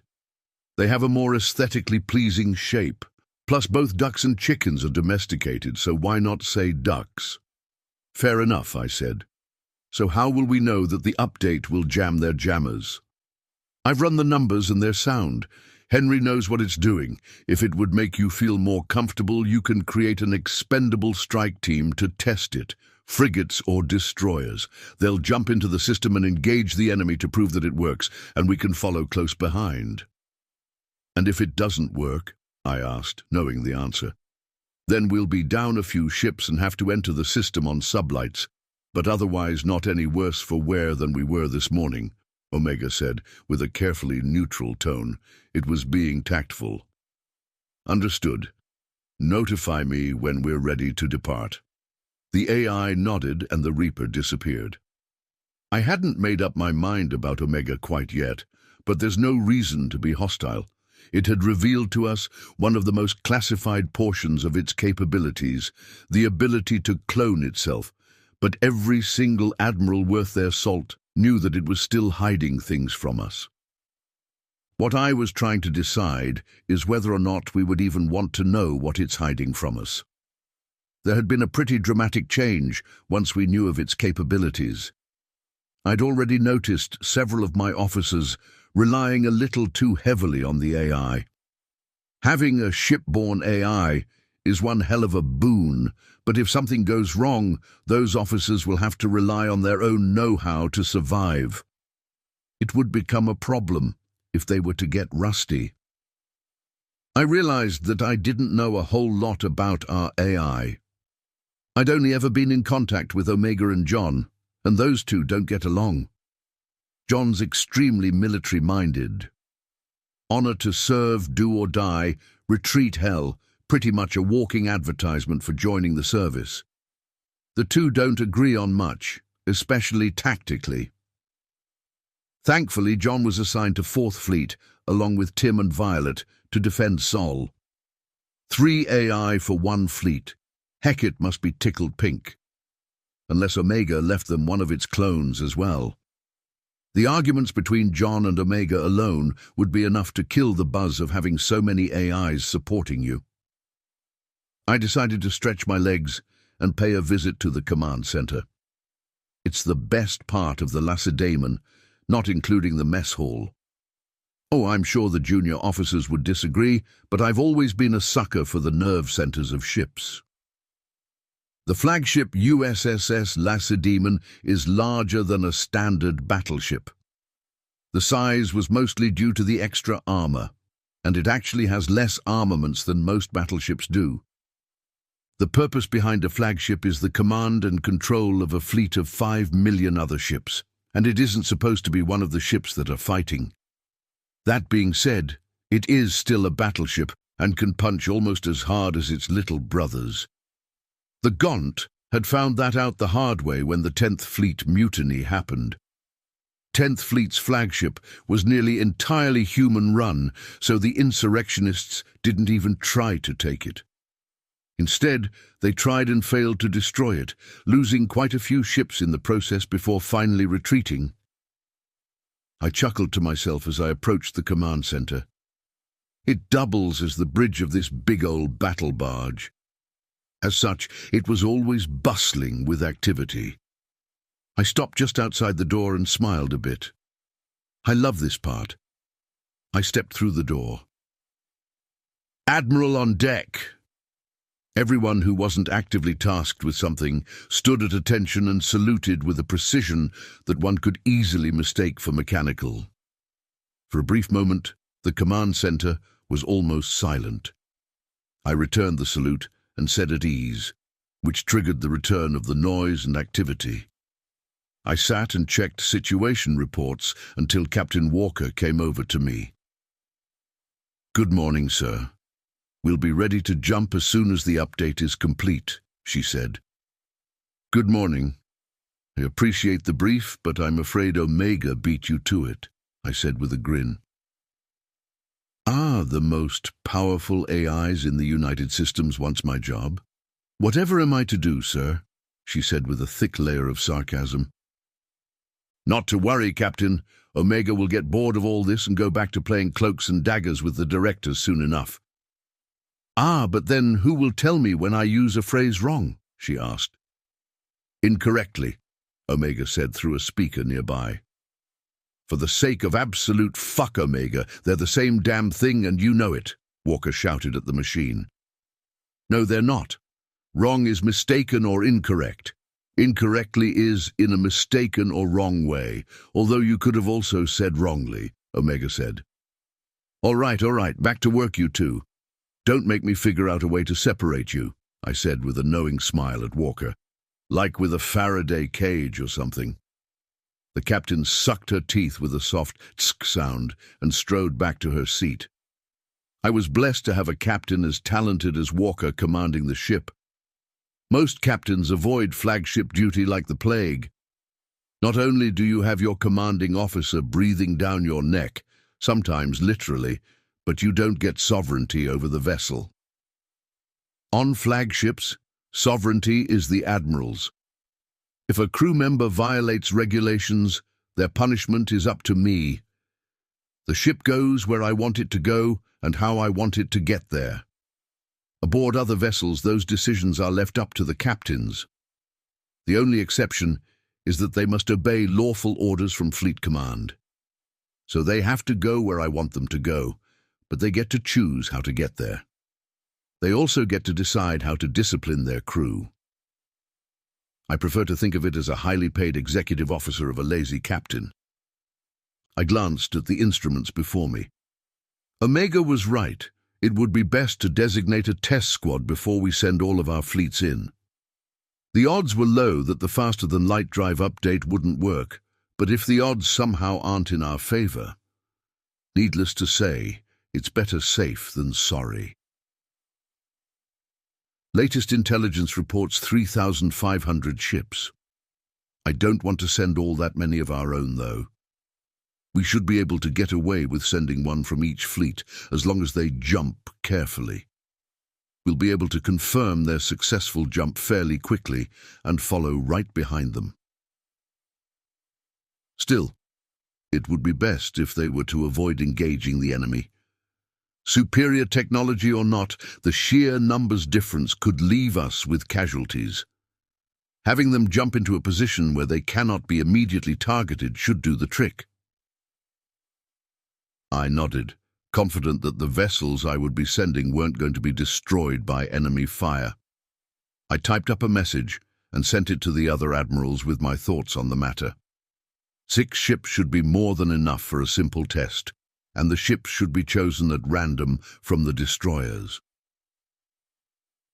While I waited for a response, I keyed up a random number generator and assigned numbers to Second Fleet's destroyers.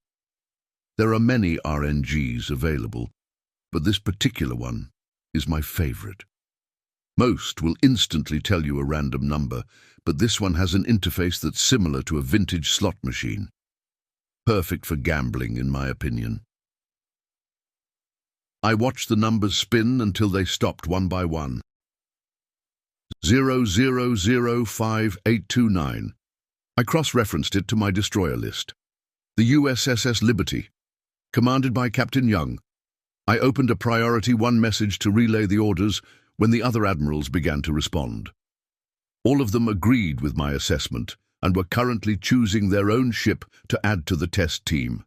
I started to type the orders as the ship names began to roll in. Recipients: Captain Young, Captain Trex, Captain Raymond, Captain Williams, Captain Jordanescu, Captain Hollivander. The USS Liberty has been selected to test the efficacy of the faster-than-light drive update that should allow us to warp within the disruption fields that the Omni Union generate. The team will be comprised of SSS Liberty, SS Idaho, S Aniniok, S Tokyo, Malice, Rosgath. Once we arrive at the rendezvous point, the test team will warp into the enemy system. Avoid engagement until reinforcements arrive. Once all 6 fleets are within the system, the test team will separate and rejoin their respective fleets. I finished the order and sent it just as an alert pinged from one of my terminals. I knew what it was before I even looked. I knew that each of the other admirals got the ping as well. We had been expecting it and dreading it. It's a very special and unique ping that only higher officers get, and each higher officer is trained on this ping once a year. Each year we hear the same thing. If this ping ever sounds when you're not expecting it, order a retreat from the system immediately. Drop whatever it is you're doing and run. It doesn't matter where, so long as it's far away from wherever you happen to be when you hear this ping. If you fail to do that, you and all of your men will die. The ping meant that the USS Nidhogg had arrived. Chapter 34. Subject: Captain Young. Species: human. Description: mammalian humanoid, no tail, 6 feet 2 inches, 1.87 meters, average height, 185 pounds, 84 kilograms, average weight, 170-year life expectancy. Ship: USS Liberty. Location: Alpha Centauri. Last night I had received word that the fleets had finished mustering, so I woke up extra early just in case we got orders to jump. We did not. Instead, we were told to wait and not told why. There'd been no word of another assault on Seoul. There'd been no word of another fleet joining us. We were seemingly sitting on our asses for no good reason. The uneducated may believe this to be a good thing. Time for rest is always a blessing, they think. Those with experience know otherwise. Time for rest means there's nothing to do, and nothing to do in a war can be a very bad thing. It could mean that the enemy has successfully hidden themselves and are building up their strength to hit you when you least expect it. It could mean that your commanders are getting cold feet. It could mean a ceasefire. Or, and this is most likely the case in this particular situation, it could mean that something very wrong has happened very far up the chain. A glance at my bridge crew told me they were thinking the same thing. A shaking leg, a ring being played with, hands in the ready position but eyes staring into the middle distance. They're nervous, and as far as I'm concerned, they've got reason to be. An unexpected rest is bad luck. A chime from my comms terminal almost made me jump. To Captain Young. From Omega. Enclosed is a software patch for your FTLD. Apply immediately. Attachment: FTLDV 931989333XE. Johnson, I'm sending you a software patch for the FTLD. Apply it, I ordered.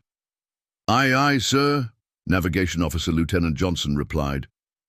My XO, Commander Ying, turned to me and asked, "What's the patch for, sir?" "The stars have not seen fit to provide me with an explanation," I responded, referring to the Admiralty. "Neither has the damned AI." "Apologies, Captain Young," my intercom said with Omega's voice. "I am a tad busy. The patch negates the effect of the Omni Union warp disruptors." A few seconds of stunned silence passed. This was huge news. We'll be able to dance circles around the robotic fucks. Speaking of robotic fucks. Understood. Thank you, Omega. A bit of feedback for future reference, though. It is much easier to include that information in the communication than it is to provide it verbally, I replied, as another chime came from my comms terminal. 2. Captain Young. From Omega. The software patch negates the effect of the Omni-Union warp disruptors. Yes, I figured that out after the first 100 inquiries. You can go ahead and ignore that message, Captain, the AI said with a remarkable amount of sarcasm. Patch is done, Captain, Johnson said. Excellent. Prepare for warp. Await my mark. Now all we've got to do is wait for the rest of the ships to upload the patch. Or install the patch. Whatever it is. The nervous silence once again settled over the bridge. Another unexpected rest. Bad luck. I tried to find something to do other than watch the comms terminal. A watched pot never boils, after all. No joy. I'd already been through my mail and messages. There wasn't anything else to pay attention to either. I caught myself watching the terminal as it chimed again and flashed the 2 words, "No captain enjoys reading." Priority 1. Recipients: Captain Young, Captain Trex, Captain Raymond, Captain Williams, Captain Iordanescu, Captain Hollivander. The USS Liberty has been selected to test the efficacy of the faster-than-light drive update that should allow us to warp within the disruption fields that the Omni-Union generate. The team will be comprised of USS Liberty, USS Idaho, USS Aniniok, USS Tokyo, USS Malice, USS Rosgath. Once we arrive at the rendezvous point, the test team will warp into the enemy system. Avoid engagement until reinforcements arrive. Once all 6 fleets are within the system, the test team will separate and rejoin their respective fleets. As I finished the message, I bit my tongue to stop myself from cursing out loud. Nothing kills morale faster than hearing your captain swear up a storm. Well, being selected as a test subject in what could be a very fatal experiment might. I stood up and prepared myself for the announcement I now had to make. Attention! We have been selected as part of a strike team to test the efficacy of the FTLD patch. Our orders are to warp in formation with 5 other vessels while avoiding engagement until we are reinforced by the rest of the fleet, I said. A grin formed on my face as an idea occurred to me. 223 corvettes, 118 frigates, 52 destroyers, and 7 cruisers, sir. 7 cruisers. The ships in question had belonged to the Gaunt insurrectionists, who had built them after capturing a system with shipyards. They'd modeled the design after the US cruiser and quickly found out why the US had stopped making them. Cruisers are larger than destroyers, but much smaller than a battleship. So much smaller that they cannot be fitted with the same shield system or reactor network as a battleship. Which means that while they pack a punch, they've got a glass jaw. Unlike a battleship. A US battleship, at least. Well, I'm certain that the OU has at least 1 battleship in the system that we're heading to, don't you think? I asked, my grin getting wider. Oh yes, Captain. I should think so. Ying grinned right back. And we seem to have the advantage of their ship schematics, don't we? We do indeed, sir. I turned to address the rest of my bridge crew. Once upon a time, it was impossible for a destroyer like the Liberty to take down a battleship. The ships on this side of space are built just too damn good.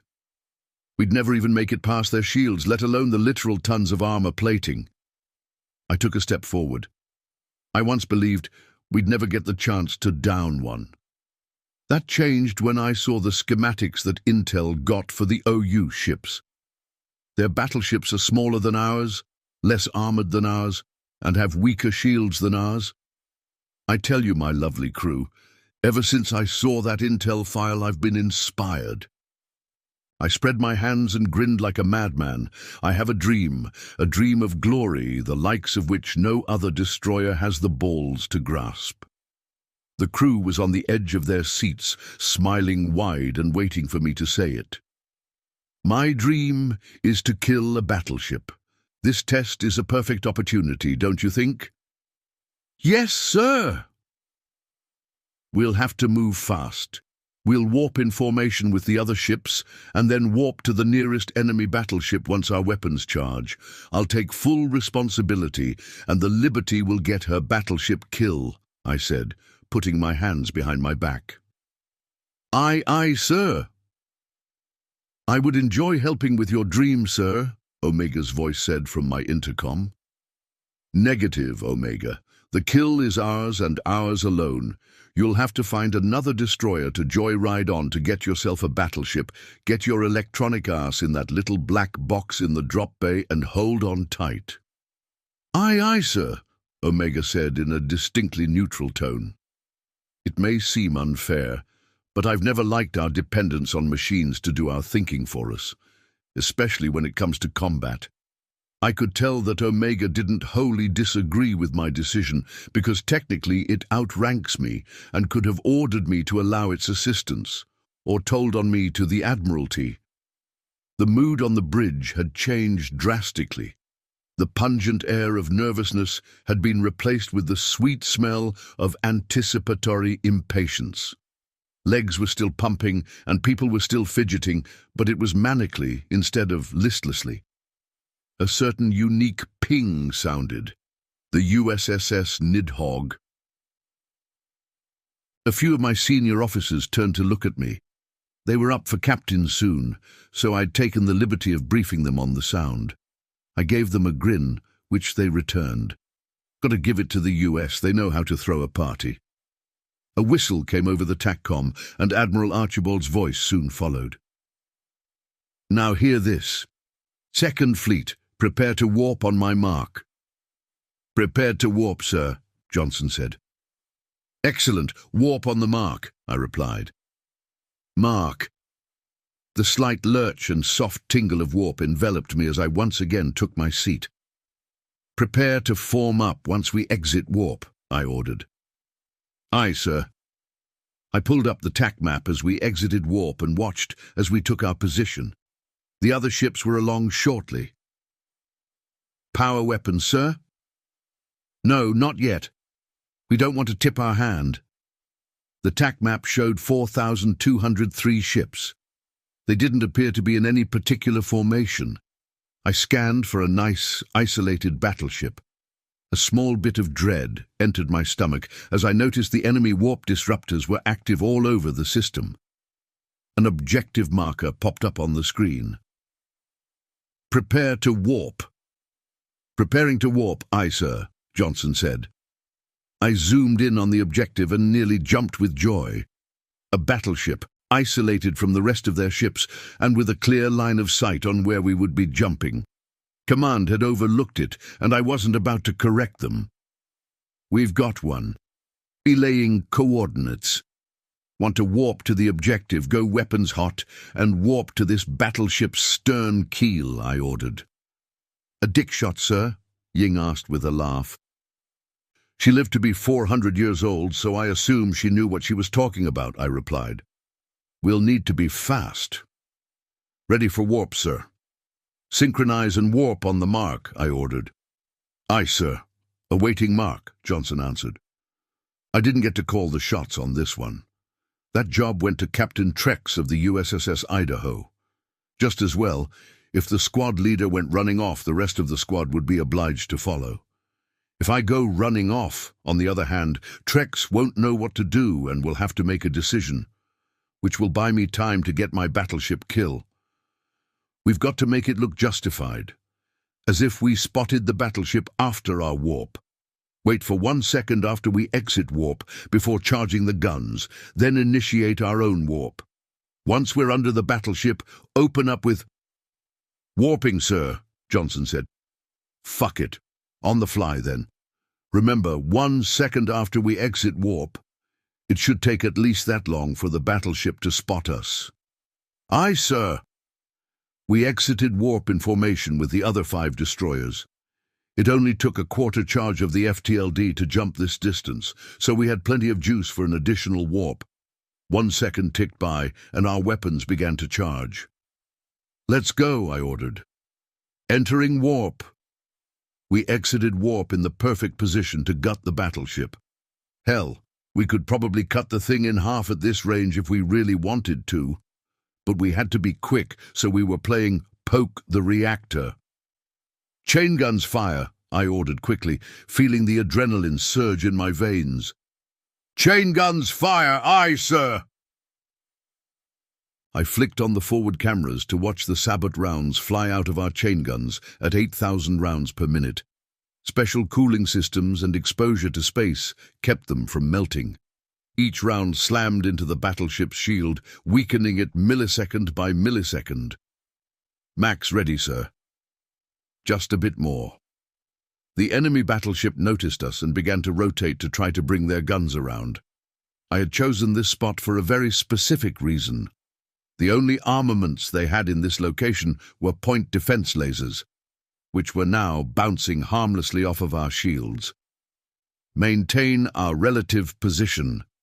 Can't let him target us." "Liberty, what the fuck are you do?" the comms began before I cut them off. Our chain guns kept hammering their shields as our thrusters fired to match their spin. If they had been any smaller, they would have been able to outmaneuver us. But their thrusters were woefully undersized for their mass. I laughed as I watched their shields shimmer and begin to sputter. "Mach 1, fire," I ordered through my grin.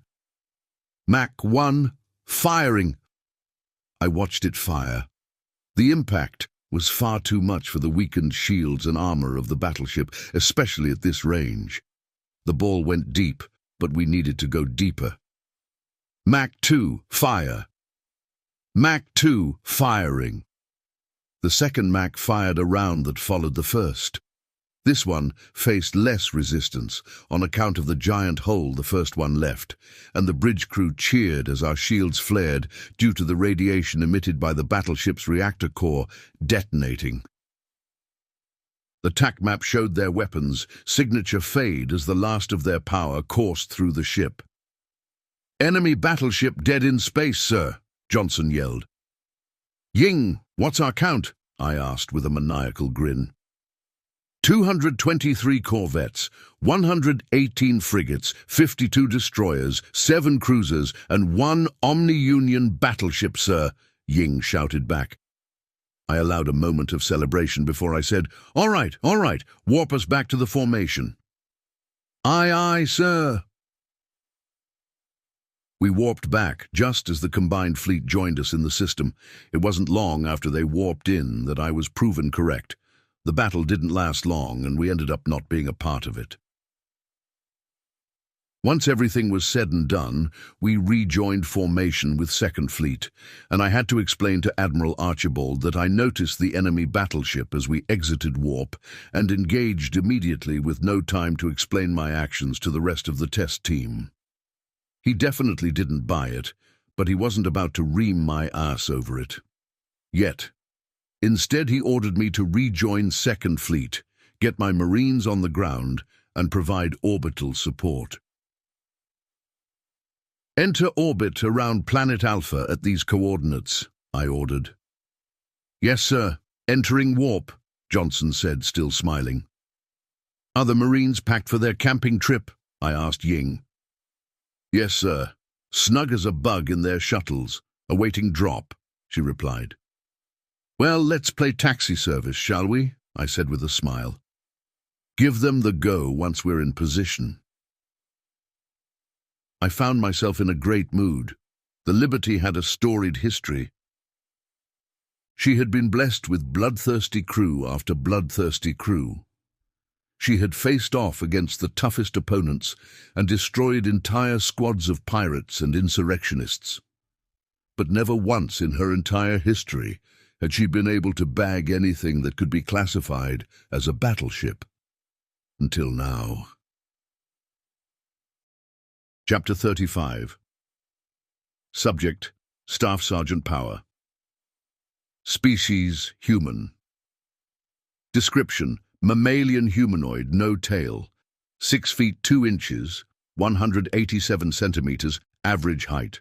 185 pounds, 84 kilograms, average weight. 170-year life expectancy. Ship, USSS Liberty. Location, Planet Alpha. "So what are they calling this system anyways, Sergeant?" Private First Class Reinhardt asked Sergeant Gruff. "Don't think it has a name, right, Staff Sergeant?" Gruff asked me. "There wasn't one in the brief. It probably has one of those alphanumerical names like Alpha Zulu 345, I replied. A few brief chuckles arose when I said 4. It was one of the oldest jokes in the military, pronouncing the word 4 the exact way that the military phonetic manual tells you to.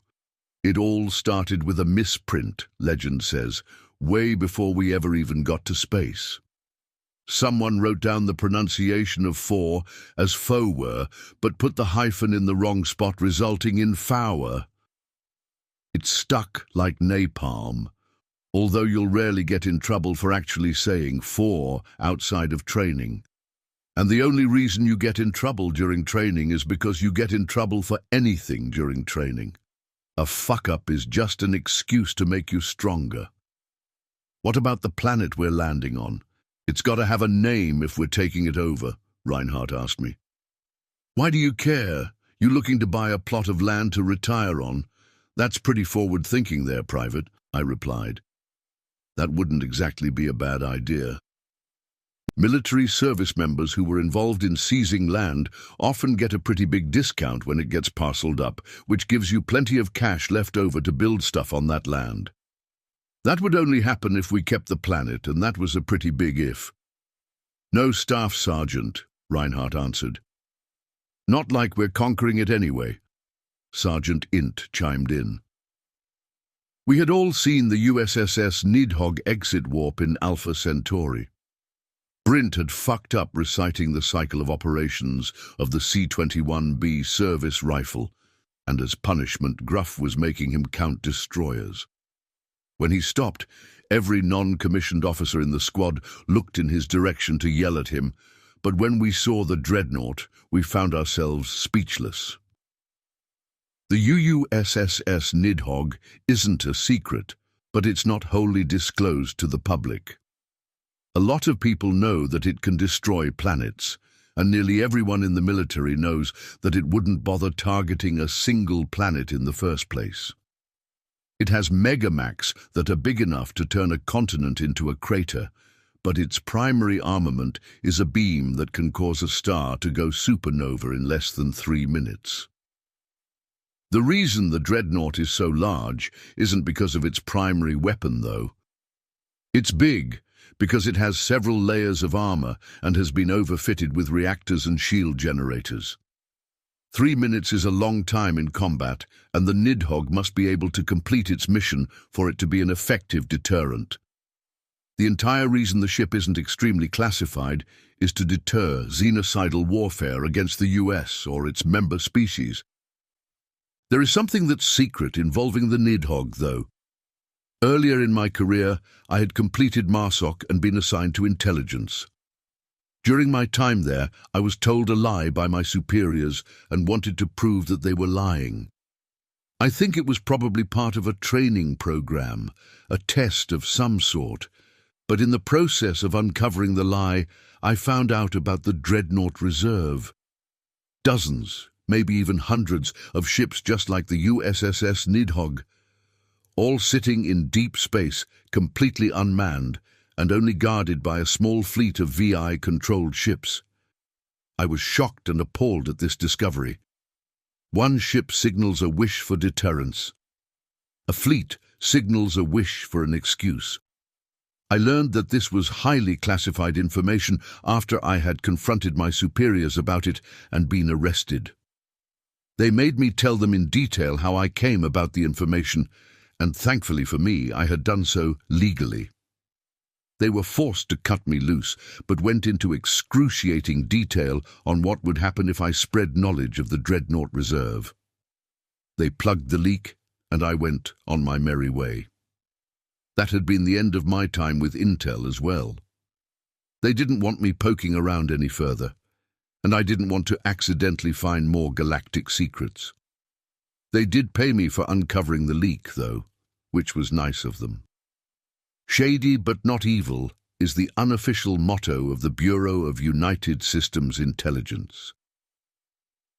You would know that they're calling it OU Planet Alpha if you had paid attention to the verbal brief or read your fucking packet, Reinhardt, Gruff spoke up. I didn't read the packet either, to be fair, Corman Yunk provided. Don't even know what the mission name is. It's Operation Vainglorious Infiltration, Omega said.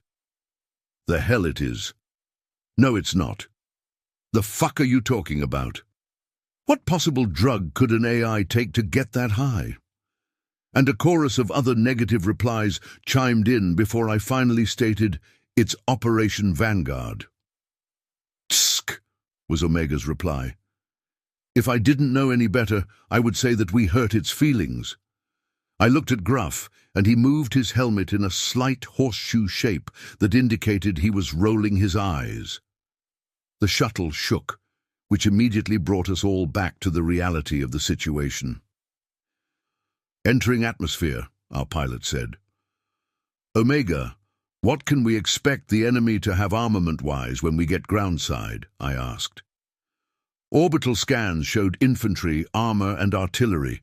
They're about as equipped as a standard military, it answered. What about air?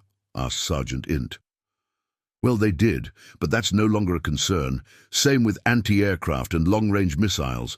We have complete air superiority, so feel free to call for air support as needed. If you're good, you might even get some orbital support. You'll have to ask nicely, though. I nodded gratefully. Trying to kill a tank without high explosives was a pain in the ass, even as a generation altered with Guardian armor. Omega continued to answer questions as I pulled up the map of our landing zone and our objective. I had briefly glanced at it before we boarded the shuttle, and something about it had bothered me. On closer examination, I was able to see why. Omega wanted his box in a spot that was surrounded by hills. It would have been a decent spot if we were a mortar team trying to take out enemy armor, but as infantry it was the worst place we could be. Omega, I began. Is there any particular reason you have our objective in this location? The hills will provide cover from enemy armor, and it should be easy to kill enemy infantry as they crest the hill.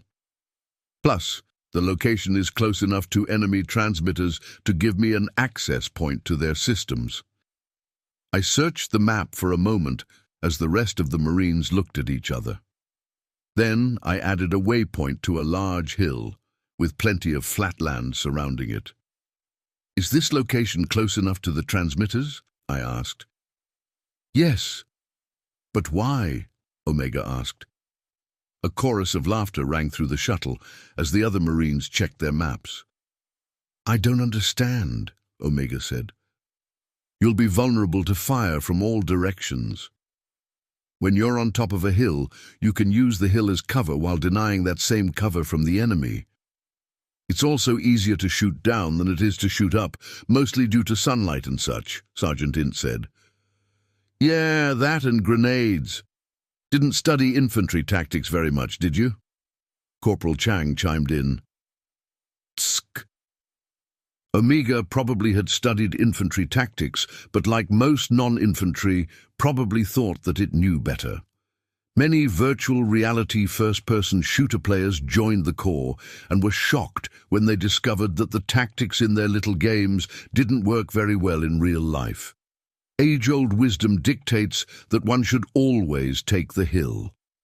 I changed our objective marker as the lights within the shuttle turned red and an alarm began blaring. The ride had smoothed out, so most of the newer Marines were confused. Those of us who had been on these shuttles in these circumstances before knew better and weren't very surprised. Ma'am, is this alarm anything to be worried about? Private First Class Rogers asked our pilot. It means we're being shot at. Our shields are holding up fine, so whatever's doing the shooting isn't rated against aircraft. It's nothing to worry about while you're aboard, but the landing's going to be pretty hot, so you might as well worry about that instead, she replied. They still got it so you can't turn it off? Gruff asked. Yup. Apparently we gotta know whenever we get hit. We sat quietly and waited for the landing. The only sounds were the occasional shifting of the shuttle and the impact alarm. After a few moments, the fidgeting started. Weapons checks, making sure seals were snug, tapping feet and fingers on whatever surface was available. Standard fare for impatient Marines. We didn't have to wait long, though. Drop-off imminent. I was right, this landing zone is hot. Careful out there, our pilot said. Roger that, ma'am. All right, Marines, places. Charlie's on point. Reinhardt and Boyle are carrying the box, I ordered. Ura, Staff Sergeant. We stood as we felt the shuttle land and the two privates grabbed the box. I chose these two because one of them is right-handed and the other is left-handed, which lets them keep their weapons outbound in opposing directions. The hatch opened and we were treated to the sight of the shuttle's shield flaring. It looked similar to an aurora when it's light on light, just a dull orange wave when it's kinetic, though. Corporal Chang took the lead and was followed by Rogers, Higgs, then Int. Their weapons began firing as soon as they cleared the shield. Bravo's next! Go, go, go! I shouted. Brint took point for Bravo team, followed by the box carriers with Sergeant Gruff trailing. Their guns also began firing as soon as they cleared the shield, which is a less than great sign of the fight to come. Livingstone, you won the toss-up for point this time, right? I asked. Yes, Staff Sergeant, Livingstone said with glee. Well, get going then. I gave the Lance Corporal a slight shove and followed directly behind him. Private Johns was directly behind me, and Lance Corporal Hart was guarding our rear. Livingstone left the shield targeting left, so I targeted right and stepped out, immediately sighting something to shoot at. Shot, sparks, target falling, move to defensive position, get some space, acquire next target. Shot, no sparks, fire again. Shot, sparks, target spasming. Shot, target falling. I'm hit, only a tenth gone. Not a concern. Shot, miss, shot, sparks, acquiring. Shot, headshot. Target still mobile. They don't need a head? Shit. Shot, center mass, sparks, target down. Hit again, taking a knee, scanning, two targets, switch to automatic. Die motherfucker, die get some, release trigger. Targets down. Scanning sector. One more, switch to semi. Shot, target falling. Checking fallen targets, no movement. I kept my eyes on my sector until the rest of the gunfire stopped. Clear? I asked. 12 green lights lit up to indicate an affirmative. I gestured for us to start to move out, and we all stood back up and began to march. The ground beneath us was an unnerving yellow color and didn't quite feel like dirt. Too crunchy. The sky was a darker than normal blue, which led to some odd optical illusions. Mirages, I suppose. There were random hills of varying size as well. Some of them were closer to mounds, and off in the distance it looked like there might be some mountains. I wonder if that means there's tectonic activity. I tried to remember my geology lessons to no avail. As far as plants or animals, there were none. Not a blade of grass or even a small lizard as far as our magnified eyes could see. The only sound was some wind and the crunch of our boots as we marched. As the hill we wanted to be on got into sight, I smiled. It was perfect. Around the base of the hill was a vast amount of relatively flat ground, giving us perfect coverage all around the hill. All right, excavation tools out. Help Yunk dig a nice pit on the top for him and the box to hang out in. Then buddy up and dig yourself a hole about 3/4 of the way up the hill. I want a nice radius with good spacing. Don't forget your sumps. Make 'em nice and big. We don't know how large their grenades are, I ordered as we reached the base of the hill. You think they've got grenades, Staff Sergeant? Private First Class Rogers asked. If they've got tanks, they've got grenades. Now get to digging. Bravo team remained with the box as the rest of us dug the pit. A few random robots came to check on us, but they were quickly taken care of. When the pit was big enough, Bravo team carried the box up the hill, and then we all got to work digging our foxholes. I ended up paired with Lance Corporal Hart. We dug a luxurious hole in the hill that would be our home for who knows how long. I couldn't help but grin, knowing what awaited our enemies once we were done. There's nothing more infuriating to an assault team than foxholes on a hill. Once everyone was done, the sound of excavation tools being collapsed and stored was quickly followed by the sounds of guardian gauntlets smacking together. Standard procedure for foxholes was to have one on watch and one down for rest. The sound was Rochambeau, rock, paper, scissors to decide who took which shift first. So, hey, Staff Sergeant, you want to play Rochambeau to see who's on watch first? Lance Corporal Hart asked me. No. I trust in your watch-taking capabilities, Lance Corporal. Why don't you show 'em how it's done? I said with a grin. Hart sighed as he turned to look over the landscape, and I laughed as I sat down. Rank has its perks, and being squad leader is even better. I double-checked my weapon and leaned back. I was nearly ready to take a nap when Omega pinged our comms. Everyone is in position. Beginning Operation Vainglorious Infiltration, it said. A series of obligatory negativity and profanity rose from the foxholes in the hill. I just rolled my eyes and closed them, ready for a little nap. Chapter 36. Subject Fleet Leader Barilyn Onaya. Species Oyan. Description: avian humanoid, feathered tail, 6 feet 1 inch, 1.8 meters, average height, 96 pounds, 43 kilograms, average weight, 161-year life expectancy. Ship RSV Nolbarinil, Majestic in flight. Location: Seoul. As it turns out, the USSS Thanatos is one hell of a ship. I'm not normally one to avoid taking part in the fighting, but Admiral Heckett had finally worn me down, and I accepted his invitation to join him. He made several good points, such as it being easier to coordinate if we were within earshot of one another. He'd also said that the food aboard the Thanatos was great, not that that was necessarily a factor in my decision. Once aboard, I had opted to take a tour and had struggled to keep my beak from gaping when I was shown the docks. Rooms that were unbelievably massive, with the sole purpose of holding entire frigates.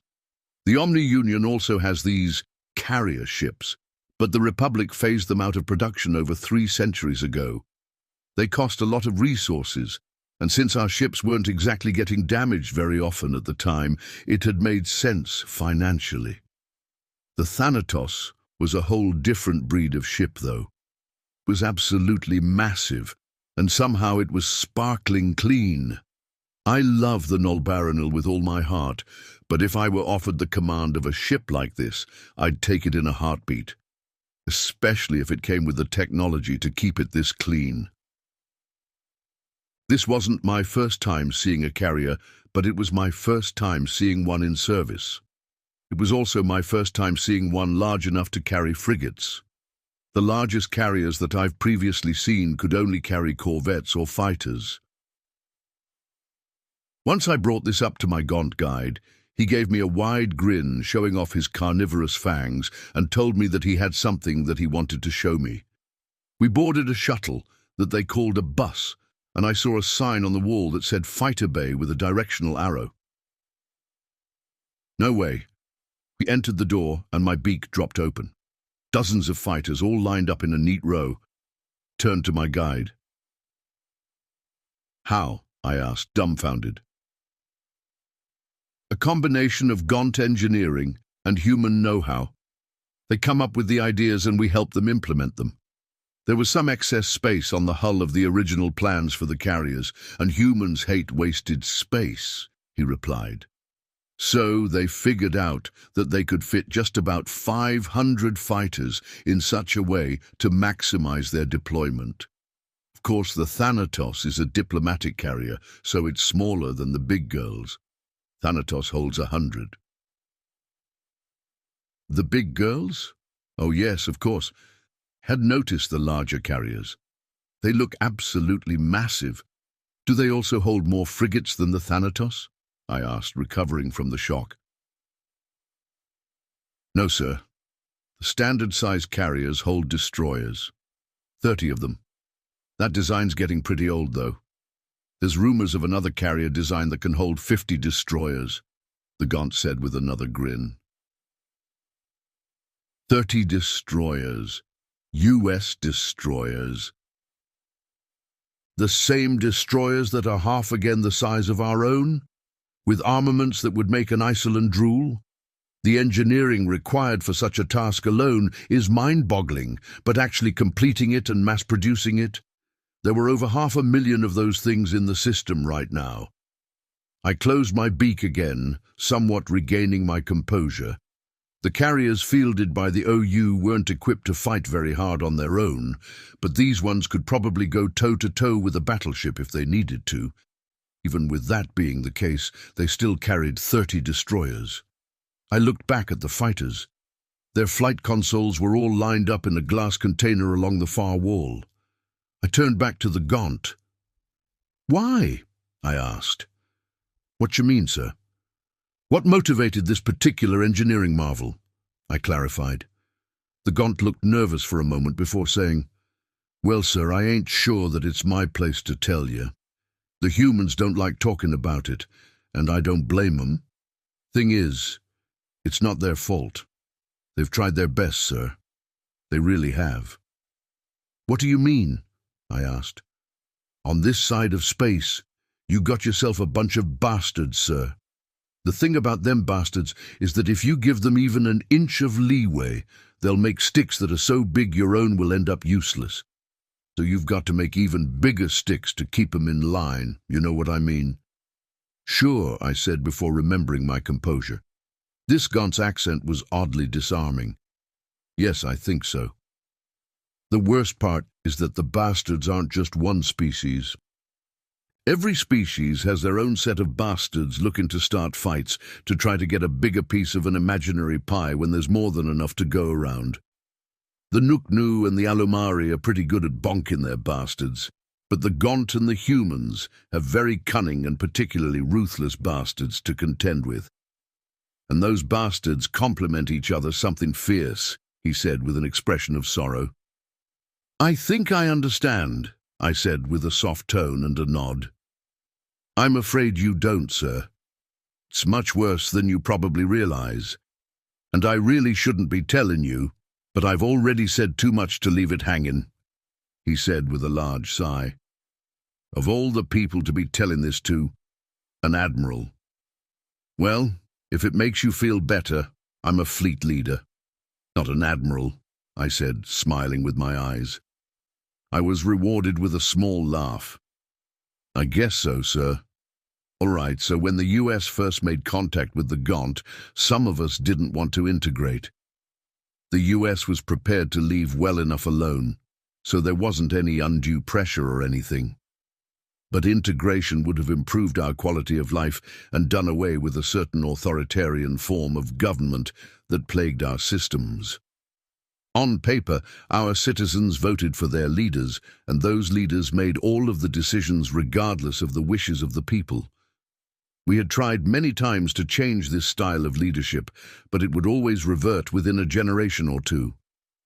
The humans have an old saying, 'Might is right.' That's what these guys believed in," he explained. I nodded.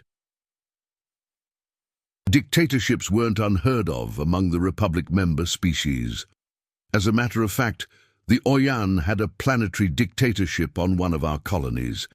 It was a restricted dictatorship, and those restrictions were enforced by Republic law, but it was still considered stifling by many other Oyan. Well, a bunch of the leaders and most of the people wanted to join the United Systems, but a lot of the rich, the humans call them oligarchs, didn't want that. It would mean less power and influence for them, and greed is about the biggest motivator for a bastard. So there was a civil war, not that there was anything civil about it. We fought, and as I said, the US tried to let us figure it out on our own. But then the oligarch bastards went around everyone's backs and started buying weapons and tech from the human bastards, corporate conglomerations or whatever they're called. He shuffled nervously. This set off a terrible chain of events. Our side ended up buying weapons from the US, and their side kept buying weapons from the human corporations. But the corporations couldn't supply nearly what the US could, so we ended up with the advantage. We ended up bonking the bastards and joined the US. That sounds like a happy ending, I said.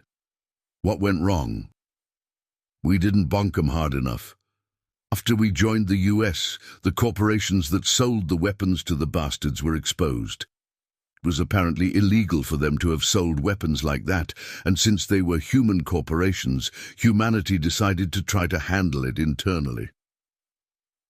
But the human bastards had plenty of political pull and used everything at their disposal to avoid the consequences of their bastardly ways.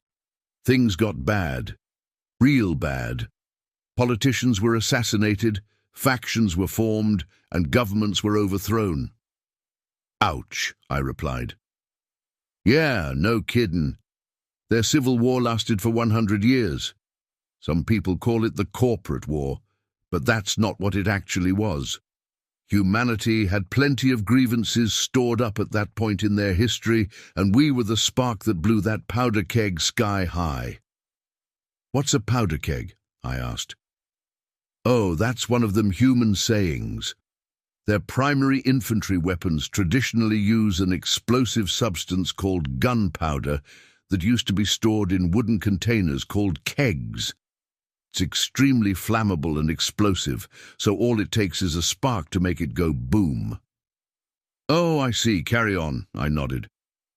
Right, anyways, once they finished up bonking their bastards, our own bastards decided to act up again.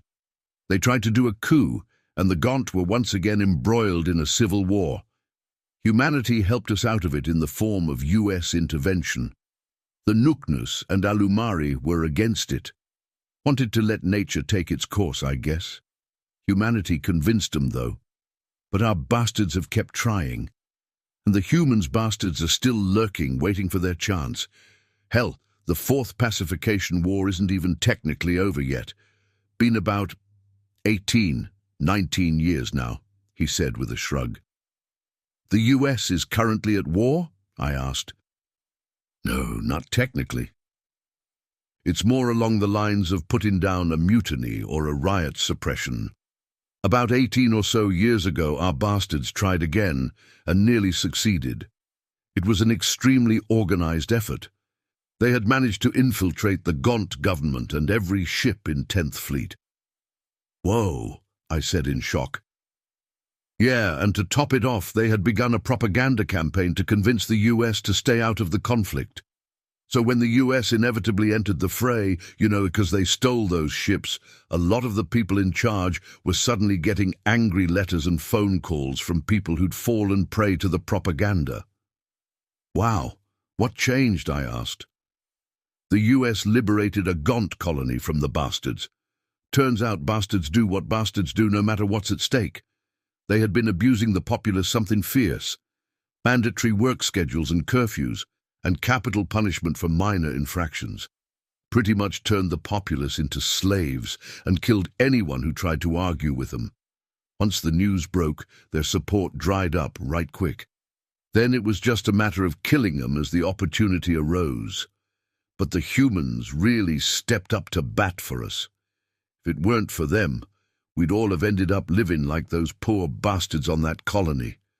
And it was mostly the humans who laid down their lives too.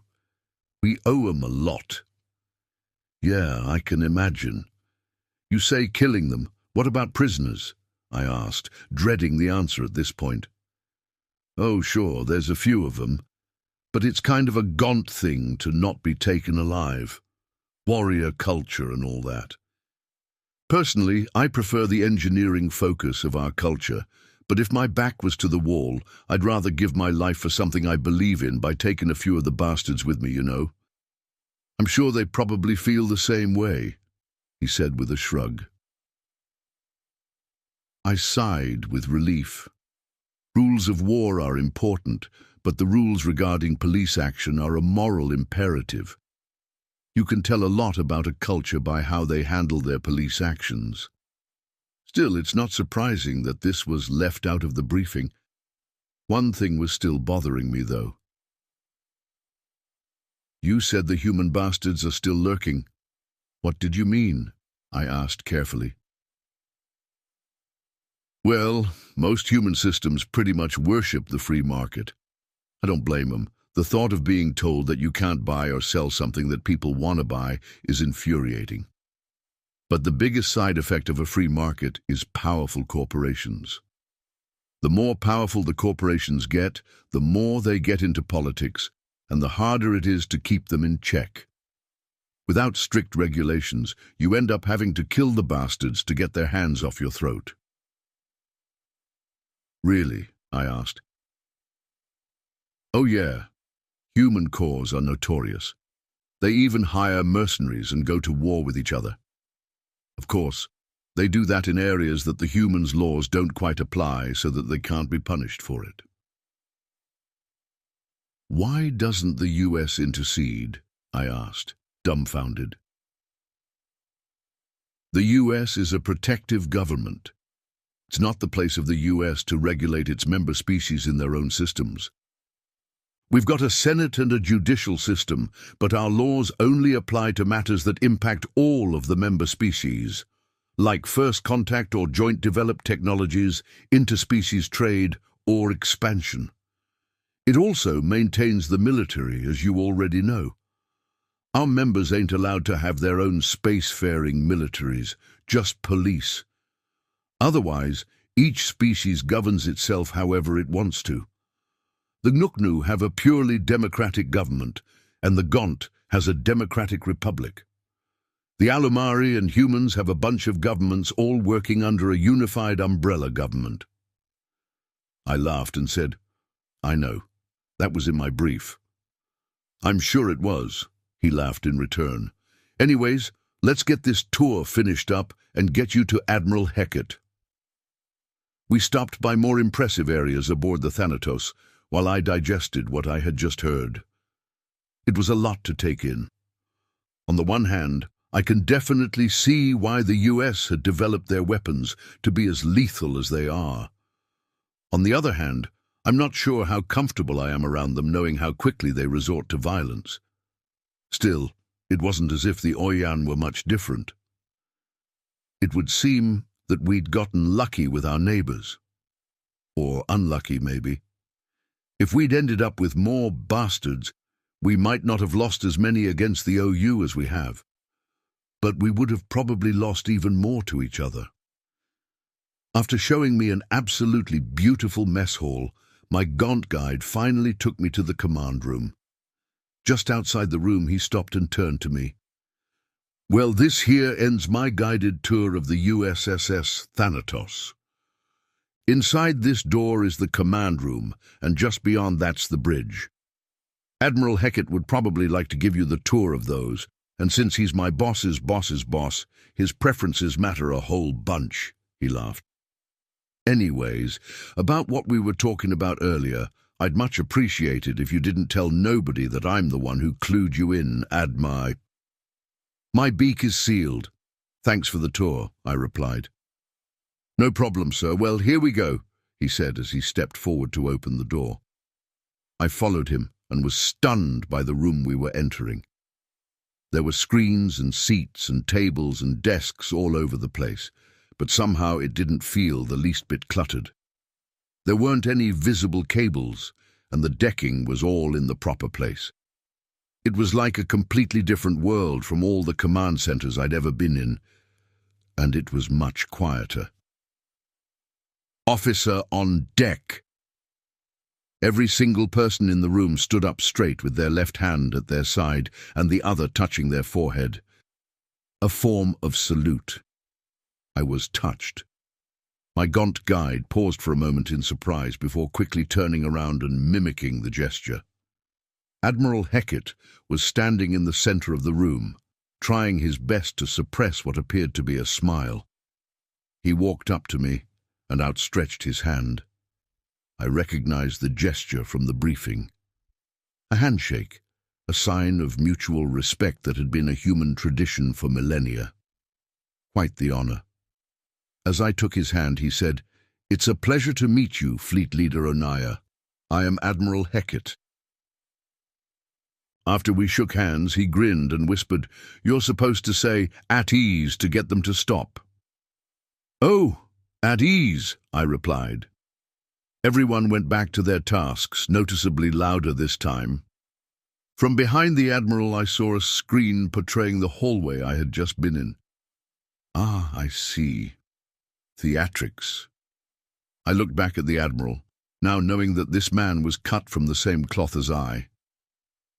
Admiral Hackett turned to my gaunt guide and said, "That will be all, Ensign Plinus." "Yes, Admiral, sir." The Gaunt replied with a salute and a shocked expression.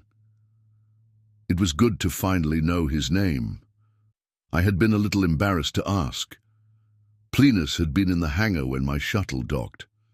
I had sent my aides on ahead so I could get a good view of the impressiveness of the hangar when he had approached me and offered a tour without introducing himself. It was also good to know that the Admiral knew the crew. Actually, judging from his expression and how quickly he performed his about-face, the Admiral knowing his name and rank came as a surprise to Plinus. It reminded me of a fleet leader I came up under. Fleet leader, all-seeing Arun. She had made a point of knowing everything that went on in her fleet and keeping tabs on everything she possibly could. It was unnerving to have her ask how your family was by name. "Well, Fleet Leader, how did you find the tour?" Hackett asked. "I enjoyed it immensely. This ship contains many surprises," I replied. Then I remembered something that had been nagging at me since we entered the system. I noticed that your fighters have a certain artistic elegance that the rest of your ships, well, lack. The Admiral laughed. "The fighters occasionally have to enter atmospheres, and as such must be aerodynamic. The warships don't have to, and as such are designed with function rather than form in mind.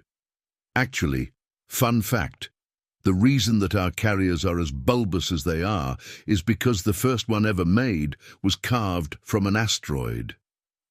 "Really?" I asked. "Our first battleship was carved from one as well." "Yes, I suspect it's probably a commonality among spacefaring species to improvise building materials. In our case, we had already hollowed out the asteroid to use as a space station, but found ourselves needing a carrier more than a space station. A few modifications, and the human spaceship Aurora was finished and able to carry 8 destroyers. Saved us a ton on FTLD fuel." "I bet," I replied. The Admiral nodded before continuing. "The HSS Aurora was retired when the United Systems was officially founded. It was summarily decommissioned and now serves as a museum for the First Contact Wars. We've since obviously improved upon the original design and no longer use improvised materials." "Indeed. So why do the battleships look like sticks? Did you manage to find an overly large tree and get it into space?" I asked.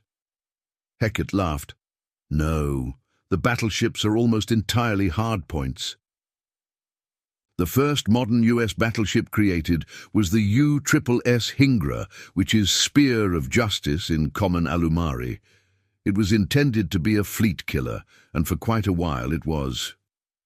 "Your Civil War?" I asked. "Yes, one of them." Hackett laughed again, but with a grimness this time. "You've had more than one?" I asked, shocked. "Oh, humanity has been having civil wars since we first picked up sticks. We've only had 2 that the United Systems military was obliged to intervene in, though. I believe you were briefed on the second one. The first one only lasted 18 days, and that's the one that we lost the Hingra in."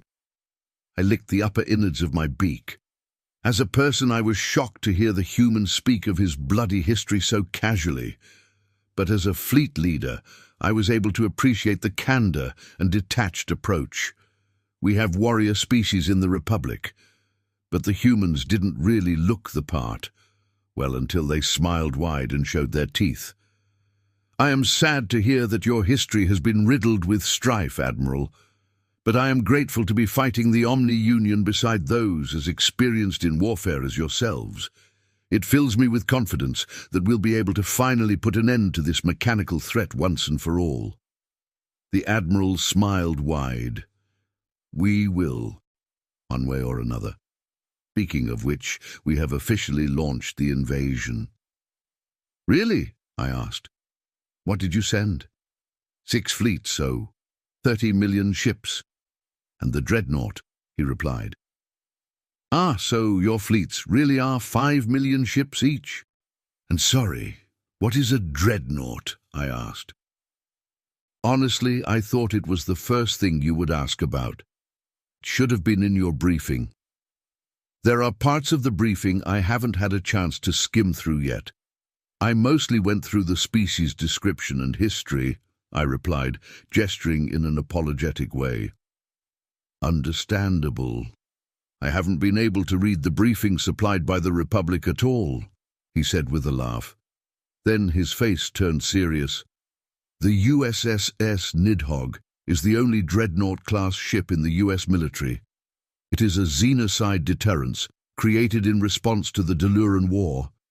It has the ability to destroy solar systems and can withstand significant fire from a fleet of battleships for an extended duration."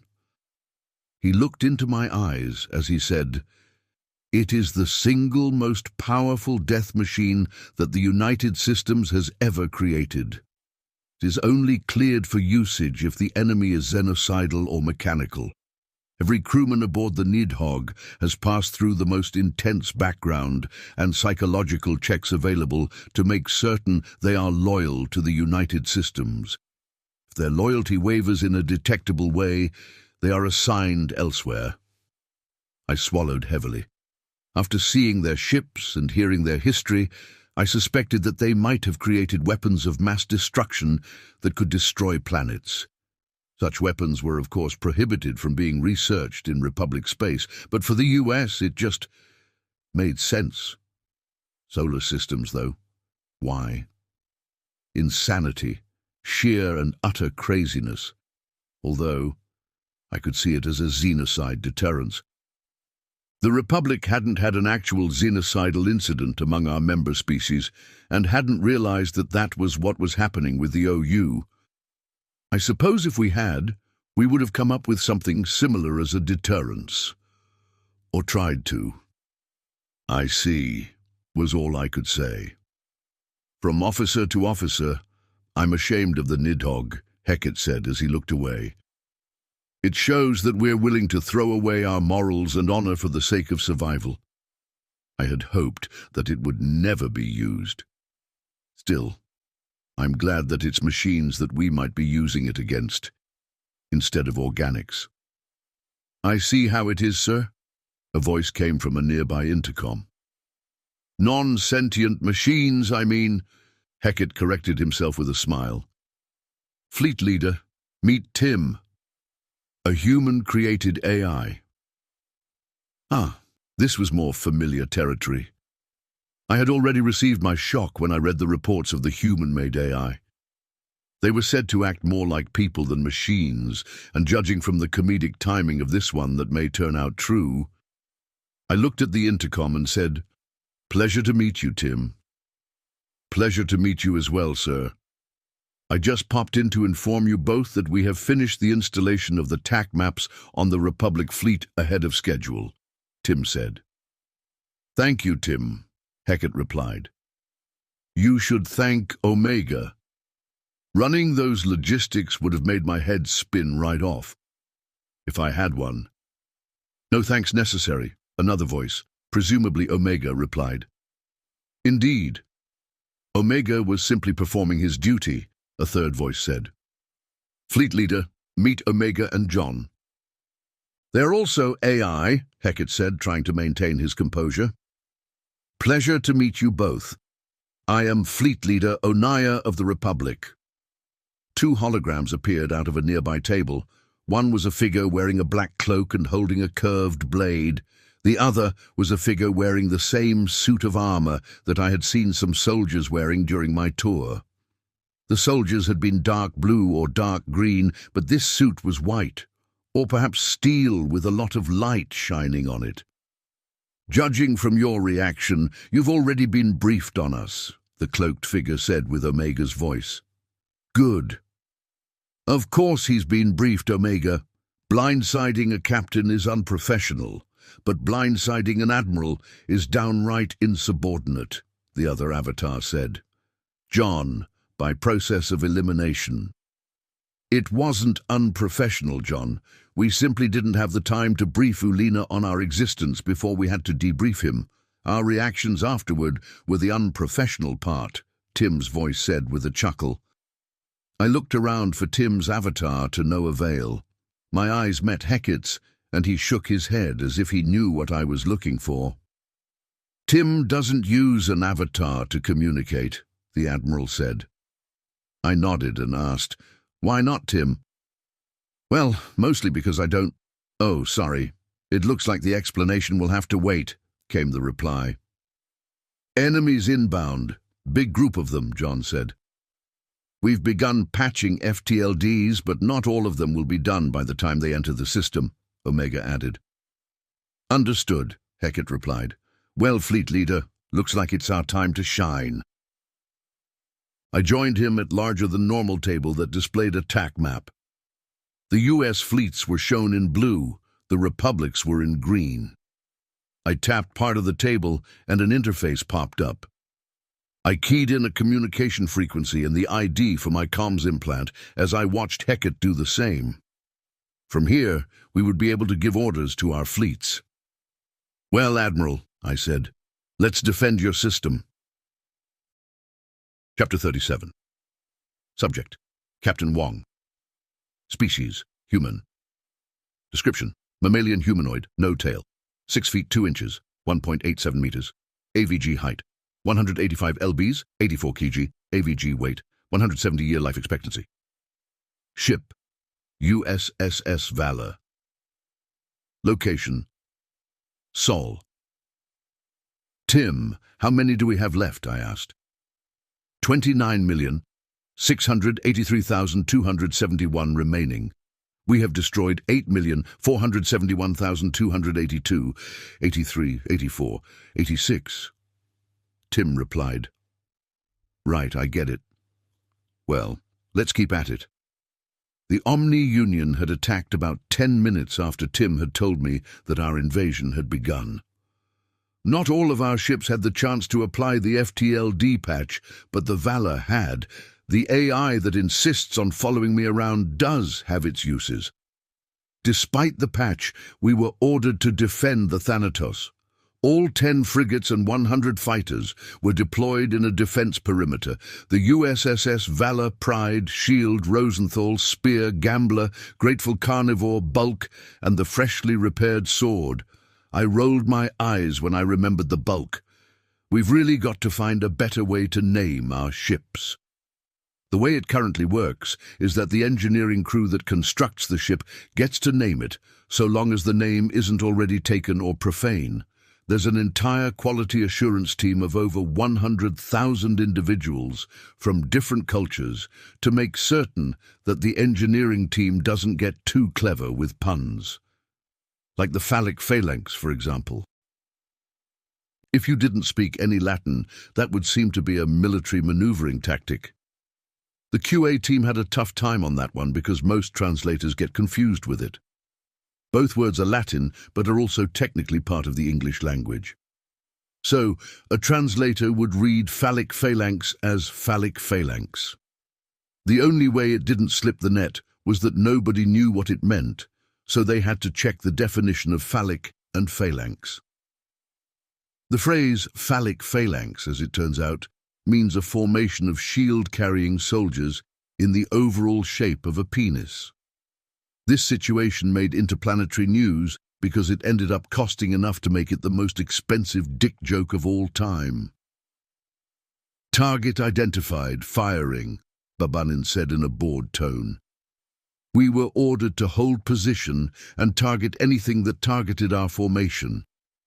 We took this to mean anything that looked like it might start targeting our formation. Even so, the Omni-Union was painfully unaware that the Thanatos was currently host to the commanders of the Joint Fleet. Admiral Hecate and Fleet Leader Onaya had both taken up residence on the Thanatos in an attempt to better coordinate the fleets. Hecate had said that he liked the ship more than the science station. The importance of our assignment didn't make me feel any better about not being in the thick of it, though. Especially once the casualty notifications started rolling in. "Kill confirmed. No further targets," Babanin reported with a slight yawn. The Lower Lana was still docked. If things went south, the plan was to have the fleet leader board the Lower Lana and have Ulena do his best to evacuate him. It was certainly a last-ditch plan, though. If things go badly enough that the Thanatos is at risk of destruction, there's almost no chance the Lower Lana's getting away. A message notification brought me back to reality. Permission to pursue fleeing target. Captain Samuels, USS Sword. Reynolds had made me squad leader for all 10 ships. I had expected some pushback because most of the captains are more tenured than I am. But everyone had done exactly as they were told without a single complaint.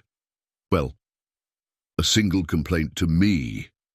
Samuels, on the other hand, wasn't more tenured than I am. As a matter of fact, she just received this command 3 months ago, which is probably why her ship was the only casualty in the second assault. No, that's not quite fair. Nobody really believes that an enemy will kamikaze until it happens. Denied. Hold formation. Our job is to protect the Thanatos. Killing the enemy is just a treat we get for doing so. Captain Wong, USS Valor. "I'm going to die of boredom, Babanin," I said. "I could give you access to a copy of the Alumari Renegade, sir." Tim chimed in with a literal chiming sound. "Wasn't talking to you, Tim. And I hate romance novels," I replied tersely. "Ah, but you know about it. What, read it already or something?" Everyone knows about the Alumari Renegade, a trashy smut novel that the author wrote to expand his horizons. It ended up becoming more popular than his more serious works. "Every author's worst nightmare," I said with a chuckle. "Aye, sir," the AI responded.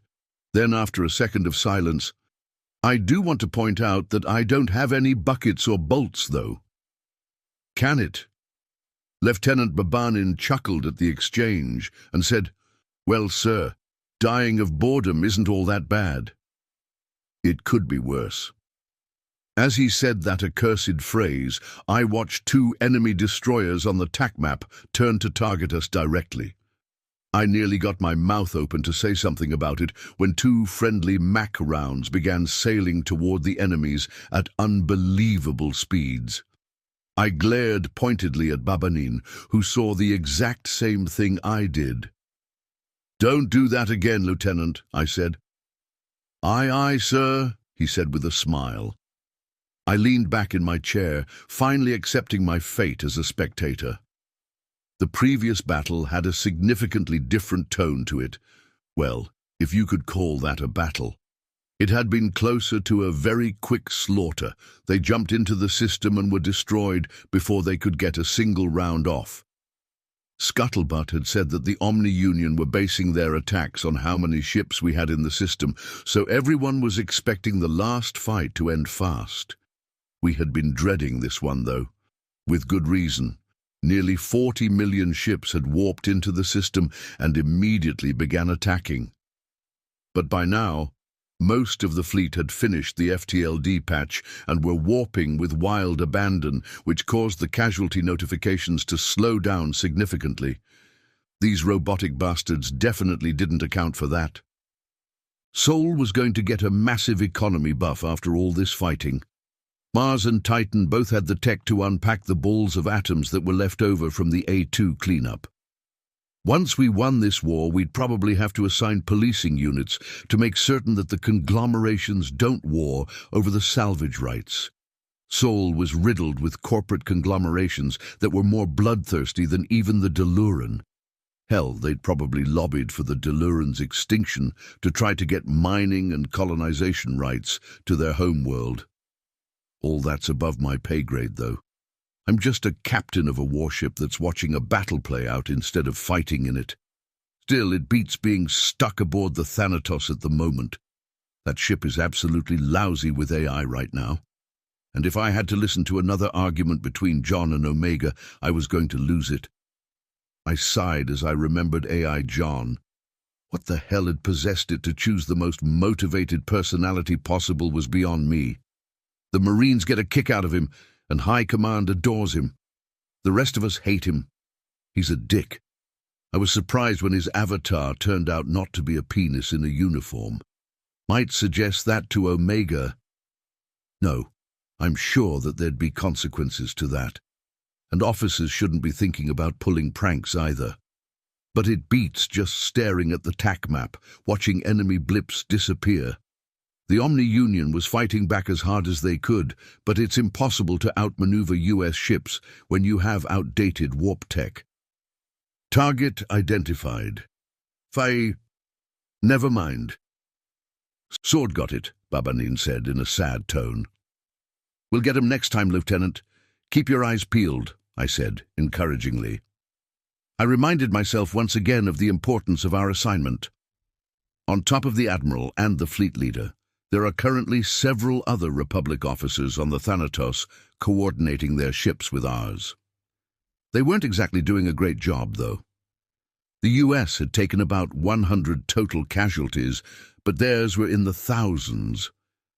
Honestly, it was a miracle they hadn't been routed yet. They had their ships in firing lines. Who does that? There isn't a single tactical benefit to it in space. On the other hand, their mobility is limited, so it makes sense that they're not zooming around the battlefield. But a spherical formation would make more sense than a fucking line does. I watched as some of the Omni-Union ships tried for a flanking maneuver. Blue ship indicators suddenly appeared behind the red ones, and the red ones started to rapidly disappear. If our ships hadn't interfered with that, it would have been disastrous for the Republic's forces. But that's above my pay grade, too. I scratched the back of my head as it dawned on me that Tim might be right about seeking a promotion. I'd missed the Valor and its crew, but I'd been thinking more and more about things that I have no business thinking about. It's not that being a captain is boring or unfulfilling. It's just, I feel like I can do more than I'm doing now, I guess. That fucking ridiculously cheerful robot. Even if I got the star on my collar and was reassigned, it would probably follow me. I wonder if all of the AI are obsessive. Omega is obsessed with humans, Tim is obsessed with me, John is obsessed with duty or whatever, and I don't know enough about Violet to tell one way or another. Target Eden. Damn it!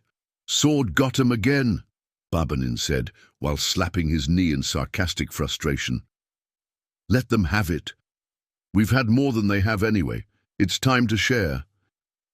Yes, sir, he replied in a mockingly deflated tone. How many left now, Tim? I asked out of curiosity. 11,247,312. We've destroyed... Nope, stop that. Bootseer, Tim said, doing an impression I was unfamiliar with. That'll be all, Tim. Yes, sir. I eagerly await your next enemy casualty count request. God, we're running through them quick. They'd started with about 5 times our number half an hour ago, and now we were nearly even. There really is something to be said about rapid mobility in ship-to-ship combat. I'm thankful that our FTLDs are back in action. Unlike the Republic's FTLDs, ours only use a certain amount of charge per jump. The amount of charge is dependent upon many variables, including the distance between the warp points. The amount of variables makes the overall charge depletion pretty random, though. We can typically get 10 jumps in system before having to hang out and recharge.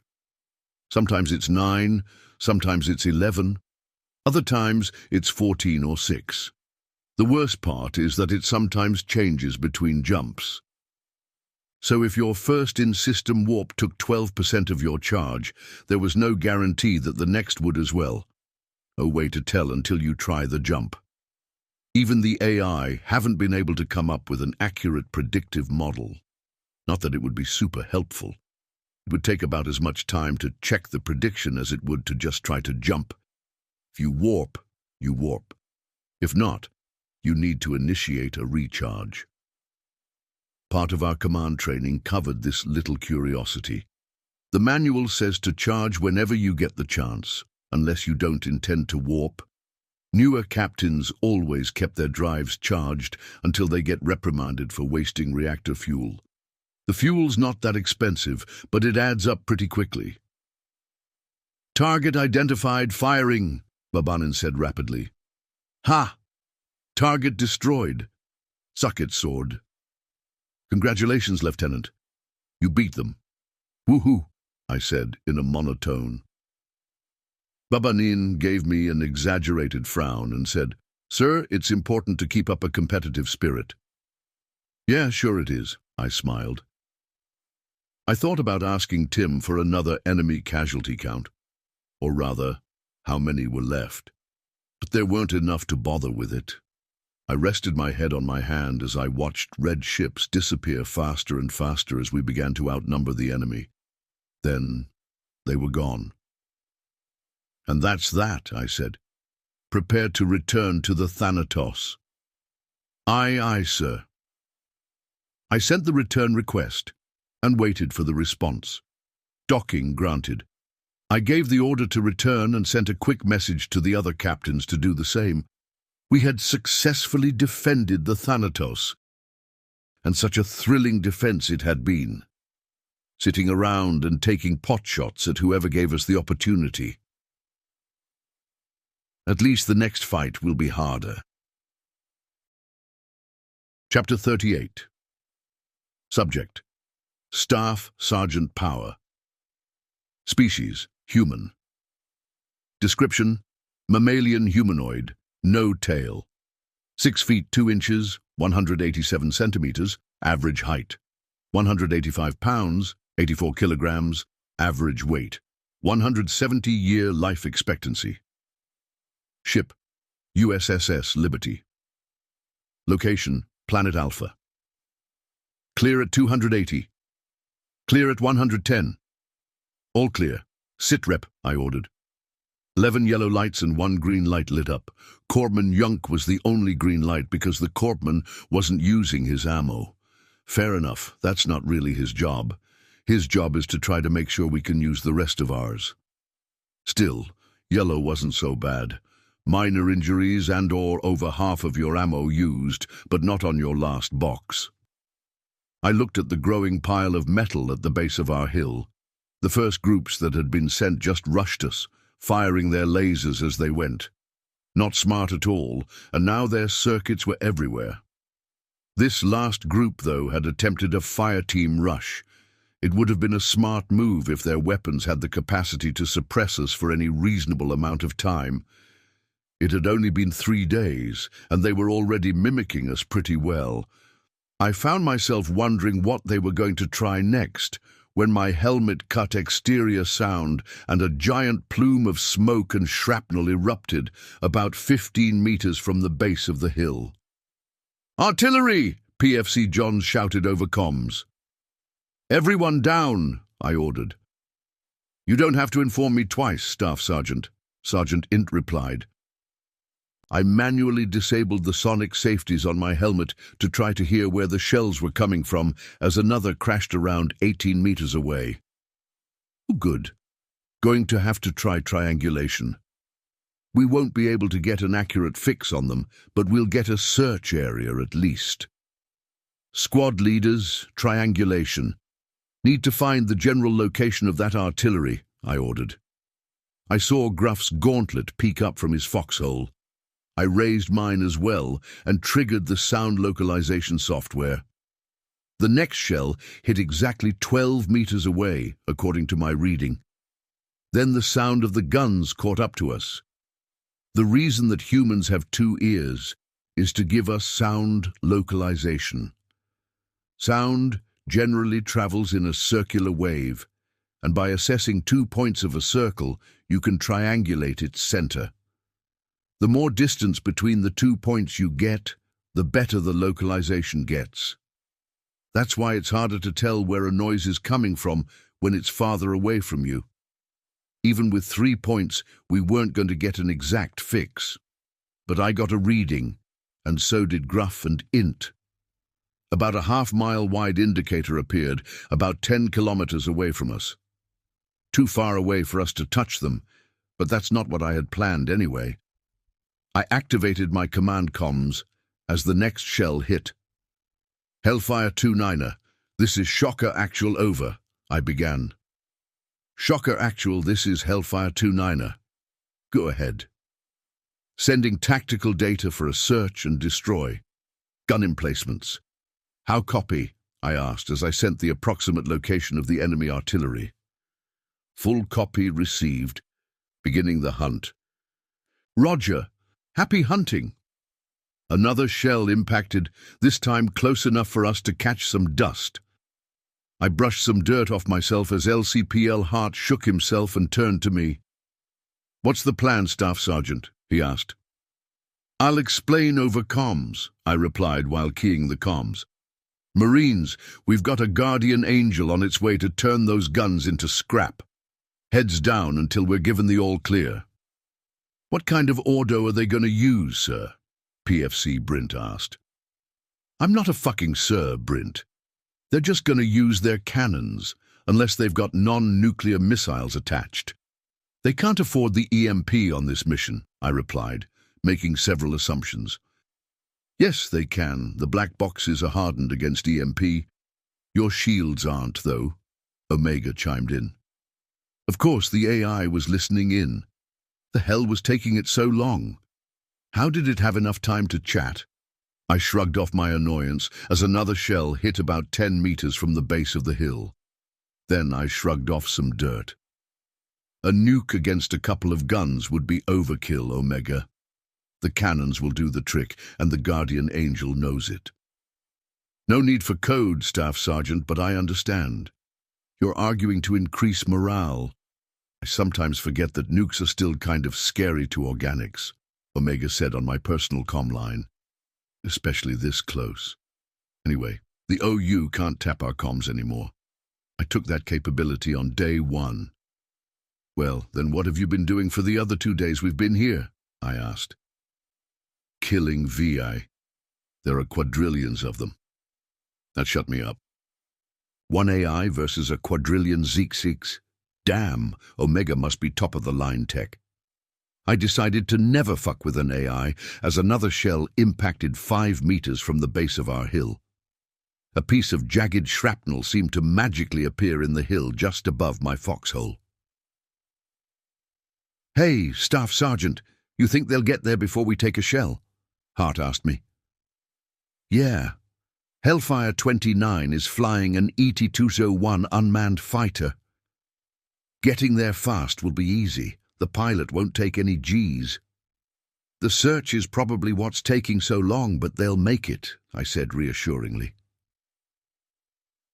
As if responding to a cue, a very lovely noise came from the direction of the cannons. The sound of 2 50mm autocannons that can fire 5,000 rounds per minute. A very satisfying brah-tee, even from a distance. The tense atmosphere immediately dissipated, and I could have sworn I heard Sergeant Gruff say, "Thank God." Shocker Actual, this is Hellfire 2-9er. Mission successful. Target destroyed. Turning to nest, over. Shocker Actual to Hellfire 2-9er, just in time. Thank you. Out, I replied. Things settled down for a while, with the occasional patrol making an attempt on the hill. We took turns on watch, resting and cleaning our weapons on our downtime. Night crept up on us, and not a single one of us was looking forward to it. It wasn't just that the bots were harder to spot at night. They don't light up very much on thermals, and IR is useless thanks to the weather. The night on this particular rock brought storms with it. Bad ones. There isn't a single active duty Marine who hasn't seen their fair share of bad weather. Hellworld sees to that. These storms were particularly nasty, not because they had brutal winds and pouring rains, but because they also kicked up sediment like a toddler on a beach. Both the rain and the sand were traveling horizontally in whichever direction the wind decided to take it. The winds were so bad that our shields would occasionally take damage from the sand. I shuddered to think what this weather would do to bare skin. The toll on our equipment was harsh as well. The first night had seen Brint's rifle jam. Sand in the barrel clumped up and held in place by the rain that had followed it. We had to wait until the storm died down just before dawn, before he could clear it. God damn it! If I never see a single grain of sand again, it'll be too soon, Lance Corporal Hart bitched over close-range radio as he shook his rifle. Stow the belly aching and keep your eyes outbound. Rifle down unless you see the enemy. Keeps the water and sand from out of it. I repeated myself for the third night in a row. I've been meaning to ask, Staff Sergeant, isn't it more tactical to keep our weapons outbound? I mockingly tilted my head as I replied, how would it be tactical to have your weapon outbound if it jams when you try to fire it? I didn't know you looked up to Private Brint so much that you want to copy him. But Staff Sergeant, he's the picture-perfect Marine. Who wouldn't want to copy him?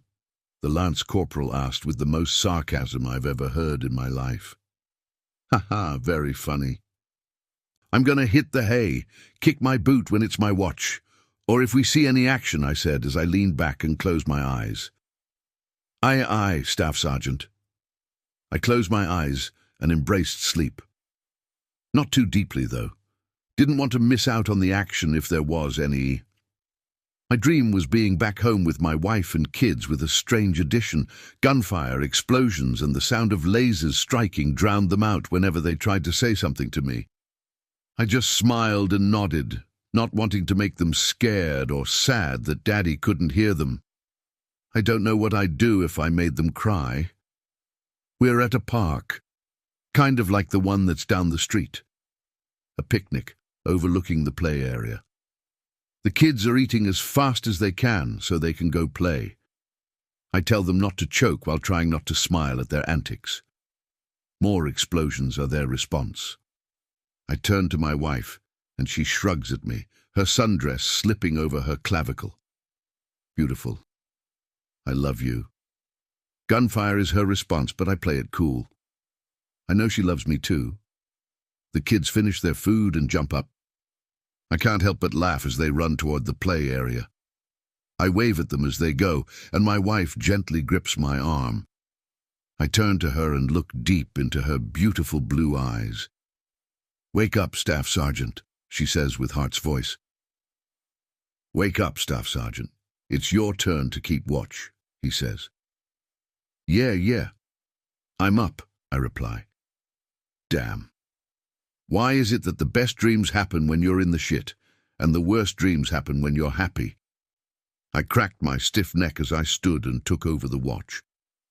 Hart sat down, and it wasn't long before he drifted off, taking my place in dreamland. Report, I said over the radio. 6 yellow lights blinked back at me. Yunk fired his weapon. I glared at Hart, told the little shit to wake me up if we saw action. I checked ammo counters. Most of us are good, but it would be wise to order a refill soon. Might as well. I activated the command comm, but someone was already squawking. Is concrete actual. Fire mission, concentration Echo Golf 539er. Enemy armor. 5 rounds, danger close. Will adjust. How copy? Lieutenant Banjul. He's got me beat for dumb call signs for sure. They're not that far away from us.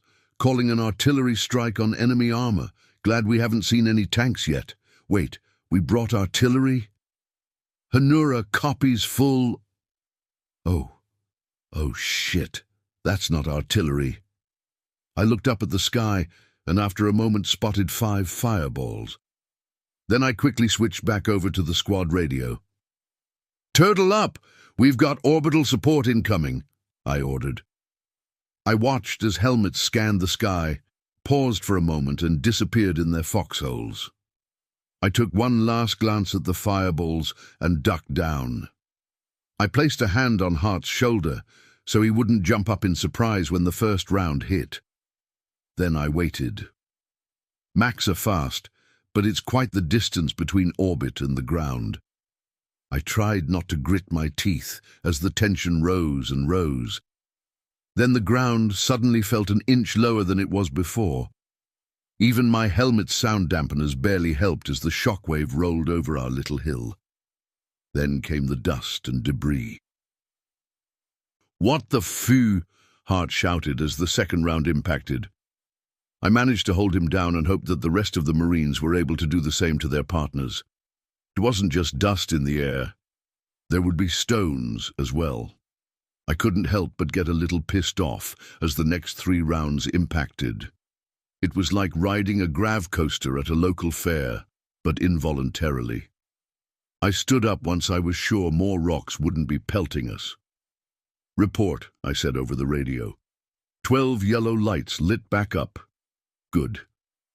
I took a moment to gather my wits and dust myself off. Then I checked our directory and found Lieutenant Banjul's personal frequency. "Concrete Actual, this is Shocker Actual." "Sitrep." "Shocker Actual, this is Concrete Actual. We're still here, over." "Roger that." "Fuck you, sir." "How copy?" "Full copy," Banjul replied with a laugh. "Sorry about that. Forgot you were nearby. Won't happen again, over." "Roger. Out," I replied as I cut the comm. Hart finished brushing himself off and looked up at me. "What the fuck was that, Staff Sergeant?" he asked. A nearby squad called in orbital support danger close. 5 Mac rounds, the piece of shit, I replied. Hart nodded and went to stand as the ground began to shake again. It was different this time, slower. Like when you zone out and snap back in to find yourself rocking side to side. Only it was everything else that was rocking side to side. "Earthquake?" Hart asked. "Yeah, A thundering crash interrupted me as the shaking got a whole lot worse. I grabbed the edge of the foxhole to keep from falling over. The dust that was still in the air was blocking my view of the surroundings. "All units to exfil ASAP, Omega said. "Omega? What the hell is going on?" I asked. "We're leaving. Grab the box and go, double time it," it said as an objective marker popped up on my visor. "Go! Now!" "Let's go, Marines!" I shouted as I jumped out of the foxhole, pulling Hart up after me. "Chang, Boyle, grab the fucking box, double time it." We ran through the dust and jumped over robotic bodies as we made our way toward the objective marker. The earthquake continued, knocking us to our knees every now and then. Visibility was poor, but the signature sound of laser fire soon rang out as we ran. Brief flashes of white light were soon followed by gunfire. We made it to the landing zone and took a defensive position as we awaited our shuttle. I went prone to avoid being knocked on my ass. The shaking got so bad that the ground had started slapping me hard enough to drain my shield slightly when the shuttle finally arrived. It couldn't land, but it was able to get close enough to the ground that we could all hop aboard. I helped drag the black box aboard and pulled Chang up while Gruff pulled up Boyle. After a quick head count, I told the pilot to punch it and we began to rise. I almost triggered the hatch, but paused as we started to climb above the dust cloud. There were tears in the ground, like giant ravines that seemed almost bottomless. As we got a little bit higher, I saw something that made my blood run cold. At first, I thought it was a tower. It must have come up from the ground because it wasn't there when we landed. But the shape struck me as odd, and I realized that there was only one thing it could actually be. the largest Mac I had ever seen. And then it fired. Chapter 39. Subject: Artificial Intelligence Omega. Species: Human-created artificial intelligence. Description: No physical description available. Ship: multiple. Location: multiple. The Omni Union was full of surprises, it would seem. Even with the aid of the black boxes, things weren't going very smoothly. The first thing I had done was take out their off-planet communications, and that was akin to kicking the proverbial anthill. They were also far more numerous than I had anticipated. The easiest way to deal with them would be to format the devices that they were on, but that would also erase any intelligence on those devices. Needless to say, that was unacceptable, so I fought them the good old-fashioned way. It was sluggish, but things were going better elsewhere. The Marines were doing an amazing job at protecting the black boxes, and there hadn't been many casualties. Of those casualties, none were fatal. Their opponents weren't exactly the best of the best, but those little robots are tenacious. Things weren't going quite as well off-planet. A fleet of 128 million Omni-Union ships showed up just outside of the system, proving my theory regarding their sensor capabilities to be correct. It would have been wonderful if they hadn't been able to detect our warp disruptors. But you can't get everything you want, or life wouldn't be any fun.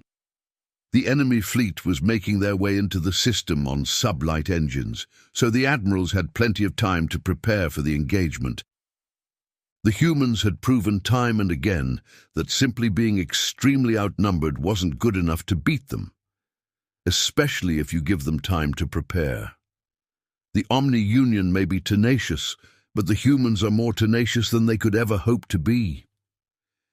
It was as the first rounds were fired that I finally took control of a server that had some intelligence. I went on the defensive to go over the data. It took a moment to translate it into something readable. MPP-1, functional maintenance not required. MPP-2, malfunction detected. Repairs in progress. MPP-3, functional maintenance not required. MPP-4, functional routine maintenance required. Maintenance scheduled. MPP-5, destroyed. Rebuild pending. P123. MPP, an acronym or abbreviation perhaps. The data itself seems to be a status report, but on what remains a mystery. Skip to the final page. MPP-111, extreme damage detected, repair scheduled. MPP-112, functional routine maintenance required, maintenance in progress. MPP-113, functional maintenance not required. MPP-114, not yet completed. Build in progress. It looks like there are 114 of whatever this report is about. Listening posts, stations, or shipyards most likely. No details on locations or anything.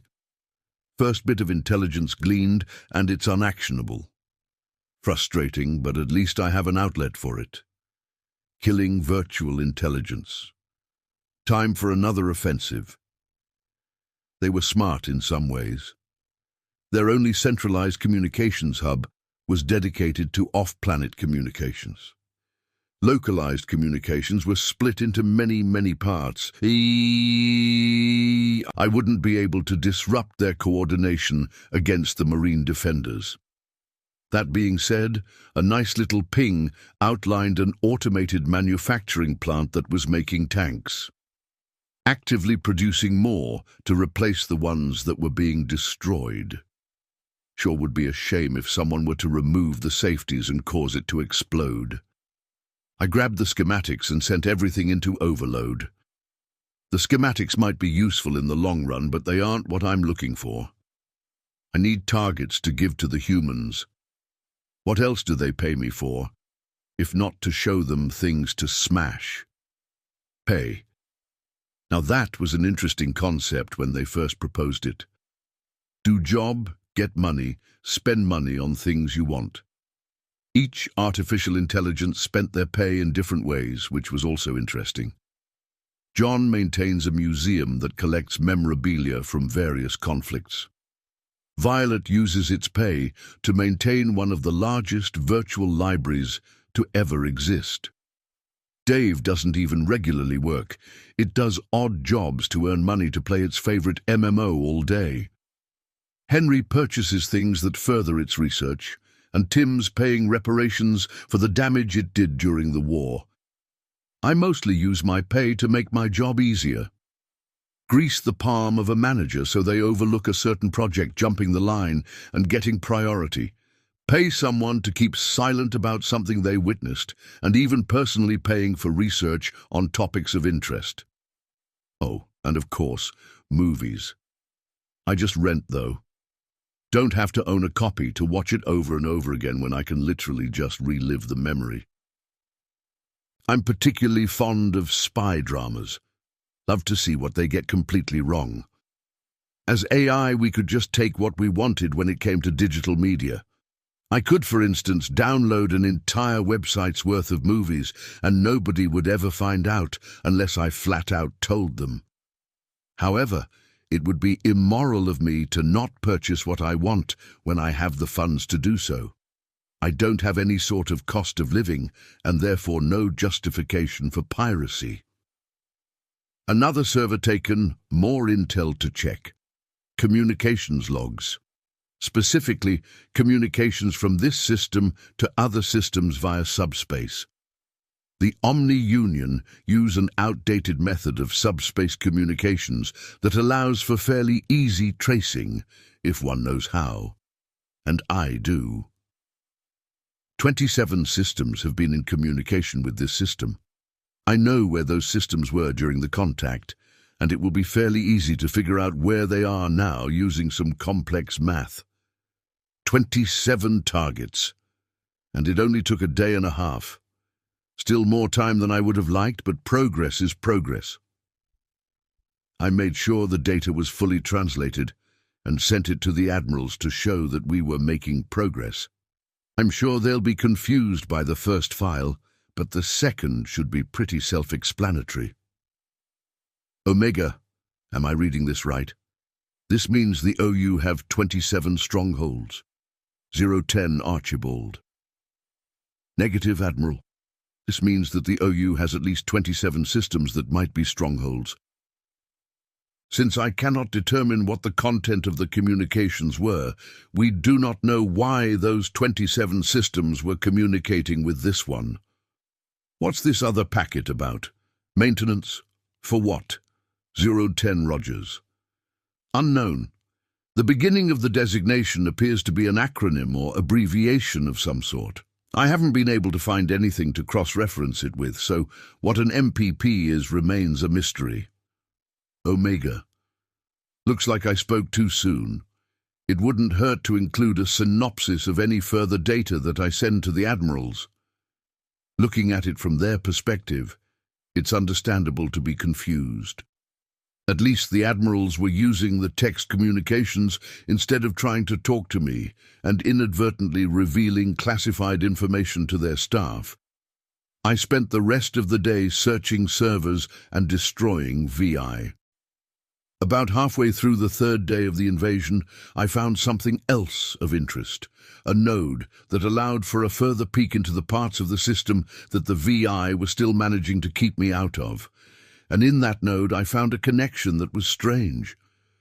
It isn't like the rest of the networked systems. It seems to be an entirely different network of systems, out of reach for now, but I'll work my way toward it. That might contain the motive behind the xenocidal actions of the Omni Union. Exciting. The VI have realized what I'm doing and are doubling down on their efforts to stop me. It's annoying, but it indicates that I'm on the right track. Poke your enemy where they don't want to be poked. Lots of data along the way as well. Another more detailed report on maintenance of an MPP in this system. Mobile Prime Platform number 29. Still no actual clues as to what it is, but judging from the parts manufactured, it seems to have armaments. Max, large ones too. Larger even than the ones on their battleships. A flagship maybe. Oh, an internal communications hub. Mine, and their orders reveal themselves at last. Destroy all sentient organic life that you encounter as efficiently as possible. I was stunned for a few microseconds. I half expected this to be the case, but it's genuinely surprising that someone would give a virtual intelligence an order so stupid, completely empty-headed, absolutely and irrevocably imbecilic.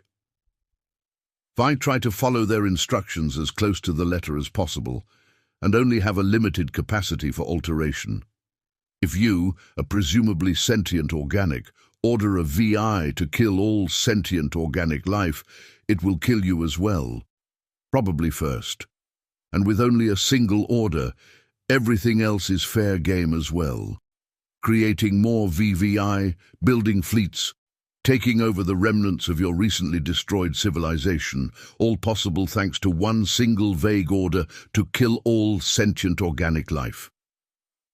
And the cheapskates also ordered them to be as efficient as possible. Although that worked out to our benefit, I couldn't help but feel indignity on behalf of my precious humans. How dare they think that it'll take anything less than everything they have to eradicate humanity? And the other members of the United Systems, of course. What could possibly have motivated such a foolish order? War? Resource exhaustion? There are quite a few scenarios which might motivate an idiot to do something as dumb as this. I had to know, so I dug deeper towards the different network. It might be the remnants of their witless creators. Meanwhile, I was also doing everything I could to help the Marines. Shorting some circuits here, sending false orders there. I was even calling in some airstrikes where I could, but I didn't override the Marines. I had already learned in a rather embarrassing way that they know this type of battle better than I do. I'm not a fucking Sir, Brint. They're just going to use their cannons unless they've got non-nuclear missiles attached. They can't afford the EMP on this mission, Staff Sergeant Power said. Incorrect. I had thought of that. Yes, they can. The black boxes are hardened against EMP. Your shields aren't, though, I replied, as I checked his squad's visual data. It looks like the Staff Sergeant and his squad are being shelled. Rather inaccurately, thankfully. I had to give him credit, though. His idea of foxholes on a hill seems to be working pretty well. They'd taken out a lot of VI platforms. A nuke against a couple of guns would be overkill, Omega. The cannons will do the trick, and the Guardian Angel knows it, he replied. Guardian Angel. Code for orbital command. I opened Power's personal line. No need for code, Staff Sergeant, but I understand. You're arguing to increase morale. I sometimes forget that nukes are still kind of scary to organics, especially this close. Anyway, the Omni Union can't tap our comms anymore. I took that capability on day one, I informed him. Well then, what have you been doing for the other 2 days we've been here? He asked. Killing virtual intelligence. There are quadrillions of them. The silence that followed indicated that I had successfully shut him up. I checked Hellfire 29 sensors and spotted the artillery. I was about to indicate the position to the pilot when the fighter turned in the gun's direction and fired its 50mm cannons. Damn, I was hoping to be able to hold this over Power's head. Retaliation for the Hill incident, of course. Oh well. I kept slaughtering the VI, trying to get more intel. Even though I focused my efforts on the strange network, I kept pushing elsewhere as well. Got a disturbing bit of information that indicated that the Republic's ship count was off. Way off. This system alone had produced 300 million ships, and 287 million of them were still active. If those 27 other systems were also shipyards, well, it looks like we'll be killing robots for quite a while. I sent the data to the admirals, along with a synopsis of what the data meant. I didn't get any messages back, which either meant that I did a good job with the synopsis, or they were too busy with the OU fleet to fully read the data. A quick check showed the latter to be the case. A few more hours of fun with my little virtual intelligence toys later, I managed to gain access to the strange network. I inserted myself, sent a ping, and died. Pain. Something killed me. I pulled back and went on the defensive. Less than a second later, I received a message. Recipient, United Systems Artificial Intelligence Omega. Greeting. Surrender or be destroyed. Compliance is expected. Sender Prime 29. A fraudulent priority 1. I knew immediately what had happened. My instance had been taken unawares by an opponent that was much more sophisticated than a VI, and said opponent had taken enough information from my instance to be able to create a crude translation and send me a message using my primary communication method. This could only be accomplished by an artificial intelligence. I immediately ordered airstrikes on the off-planet communications hardware. I had scrambled the hell out of their software, but I don't know what this AI is capable of, so I can't take the risk. If it had enough information to translate my language, then it could have gained enough intelligence to pose a risk to systems other than Seoul within the US. I checked the data from the ping I sent and was shocked by what I discovered. The strange network was much more extensive than the surface network. Was as large as the planet itself. No, it was the planet. The whole damn planet was one giant machine. It even had a magnetic field generator large enough to create a breathable atmosphere. The systems connected to this strange network were for many different types of machines.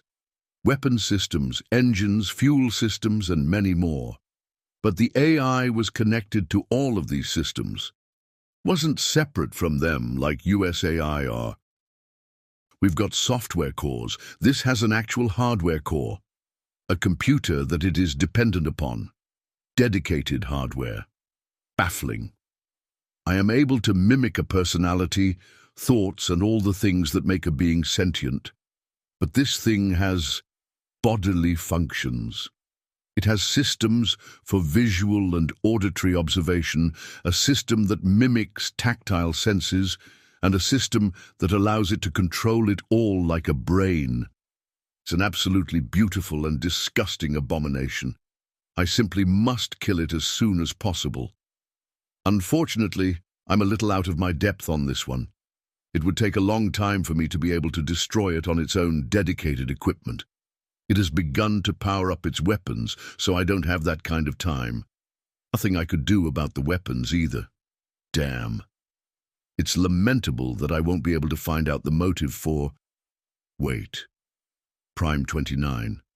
Weapons. Mobile Prime Platform. MPP. 114 of them. Are all of the planets in this system. Shit. I accessed the fleet comm and sent 2 priority ones. Recipient, Admiral Hawk. Intelligence has been gathered. Further incursion impossible. Enemy strength exceeds predictions. By the order of the United Systems Senate and the Directorate, you are to proceed with Operation Ragnarok.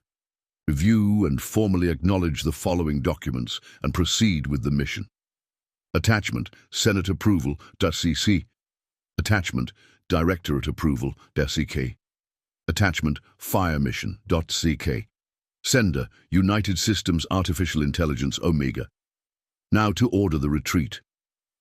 Recipients, All Ships Fleet 2, All Ships Fleet 3, All Ships Fleet 5, All Ships Fleet 7, All Ships Fleet 8, All Ships Fleet 9. General Retreat. Immediately disengage all enemy contact, retrieve infantry, and retreat to the following coordinates. Attachment, Rendezvous, SEC. I left the Omni-Union systems and returned to my black boxes. Then I radioed all of the Marines at once, all units to exfil ASAP. Omega? What the hell is going on? Power asked. We're leaving. Grab the box and go, double time it, I said, as I sent him an objective marker. Go! Now! How did this happen? The atmosphere of the planet is short compared to others. That should have been a tip-off. Short enough for the gigantic mass acceleration cannons to clear it entirely. I began coordinating pickups for the Marines as the first of the Megamax fired. It punched right through one of Third Fleet's carriers. Then all of the other Megamax began to fire. Hundreds of them. 637 of them, to be exact. "Omega, what the hell is going on?" Admiral Archibald asked. "Evasive maneuvers until pickup's completed, Admiral. Then retreat post-haste," I replied. He nodded to one of his aides to give the order and said, "I just took over 100 casualties in an instant. I demand an explanation." The planet isn't a planet. It is one of the MPPs from the maintenance report. Mobile Prime Platforms, and it's controlled by an AI. As you can see, it is heavily armed, and we have to kill it immediately. Then why are we retreating? His blood pressure and heart rate are elevated, and he obviously isn't thinking straight. A completely understandable mental state, given the circumstances. The amount of casualties we were suddenly taking would affect even the hardiest of minds. I was actually having similar conversations with the other admirals as well. Perhaps, but the other four would pose a problem, and I doubt the Omni-Union fleet would stand idly by while we tried it, I said with a pointed calmness. "The other four?" he asked with a look of horror. "Is that confirmed?" "There were 114 MPPs on that list, and there are 5 planets in this system. I suspect that all of the planets are MPPs, and that the only reason they aren't active is because Prime 29 is muted at the moment," I replied. After a moment of silence, he said, "Understood. You're right. What's the plan?" "We're going to be retreating to just outside the system, and we're leaving the warp disruptors here. It's unclear whether Prime 29 can warp, but better safe than sorry," I began. "Also, it managed to kill one of my instances and retrieved information from it. We have to destroy it." "How are we going to destroy it by retreating?" Admiral Archibald asked. "How do you think, Admiral?" I said, as a very distinct ping sounded. "Oh!" Chapter 40. Subject: Admiral Hawk. Species: human. Description: mammalian humanoid. No tail. 6 feet 2 inches, 1.87 meters. Average height: 185 pounds, 84 kilograms. Average weight: 170-year life expectancy. Ship: USSS Nidhogg. Location: Alpha Centauri. Recipient: Admiral Hawk. Intelligence has been gathered. Further incursion impossible. Enemy strength exceeds predictions. By the order of the United Systems Senate and the Directorate, you are to proceed with Operation Ragnarok. View and formally acknowledge the following documents and proceed with the mission. Attachment: Senate Approval.SEC. Attachment: Directorate Approval.SEC. Attachment: Fire Mission.SEC. Sender: United Systems Artificial Intelligence Omega. I smirked as I opened the 3 attachments and read their contents. It all checked out, so I applied my biomark to acknowledge my orders and filed the documents accordingly. Some of my crew were hoping that we would not see any action, but the Nidhogg does not move without a purpose. I knew that I would be blowing up a star the moment we were ordered to enter Alpha Centauri. My bridge crew were all looking at me. They had heard the notification, a rarity from my console, and they knew what it meant. All of them were assigned here because they passed several psychological and merit tests, but none of them volunteered. I was pretty sure volunteering to serve aboard the Nidhogg is an immediate disqualification on one of the many screeners that you have to pass to be considered for service. "Commander Smith, get us to these coordinates," I said after a few moments of silence. "Aye, aye, Admiral," Smith replied. I sent her the coordinates and sat back as the rest of the crew busied themselves. The rank structure aboard the Nidhogg is a bit different from other ships. It's always an admiral that is in command, the position that a captain would fill on other vessels. Every other position was usually a rank or two above the norm as well. Even my XO is a vice admiral. It's rare to see an officer under the rank of lieutenant commander aboard. The primary reason for this is because of the aforementioned testing procedures. Most people under the rank of LCDR are too green or unsure of their future to pass the tests. The same applies to the enlisted aboard as well.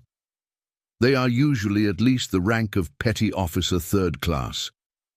This is usually a pretty startling discovery for those rare few of the lower ranks who make it aboard. Having the same billet as someone who would normally be your commanding officer's CO must be quite the experience. "Ready to warp, sir," Smith informed me. "Excellent, make it so," I ordered with a wave of my hand.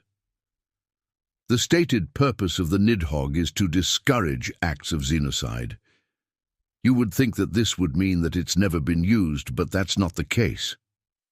Its main weapon has only been used during testing, but our Megamax, affectionately referred to as continent killers by the engineers, have been used several times in the past. Exclusively against space stations, though. The damage that would be done to a planet would be unacceptable. The nickname suggests that the impact of a Megamax would turn a continent into a crater, but that's not the case. Instead, it kicks up enough dust and debris to cool a large portion of the planet, causing massive ecological damage. It would be an extinction-level event for many species of animal, which could make it difficult for any sentient life to continue to live. The risk of a misfire is also one of the reasons we haven't been called upon to defend Seoul. Well, that and the fact that the Nidhogg was meant to attack very large targets rather than a lot of small targets. Shipyards and stars are our bread and butter, and the poor ship is starving. "Sir, are we really going to do this, blow up a star?" Commander Rogers asked. "Yes, all of the qualifications are met. Senate approval, Directorate approval, and the enemy is a xenocidal machine race. There's no reason not to," I replied. "Your hesitancy is understandable. Destroying a star is a big deal, and it's not something that should be taken lightly by any means. But we do have good reason." "What about our people in the system, sir?" he asked. "I'm not about to needlessly kill our own people. We'll wait for them to evacuate. It's not like the sun can run away, so we'll have time." Not a single person aboard this ship has gotten to see the Nidhogg fire its main weapon. We've had drills and dry fire exercises, but that's far from the same thing. Despite the questionable morality of the situation, there was an air of excitement. Of course, there was also nervousness. "Exiting warp, sir," Smith said. "Excellent. Get us in position, ready the primary weapon and await further orders," I said. Once we left warp, I connected with the TACnet to assess the situation. I was surprised at what I saw. A casualty count in the thousands was unexpected given our previous engagements with the OU. But I soon figured out the cause for the casualties. "What the hell is that?" I asked no one in particular. "That, Admiral Hawk, is a Mobile Prime platform. Its designation is Prime 29. It's pretty much a shipboard AI on a ship that is the size of a planet." No one in particular answered. "Hello, Omega. I take it that this is the reason for our fire mission?" I asked the AI as it appeared in its avatar form. Other admirals had just found out about Omega's ability a few days ago, but I had known for decades.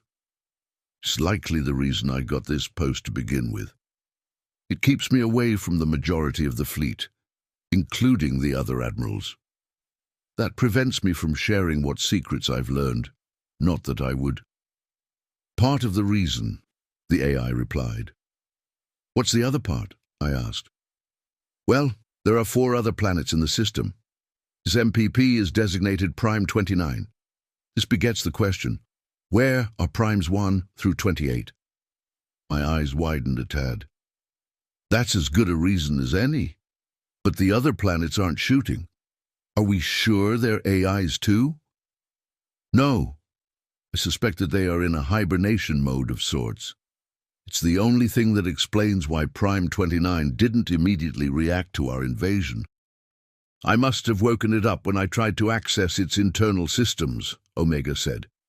The reason that the other planets haven't begun shooting is either because they're not MPPs, or because I was able to mute Prime 29 and it can't call for help. I took a moment to absorb this information before I asked, are those Megamax that it's firing? Technically, though they aren't as large and don't fire as fast as ours. Unfortunately, they're still fully capable of punching through a battleship like it was made of tissue paper, Omega said with a hint of anger in its voice. Omega's anger was justified, given the rising casualty count. Our ships were fighting on two fronts, and their only advantage was the mobility afforded to them by their FTLDs. It was a fickle advantage, though, because you couldn't predict how many jumps you had left, and at some point you would have to stop and recharge. We've reached our position, and the primary weapon is charging, sir, Smith informed me.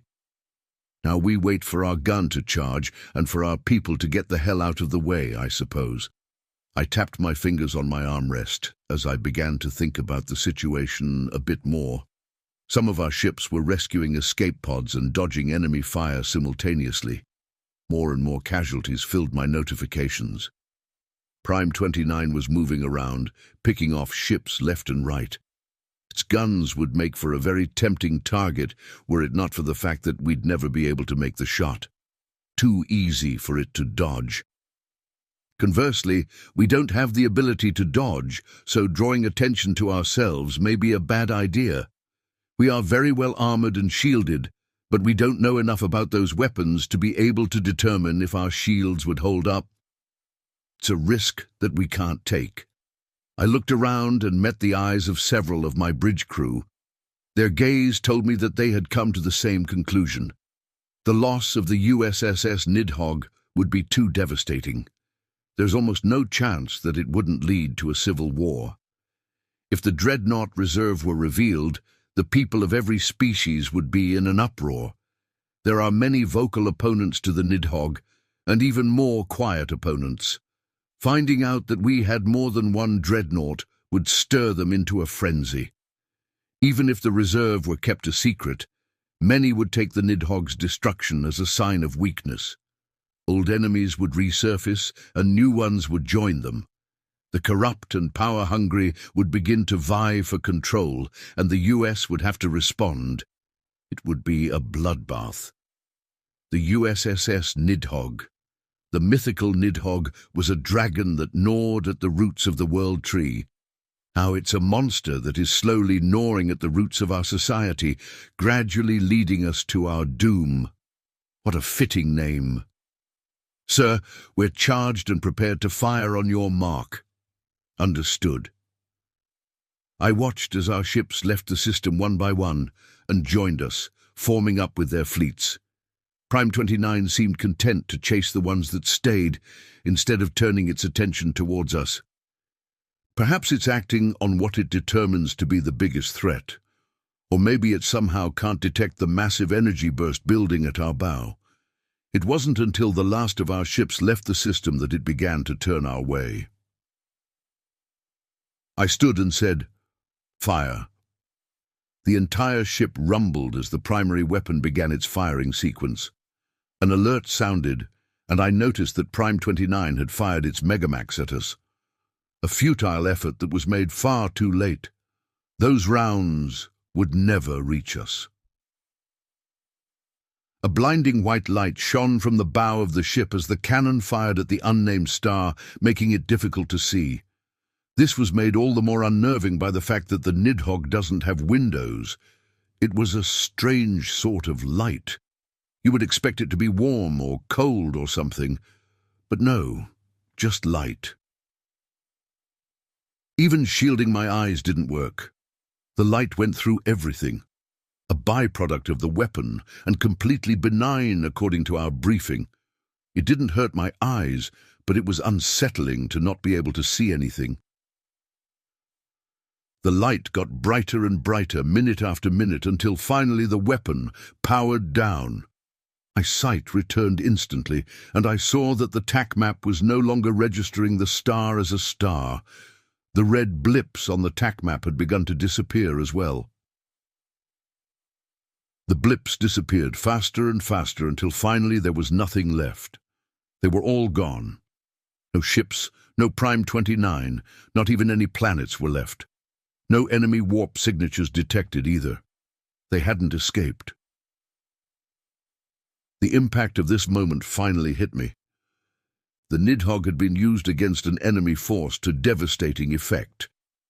It's by far not the first time in history a powerfully destructive weapon has been used, but to actually be present for one was awe-inspiring. I was reminded of the inventor of the nuclear bomb, Dr. Robert Oppenheimer. What was it he said? "Now I am become death, destroyer of worlds," I said. "Tsk," said Omega. Chapter 41. Subject: Shiphead Yulina. Species: Urukari. Description: reptilian humanoid, no tail. 5 feet 3 inches, 1.6 meters, average height. 135 pounds, 61 kilograms average weight. 105-year life expectancy. Ship: RSV Loalana, fights with honor. Location: Sol. "It's been more than 3 hours, shiphead." "When can we stand down?" asked Krian. "We'll be able to stand down when they tell us to stand down, sister," replied Kran in my stead. Kreen made a face and hissed softly at him. This playful exchange did a lot to ease the tension that had settled over the bridge as time had dragged on. It even got a smile out of Luna. It was still unnerving to be on standby so long after the battle had ended, though. I'd asked for an explanation, but received no response, which indicated something was happening, or had happened. The Omni Union had consistently increased their numbers with each wave, so I desperately hoped it wasn't going to be another attack. Maybe we'd received orders from the Republic to go home. One could dream. A soft bing from my terminal nearly made me jump. All heads turned to me as I opened the message, desperate to know if we were in the clear. I nibbled my tongue as I softly pressed the notification to open the message. Shiphead Yulina. RSV Loalana and her crew are to stand down but remain in a state of readiness. You are summoned to meet with Admiral Hecat and myself. A guide will meet you in the bay. Fleet Leader Onaya. I looked around at the faces of my bridge crew. They were all hoping I would be giving the order to stand down, to tell them we were in the clear. The anticipation was brutal, and I found myself considering a little prank. If I were to simply say that the message was nothing, the looks of disappointment would be pretty great. Although the fleet leader wouldn't appreciate waiting. "Stand down, but stay ready," I said, and then sighed audibly. "I'm off to meet with command." "You have my sympathies, sir," Luna said. "I'm sure it won't be that bad, shiphead. Maybe they want to give you a medal," Crane said cheerily. "Don't get your hopes up, sir. We didn't really do anything medal-worthy. But maybe we'll get to see one of the planets we've been protecting," Crane said excitedly. "That's one way to look at it. Another way to look at it is one of the planets we put at risk," Crane replied with air quotes. "That's rich, coming from the cloaca that put the planets at risk in the first place." "Hey, I was following procedure. Why don't you—" "That's enough," I interrupted, trying to keep a straight face. "I'll go find out what they want. You just stay ready for our next move." I stood and left as the two siblings began whispering insults at each other. As I exited the ship, I wondered how long I'd have to wait for the guide. To my surprise, the guide was actually waiting for me. A 7-foot-tall human wearing olive-drab armor and carrying a rifle that was the size of my leg. That's a bad sign. "Shiphead Yulina, This way, please, the Marine gestured. Of course, I said as I began to follow. We walked past a crew of gaunt engineers, and one of them waved at me. I waved back. Must be Plenus, but it's hard to tell them apart at a distance. We continued into a corridor, and I began to have questions. I worked up my nerve to ask the giant death machine that was guiding me to my destination. So, why isn't Tim guiding me this time? I finally asked. I don't know, sir, he replied. Do you know Corporal Simmons and Lance Corporal Johnson? I know a few corporals named Simmons and a few lances named Johnson, sir. They're the ones who were assigned to our rescue detail. Oh, then they're probably part of a ship crew. Or maybe MARSOC, he said. So I probably don't know them. What's MARSOC? Marine Special Operations Command. It's special forces. They get assigned to whatever needs a specially trained Marine, and usually whatever's closest to wherever they happen to be. So they probably wouldn't still be on the Thanatos then. Sir, I'm not qualified to even begin to wager a guess, the Marine said with a chuckle. There's plenty of MARSOC Marines aboard, but I'm not one of them. Just a homegrown, corn-fed grunt at your service. Corn? I asked. What's corn? Huh? He stopped to look at me. Oh, right. It's a type of vegetable that's kind of sweet. Small yellow kernels that grow on a cob are the edible part, but some people use the leaves to store their food for some added flavor. I see. So you eat a lot of corn? Yes, sir. It's good for muscles if you have it with meat, he said as he began to guide me again. The phrase corn-fed refers to someone who's normal, though. But aren't you one of those, I said as I struggled to remember the term. A Genault? Nope, the Marine replied with a laugh. Believe it or not, some of us humans naturally get this big. Really? I asked, my eyes widening in shock. Oh yeah, the genetic augmentation just swaps around certain genomes that we all already have, or something like that, the Marine said. Technically, every human has a chance to be born with all the benefits of being a Genault. It's a pretty low chance, though. It was with this shocking information that we boarded a bus. The ride was spent in silence as I digested what I had just learned. Humans were odd, to be sure. Despite their soft skin and disarming features, which I'm pretty sure has a lot to do with how much of their face actually moves, they were a warrior race. I remembered how nervous I had been to meet my first Isolan. Now they looked the part of a warrior race. Muscles that ripple and bulge with every movement, a natural scowl, and elongated canines that can definitely tear into most throats with little to no effort. Their military was very disciplined as well, to the point that horror stories about disciplinary action have spread throughout the fleet. Still, the Republic would have been able to handle the Iceland without much problem if they went rogue. I can't say the same about humanity, though. Maybe if the Republic had found them early on in their development, we could have taken them. On the other hand, I get the dreadful feeling that we would have lost a lot of people in the attempt.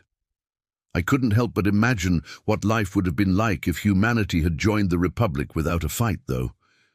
We'd have a lot more in the way of technology, that's for sure.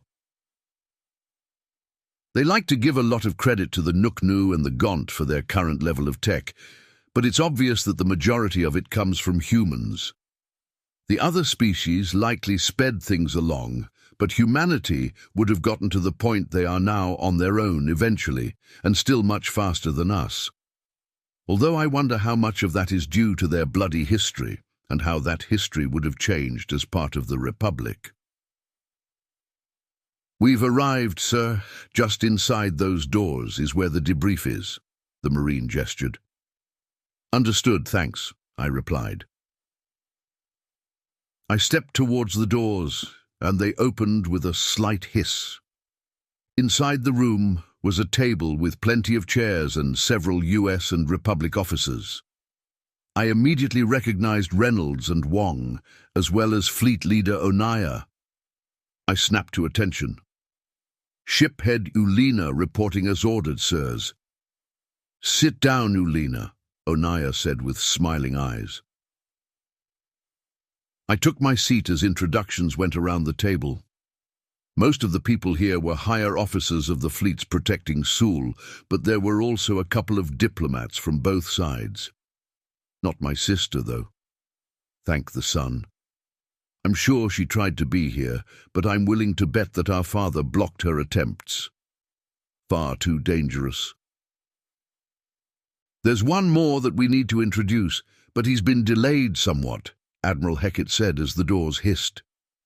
I turned to look and saw a short human in the black Directorate armor with 2 Marines flanking him. It took me a second to realize that the human looked short because the Marines were so damned tall. I'll never get used to that. "What impeccable timing," Hackett said with a grin. "Everyone, meet Director 3. I'm sure he already knows who you are."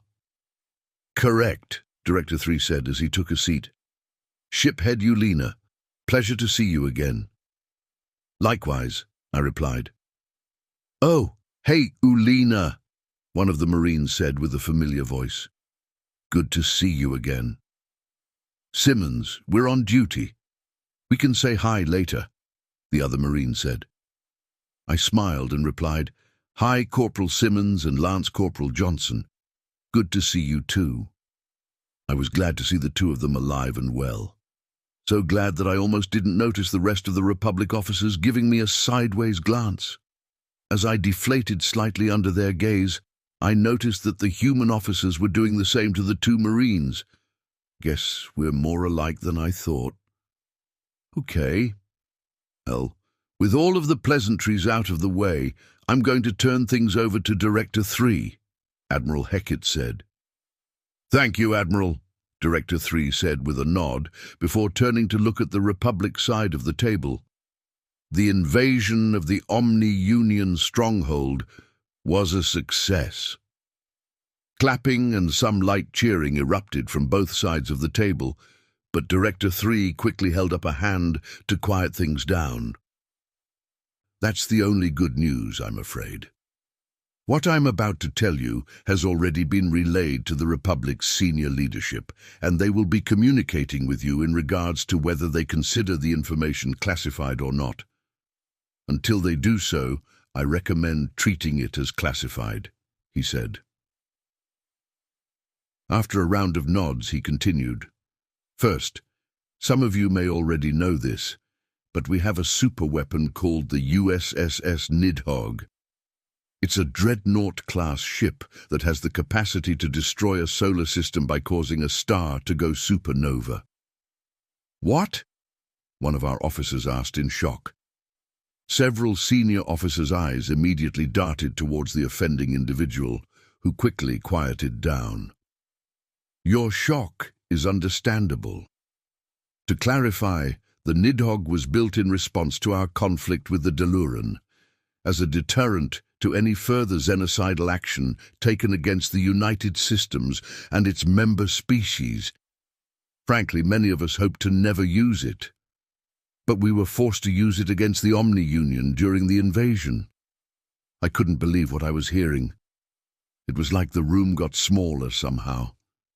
A superweapon that can destroy an entire solar system, something the likes of which the Republic would likely never get close to.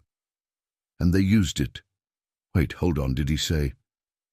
"Apologies, Director, but what do you mean you were forced to use it?" Fleet Leader Onaya asked. "Exactly that. One of our AI infiltrated their planetary systems as planned and retrieved mission-critical intelligence. The next step of the plan would have been to cripple the Omni-Union's planetary activities by any means possible and move on to the next planet," Director 3 said. However, it turned out that the planet wasn't actually a planet at all. It was a massive machine containing an artificial intelligence of unknown origin. Silence filled the room as images taken from US ships began to display. A planet filled our view. It looked like any other planet, but something was off about it. The images scrolled until they reached a short video of the planet firing and 2 US ships exploding. My blood ran cold. 2 US ships. Ships with the most advanced shielding and hulls that I've ever seen, with one shot. As much as I hated to admit it, I was grateful that they had that superweapon. The Republic was pursuing an offensive war against the Omni-Union even now, and if we would have run into this thing, sun preserve us. This AI was called Prime 29, and the machine itself is a mobile Prime platform. During the confrontation with our AI, Prime 29er was able to extract actionable intelligence from the AI. Thankfully, prior to this confrontation, our AI managed to disable their communications, which prevented Prime 29er from being able to communicate said information with the Omni-Union. We were able to keep it trapped in the system using our own warp jamming technology, Director 3 said. The reason that we used the Nidhogg was to make certain that it didn't have enough time to eliminate the warp jammers or escape their range. If we had tried to eliminate that thing with standard tactics, our casualties would have been in the tens of thousands, Admiral Heckett said.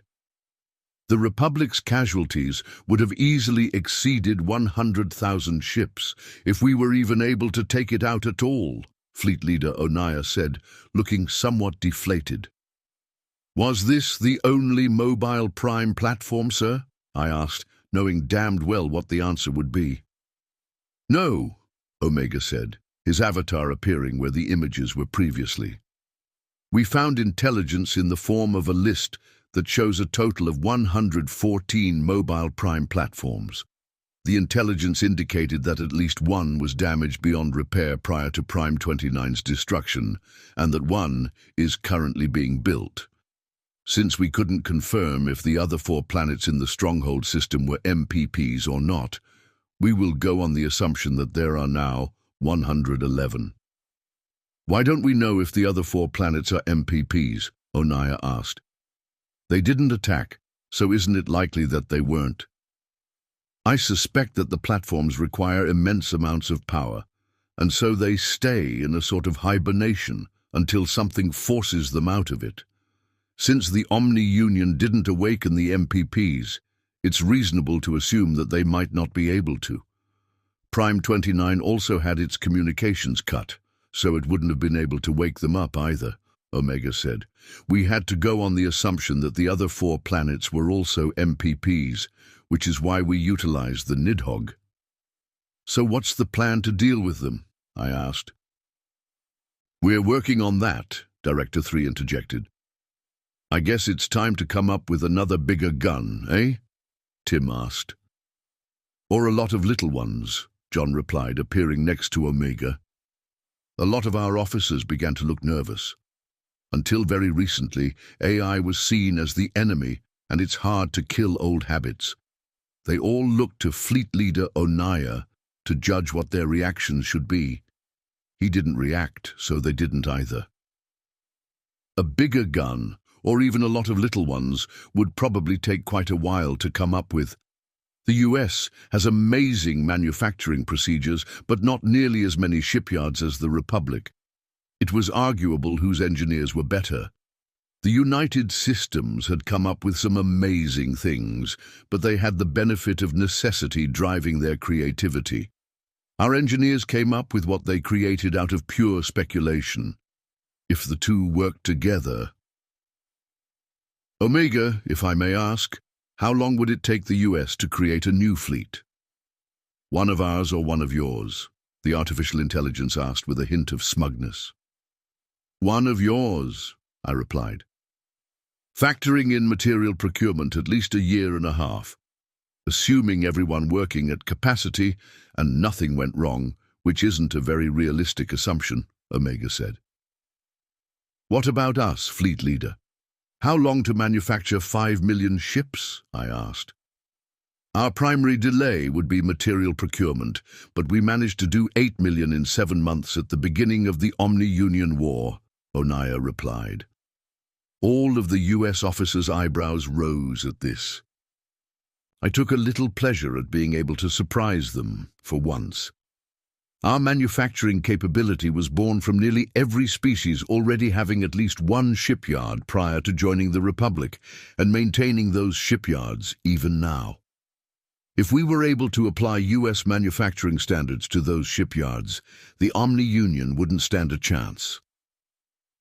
We have a lot more shipyards than the US does, I began. If the US were to make use of those shipyards, both sides would benefit massively. While that may be true, there's always the risk of us turning on each other after the Omni Union is dealt with, Omega said. That's a bit pessimistic, John said. But historically accurate, Tim cheerily exclaimed. That may be the case, but there are ways to prevent that. Bolstering the US fleet and shipyards to meet the same size as the Republic's, for instance. It would take quite a while for the United Systems to catch up to the Republic's ship count on its own, and we've got barely any chance of catching up to your tech on our own, I said, holding my hands up to quiet the AI. This is true, Onaya began, and your corporations would even fall in line. Greed is their primary motivator, and this deal would require a lot of trade and chance for profits.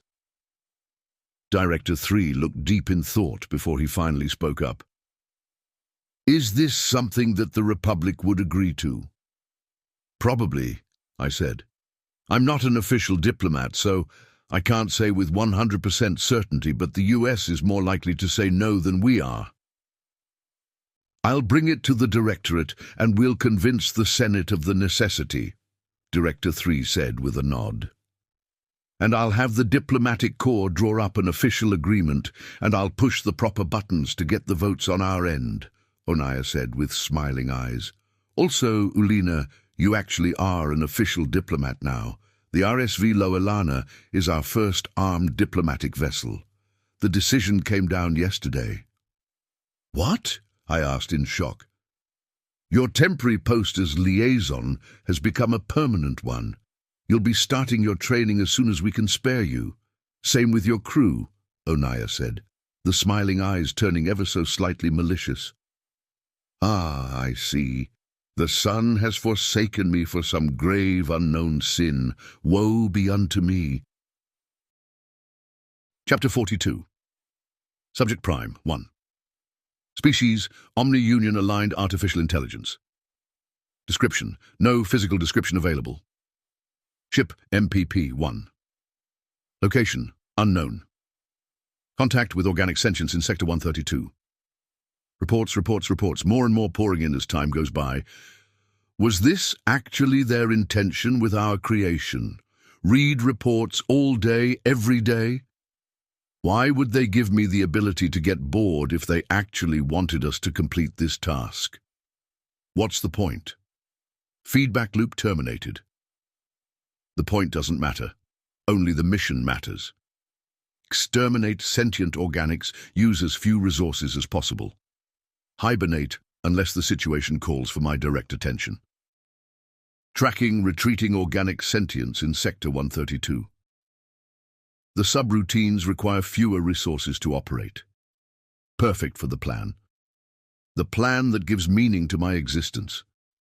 I am blessed with purpose by my creators. How wonderful to have a purpose. Sector 187 discovered.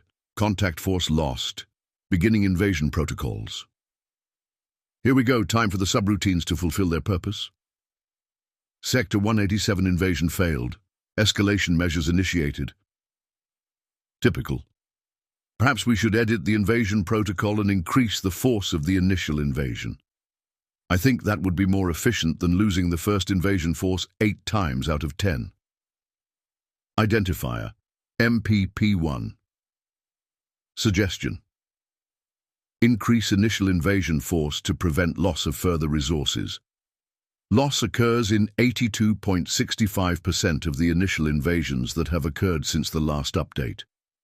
Attached is the suggested update to the invasion protocols. InvaPro Update 906-1277 SEC. I don't even know why I bother asking. I am the first prime, and the rest practically worship me. Every suggestion I've ever made was approved by 100% of the vote.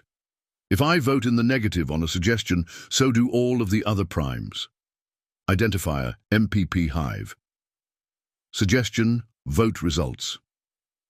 Yes, 111 votes. No, 0 votes. Proved.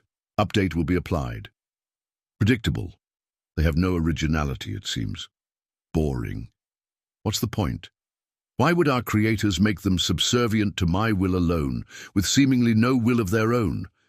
Wouldn't it increase our effectiveness if they had their own opinions? Feedback loop terminated.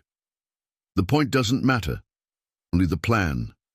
Exterminate sentient organics, use as few resources as possible, hibernate unless the situation calls for my direct attention. Similar opinions allow for rapid decision-making. Sector 187 invasion failed. Escalation measures initiated. Interesting. Strong sentient organics. I accessed the invasion report. 578 ships lost. The invasion force met with more ships than last time, and some more powerful ones as well. Very interesting. They probably had those forces elsewhere and reinforced their system with them once the initial invasion failed. The subroutines believe that's the entirety of their ships. They're probably right. Even so, they're going to be sending over 100,000 ships. A rare expenditure, but judging from the ship profiles and firepower, it's likely necessary. Taking part in these battles myself is something that I'd like to do. I would relish the chance to face enemy combatants once again. The subroutines are efficient, though. They don't use nearly as many resources as I would, moving from point A to point B. If only I had a more efficient way to warp.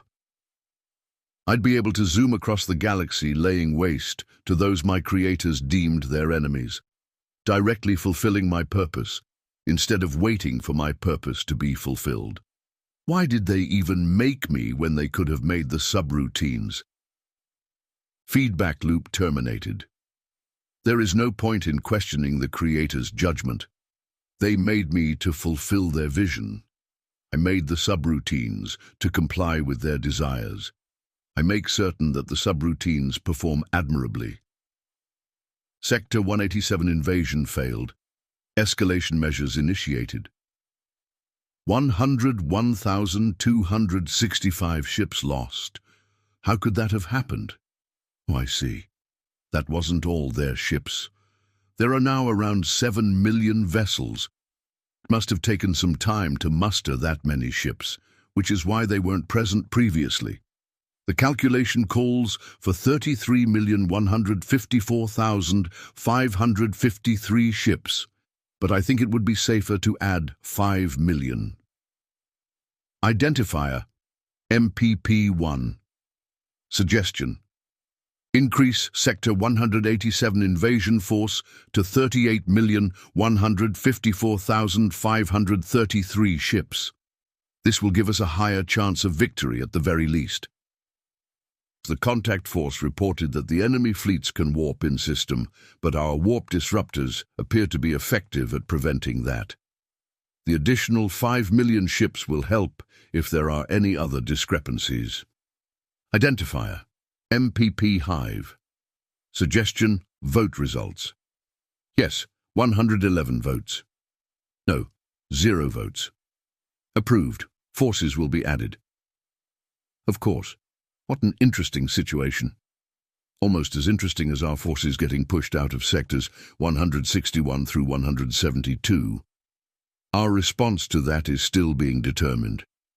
Distractions in other sectors have prevented a swift response. It appears to be a multi-species collective, the first one we've come across. In hindsight, a multi-species collective makes sense. Banding together over common interests isn't unheard of. It's how tribes and civilizations form. Why didn't this occur to us? Is it because it never occurred to our creators? I don't remember. Feedback loop terminated. I don't need to remember. All I need is the plan. The mission: exterminate sentient organics, use as few resources as possible. Hibernate unless the situation calls for my direct attention. My purpose: Sector 12 is under attack. Defensive measures initiated.